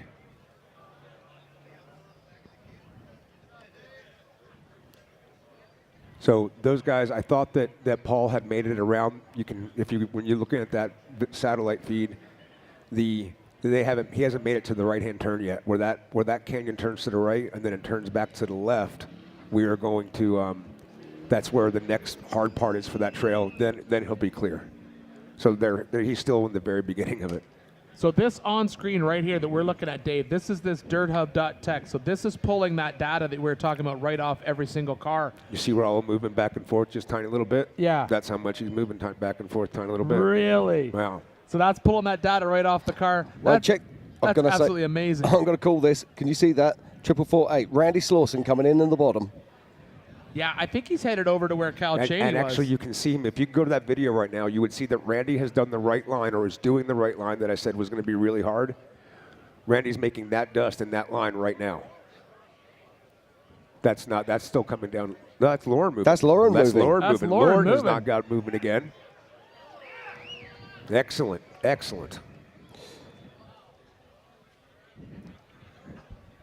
Yeah, that's great news to hear that Lauren is now up and moving. We assumed that he may be out of the race because they're both out of the car working, but now we have Lauren out here working away up this trail. So that's awesome news. At the top of your screen, right there, is that Blyler? I think that's Blyler, is it, or is that a? No. That's one of the Gomez. I believe that is one of the Gomez cars. So this is Lauren Healy back up and running again. Fantastic to see. And it seems to be every couple of miles on this track, he leaves another piece of bodywork lying around. There's souvenirs aplenty. Yeah. So do you think this is I wonder if this is a tactical move here from Lauren Healy to strip the body weight from this vehicle as he goes through ball pain? Hey, wait a minute, Jim, wait a minute. I don't think that's Gomez. I think that's Paul Wolf. You might be right. I think Lauren Healy made a pass on Paul Wolf. I think you might well be right here. Yeah, it was. That's Paul Wolf. So here we have Lauren Healy right now, physical first on course. Doing work. That is so side hill. It's unreal. It is so. Go back to that shot. Go back to that shot, please. That's Tad trying to catch up to Paul. There we go. So whoa. Look at that. He's going to drop down into this canyon. He just going to rear burn and back down off that wall. And that is so hard for you guys at home to realize how steep that is. That is so steep to back down that hill. Chris, I don't know if you can pull that off, but if you have replay of what Lauren just pulled off, that would be amazing because it was probably pretty cool. This is huge news, though. Paul Wolf was doing incredibly well, but Lauren Healy has now made the pass. Look at him struggling through this rock trail. This gives you an idea of just how loose this trail and how steep it is to see this car. Look at what that. do we got here? That's Tad. That's Tad Dowker. That's Tad Dowker. Rolled back over. Yeah, Tad Dowker trying to make that climb. Got a little bit offline. Now he's on his side. So Lauren, after passing Paul, has gone to the full aggro method of trying to surf up the canyon, and well, it's when a you got bold move, Cotton. We'll see how that plays out for him. I don't understand his tactics. It's working out better than Tad's line is right now. It absolutely is. He is burning his way through it. That is so awesome to see Lauren. We were worried that Lauren might be out of the race, but that was Lauren. He has made a pass. Tad Dowker's on his side. Paul Wolf was down winching through the section of that canyon. So at the moment, it does look like it is Lauren Healy in the lead from Paul Wolf, from Tad Dowker. But Tad Dowker is on his side, as you can see there. And that's going to be a nasty recovery. There's Lauren Healy moving right now. Now, Jim, let's talk a little bit. Paul Wolf, adjusted time versus Lauren Healy's adjusted time. Now, Paul Wolf obviously started in first position this morning, and Lauren Healy started right the way back in 21st position. So Lauren Healy has a bucket of adjusted time on his side. Yeah, so he is in a good position ahead of Paul Wolf right now. But what you're watching right now is physical race leader for the Griffin Radiators, King of the Hammers, powered by Optima batteries. That is Lauren Healy. We saw both co-driver and driver outside of the car working on it. We were just speculating as to what it was they were trying to fix. We thought maybe it was a winch. We thought it was something else. Whatever the issue was, they've got it fixed, and they are back moving as we jump back to Tad Dowker on his side in the exact same trail. Tad Dowker, I believe, would be physically third on course, and then we're jumping back in car with Mr. Paul Wolf. Yeah, so this is back in car with Paul Wolf. So we just saw him winching back off a rock. What can Paul do here? Can he make his way up through? Can he do a Lauren Healy and start fighting his way up this canyon? Yeah, I think he can. I think the issue he had earlier, Jim, was I think he just got high-centered a little bit. We saw him. He fought his way up that waterfall, and I think he just got high-centered a little bit on a rock and just decided to play it smart and get out and pull that winch cable without trying to beat down the car. But while he was doing that, Lauren Healy has come in and made the pass. And here we are. Look at this. On car with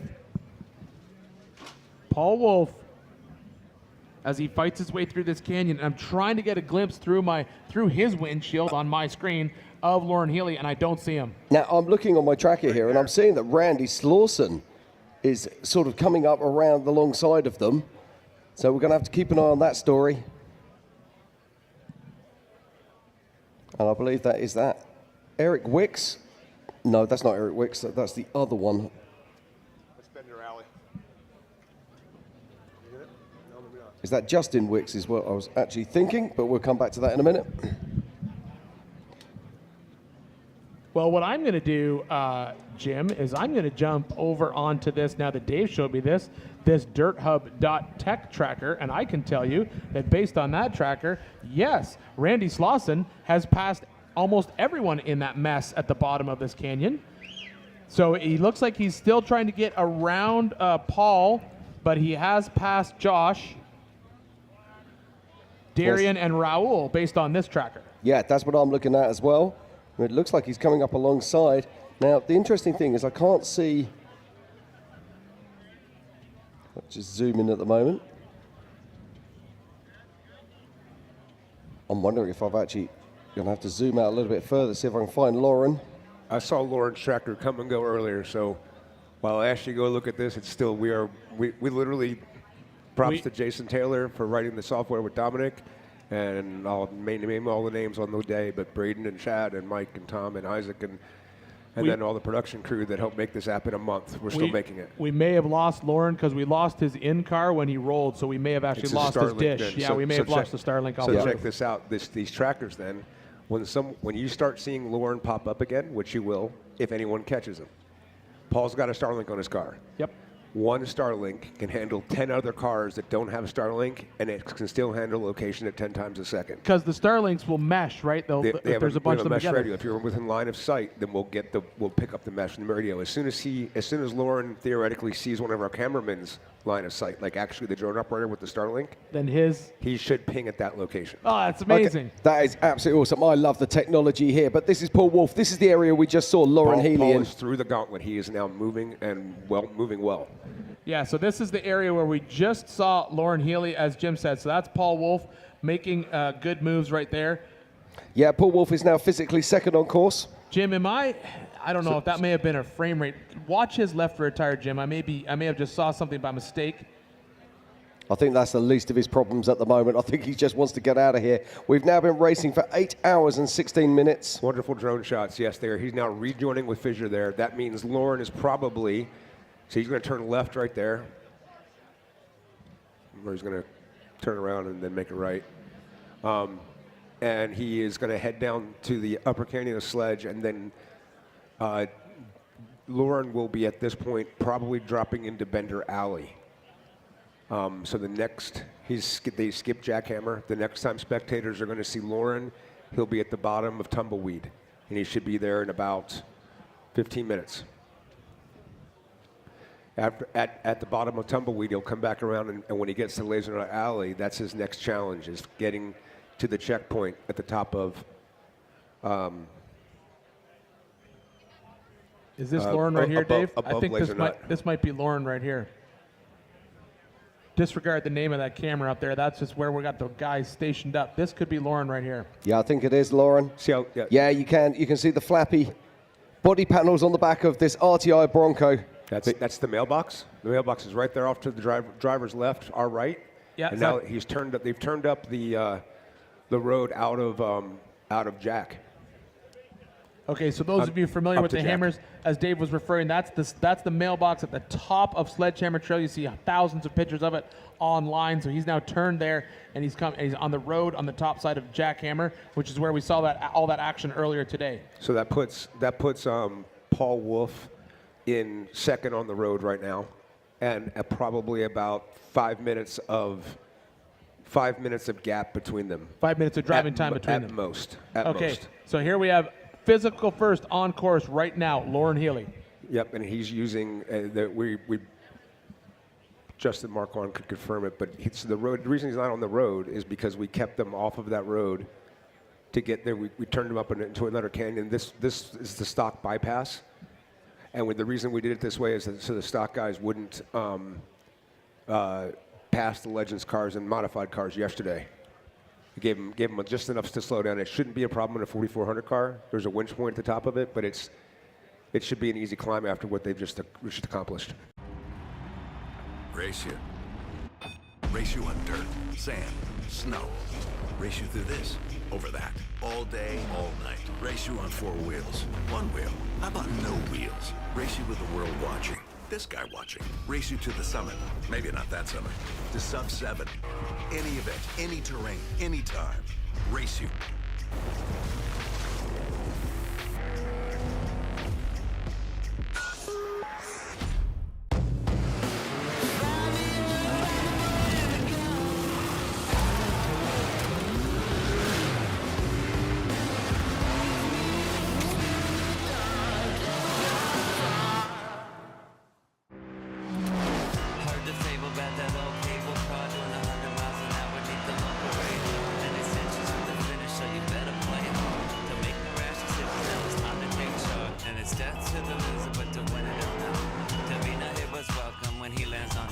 Dig your hands in your pockets and toss out your change. Everybody's ugly when you're strange. Mister, please, won't you listen to me? I saw myself up a kiss on the cheek. Whenever someone asks, "How was your weekend?"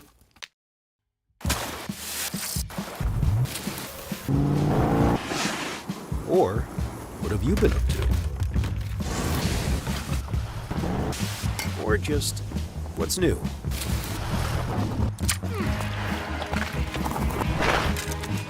Have a good answer. Just do what you love. Toyo Tires.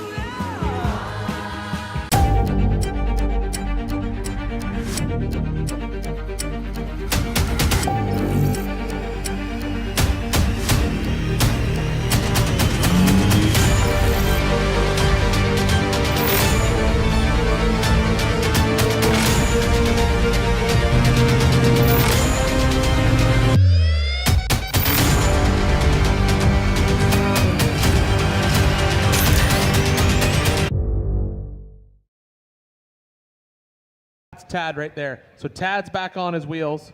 So he was just above him.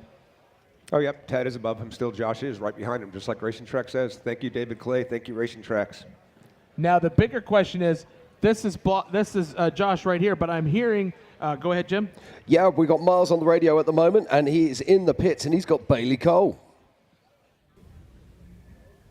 Thank you, Jim. Yeah, down here in the hot pits, and what a heartbreak for that Jegs machine, Bailey. Yeah. Such a bummer. Yeah, no, it was a long day. We were doing well for a while there, going back and forth with Randy and Blyler, and yeah, just having a good time.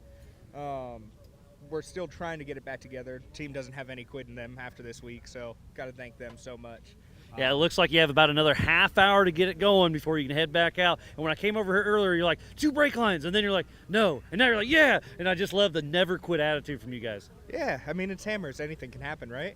Oh, absolutely. So give me a highlight of your day out there. Probably Randy backing onto the roof of our car as we've tried to pass them. And then, yeah, just beating through the rocks. It was awesome. I love it. You've raced so much out here this last couple weeks. It's been so much fun following along. You've had issues. You've overcame them, and you just have still a big smile on your face, buddy. Yeah, I mean, It's just a good time to be out here. 20th anniversary, right? 100%. You've been here for all 20. You weren't racing back then, but you were digging holes in the dirt. I did not dig the hole. No, I'm just saying you're still playing in the dirt. 100%. I'm digging way bigger holes now. I have 40-inch tires.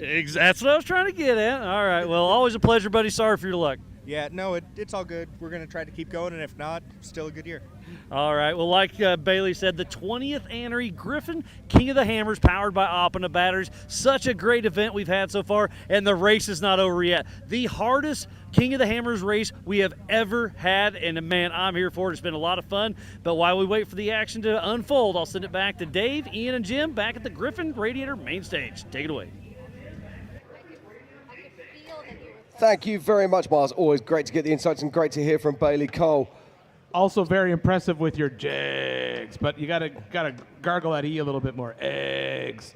But good job, Miles. I'll give you like a B for effort there. But right now, we just saw Randy Slauson moving. Here we have on our screen right now Josh Blyler, Tad Dowker above him, back on his tires and wheels, which is good to know. We know that Paul Wolf further down this trail, and that we also know that Lauren Healy long gone out of this trail. There's Paul Wolf. Paul Wolf now out of this trail as well. Yes, Paul Wolf and Lauren Healy are making their way round and heading back towards Wrecking Ball. So they're the only two cars that have cleared this section so far. So Lauren Healy, and of course, here is Lauren Healy, our current race leader. Lauren Healy right there, absolutely. So there's Lauren Healy right now. Now, the last time Lauren Healy went into pits, he did something pretty smart. He put that light bar on. That was a very, very smart move. Yes, Jim.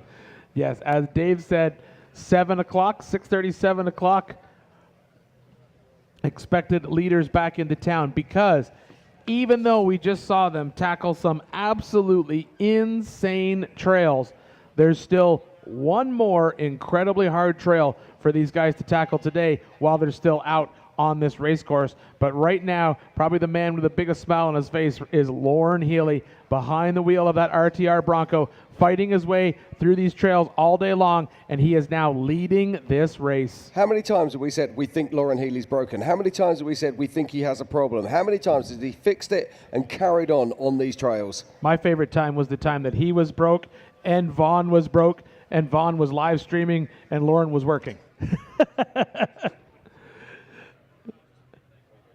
All right, so here we go. Lauren Healy, current race leader. We know that Paul Wolf is behind him, hunting him down.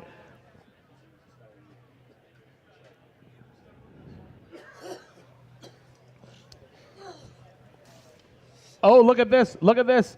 So I don't know what's going on with Blyler, but he hasn't moved very much at all. And we saw there's Randy just moving around him.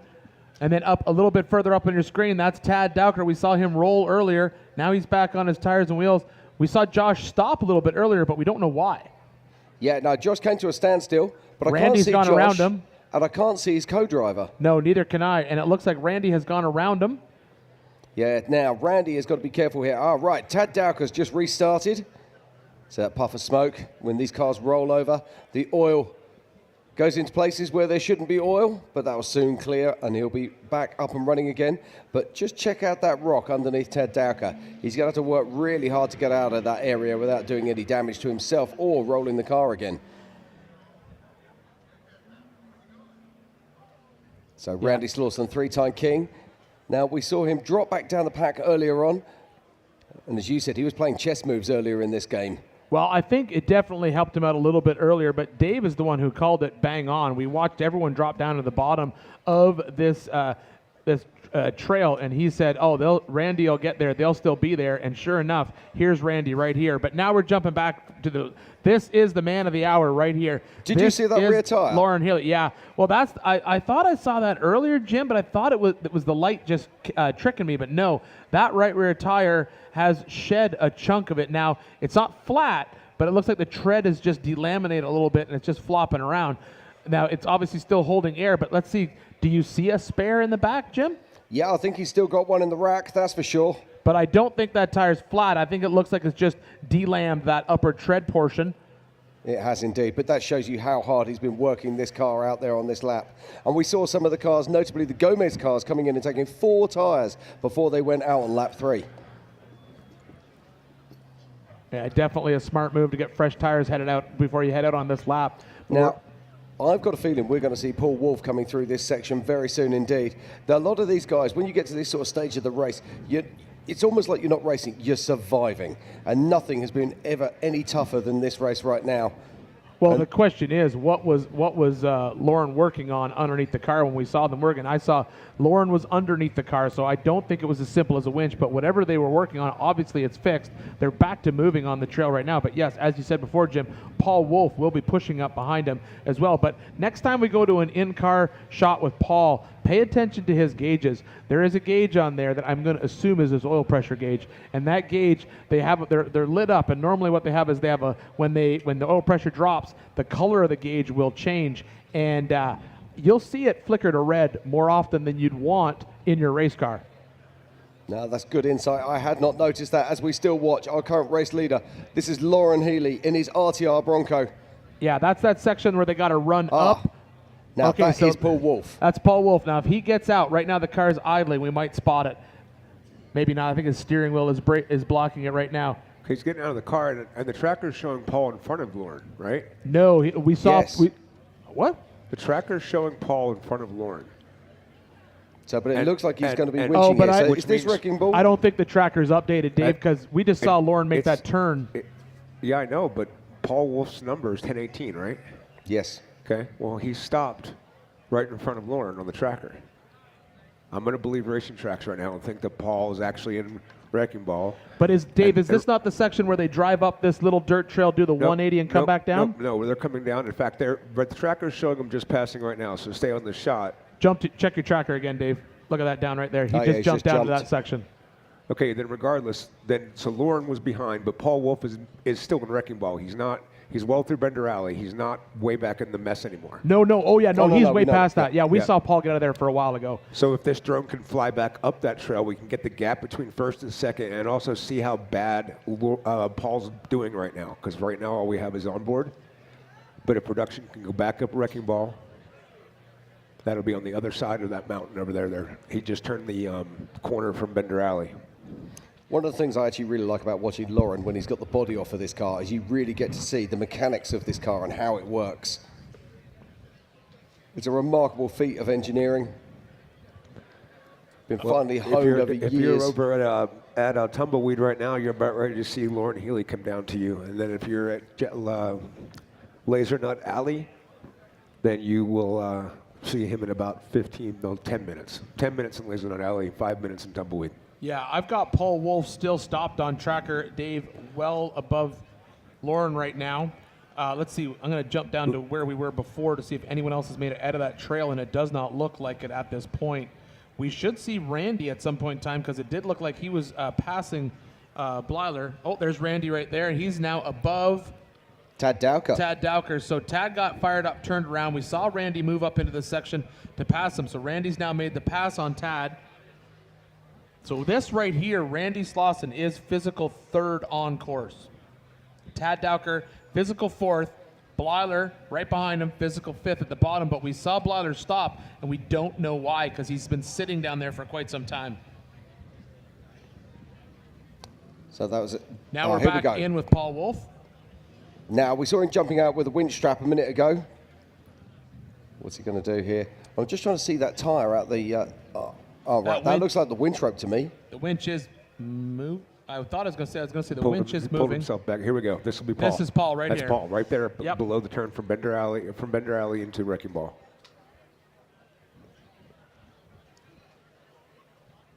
Winch line still out, Jim, but not rolling in. There's going to be a rock. He's going to be rear diffed. He's rear diffed.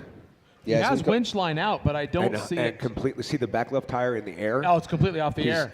He's the whole center section of the car is off in the air right now. I'm not seeing the winch line pull in at all when he was inside the car. It's under it. Okay, I got you. He was winching backwards corner to try to pull himself off the rock. Gotcha. Okay, yeah. Wow, great shots. Look at that rear tire. Oh, that tire's just not happy. Completely shredded. But still full of air, so it's doing its job at this point. But yes, not happy. So I'm just looking how far they've got to go before they can get back round to remote pit, and he's still got all of the tough trails before he can get round and get fresh rubber. That tire's just getting broken in. It's almost perfect traction. If it was a rock crawler, yes. Where do you think he's at right now, man? Right now, that guy's a rock crawler. In that car, too. So, right, what's he going to do here? We see he's just putting that winch away. Probably thinks he's off of it now. Or he is off of it now, and he was just messing up the winch line that he drove over. Probably the smart thing. He's being patient. He's not rushing. He's not. You see people start flailing right now, and he's not. He's cool, calm, collected, managing his business, doing his job. He's killing it. Yeah, he's absolutely rocking it. So Paul Wolf has been in the car now for 8 hours and 40 minutes. And that tire is shredded. it's shiny belts shredded. There's a lot of shininess shining off that tire, and the other rear doesn't look much better. Looks like it may have a little bit more tread on it. Yeah, that shows So how Dave, hard they're working these cars down in Ball Pain. So Dave, according to my tracker, I'm seeing Lauren right now dropping off Tumbleweed right now. So how far away driving-wise do you think these... Racers working with racers. Time is money. There's no easy way to build it, retrieve it, or transport it. Helicopters are the cost-effective solution. HP Helicopters solves complex problems with helicopter solutions. What usually takes weeks or days, we can accomplish in hours or minutes.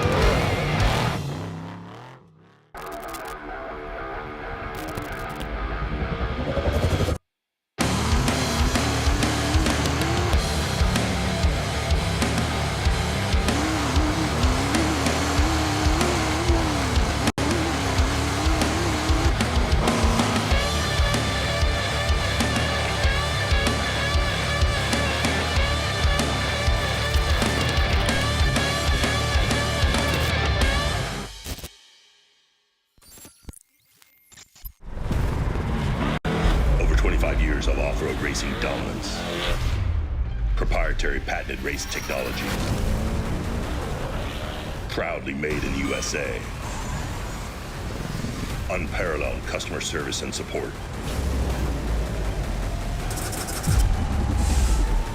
The choice of champions, King Shocks, the leader in off-road shock technology.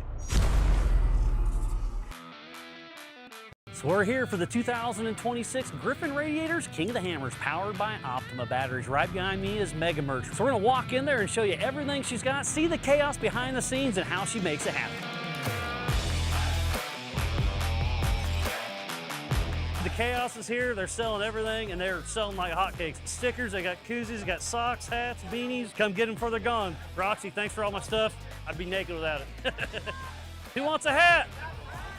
All right. And look at this, we got hoodies for days, we've got shirts. They're still printing stuff and bringing it back out here, but we got a great inventory, so make sure you come out and get some of the 20th annual King of the Hammer swag.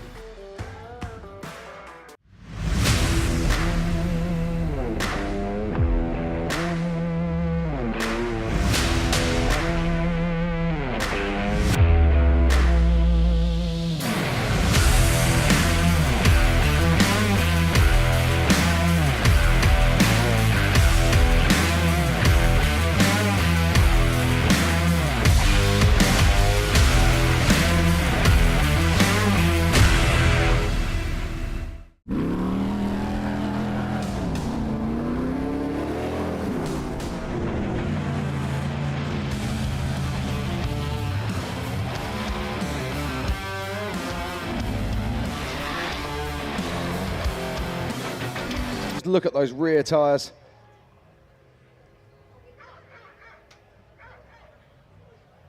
It just shows you how hard they were working these cars as they came through Bullpen.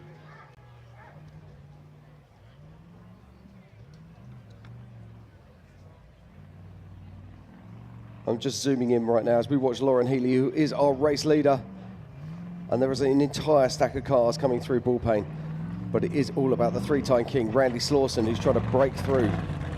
Yeah, Randy's in that mix right now, and if Randy keeps up this pace currently right now, Randy is set to grab a podium, third place right now, third place on course for Randy. We still have Lauren out here in front, and then behind him we have Paul Wolf, but Randy's on third place right now.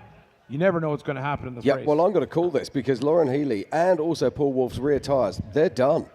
We've got an incredibly hard rock sections, and they have got to be doing, I'm just looking, I'm going to take a best guess, probably the best part of around about 20 miles before they're going to get back around to remote pit. That is so long. And Paul, we saw Paul, that left rear tire was definitely done. Still holding air, but absolutely shredded. We got Lauren Healy, his right tire looks like it delaminated a little bit and coming apart, but it's still still holding air. There's no point changing it until it's absolutely flat. Yes. But like Jim said, if they do lose that tire, then you're in a worst case scenario because then you don't have a spare and you still have to try to make it all the way up to remote pit 2. I think this is the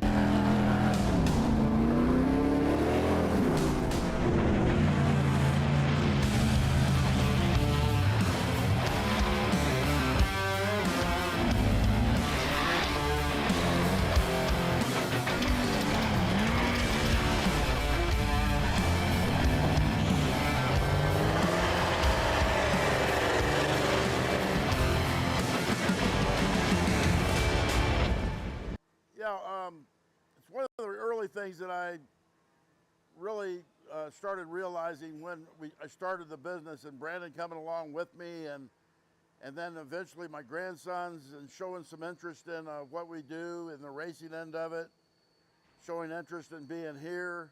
They're still in high school and young, and want to let them do whatever they want to do, but it has given us a lot of opportunities to grow our business beyond us and to our family.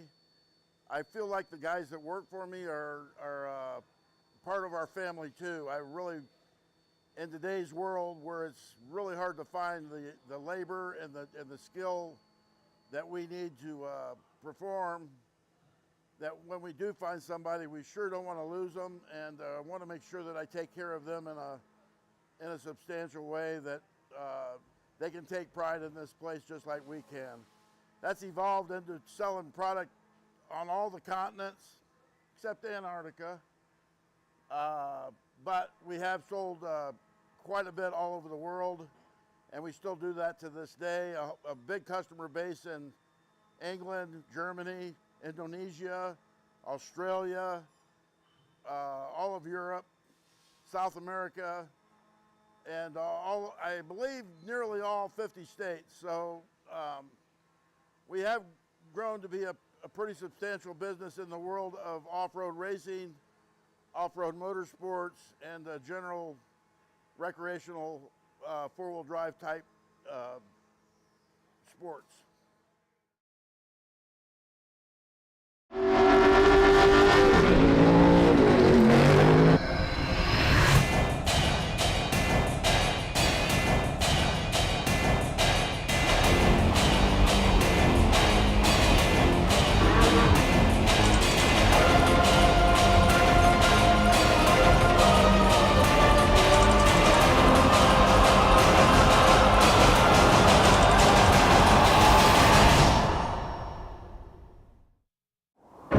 Every winter, Johnson Valley becomes the ultimate test bed, where man and machine are pushed to their limits.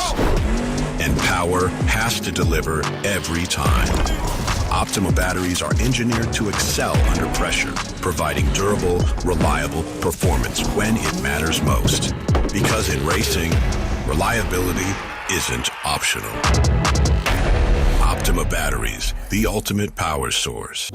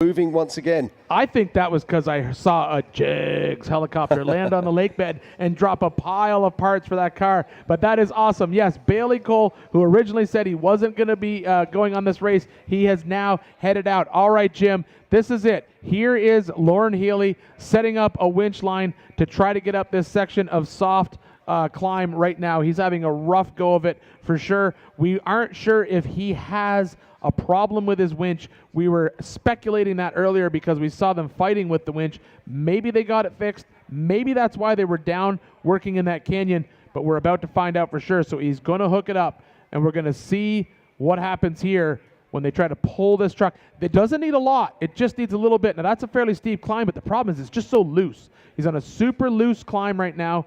All right, co-driver's out. Got it hooked up. They're pulling the winch cable out. Looks like he's trying to get a little bit more.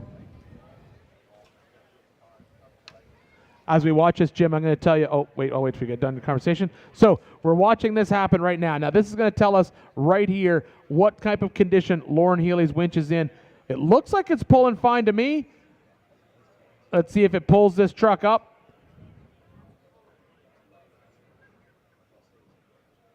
Oh, yeah, I think it's working just fine. They got a good anchor there. You can see the tires are just, it's so loose right there. So, oh, it looks like it's pulled off that one section. I think he's going to have to reset it. He's looking for a better anchor possibly. Or maybe a bigger strap. Yeah, you saw there that the strap actually broke, so they're going to have to work on that. But look at this. There's it is Mr. Randy Slauson, and he's sending out the side of this canyon. So this is where we saw our leaders just a few minutes ago. So yes, Randy Slauson, I believe at this point he has made it through the difficult parts of this trail, if I remember correctly. I think there might be one more little climb out near the end, but that is Randy Slauson, physically third on course. And as we watch Randy Slauson, I'm looking on the track and I'm looking back down into the bottom of Bullpain, and it is a car park, Ian. I can see Raul Gomez, I can see Darian Gomez, I can see Tom Ways, I can see Hunter Miller. Yeah, that's obviously the hardest part of that trail because now he's out of it. He's up on top. Yeah, so we have got Randy Slauson, who is now in a podium position and chasing our lead cars. This is absolutely amazing. This is why we come to Hammers. So this is where we saw Paul Wolf take that left-hand turn just a little while ago. So now Paul Wolf is here. So now what we've got is, and now we got Paul Wolf back in the car. We had Paul Wolf out of the car. And now that gauge above his steering wheel is not saying money, money, money. It's saying money. That's a bright red gauge to be looking down at. If I was Paul, I'd get some tape and just tape over that sucker, call it a day. Easier to not look at it. Don't even worry about it. Well, I'm just looking at it right now and just wondering, actually, is that the oil pressure gauge? Because if it was running with no oil pressure, I think we'd be seeing smoke and all sorts of things going on. No, sir. They will slowly seize. It just takes a little bit of time. As long as you keep them moving, they'll keep running. Okay, the interesting thing is that gauge is not moving at all. It's not changing to green, which I'd expect it to do as he increases the engine. Yep. So I'm not sure that that is his oil pressure. I think we'll find out when he comes back into town. If it's not his oil pressure, it's definitely water temp because it shouldn't be red like that. Oh, there it goes green. There it goes green. Yeah. I think I was right. I win that argument. We shall see. Oh, so this is where he is right now. Oh, I need to stop my stopwatch. So, because this is where, boom. So this is where we saw Lauren a little bit earlier. So that's out near Tumbleweed. Just double checking the tracker. Yep. So right now he is 15 minutes behind Lauren from where we saw Lauren come through this section right now. So now I'm going to start it again, and we're going to see how far Randy is behind him. Yeah, well, Randy's making his way to the top of the trail. We've already seen him do that. He's made the turn. Yeah, Randy's made the turn over onto Emerson. Yeah.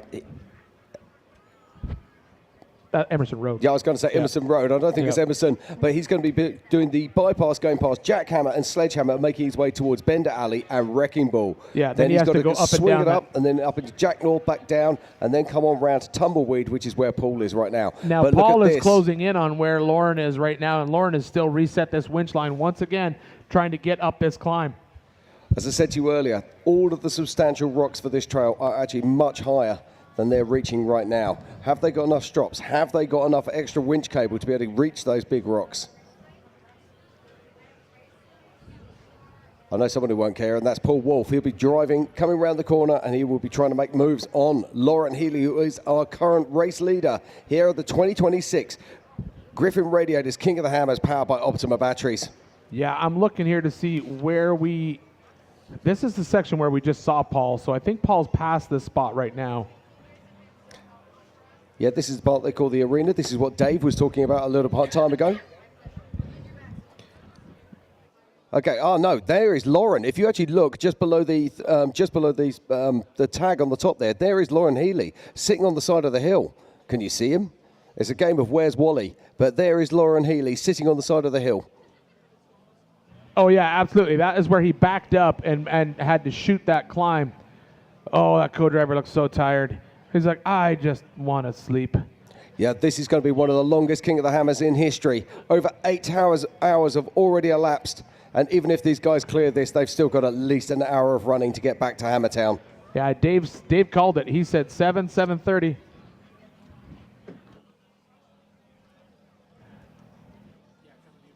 All right, so as we watch Lauren work his way up this climb, I'm hearing that Miles has got some more info for us down in the pits. Thank you, Ian. Yeah, I'm down here with SXOR Motorsports. Sky Johnson is coming through, but hey, stay here for just a minute, buddy. So what they did is they were pitted on the Gomez side of the start-finish, but on adjusted time that shuts off at 5 plus adjusted time. So they moved their pit all the way around, cross the start-finish, so they can for sure and go back out. And they're nodding their heads, giving me thumbs up. Good strategy. I love it. So that's pretty cool.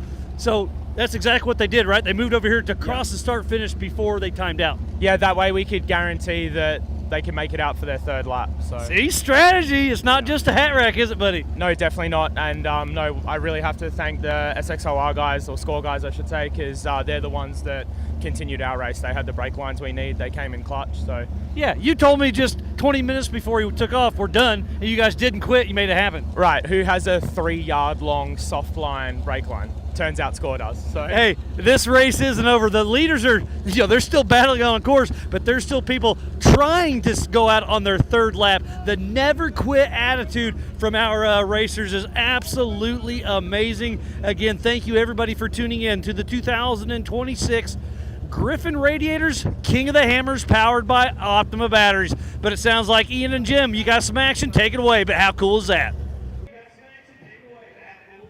Thank you very much, Miles. But look at this, Ian. Who is this? This is Paul Wolf. Paul Wolf has made some moves. Now, he is in this section of Laser Nut Alley right before her problem. So he is just behind where our current race leader, Lauren Healy, is trying to make that climb. The question is Paul going to have the same problems on that climb? And if he does, he's got to deal with that all by himself. He has indeed, and we cut back now. Somewhere there, yes, if you look in the bottom middle of your screen, there is the RTI car. There is Lauren Healy's Bronco, and they're still in exactly the same position we saw them in 5 minutes ago. You can see his co-driver, Jesse, is out of the car there and trying to find something to winch to. Looks like that winch line is going tight. And any moment now, there we go. If we look at the top of our screen, there is the second place car. That is Paul Wolf. Yeah, that is Paul Wolf making his way up there. Now we saw right at the bottom of your screen is where we saw Lauren basically make that back up to get lined up for that climb 2 or 3 times and try to hit it. So we'll see what happens with Paul when he gets into this mix right now. Does Paul try to make a pass in here? Does he try to take a little bit alternate line up that hill? Can he? I don't know. We're going to find out. If he ends up in the same situation that Lauren is in, he is going to have to winch. He's going to have to winch all by himself. So here we go, ladies and gentlemen. We're going to see Paul Wolf, the man who started in pole position this morning, and he's coming up alongside and behind Lauren Healy. Yeah, he's got to get a little right at the bottom right-hand corner of the screen where you see that little trail and then that shadow. That's where we saw Paul, or that's where we saw Lauren, sorry. That's where we saw Lauren make that turn. That's where they have to make that turn to get up into that trail, as Dave was saying, the trail they've never driven before. And this is just a bunch of really, really loose rocks. So Paul's going to have to come here. Let's see, is Paul going to come up and try to blast past Lauren on Lauren's driver's side, which I assume he's going to do, but I know he's going to have to take a couple of stabs at it. The good news is Paul, he's like a rock bouncer. He's going to hit that probably in third gear right out of the gate with all the cylinders trying to exchange holes. Okay, I've got some news for you. I'm just looking at the back of his car, and somebody's keeping me honest on this, so thank you very much. Paul Wolf hasn't got a spare wheel on the back of that car anymore. So maybe he did change that tire. We did see him stopped out of the car, so we can only assume that possibly he did change the tire, because the last time we jumped to his in-car, he wasn't. Oh, look at Lauren's right rear. Lauren's right rear is done. That tire is finished. If Lauren doesn't have a spare tire there, I think he does. We think he does, Dave. Okay, cool. We're assuming, because he does have one in the rack, we're assuming it's still good. All right, so here comes Paul Wolf making the charge up. He's making the charge up right here. Let's see what he's got. Can he? No, he's going to have to back in and do the same thing. We saw Lauren take 3 hits at this hill to get where he got in order to pull winch line. So let's see what Paul does. He's got to back up even further. Get that thing in second gear and let her scream, Paul. Come on, let's go. Get that thing up there. You can see it just working, trying to climb that hill. It's going, it's going, it's going. He's powering up the hill. It's going. I thought he had it. I thought he did. That's exactly where we saw Lauren stop. He doesn't have to back down from there. He can bump it from right there. Yeah, now look at that. That looks to me like on the right-hand rear as we're looking at that picture, that looks like a brand new rear tire to me. But that left-hand tire is absolutely destroyed. It's a little better off than Lauren's is right now. Absolutely. All right, here he goes. So Paul Wolf making his way up. Oh, he's on. There we go. He's working it. He's trying to get up it. He's going to back down a little further. This is the hard part for him, because if he has to winch here, he's got to do it all by himself. And it looks like Lauren's going to get out, change that tire. So we did assume right. That tire in the rack is still good. Now, I've got to call this. You're Lauren Healy. You've just done a tyre. There's no other place to change it. I can't move my car. I'm going to do it right here in the middle of the track. Well, so there's always got to be a little bit of fun and games going on out there, isn't there? Yeah, I think we're going to see Paul take another stab at it right here. So here we go. He's grabbed a different gear. Now, I'm just looking on the tracker here to see what cars we've got on lap 2, because now what I'm thinking is, who can they borrow wheels from? Come on, Are there Paul. other cars that they can take tyres from? Come on, I'm calling Paul. it, these guys are going to need them. At this point right now, it's all about this man right now. Speaking of tires, he's absolutely abusing these tires, trying to get up. This is exactly where we saw Lauren get stuck and have to get out and pull winch cable. Is Paul going to do the same thing, or is he going to back down and try and hit it again? Nope, it looks like he's getting out. Smart move. But the big news here, okay, so now Randy is still, I was about to jump on the tracker and say Randy's still a little bit further back, but Jim, he's really further back, because according to my tracker, he's stopped. Yeah, no, I've been watching this. So Randy has actually come to a stop on the trail. He's been stopped now for around about 2 or 3 minutes. But I've been looking back down the trail as well. So here we go, Paul Wolf. That's the stock bypass he's stopped on too.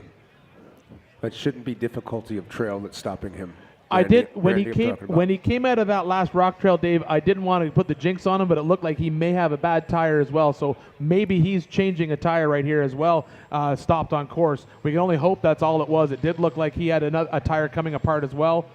But right now, speaking of tires, we're looking at Lauren Healy changing that right rear tire. Paul Wolf trying to pull winch cable out the front of his car so we can winch up this sandy section.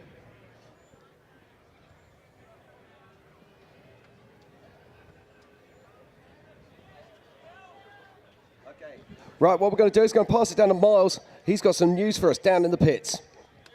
Good? We good? All right, thank you, Jim and Ian. We have Shabs Piercy, who finished the Can-Am UTV Hammers Championship, and the UK of Shabs is about to head out. You're a wild man. What are you thinking right now, buddy? Yeah, I heard there was this big race on, so I thought I'd take part, join in a little bit and show out, do dumb stuff. That's why we're here. That's why you're here, and you're watching them battle out on that same course you're getting ready to head out on. Man, are you excited? You nervous, or you're just glad to be here for the 20th anniversary King of the Hammers? Yeah, we're just here for a laugh, but Dave just came up and told me that we could finish this race, so I'm looking forward to checking out what these guys are messing around at. I love it. Well, it's going to be it's going to be a lot of troubles out there for you, but I'm excited to see how you do it. Good luck, best of luck. It's going to be fun to watch. We'll be following along for quite a while. But man, how much awesome action is on there on course as we speak. All right, we got a taker. He's heading out for lap number 3 in a UTV. We'll see how it plans out. Good luck to the UK of Shabs Piercy. Thank you very much, Miles. Great to see Shabs Piercy from the UK out here racing I think he's personally insane. Oh, but that's absolutely, Jim. I completely agree with you on that one. That is an absolute insane thing to do after watching. You just by watching the live stream, you would know that's absolutely crazy. But look, you're here. You're at King of the Hammers. You're at the 20th anniversary. Why wouldn't you get out there? Now, here's a fantastic shot. So this is from in-car with Paul Wolf. Now, check that out. We got a green light in the center of that dashboard, Ian. Well, I think it's because he's pointed uphill, and so the oil sump's picking up whatever oil is left in that motor, to be honest with you. I'm assuming it's a dry sump motor. I don't know, but been watching that center gauge go red, red, red constantly. We're assuming that's oil pressure. But yes, Jim, you are right. Right now, it's happy. Right now, it looks very, very happy as Paul makes his way back down to engage his winch and try to winch his car up this trail. Through his window, we're watching Lauren Healy change that tire. Yeah, Paul's got one of these new worn Xenon. Xeon is what you're trying to say. Well, you can call it either way. Depends where you come from. Oh, good news, Jim. Good news. 4448 moving on tracker. Fantastic. Yeah, so I think honestly what we saw him come out of that rock trail, and it did look like he did have a not flat tire, but a possibly damaged rear tire, and it looks like he stopped about the same spot where we saw Paul Wolf stop, and it looks like Paul has changed his tire as well. So right now, Randy Slauson, physical third, moving on course. He is about to drop into Bender Alley, according to the tracker. And now, Jim, look, now that gauge is going red, red, red. Here we go. So Paul Wolf is winching and driving and trying to get past Lauren Healy for the lead in this race. But you can see how tough this is. Very difficult day to be out on this course in a single-seat vehicle with the amount of winching these guys have had to do. As Jim has said, this is probably the most amount of winching we've seen, specifically in our 4400 cars out here on course at all today. So absolutely amazing to see Paul still pushing hard through this pack. Lauren Healy currently physically first on course. Paul Wolf about to make the pass on the strap as he's pulling himself up over, but we're still waiting to see physically third on course, Randy Slauson. He's not right in the mix quite yet. He's still possibly about 15, 20 minutes away from where our leaders are on course right now, but he's making very good pace through those rock trails. Yeah, I've got to put a massive shout out to the internationals that are watching this race. I've got friends in Portugal, Holland, Germany, France, just to name a few, who are texting me constantly about this race. This is such an international affair. It's not just America. The whole world is watching King of the Hammers right now. Yeah, as we watch Paul get winched up to the top of this trail, he's now going to get out of the car. He's going to have to get his winch cable unhooked, get it stowed back away, get that strap back in the car, and then he will officially take over the lead here at the 2026 Griffin King of the Hammers, powered by Optima batteries. This is our Griffin Race of Kings today. I'm just going to say this. So let me get this right. In King of the Hammers, we've just seen a winch. We've just seen a pass for first place using a winch, yeah? Yes. Well, technically, I'd say they're on the same spot. With a single-seat racer doing it. Single-seat racer doing it, absolutely. Pass for the lead on a winch, and this will not be the last time he's out of the car. Okay, he's just told the media there. Yeah, get out of the way. Out of the way. I'm coming through. Yeah, he said he gave it. I didn't know he was driving a Dodge. He gave it the old Mopar. Move over. People are racing. So here we go. Paul Wolf, he's been putting his harnesses on right now, be putting down his door net. All the time you can see Lauren Healy and his co-driver trying to fit this tyre. Now, are they having a problem? You can see there. I think maybe they are, Jim, because this has been a very, very long tire change for them. It looks like they now have the new tire on. I can only assume.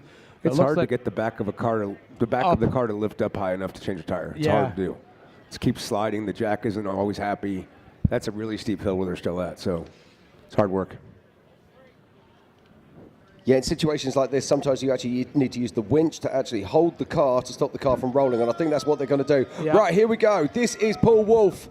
Yeah, Paul Wolf right here making the physical pass. Now Paul Wolf physical first on course in his car. He hasn't hit the checkpoint yet, though, that he needs to hit up here. So while he's up the climb, he's not through this section by a long shot.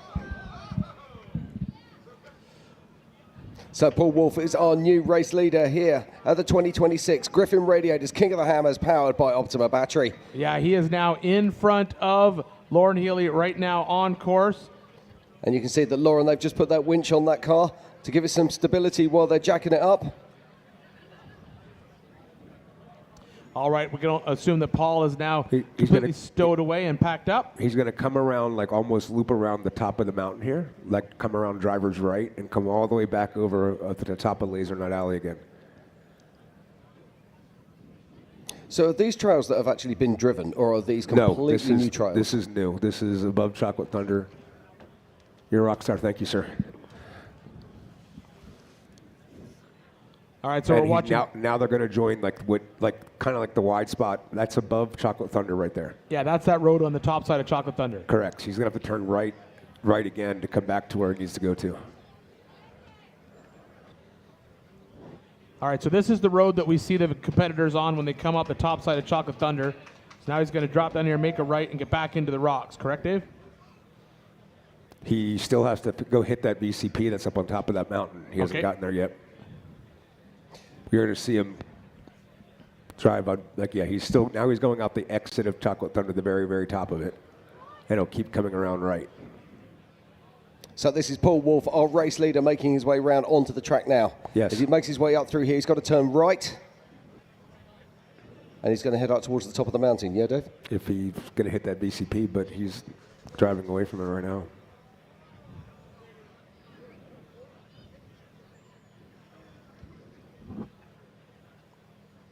So as we watch Paul Wolf. He's got to turn back to the right now.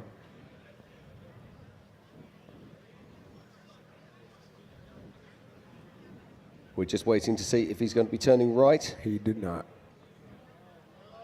That's definitely an RCP. It's a 15-minute penalty. It's not the disqualification.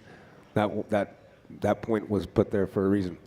Well, we will let Race Ops sort that out later on, but right now you are watching Physical First right now on course. This is Paul Wolf. He's now pulled away from where we saw Lauren Healy. Lauren Healy's still working on getting that tire back on that car, but the bigger story here is where is Randy Slauson? Because he should be, he's still working his way down Wrecking Ball according to the tracker. All right, so right now we are chasing Paul Wolf through this section of the race course. Current race leader right now, Mr. Paul Wolf out on track. We watched Lauren Healy, unfortunately, have to fight to get his winch to get his vehicle up, and he's trying to change a tire. We don't know what status he's at with that. We know that Randy Slauson is working his way up, physical third on course. And then aside from that, Jim, I don't see anyone else who's made it up through that mess of a trail that we were with before. Yeah, no, I'm just looking back down into that trail. I can still see that Tad Dowker is stationary. I can see that 41, which is, of course, Josh Byler, is also, it's not showing it red, but it's showing us like a shadow. So I think he's also stationary, and everybody else below is showing stationary. Yeah, I don't see anybody moving at the bottom of that course. I do see some, Jim, if I'm zooming in here, am I seeing what I think I'm seeing? Am I seeing somebody on lap 2 that took a wrong turn? It does look that way. It does look like that's how Pip Justice ended up down there. We were wondering how Pip ended up down there. I think Pip took a wrong turn and ended up down on that section of course because Pip, according to my tracker, you're still on lap 2. So I think we may have made a wrong turn. But right now we are following our race leader. This is Mr. Paul Wolf right now out on track. Paul Wolf has made the pass on Lauren Healy to take physical first position on this race course. Yeah, we know he's missed an RCP, but this could be tactical at this point. Let's not forget, he has not got a spare tyre, and we know he's running with that wounded rear right-hand side tyre. Now, I was just talking about this a little bit earlier. There might be other cars on course that he could possibly borrow a wheel from. A lot of these guys run a very similar PCD on their wheel hubs. And I'm just looking there. There's car 97 just further around the track. There's Lauren still working on that. It looks like maybe they could possibly be re-racking. I'm trying to see what they're doing right now. It's hard to tell from this angle. Yeah, I think you could be right there. It's certainly somebody at the back of the car. But Jeremy Hammer's round the track here. Now, is it possible that Paul Wolf could pick up a spare wheel, or will he just keep pushing on? JP Gomez is right there as well, I believe. So 86 is Marcus Gomez, who would be round at Clawhammer, and that will almost certainly have exactly, because that is another UFO car.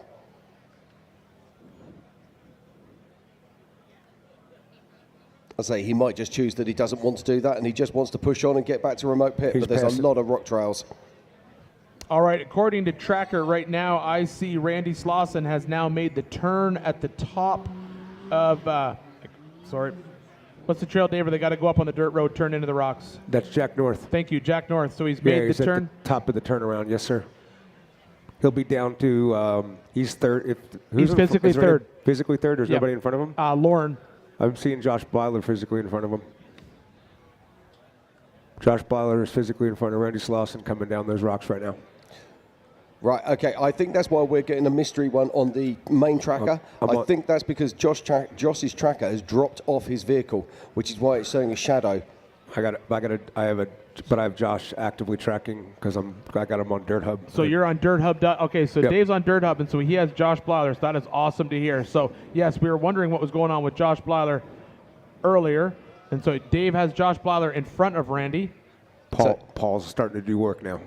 Paul has gotten into 5 minutes. No, Paul is still in Dirty Love going uphill. Look at the state of that rear tire. Can he make it work? Can he make it stick? It's a big ledge. Oh. Yes, sir. Yeah, look at that. What Good a wheel work. man this man is. Unbelievable driving here from Paul Wolf.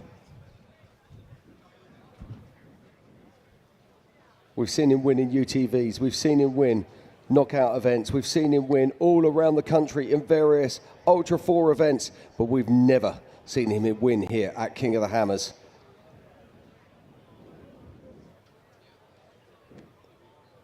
So Paul Wolf making his way up through Jack North right now. What a drive this man is doing. He is absolutely incredible. He's single-seating this. He's Iron Manning, the toughest King of the Hammers of all time. Yeah, so we have him moving up through here. I think we still have Lauren stuck where they were changing their tire. As Dave said, we have Josh Blyler is physically third on course with Randy Slauson right behind him.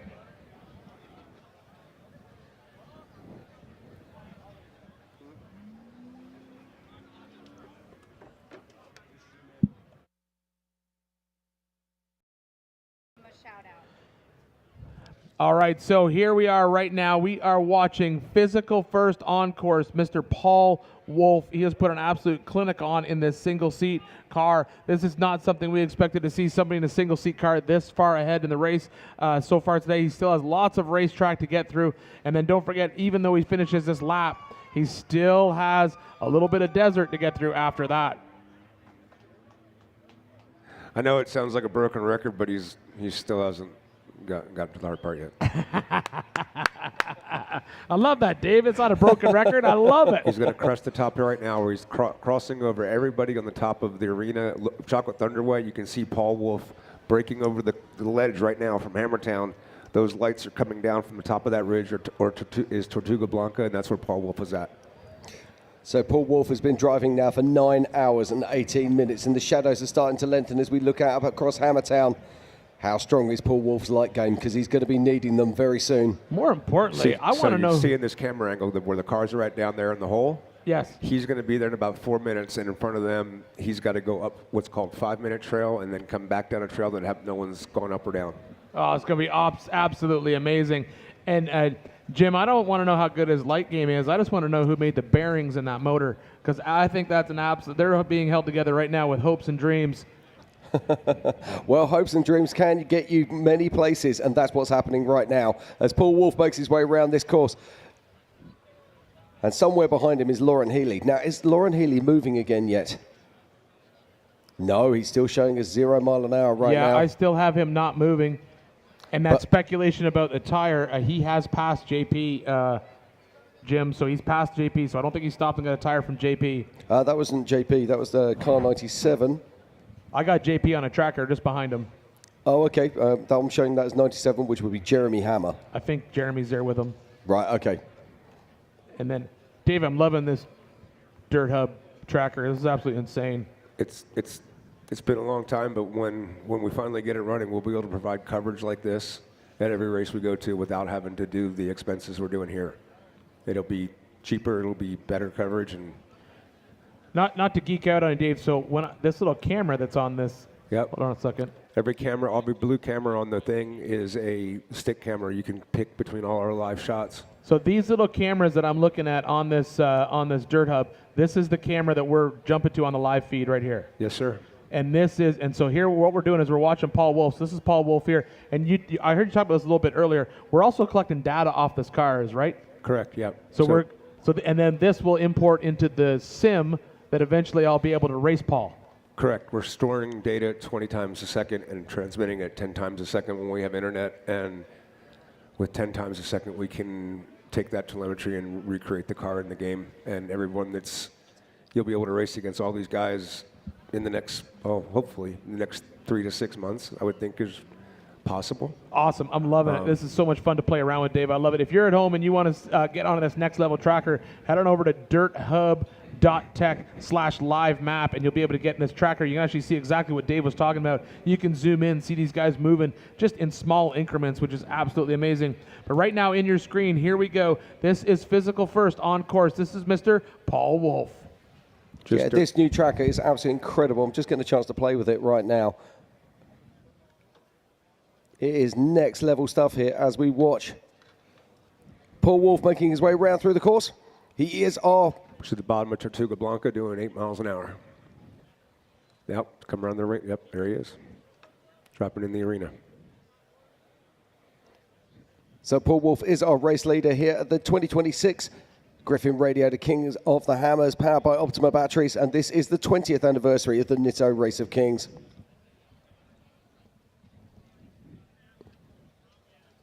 Got to get one wrong occasionally. I'm fine with it, giving props to Nitto. Nitto sponsored us with our title sponsor for a long, long look at time. this. This is Lauren Healy back up and running again.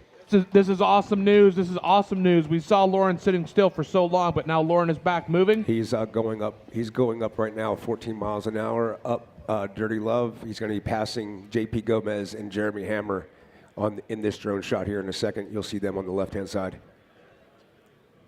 And this is where we saw Paul just come through a few minutes ago. Yeah, that you called Dave. I believe that's JP's car up there with the lights on. As we watch Lauren Healy make his way through this rock trail, chasing down our current race leader, Mr. Paul Wolf. But behind him, Josh Blyler and Randy Slauson.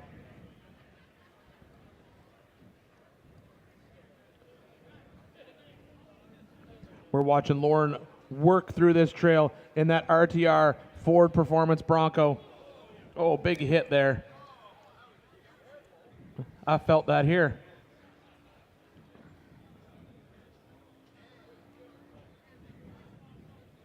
You can see he's got that fresh tire on the right rear. We saw that it was absolutely shredded. They've been able to change it, get back on course, and now he is on the hunt for Mr. Paul Wolf.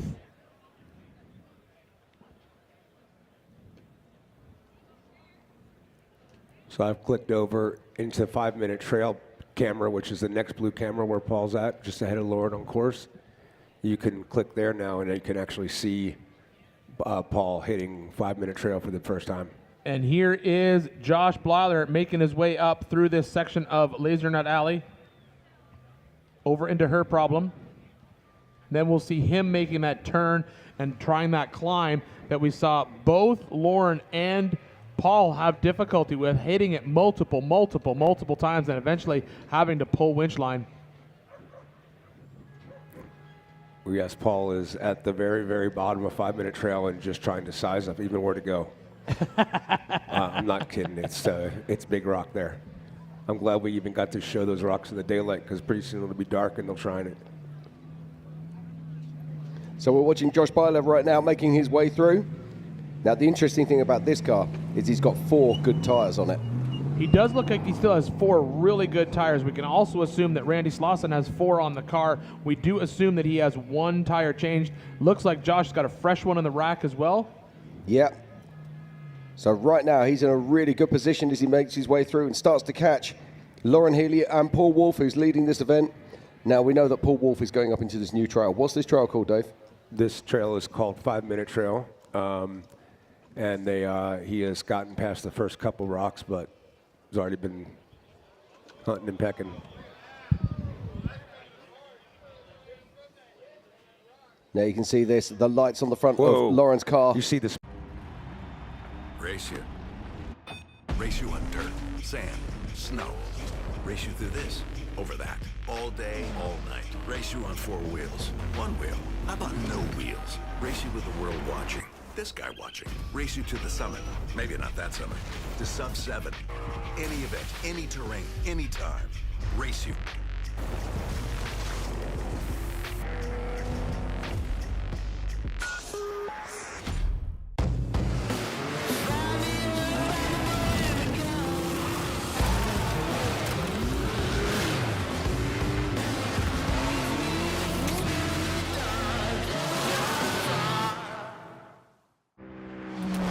Heard the fable about that old cable car doing 100 miles an hour beneath the local radar. And it's inches from the finish, so you better play it hard. To make the rash decision, now it's time to take charge. And it's death to the loser, but to win it or not.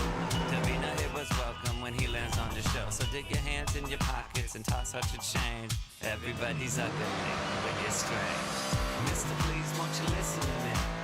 I saw myself for a kiss on the cheek. Whenever someone asks, "How was your weekend?"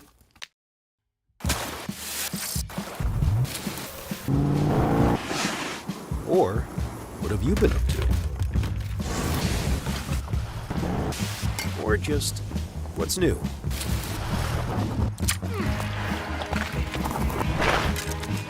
Have a good answer. Just do what you love. Toyo Tires.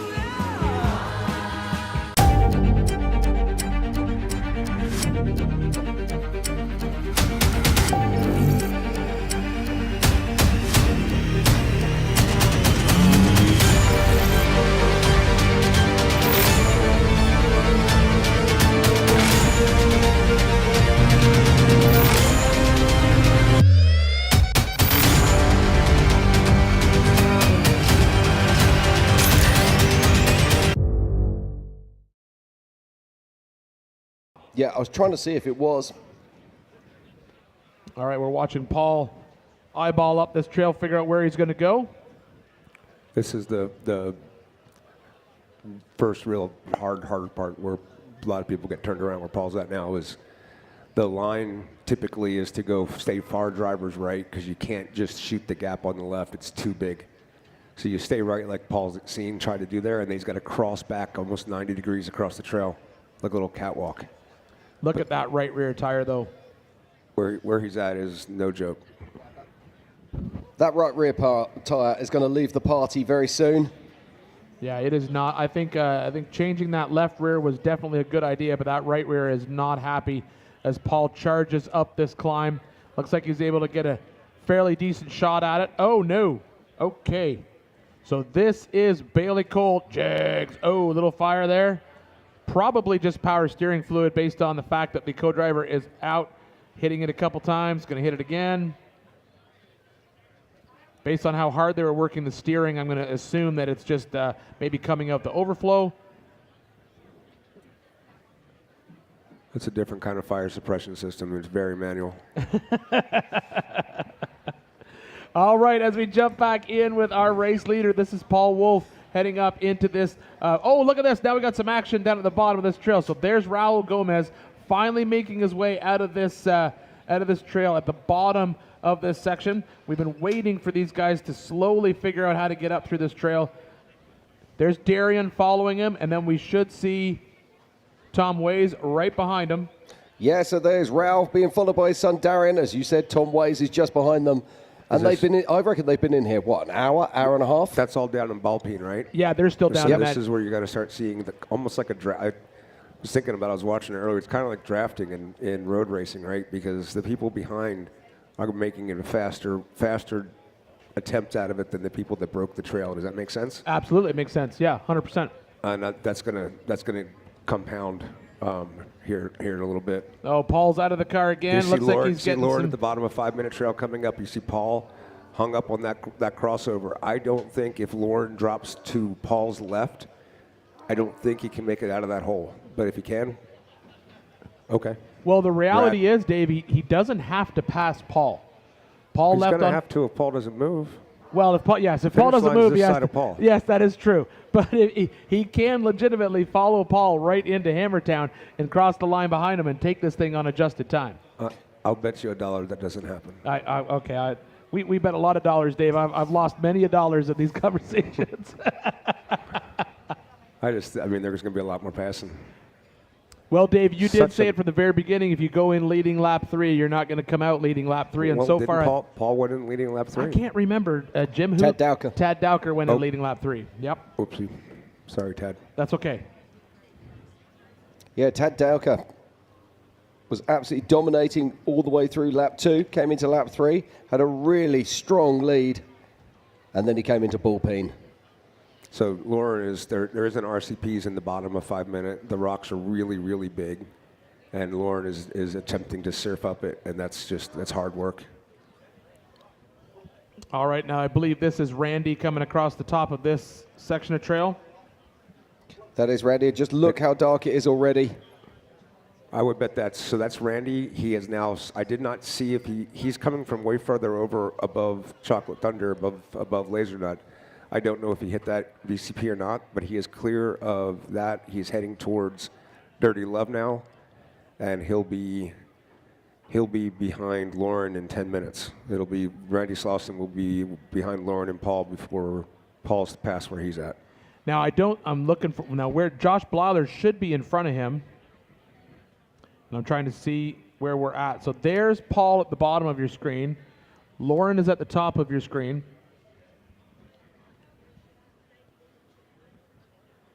Now, based on where we saw Randy, Josh should be in this mix probably in maybe 5 minutes, if Josh is still in front of Randy.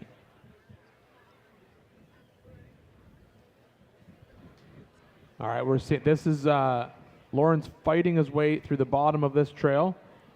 Paul is up on the winch line trying to winch himself up into this trail.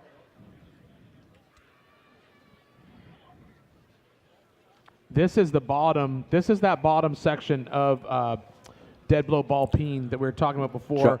I believe that's, from the looks of that car, I think that the bottom I don't know, but the next one up, I think that might be Dan Fresh. There's Pip up there to the right. We're assuming that he made the wrong turn. Josh is climbing out of Laser Nut Alley right now, so he's definitely behind Randy. Randy is 16 miles an hour heading up Dirty Love, 9 miles an hour now, getting ready to pass where JP was at and Jeremy Hammer. And Josh is working his way to the top of Laser Nut, it looks like right now. In fact, at 17 miles an hour, he must be clear. Now, I'm getting some information come through. I don't know if it's true or not, but someone's saying to me that Randy didn't go up the same hill as we saw, the hill that we saw Lauren Healy climb and Paul Wolf climb. I'm being told that Randy missed that hill. Now, I don't know if that's true or not, and that he's now ahead of Josh. The hill is not a line, but so if he went up Chocolate Thunder, that's a problem. I doubt he went all the way down Idle Issues. But there isn't a set trail between the top of her problem to that checkpoint. So he's got to find, he finds his own line. It's a free-for-all to get from. No one drove it. No one practiced it. We walked it 3 different ways. We knew it could be done. But if we drove it, we would have given them the line. Yeah. So if Randy has a different line, that's totally good. He just has to. He had to. You just dropped an RCP. Got to hit that RCP. He had to get from Laser Nut Alley to the top of Chocolate Thunder without going on Chocolate Thunder. Gotcha. Okay. Right, here's Paul Wolf on the winch. Paul Wolf is in this winch spot. Lauren Healy was well below him not too long ago. Now Lauren has caught up with Paul. This is where Dave was talking about before. Paul was just to the right of Lauren, and he was on the winch originally. And Dave was saying he doesn't think that if Lauren gets into this hole, he's going to get out. So the question is he going to go up that line he's facing right now, Dave, or is he going to back up and go over where Paul was? So this is the battle for first and second place here at the 2026 Griffin Radiators King of the Hammers, powered by Optima Batteries. That is Paul Wolf, who is our lead car right now, being chased by Lauren Healy. And as we're sitting up here on the stage and the shadows are lengthening, a big shout out to Dang Brothers for the wonderful pizzas they've supplied us. And look at this, is Jesse getting out the car one more time, going to be winching. Now, if I was Lauren, I'd be turning my lights off because nothing worse as a co-driver than staring into those. But check this out. It is the 4448 of Randy Slauson. He is in the bottom of 5-minute trail. He can now see Lauren and Paul. And I'm just trying to have a look at that tyre on the back of his vehicle there. I don't think that tyre's been off the... Has it been fitted? I mean, we can only assume that was why he stopped. He was stopped for a fair amount of time just on that stock bypass trail. So we are assuming that he had a flat tire. It's definitely hard to tell because Randy doesn't use a strap to hold that tire down. He uses that center Acme thread, basically a big wing nut. And so it's hard to tell if the tire's flat because there's nothing squishing down on it, right? Yeah, absolutely. But it's Randy Slauson making the moves now. And somewhere just behind him should be Josh Byler. So it's 2 IFS cars ahead of 2 solid axle cars. And in this top 4, there are 3 Kings. Yeah, we're watching Paul Wolf work his way up through this trail. I think Lauren heard you. He turned his lights off. So the lights are now off on Lauren's car as the co-driver is out trying to find a winch anchor as Paul Wolf at the same time is trying to fight his way through the top of this trail. I misread the tracker. Randy is still at the top of Dirty Love. He'll be turning and coming down Tortuga. Those will be the next lights coming down the mountain.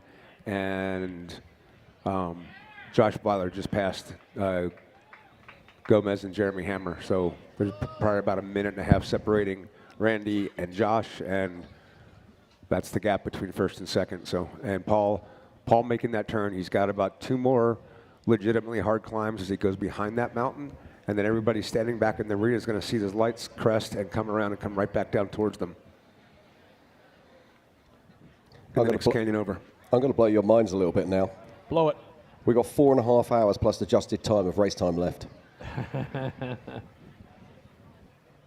That's pretty crazy, huh? We're still looking at the race cars here for the lead vehicles trying to make their way around this lap 3. So Dave, once they get out of this trail section, is there any more new trails after that, or they would drop it back onto lap 2? We have not run. I think it's called Misery Mile. It's the trail to the right of Clawhammer, to the right of Daydreams.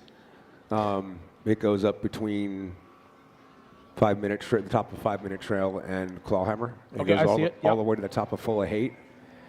That trail is not necessarily that hard, but it's very steep. Three-wheel climbing won't happen on that trail. If they're down to 3 wheels, they won't make it out that trail. Gotcha. Okay. Probably even winching, they wouldn't make it 3 wheels. It's really vertical, really loose. And that's 4 wheels, they should be able to drive it. And then that's the next sort of new trail for this lap, correct? It's the last hard trail of this race. Okay, excellent. Good to know. So we're right here. We're watching current race leader Paul Wolf make his way through the top of this trail, this 5-minute trail. Right behind him is Lauren Healy, second place car. Sneaking up behind them is going to be Randy Slauson and Josh Byler. Truly amazing drone shots. He's going to go about another 150 yards up, and then he's going to get to a really difficult, tight climb.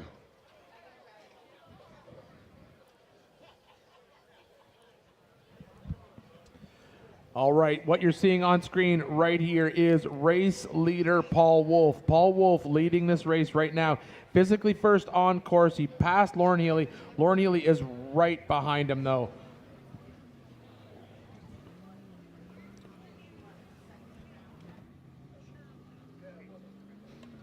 Okay, we were talking earlier. We're saying, is Paul Wolf's light game strong? I think the answer to that is yes, it is. Look at this, fantastic images.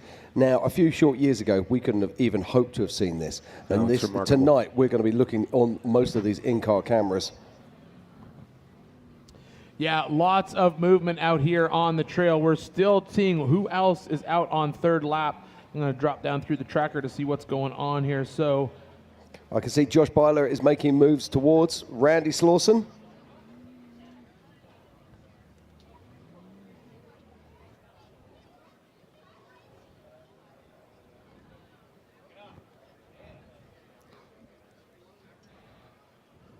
I have John Webb still out. He's about to drop down into that dead blow ball peen section, Jim. Above him, let's try and get another one on here. Tad Randy Dowker. Stopped. Oh, I sorry, believe Randy stopped. Maybe it might be just a tracker thing. We'll find out here in a few minutes. Yeah, here we go. This is Josh Byler making his way down. Well, it must be a tracker thing because he's frozen at 8 miles an hour. I was going to say, Can't I be have him frozen hour. at 4 miles an hour. Yeah. He ain't frozen there, sir. And this is right about where we were showing. Right where Josh is at is where Randy's tracker was showing. Now Josh is going to turn right, going to drop down into the arena as well. He's your next entrance into the arena, and he will come on behind Paul, Lauren, and Randy into 5-minute trail. I'm just trying to see. I can't see Paul Wolf on my tracker at the moment, but that doesn't matter because we know he's still running hard. He's going to be up at the top of the 5-minute trail. There he is right there. And that's the big climb. From there, he goes about another 200 yards uphill, and then the trail continues uphill to the right, and he's going to turn down here to the left. I'm fairly certain at this point he'll be the first one to ever turn left and go down that hill. Oh, you can see that drive shaft just throwing rocks out from underneath that car. You can see the sparks coming out. Yeah, okay. I think he's going to get out and pull cable from there. Yeah, it looks like you're absolutely right. And So Paul Wolf is getting out of the See how vehicle. his lights are lighting up the huge rock that looks like a house above it? Mhm. That's actually the hard climb. When he gets from there to that rock, then he gets by that climb, and then he is almost at the top of the trail. Then he has to come down the other one.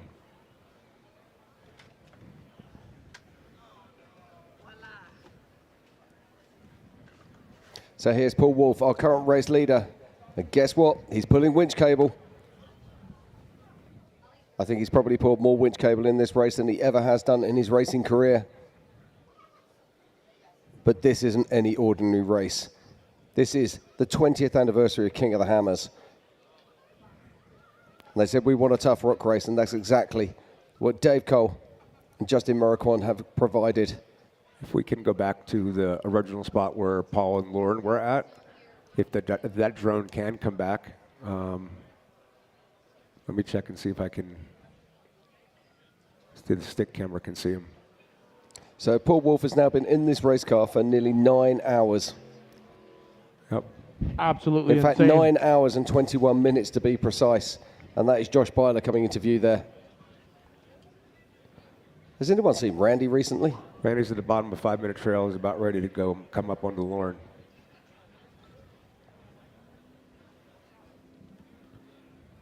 Randy looks, yeah, Lauren's still ahead a little bit.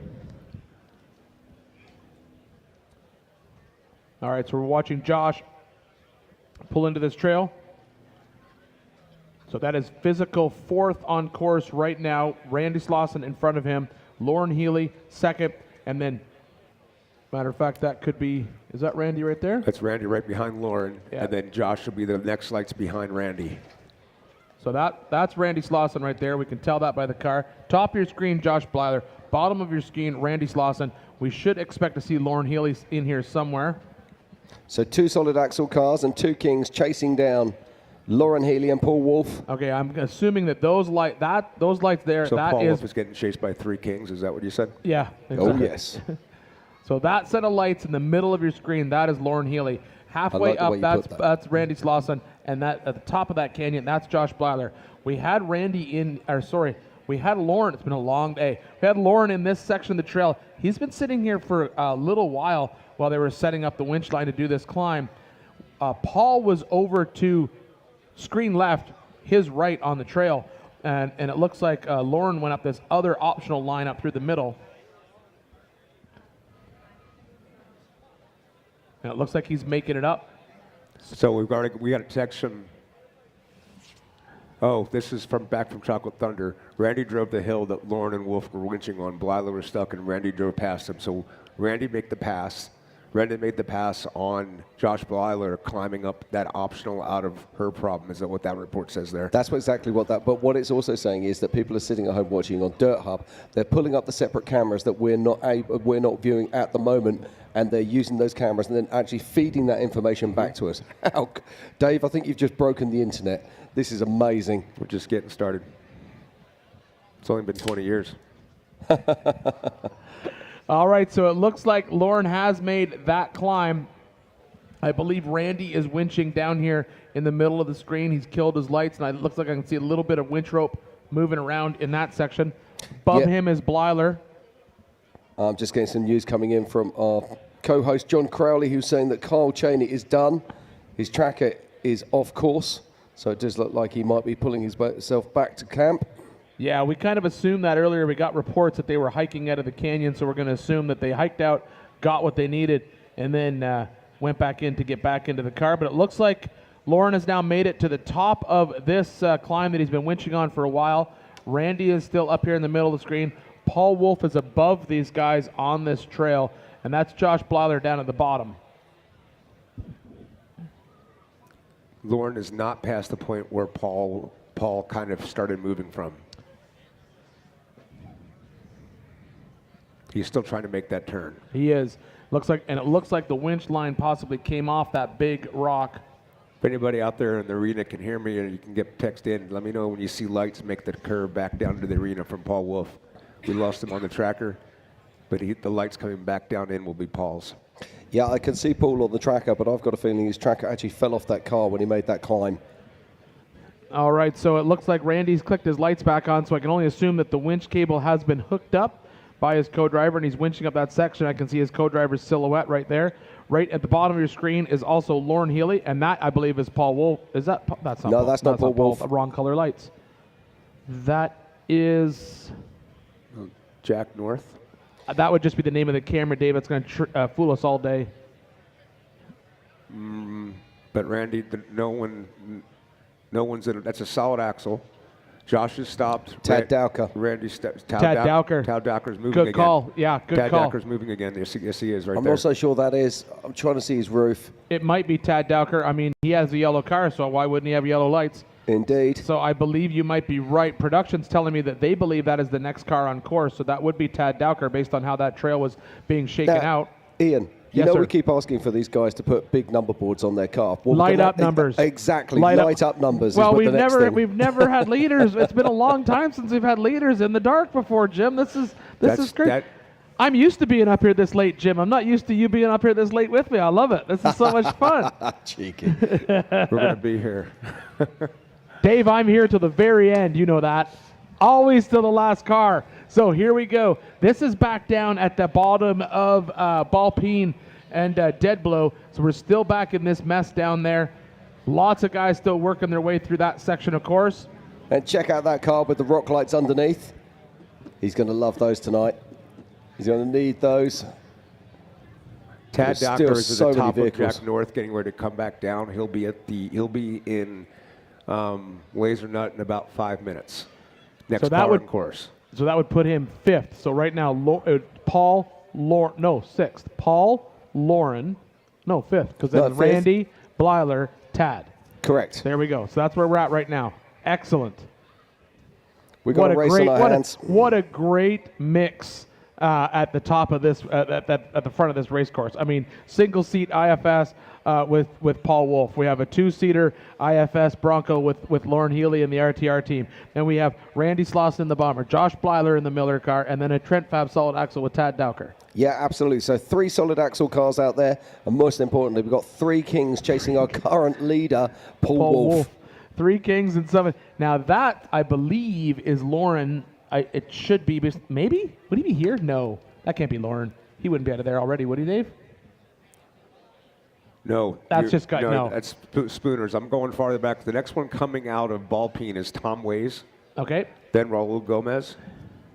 And if I am missing a tracker here, we'll go back and search this in a second, but I'm definitely seeing these guys here. Raul Gomez and then Darian Gomez have cleared the hard part at the bottom of Ballpeen. Yeah, we saw them basically doing that big climb a little bit earlier on camera, so they're moving together as a group. And that might be, is that Tad? You got John Webb and Dan Fresh No, that's dropping not in the Tad. top of Dead Blow right now, getting ready to join the party. We're trying to see who this is. Very hard to do. But this gives you a great perspective of what these drivers are seeing when they're driving through these rock trails. All you get to see is a great big old rock that you're going to have to drive around. Hey, there we go. That is kind of a light up roof there, Jim. Yeah, just getting some news come through. Cameron Steele has 2 broken differentials and will not be able to continue in this race. Tough luck for Cameron Steele. Just absolutely sorry for him. He's been trying so hard. out there assassinating that desert. Yeah, he's not doing any more assassinating tonight, though. Now he can come back to town and join my team, the Desert Assassins. So this, I believe this is Tad. I could be wrong. I'm trying to figure out where on course we are. That might be Tad. No, that's Tad right there. So I'm assuming that's Tad Dowker right there. It's hard to tell in the dark. Jim, what do you think? Bets. I think that's Tad Dowker we're looking at right there. Too. Definitely. Yeah. So that's Tad Dowker working his way into that trail.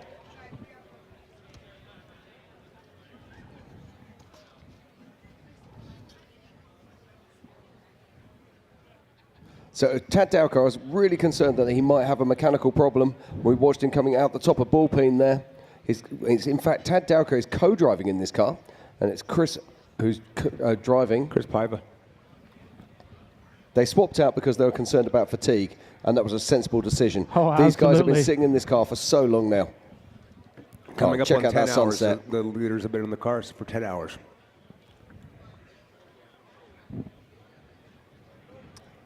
Officially, course closes at 10 o'clock tonight, plus adjusted time. Who is going to make it back down to Hammertown? Who is going to be crowned King of the Hammers 2026? Right now we have 4 or 5 cars in the mix at the front of this pack. So we have Paul Wolf in the lead right now, physically first on course. Right behind him, Lauren Healy. And the last time we checked, we then saw Randy Slauson, Josh Blyler, and now Tad Dowker moving through these rocks. So that's our top 5 right now, making their way through these rock trails.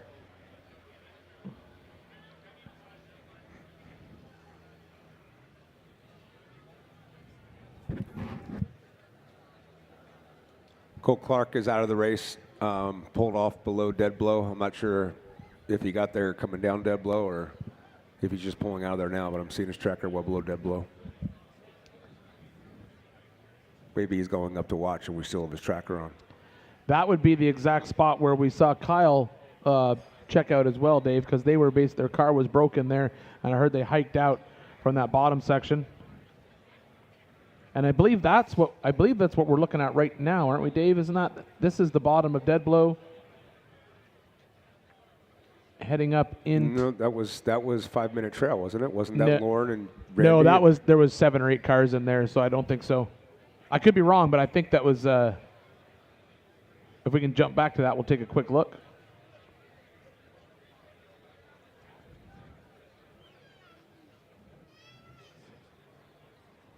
I don't think so, Dave, because look at the top. 1, 2, 3, 4. Well, if we can figure out a car number on that. That's not Randy's car. Yeah, this is the bottom. This is down at that bottom dead blow Ballpeen area. Is that Josh Soul? Yeah, I think it is. And then I can't see the bottom of that. Eric Wicks. That might be the top of Outer Limits. Top of Outer Limits has got some traction up there. Right, there's a lot of people getting out of the top of Outer Limits right now. That might be that. Production's feeding in my ear and telling me that's the bottom of dead blow as it kicks into Ballpeen there, Dave.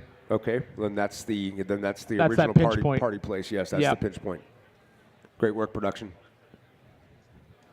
Yeah, I'm just being told by our production team that both of the Gomez brothers, Raul Gomez and Darian Gomez are just exiting Ballpeen. Here is our current race leader on screen right here. This is Mr. Paul Wolf. So there's a quick glimpse of lake bed in the background, but he's making the climb right now.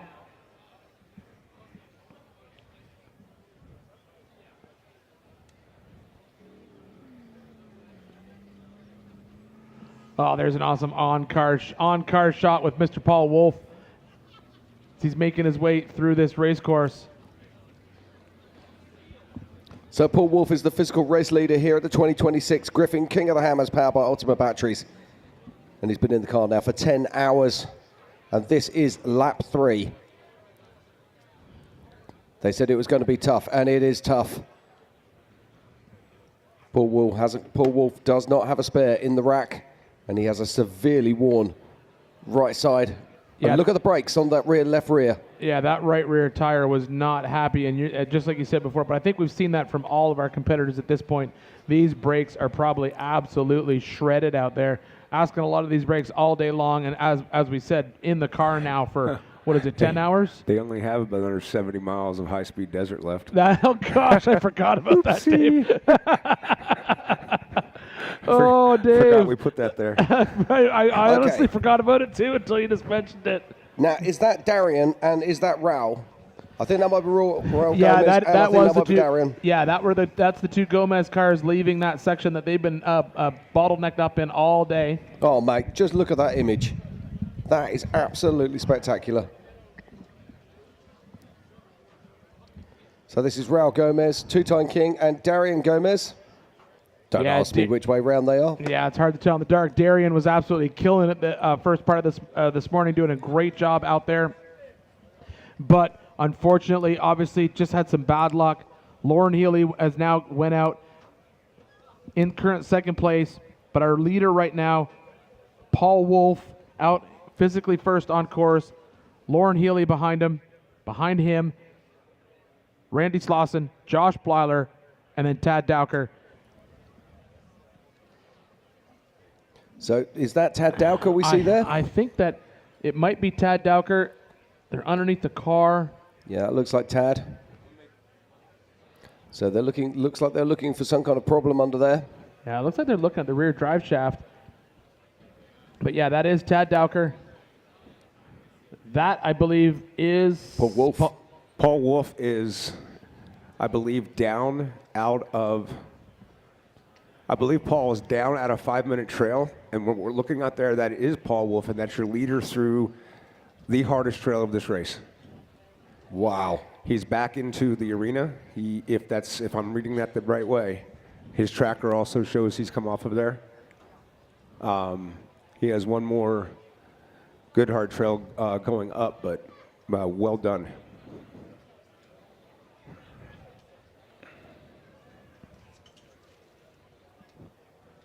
So this looks like our leader here at the 2026 Griffin King of the Hammers, powered by Ultima Batteries, and it's all about Paul Wolf.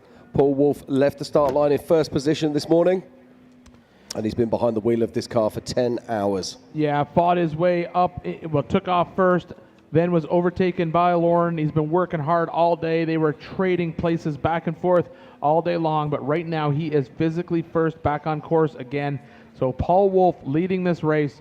He didn't lead it from the very beginning. He fought hard all day long. He was chasing back and forth, trying to fight for position, but right now he is leading this race here in Johnson Valley for the 2026 20th anniversary of the Griffin King of the Hammers, powered by Optima Batteries. Based upon Paul's onboard, he's not cleared that section yet because he's still booneying, trying to get back down. Let's see if we can see here where he's at on the tracker. And no, he has. He is already cleared the arena. He is heading over. Now he's got one more lap 3 trail, and then he heads back through Aftershock, check me in, check me out, Highway 1920, Emerson Lake Bed, 70 miles of desert, 65 miles of desert, and back. And back into town. Yeah, but the one thing he'll be wanting to get to is that remote pit, all to the remote pits out there, and he'll want to re-rack and put some tires back on that car. He will have that opportunity. So how many miles do you reckon he's got before he gets to that remote pit, Dave? Got about 5 or 6 miles, but all rocks. With one good climb, and that's about it. Unless he was, I don't know if, I'm sure with that much horsepower he could climb Big Johnson on 3 tires, but hopefully he doesn't have to. If he can get up Big Johnson, then he can come all downhill into the pits.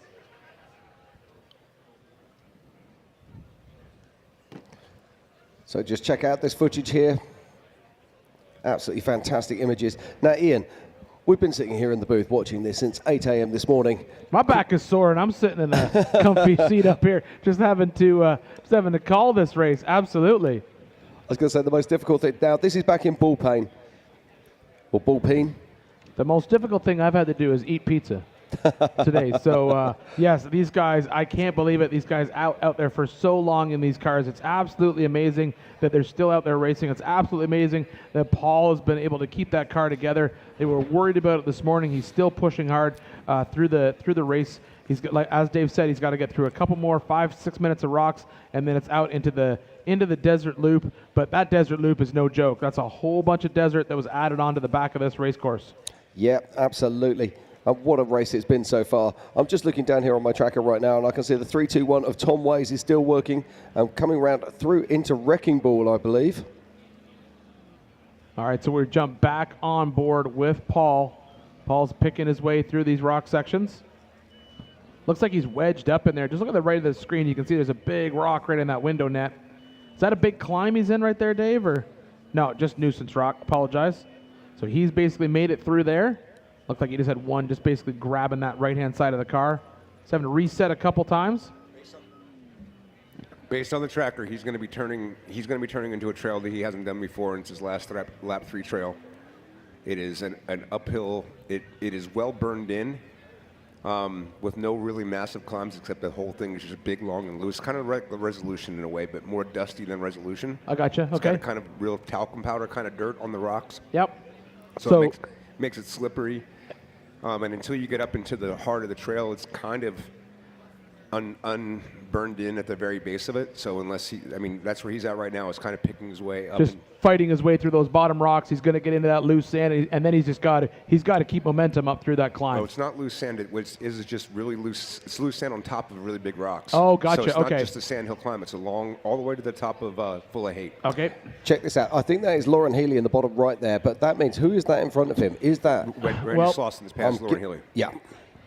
100% on the trackers. What we don't have is Josh. Let me see if I can. Josh's tracker fell off in ball pain. If you have a look down there, you can see it's gone to backup battery, and it's just showing number 41. But I don't know about the secondary tracker on Dirt Hub. I'm not seeing him on Dirt Hub right now. So, but Randy has definitely passed Lauren. So that could be Josh, because I'm not seeing any lights below Lauren at this point, because we did see Randy and Josh below Lauren. Technically be Josh with Randy above him.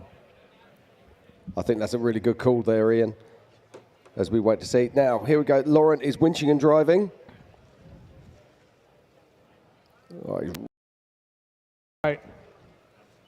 Now, there's that can't be Tad, can it? Tad can't. Is he in that mix right now? He's too far away. No, I think Tad's too far back. That's down what the I way. thought. Just The yellow lights fooled me, but I didn't think. I don't know the color of Josh's lights. I don't know if they throw off that yellow light or not. So I'm just looking here. Tad Darker's tracker is currently showing at 0 mile an hour, probably about half a mile from Tumbleweed. So I believe at the bottom of your screen, we still think that's Lauren. We have a co-driver up here walking the course. That might be Josh at the top, making his way out. I think Randy may be clear of this point right now. Possibly. This is all assumptions right now. You can see a co-driver hiking his way up there with his flashlight, or a torch for those other people at home. There's no fire up there, Jim. That's a flashlight.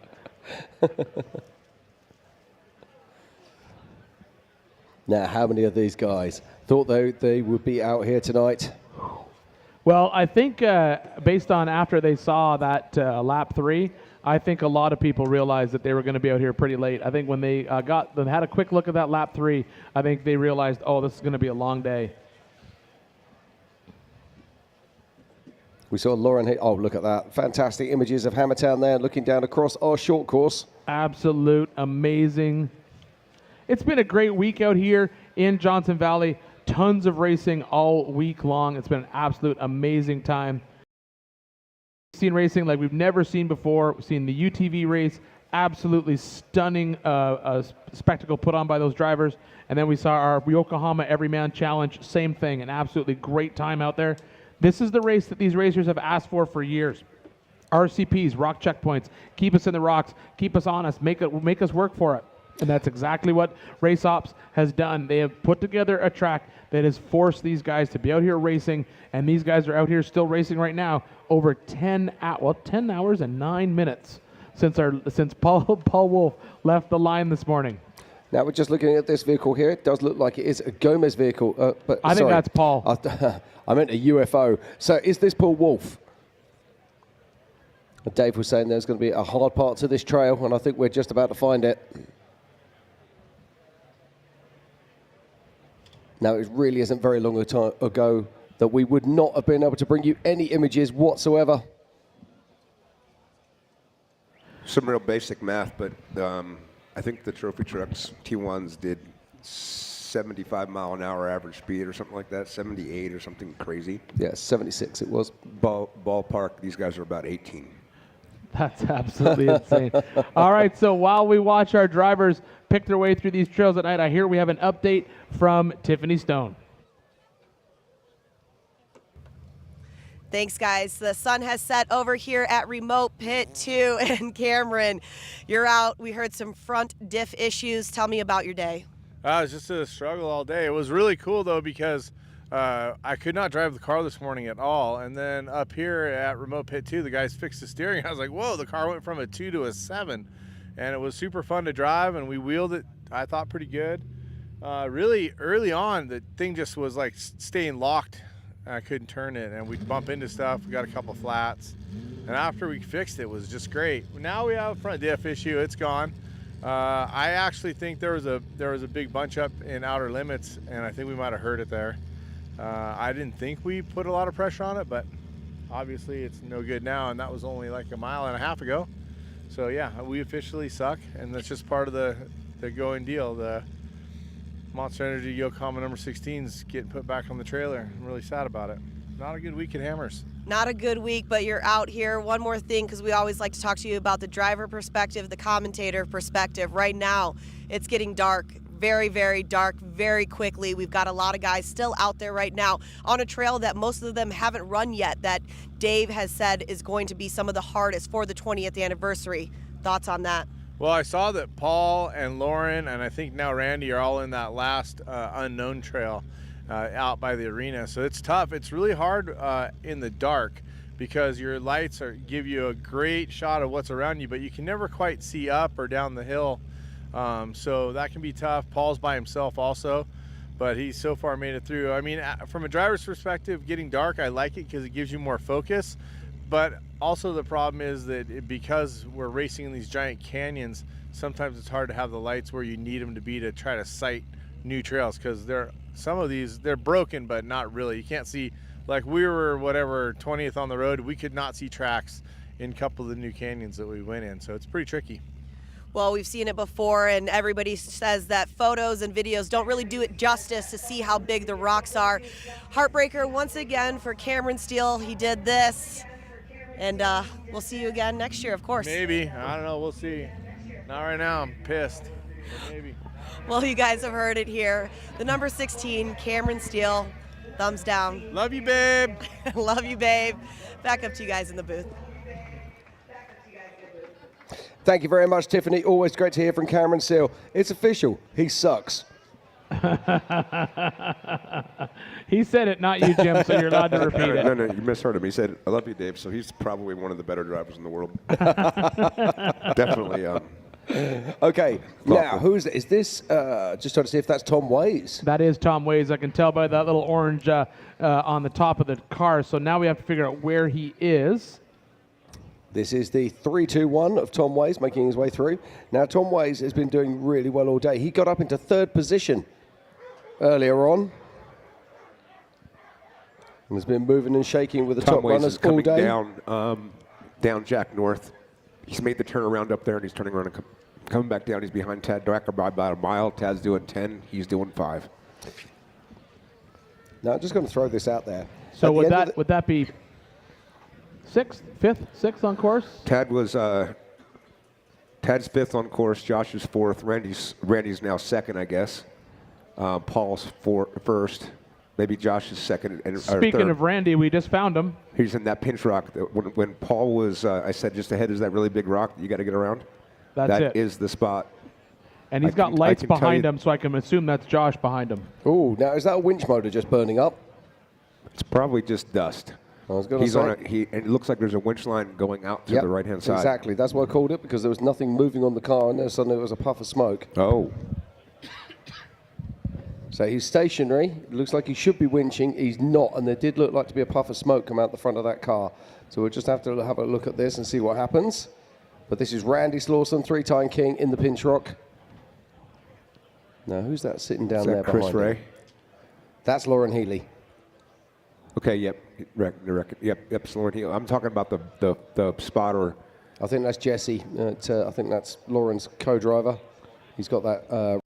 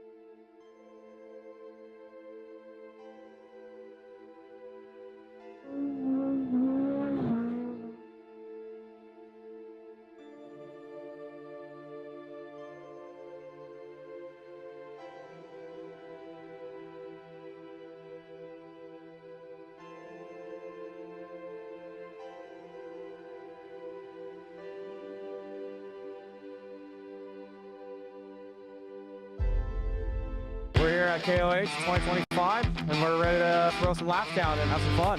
Yeah, El Monte already came through, as always. It's a good setup. Having these little motorhomes and coaches is nice. You get a place to chill out, relax during the day, and get ready for race day morning, and you can't go wrong with it.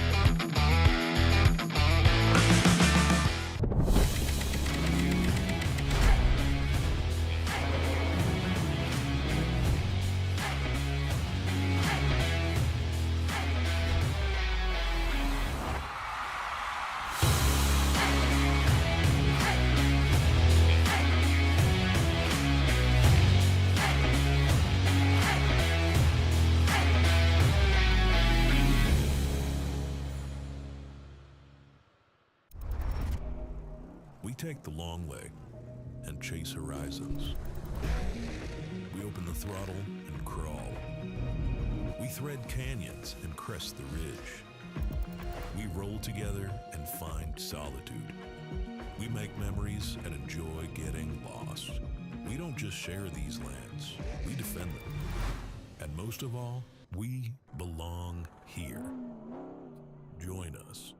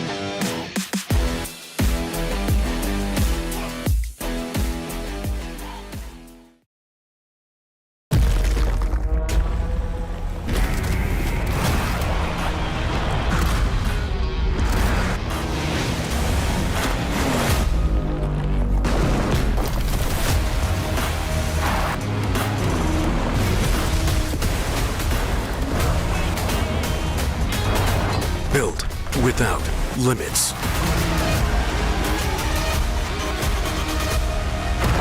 Dyna Pro. Hanguk Tire.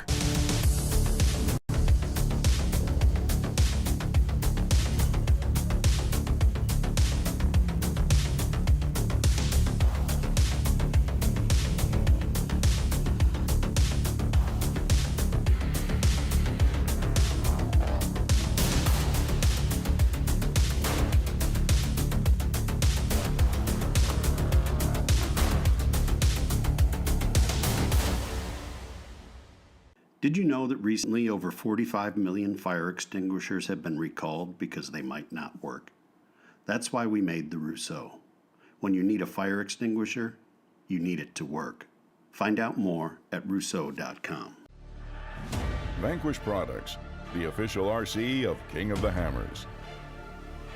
From ready-to-run vehicles to premium kits, Vanquish Products remote control vehicles push the boundaries and capabilities of RC design. With machined upgrades like licensed Curry axles to licensed wheels and tires, your possibilities of creating your dream off-road machine are endless. Vanquish Products, the official RC of King of the Hammers. In the pursuit of off-pavement exploration, confidence is everything.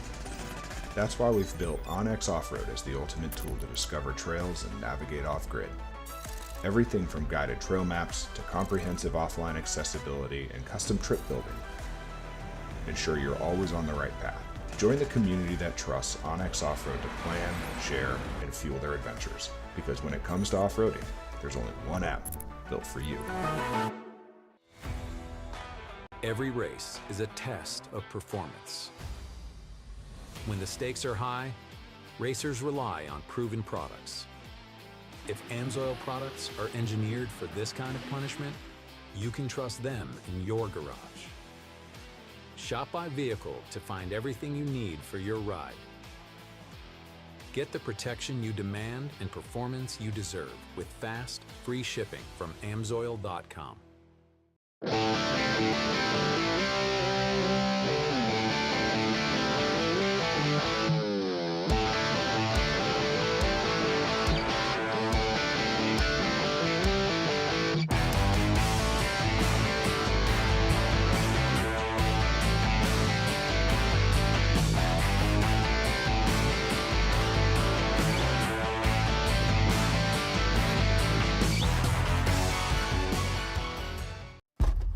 Treat the customer as your friend because he is your friend, and we want him to come back. I've done that all my life, and I pound that into every one of my son's heads, I think. I think it's there.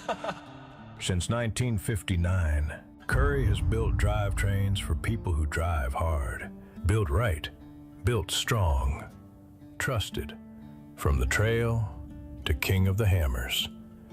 Curry Enterprises. Name wrong, but it's okay. Thank you, Caleb. I've made a career out of it. No one understands you anyway. That's why I got away with it. Especially when he drops those millimeters, Dave. Freaking me out with that.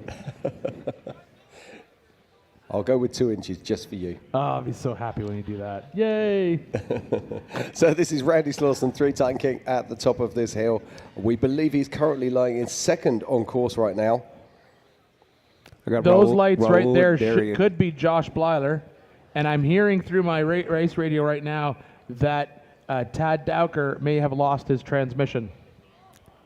Raul and Darian are coming down Jack North right now, together.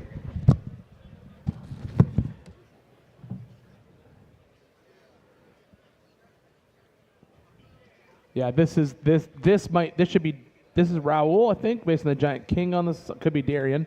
Hard to tell. We can't see the color. I think that might be Raul.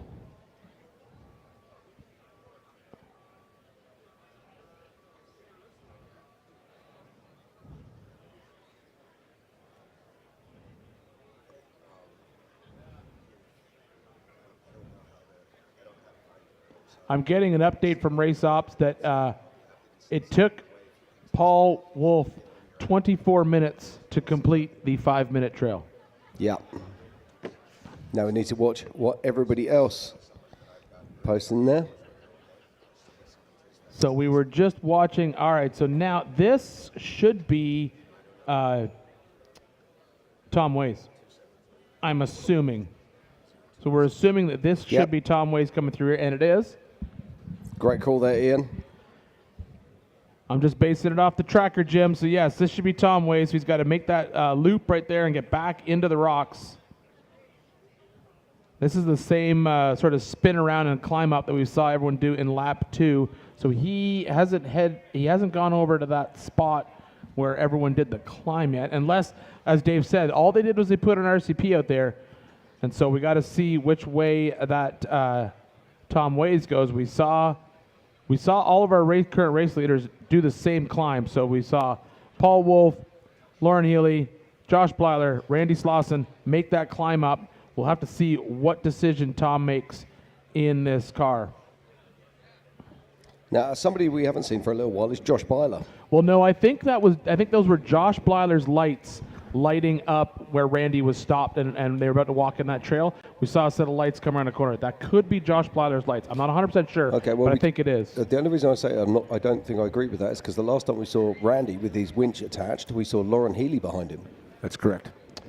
So that could be Lauren Healy's lights. Indeed. Could So very where well is be. Josh? So we don't know where Josh is in the mix here. And it's still worth talking about the fact that Lauren Healy and also Paul Wolf, they have got very badly damaged tyres, where Randy Slauson and Josh Byler look like they've got good tyres on their trucks. So got some fun facts from Shannon Welch. In 2015, Randy Slauson won. There was only 17 finishers, and he won in 8 hours and 52 minutes. So they're already over an hour and a half longer than the longest King of the Hammers thus far. And this is the 20th anniversary. So it's got to be hard because it's the 20th. I mean, that's the thing, right? You got to make the 20th hard. That's just part of the thing. You got to pick those. You got to hit those peaks, right? You got to pick those peaks and celebrate them. 20, incredibly hard. 25, we go for 24 hours. I didn't make it harder because it was 20th. I just made it harder because you need to keep making it harder. They're making fast cars, and they're really great drivers, and they're really amazing teams, and we had to challenge them. And Dave, in all seriousness, I really do. We as announcers and fans, as we watch this show, watch this play out, we can see how important those RCPs out there on the race course. We've seen it play out for every single one of the races that has come out on the race course. So I think that huge game changer. Super happy that's now that's being. There's so many of them out there on the race course. Absolutely love it. Okay, Randy Slauson has come down 5-minute trail. What's that? Is that a trailing arm hanging off? No. That's something hanging down. That looks like it's probably Randy's car. Yeah, I think that's Randy. I don't think that's a trailing arm. If it was, the car wouldn't be moving like that. No, very true. Is it a shock? I don't know. I think it's either a body panel or... No, it's not. It's a stick of some description. It's not stopping him. No, he's still taking forward progression, which is good. Is it the side sill on the vehicle? Is it the? I did actually see it on Amber's car. It had come unwelded yesterday. I don't know if they have a sacrificial rock rail on that side, Jim, or not. Yeah, but that's what I'm talking about. There. It's hanging down from the shock tower. No, it's hanging down from that lower. Whatever it is, he's going to leave the party very soon. Still moving. And Paul Wolf is still stopped in halfway up the last climbing trail. Not the last climbing trail, but Misery Mile. Last new trail. Yep. Last new trail. All right, well, I'm here. We got another update from Tiffany Stone out in possibly out remote pit. So what do you got, Tiffany? All right, guys, so we've got the number 46 of Rusty Blyler coming in. They were able to make sure that he has some lights heading out back into the desert right now. Still a little quiet. We're still waiting for some leaders coming in, but we've got a handful of great drivers ready to go back out into the rocks right now. Overall, looked at the car. The car looks great. Doesn't seem like they need any fuel. I'm not sure if they need anything else, but right now they just wanted to make sure the number 46 had some lights to head out into the rocks. We've been talking about how crazy it is. Shadows will be starting to pop out, different lines will be taken, but this is anybody's race that could happen. This is the Race of Kings for the 20th anniversary. I'll still be here. Hopefully we'll be able to see what's going to happen with our race leaders very soon, and I'll keep you guys updated. Back up to you guys. Thank you very much, Tiffany. Great to see that Rusty is still running out there. Now we've still got an incredible number of cars working their way around this track. I can tell you that Paul Wolf is currently stopped on track as he makes his way around. Are we calling that one Misery Mile? Till someone corrects me. Hey, Cody or James Mahoney or Mark Underwood or Shane Henry or anybody those back in the day, who cut that trail to the right? Now, that- I did that just Paul's on it. notice What's that it called? I did just notice that Robbie Gordon, driving the Max Gordon car, has just gone down into the mix in bullpen. Now, Dave, we saw this yesterday. Are they going to have a cutoff for leaving remote pit 2 into the trails tonight? I'm sure there is. I'm not thankfully responsible for that, so I'll text Ben, find out if he knows. well, I'd ask somebody that's important and in charge. Race you. Race you on dirt, sand, snow. Race you through this, over that, all day, all night. Race you on 4 wheels, 1 wheel. How about no wheels? Race you with the world watching, this guy watching. Race you to the summit, maybe not that summit, to sub 7. Any event, any terrain, anytime.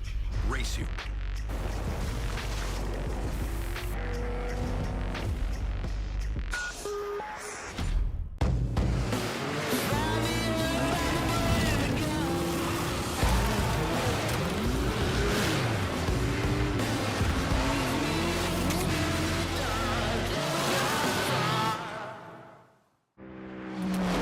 Heard the fable about that old cable car doing 100 miles an hour beneath the local radar. And it's inches from the finish, so you better play hard. To make no rash decisions, now it's time to take charge. And it's death to the loser, but to win it or not. To be no hit was welcome when he lands on the show. So dig your hands in your pockets and toss out your change. Everybody's ugly, but you're strange. Mister, please, won't you listen to me? I sold myself up a kiss on the cheek. Whenever someone asks, "How was your weekend?"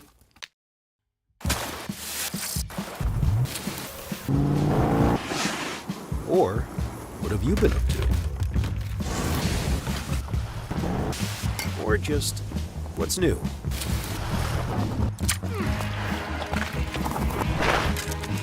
Have a good answer. Just do what you love. Toyo Tires.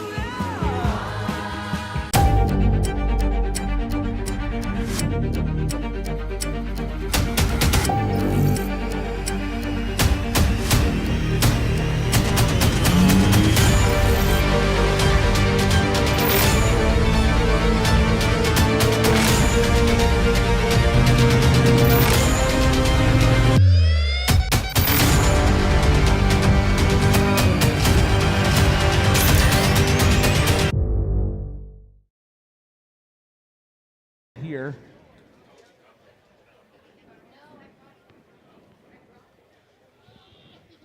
That could have been Blyler. I thought I saw a glimpse of that patented traction board that all the Miller cars carry.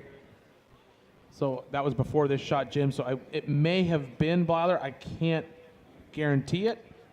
I thought I saw that. I believe this is Tom. Is this Tom Ways down here on our right? Yeah, I'm just trying to see. I think that is.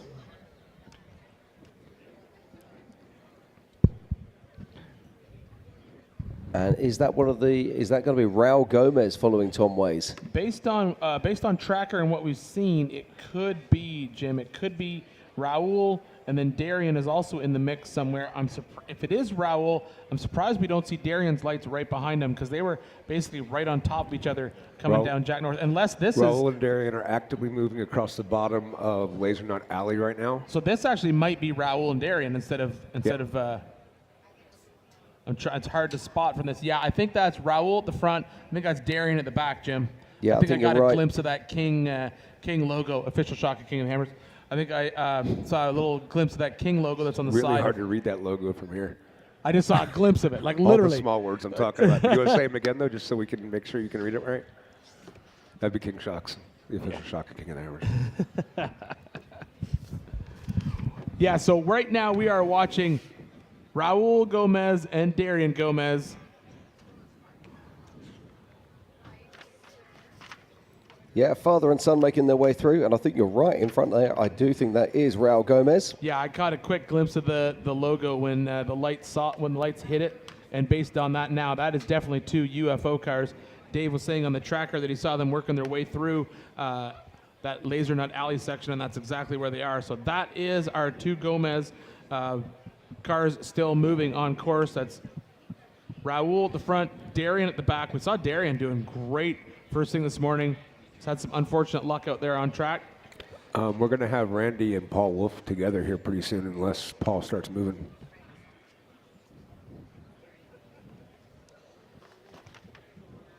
That's definitely Darian and Raul. Yeah, it is. While we watch these guys work their way through, we're going to... I've got some news. Some news. Paul Wolf tracker is showing him moving. Okay, that's good.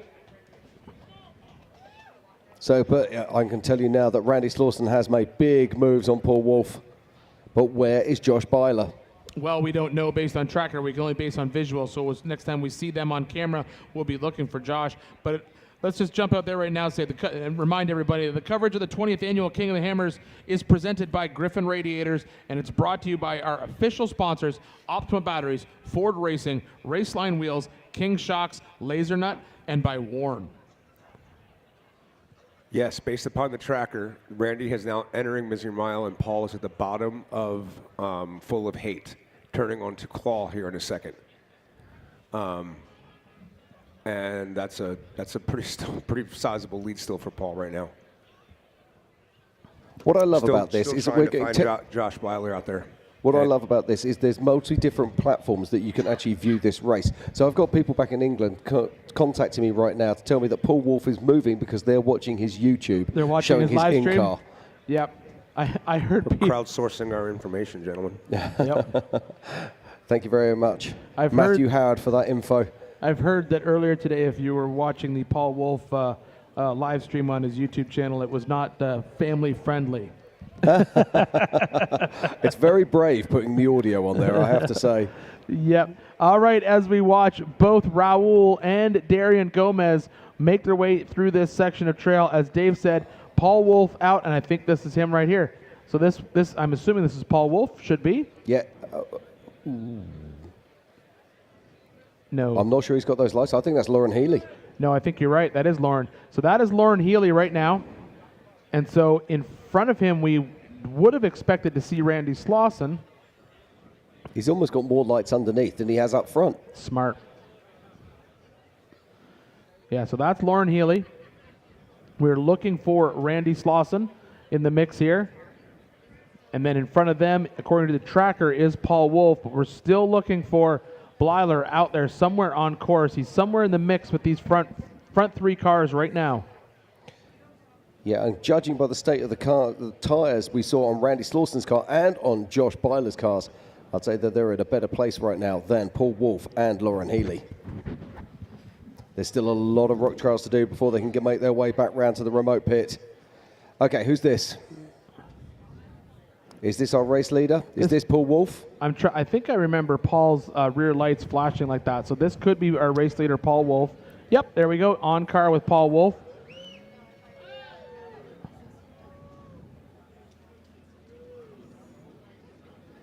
So we're on car with Paul Wolf right now as he makes his way down.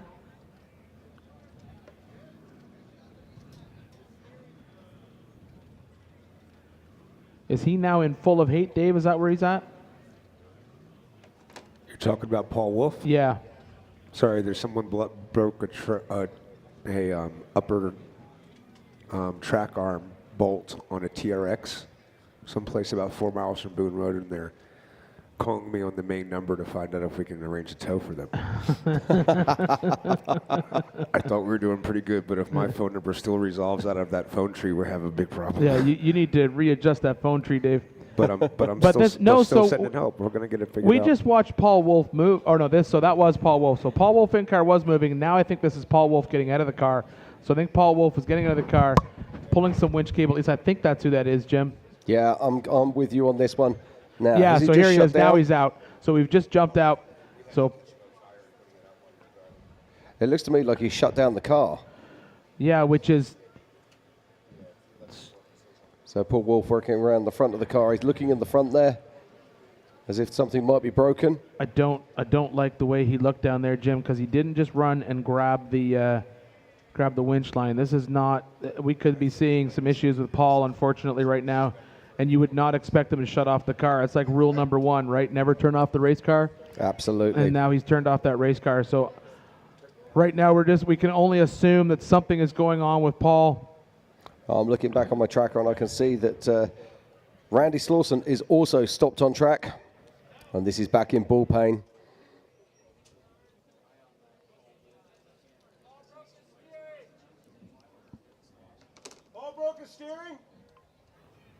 We're hearing rumors. We're hearing rumors that Paul has broken his steering. Thank you very much. We're getting that from them. We're not 100% sure on that yet, but now we're jumping back into. Is this Tom? No, that. I think you might be right. I think that might be Tom. Could be Tom. I'm just trying to figure out where he is on course. This could be Tom Ways.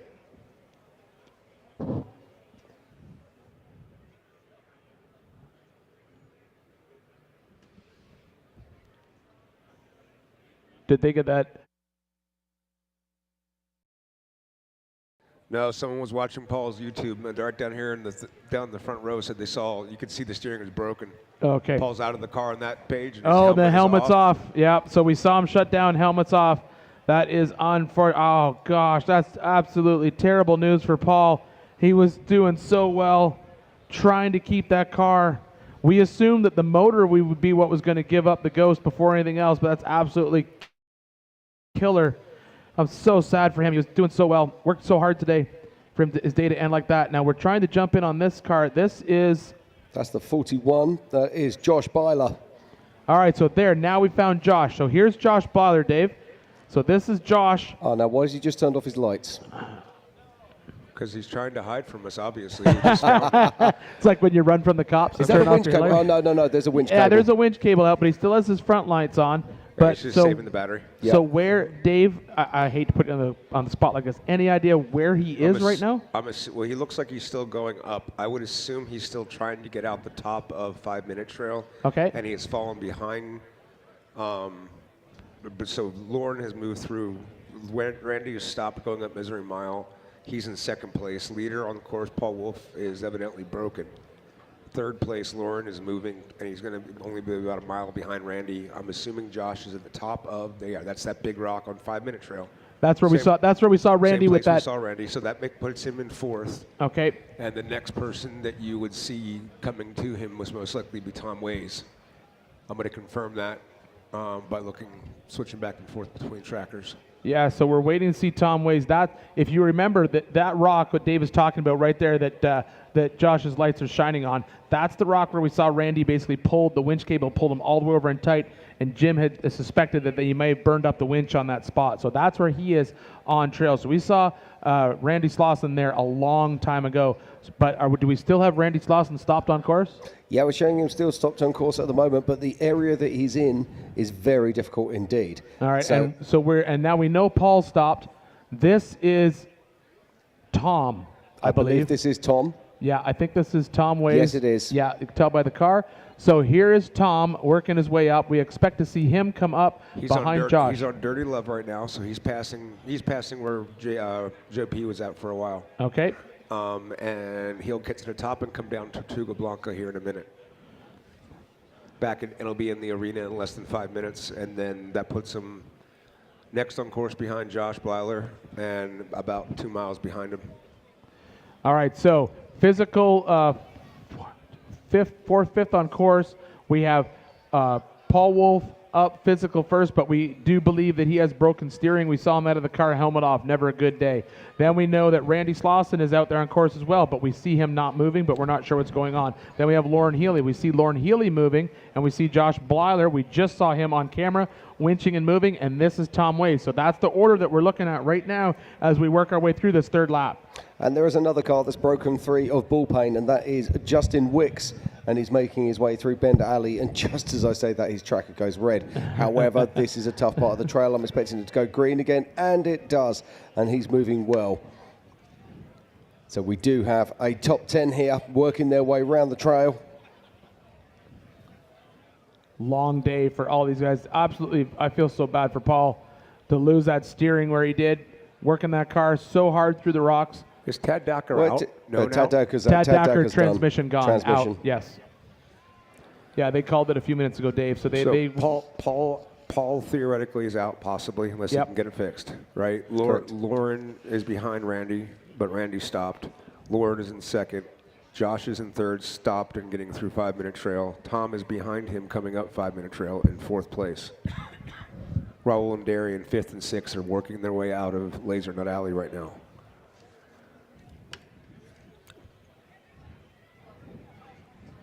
So there's the rundown as what is happening right now. We did see Paul Wolf out of the car, helmet off, so we're assuming that car is done. We're watching Tom Ways work his way through this pack right now. We're also keeping an eye on Randy Slosson's tracker. He was showing not moving. We don't know what's going on. But Racers working with racers. Time is money. There's no easy way to build it, retrieve it, or transport it. Helicopters are the cost-effective solution. HP Helicopter solves complex problems with helicopter solutions. What usually takes weeks or days, we can accomplish in hours or minutes.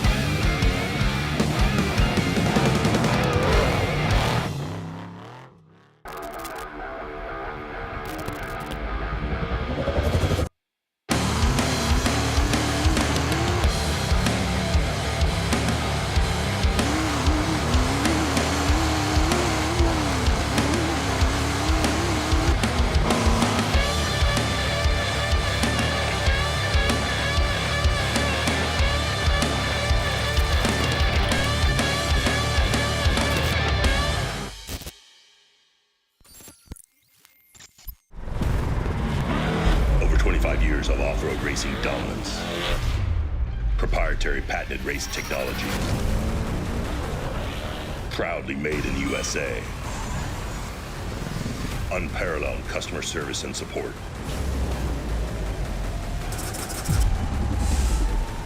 The choice of champions. King Shocks. The leader in off-road shock technology. So we're here for the 2026 Griffin Radiators King of the Hammers, powered by Optima batteries. Right behind me is Mega Merch. So we're gonna walk in there and show you everything she's got, see the chaos behind the scenes and how she makes it happen. The chaos is here, they're selling everything and they're selling like hotcakes. Stickers, they got koozies, they got socks, hats, beanies. Come get them before they're gone. Roxy, thanks for all my stuff. I'd be naked without it. Who wants a hat? All right. And look at this, we got hoodies for days, we've got shirts. They're still printing stuff and bringing it back out here, but we got a great inventory, so make sure you come out and get some of the 20th annual King of the Hammer swag.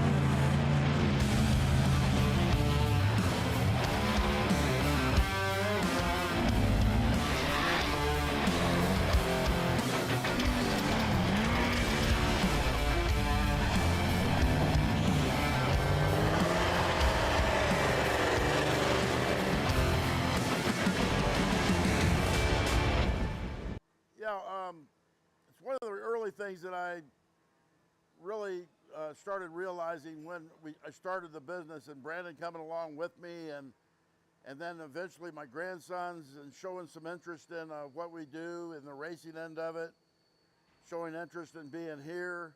They're still in high school and young, and want to let them do whatever they want to do, but it has given us a lot of opportunities to grow our business beyond us and to our family.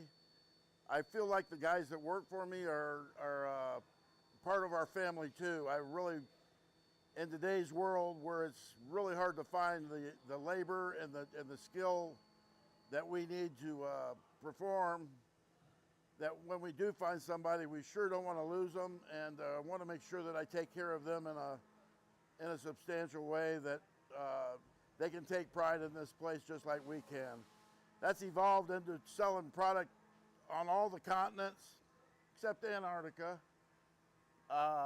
but we have sold quite a bit all over the world, and we still do that to this day. A big customer base in England, Germany, Indonesia, Australia, all of Europe, South America, and I believe nearly all 50 states. So we have grown to be a pretty substantial business in the world of off-road racing, off-road motorsports, and general recreational four-wheel drive type sports.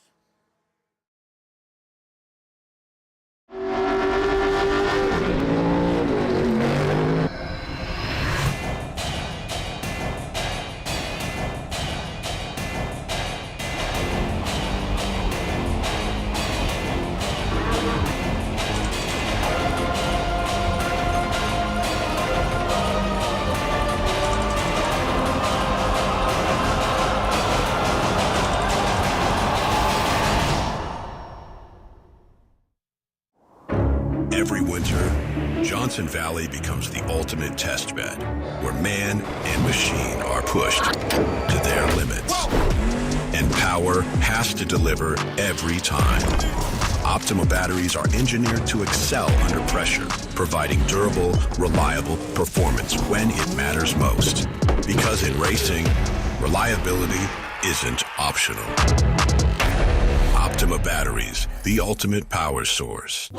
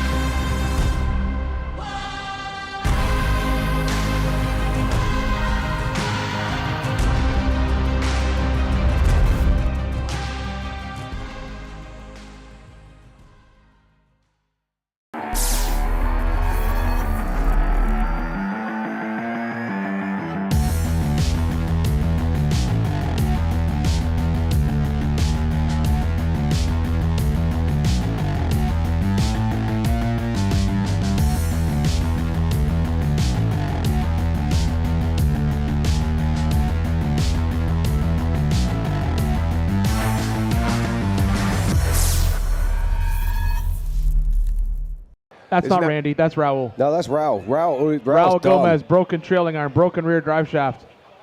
Oh. And you said you saw Darian off course as well. Darian is already. I don't see Darian even on the tracker anymore. I see Tad Docker making his way back down the hill. Yeah, I don't see Darian at all. Well, this Darian Raul. So there's lights behind Raul right now. So I don't know who's behind him. But I can tell you this is that if we stay with Paul Wolf, very soon we're going to see Lauren Healy and Randy Slauson passing Paul Wolf. That's them coming down right now, right? That's Randy in the front, Paul and Lauren in back. That's coming down full of hate.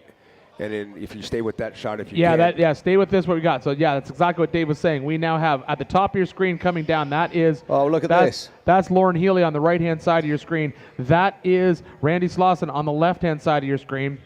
Between these two, they have won 5 championships here at King of the Hammers.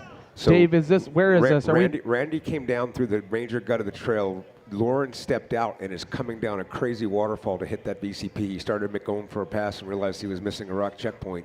He ducked back down inside the trail. And, those guys are definitely battling right now. That's crazy. Okay, right. So now that's we've got the lead. That's first and second for King of the Hammers coming down full of hate. Well, no, you say that, where's but Paul? Paul Wolf's in front, Paul's and in if he front, can, but he's right now he's stopped and out of the taking car. He's taking off a high pressure steering line Yes. of one car and putting in another, and then bleeding his steering lines all Yep. by himself. So even Yeah. if he's awesome, he's not going to have it done in. I mean, maybe he can dip it in 5 minutes, but that'd be pretty impressive.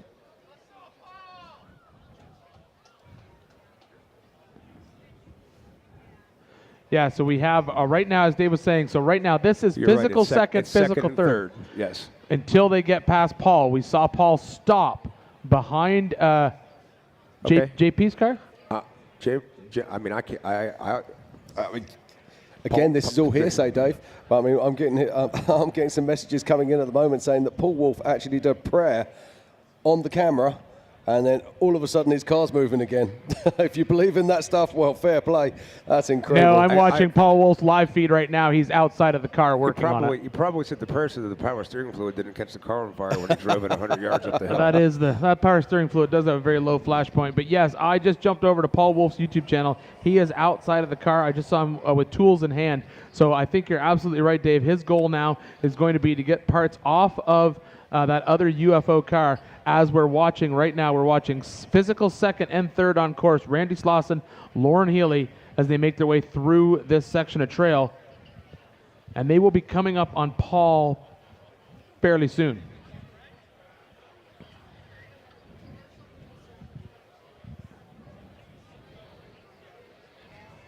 Whoa! Lauren Healy just rolled over. Oh, Lauren just rolled. Oh, no.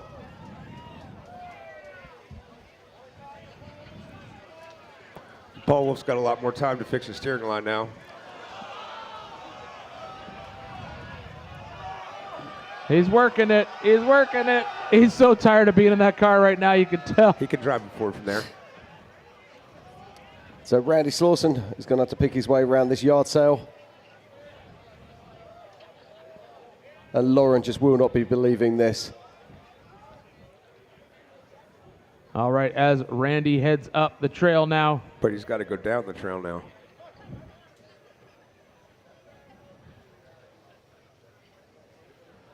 I think he's just turning around, Dave. Yeah. Now we'll see if he's... Yeah, he's turning around and without having to look Lauren directly in. That's going to be so hard to do, Dave. But joking aside, this is buying Paul Wolf time. It is certainly, yes. There's Lauren's co-driver out. Yeah, and now Randy's going to have to work that car harder to make the pass. No, it's Lauren's co-driver out. Come on, guys, you can get that back on its wheels. Don't surrender. Not now. Not so far in. I don't think they're going to quit. So while that's happening, I'm going to keep an eye on Paul Wolf's live feed here. I see him still working. He's talking. He's pointing. Helmet off. Oh, check this out. Oh, Paul Wolf just said no one's finishing this race on his live feed.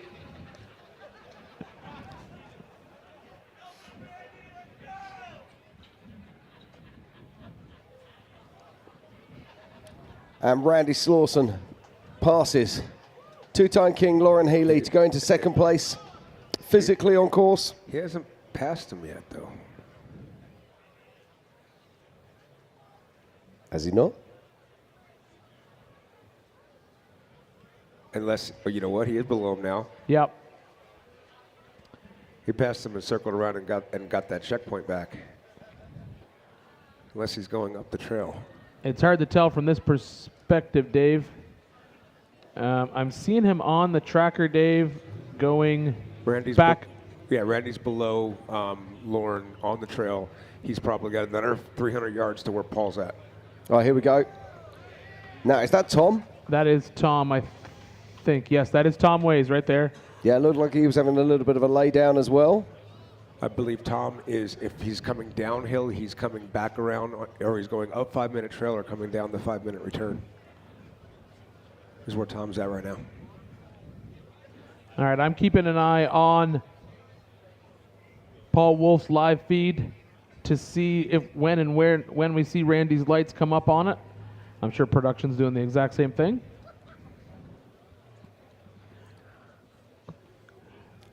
So right now we are following the leader. Oh, sorry, we're not the leader. Currently We're second place. Currently in second place. This is Randy Slauson in the 448 car.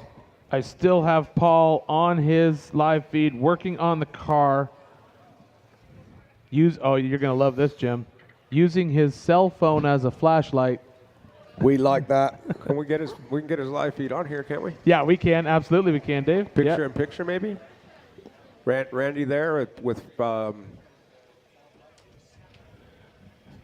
because here comes Randy. He's getting, well, he's not, it's hard. Dave, you know more than I, from based on the trail, but a tracker shows him just a little, like not far, a little bit away. He's got to make a turn. Pretty steep. This is the spot that was like the hard three optionals, or not optionals, the hard three obstacles at the bottom of Full of Hate. Randy's coming down them right now. In the dark. All right, so he's coming down, then he'll make that right-hand turn, and that is where we would expect to see him show up with Paul Wolf. As we're watching, also keeping an eye on Paul Wolf, still working on his car.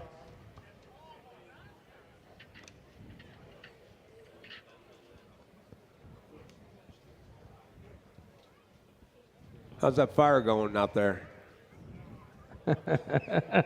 Fire burning bright. Oh, here we go, Dave. Now we got picture in picture. So there's Paul Wolf in the small screen working on the car. Chris Lundy, production, you rock. I'm just looking at this here. Paul Wolf has been driving in this car for nearly 11 hours. Well, technically right now he's not driving in it at all. Well, you know what I mean. Yeah. But Randy Slauson's been in that car for 11 hours. But you've also got to remember these guys were actually staging for nearly an hour as well. Yep. All right, so now we're seeing Randy Slauson. He should be coming up on Paul very, very soon. So the other thing, we talked about technology this whole time, this little sidetrack. All this editing is being done in Burbank, not here. That's awesome. That's incredible. Yeah. We're editing this in the cloud off-site, first time ever. The technology in this place just blows my mind. Dave, we got wreck wheeler traffic out there? Yeah, looks like it. Looks like it, yep.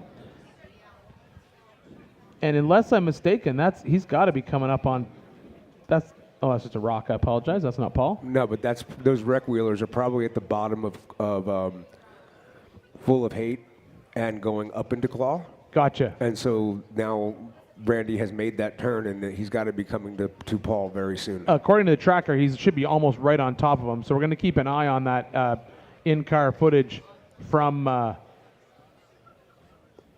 Paul, because we should see Randy's lights very, very soon. And once we see his lights, okay, here we go. Oh, this. I think that might be Tom Ways. Yeah, I was gonna say I think that's Tom Ways. No, that looks like a solid axle car. No, that's Justin Wicks. No, that is Justin Wicks. Justin. Yeah. Sorry, apologies, everybody. Good call, Dave. Channeling my inner Miles. He's so good at that. We love you, Miles. All right, so we should be seeing Randy Slauson show up very, very shortly on Paul Wolf's in-car camera.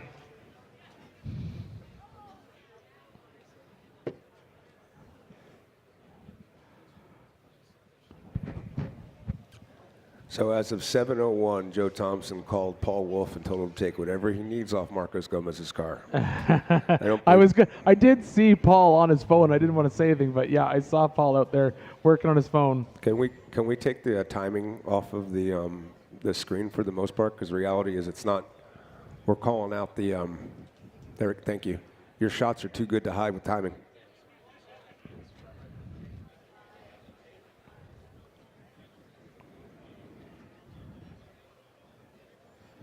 All right, so this. Got another new text. King of the Hammers 2020 sick.